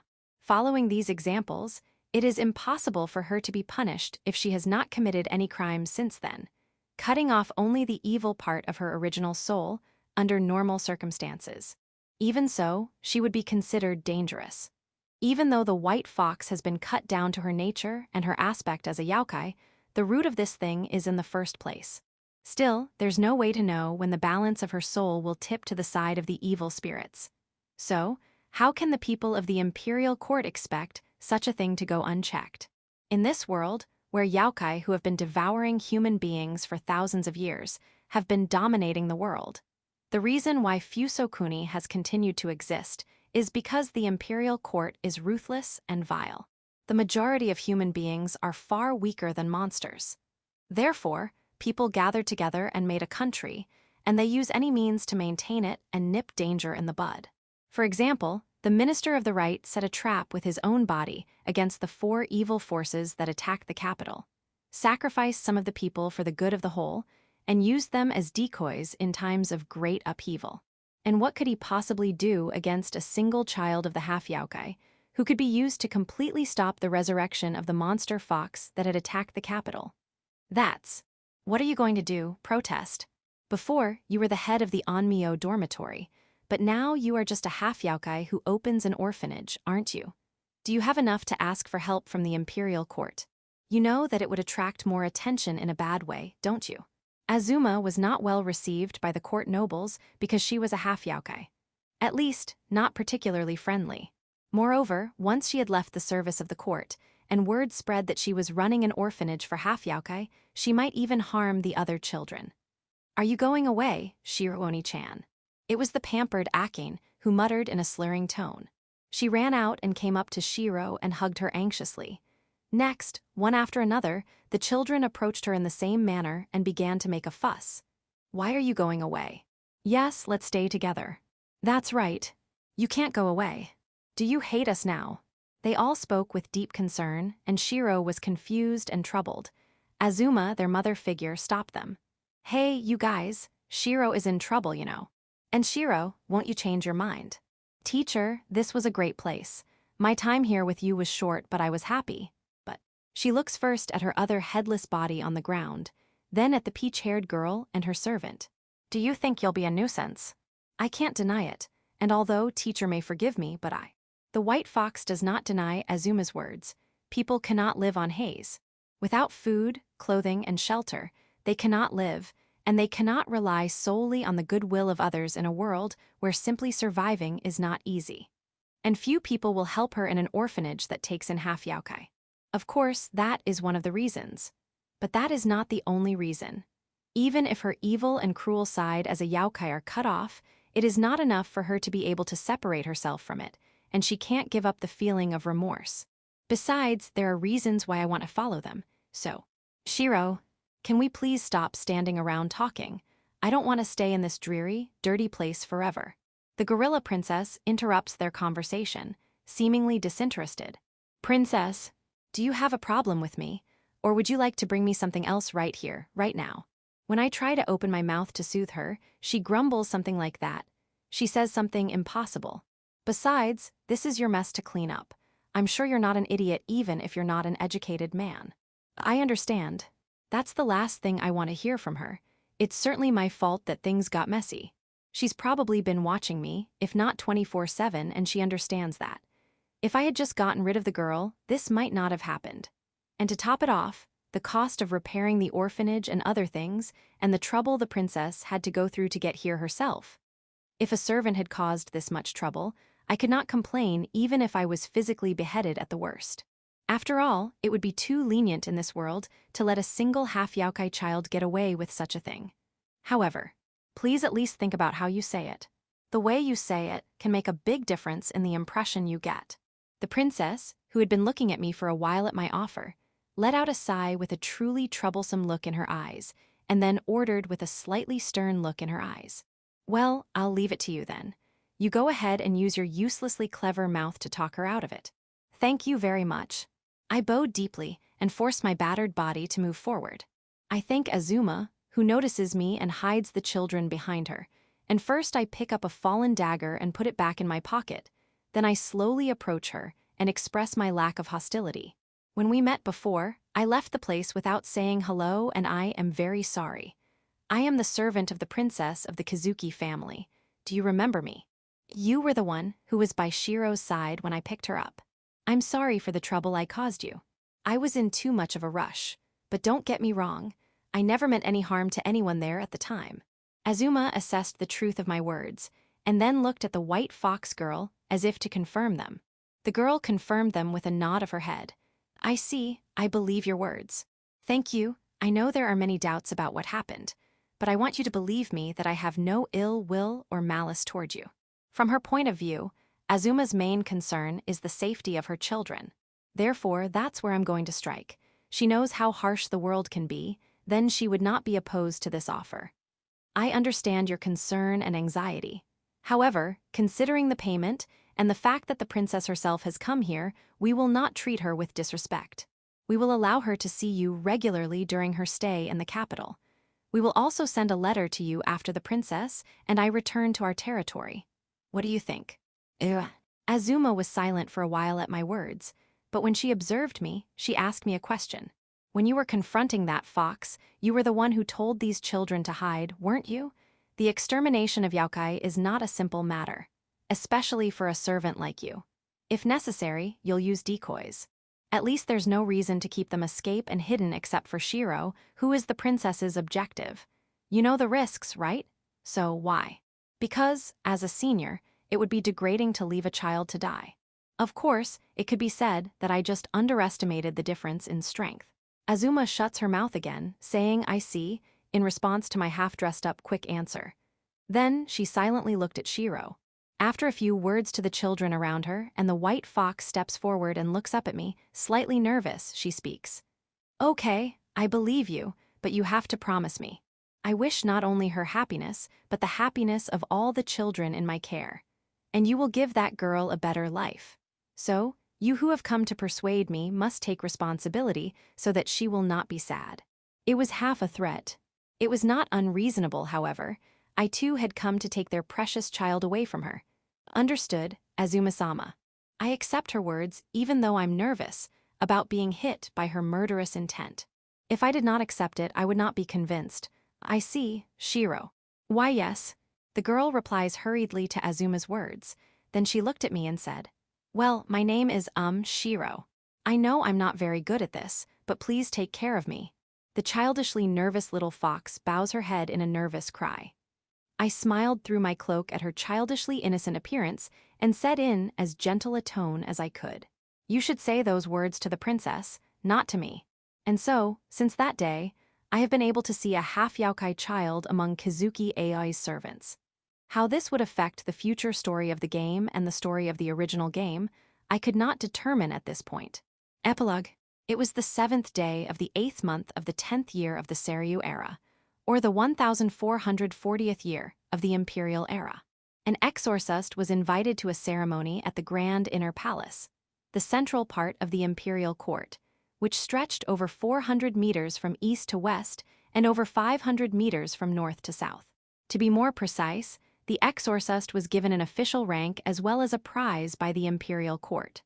The rank was the 6th, and the prize consisted of 20 loaves of silver, 6 silk cloths, and several goldsmiths' wares and furnishings. The reason for the reward was ostensible that the exorcist had vanquished the monster fox that had attacked the capital and its people, and had presented its corpse to the imperial court. To be precise, this was also the reason, but more than that, it was a kind of hush money. That is to say, it was to keep Takebana Trading Company quiet about the cargo that the imperial court had requested. Now, what exactly was the cargo, Yuman don't know. Kazuki Yuman, sitting on a cushion in a dimly lit room with the lights off and only moonlight shining in, is asked by a woodpecker, Kazuki Shisui, perched on a candlestick in the corner of a house rented from the Aomi family. No, it was not the woodpecker, Kazuki Shisui itself. A tag with the word Shiki written in blood was affixed to its face. In other words, it was a shikigami in the exact form of a woodpecker, Kazuki Shisui. Several candlesticks were placed in front of Kazuki Yuman. On each of them stood a shikigami in the shape of a bird, an egret, a woodpecker, a kite, a magpie, and so on. Yuman could clearly feel the gazes of those who were looking at him through the eyes of the shikigami.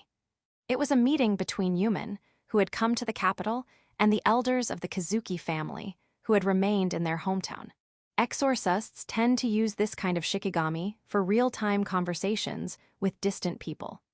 The final topic of discussion was the merits of one of the candidates for the next head of the family who had come to the capital. According to what I have heard through my contacts, the contents of the cargo are Youkai captured alive. I am sure that is not a lie. But perhaps that is not the only reason for this reward. That alone would be a bit excessive as a reward. Kazuki Yuman replies confidently, his cheeks and chin quivering. Those were not words without foundation. On the surface, it is probably true that the living Youkai for experimentation and research that the Onmyu dormitory was planning to secretly bring into the inner palace were carried by the Takebana Trading Company. And it is also true that the contents were not very good. The capital is protected by 4 layers of boundaries.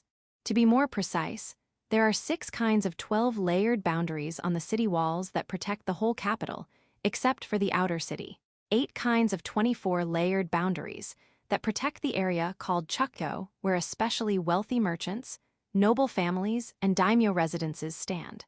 And 10 kinds of 33 layered boundaries that protect the inner palace, Daiichira, the political center of the capital, and 12 kinds of 36 layered boundaries that protect the great inner palace, Uchiura, the last emperor's residence. Naturally, it is impossible to construct such a network of boundaries, which is almost ironclad in terms of sorcery, by human power, no matter how many exorcists are gathered together. Therefore, the enormous consumption of spiritual power is covered by the natural spiritual energy from the spiritual veins overflowing from right under the capital. The spiritual veins emit an unlimited amount of spiritual energy, and depending on how it is used, it can even interfere with the reason of the world. In fact, the imperial court has been utilizing unlimited spiritual energy to give fertility to the lands around the capital year after year, and to exorcise disasters, epidemics, and other calamities before they occur. On the other hand, for Youkai, it is a special place where they can raise the status of their existence and become more powerful at a rate dozens of times faster than usual just by staying there. And that is why the stray Youkai have been targeting the spiritual veins of the capital for thousands of years. The culture of the court nobles detested filth, and it was originally forbidden to bring live Youkai into the capital, especially into the inner palace. However, Takebana Trading Company was trying to bring Youkai into the capital, even though they were considerably weakened and sealed up, according to the secret order received from an executive of the imperial court. If this had been widely known to the public, it would have caused a scandal of some sort, and those who ordered it would have been exiled to the islands, and the Takebana Trading Company would have been pursued and would have been blamed for the incident. According to the above, it is understandable then, but still, it cannot be denied that the treatment is too excessive. It is indeed doubtful. The imperial court of these days would not make such a big deal of it. The kite elder voiced his doubts in a hoarse voice. From the very beginning, the imperial court does not trust exorcists from the bottom of its heart. And the current regent is the head of the greedy Sakaki family. And when he gives such a rich reward for a single Youkai, it makes one wonder what's going on behind the scenes. Oh my, you are all so swollen. Our family AI has received an excessive honor, you know? Why don't you be more open-minded? Right, human. The graceful egret, Kazuki Kachu, takes a glance at the other Shikigami, then at Human, who is sitting in front of him, and twists his head in a soft, yet somewhat petting voice, as if asking for their agreement. Human, on the other hand, looks at Shikigami, or rather at the person who is probably looking at him from the other side of the room, with a sullen expression on his face. Mother, haha, you know that things are not that simple. This is a matter that will affect the future prosperity of our Kazuki family. Human complains to his mother, Kazuki Kachu, about her optimistic attitude. Human could not help but wonder why his mother, who did not seem to be very attached to her children, was so strangely lenient toward her granddaughter's sisters, who seemed to be a troublesome lump, probably because they had been married for political reasons. That's right, Kachu-sama. From our point of view, the imperial court is too far away. We may need to get involved a little, but we should not get too involved in their intrigues. Kazuki Shisui's Shikigami follows Human's words. The Kazuki was not always present in the capital. In fact, except for a visit to the capital once every 3 years, there were often times when no one was in the capital at all. It was indeed necessary for the Kazuki to establish a relationship with the court by paying tribute or giving gifts.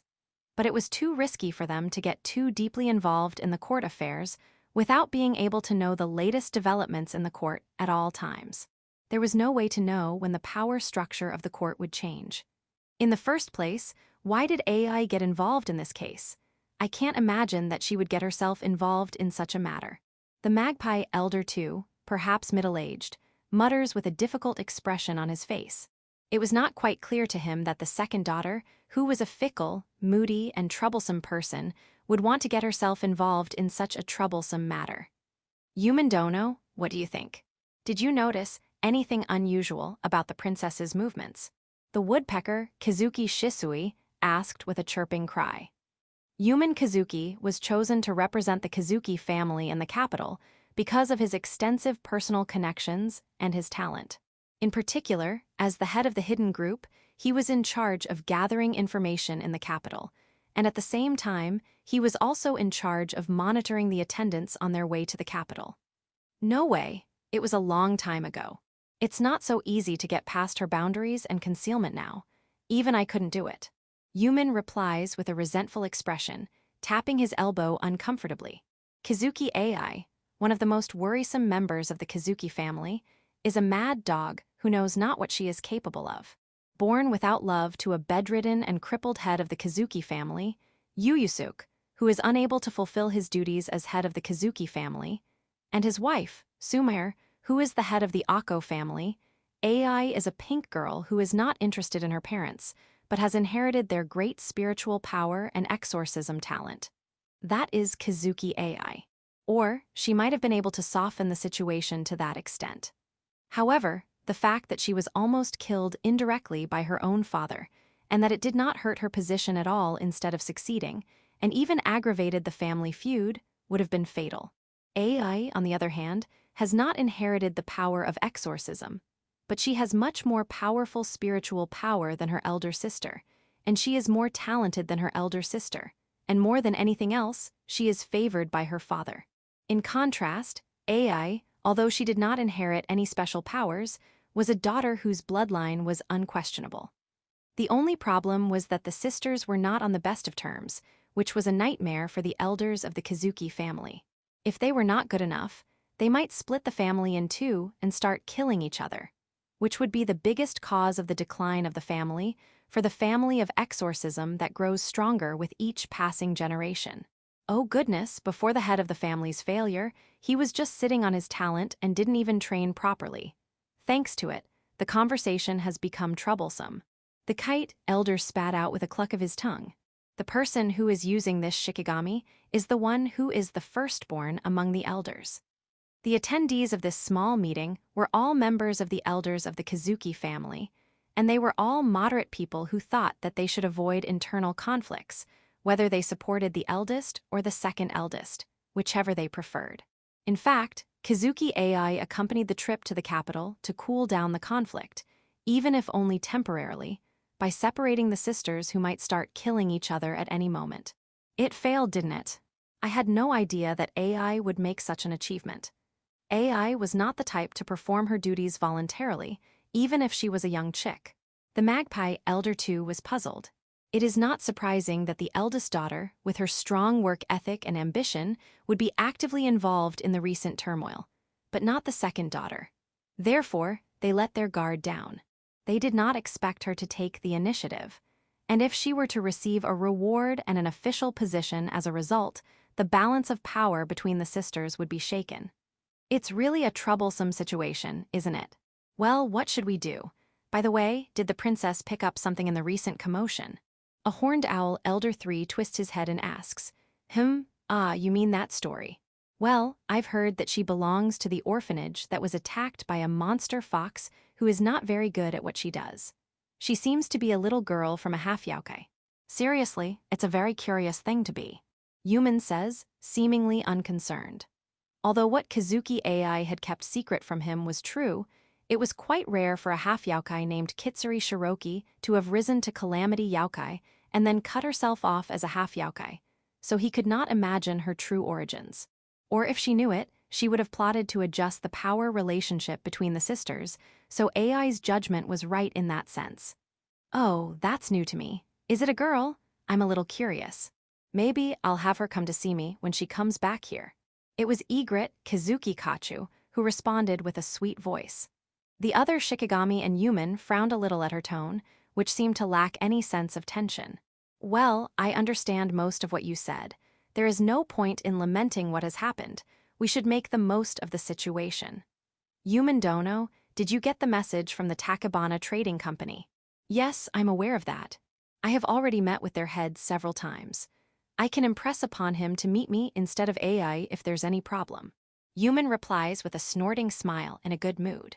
It is indeed AI who has directly helped the head of the company, but AI is still a child, not a representative of the Kazuki family.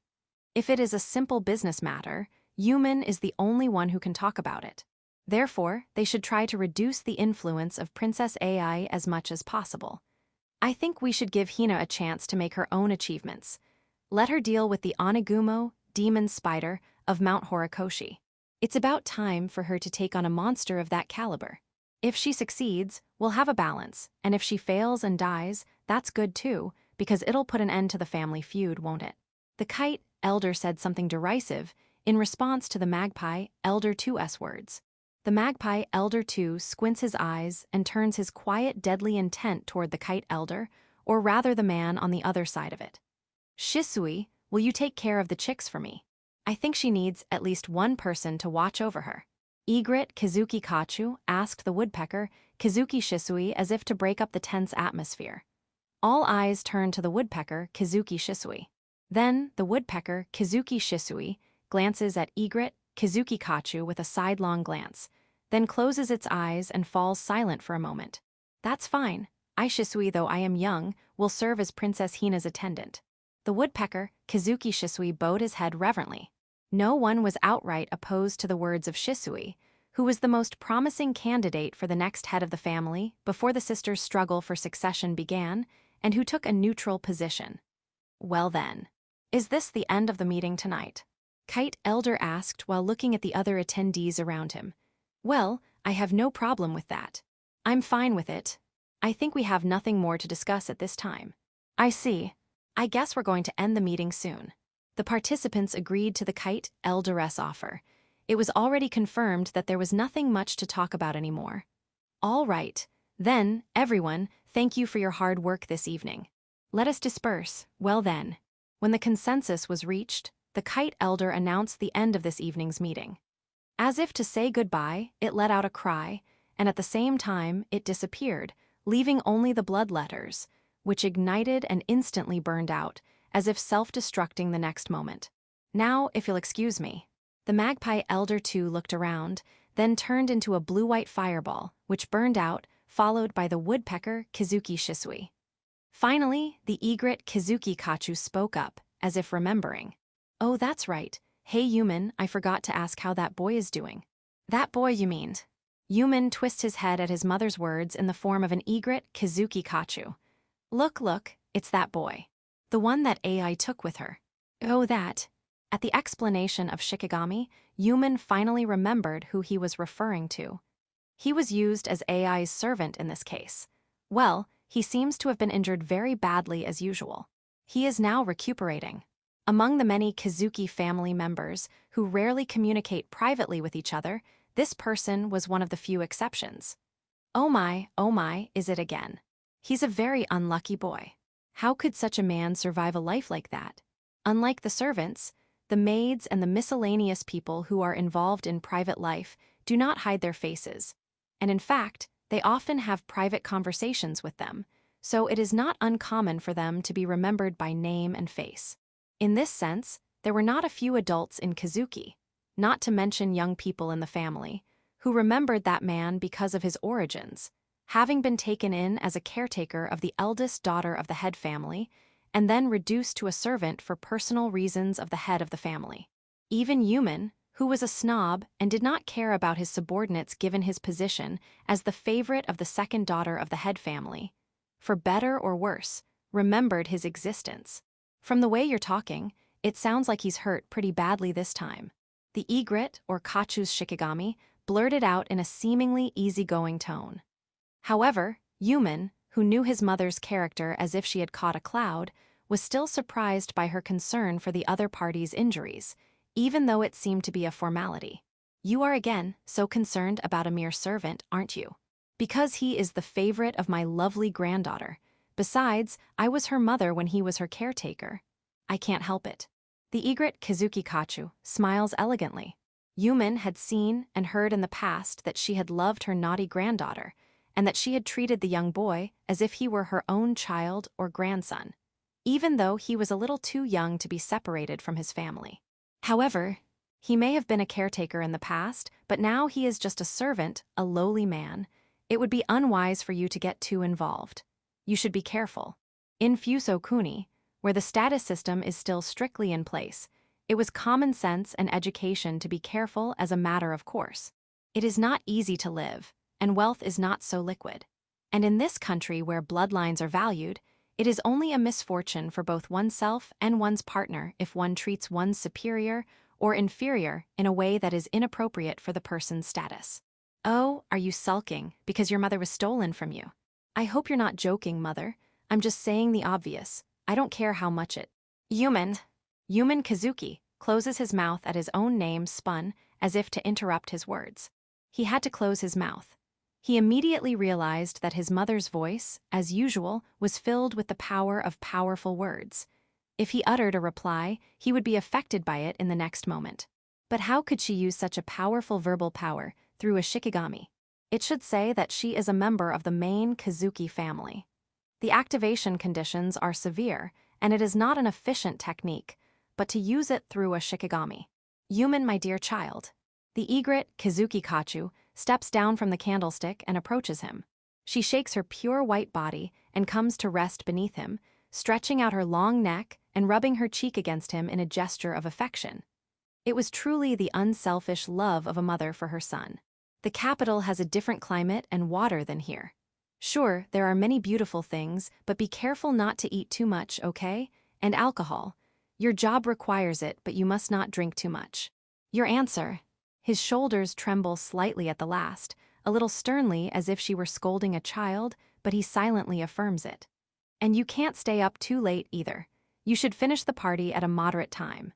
And it's not good to stay indoors and not sweat. Get some sunlight every day, understood? Silently, Yuman nodded at his mother's offer. Satisfied with his appearance, the egret Kazuki Kachu looks at her overweight son with loving eyes and takes a few steps away. I hope you are well until our next meeting. Mother prays for your health. With these words, the last remaining Shikigami also burst into flames and burned up within a few seconds. After staring at the burning remains of the Shikigami for a while, Yuman let out a breath as if releasing his tension. Things have become even more troublesome these days, haven't they? Yuman has always known since he was a child that his mother had a sensitive and difficult personality that could change her attitude at the slightest hint of a change of temper. However, Yuman thought that she seemed to be particularly unstable these days. It was hard to determine what was bothering her. Or maybe it's just age, no matter how young she looks. No matter how much spiritual power can revitalize the body, there are limits. This is especially true of the spiritual aspect. A half-yokai may be able to delay the hardening of thought, but his mother cannot prevent it, no matter how much she tries to make up for her appearance. That's a problem.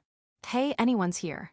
Yuman wipes the greasy sweat from his forehead with his sleeve, opens the shoji, sliding door, and calls for his servant by removing the boundary wards that also provide soundproofing.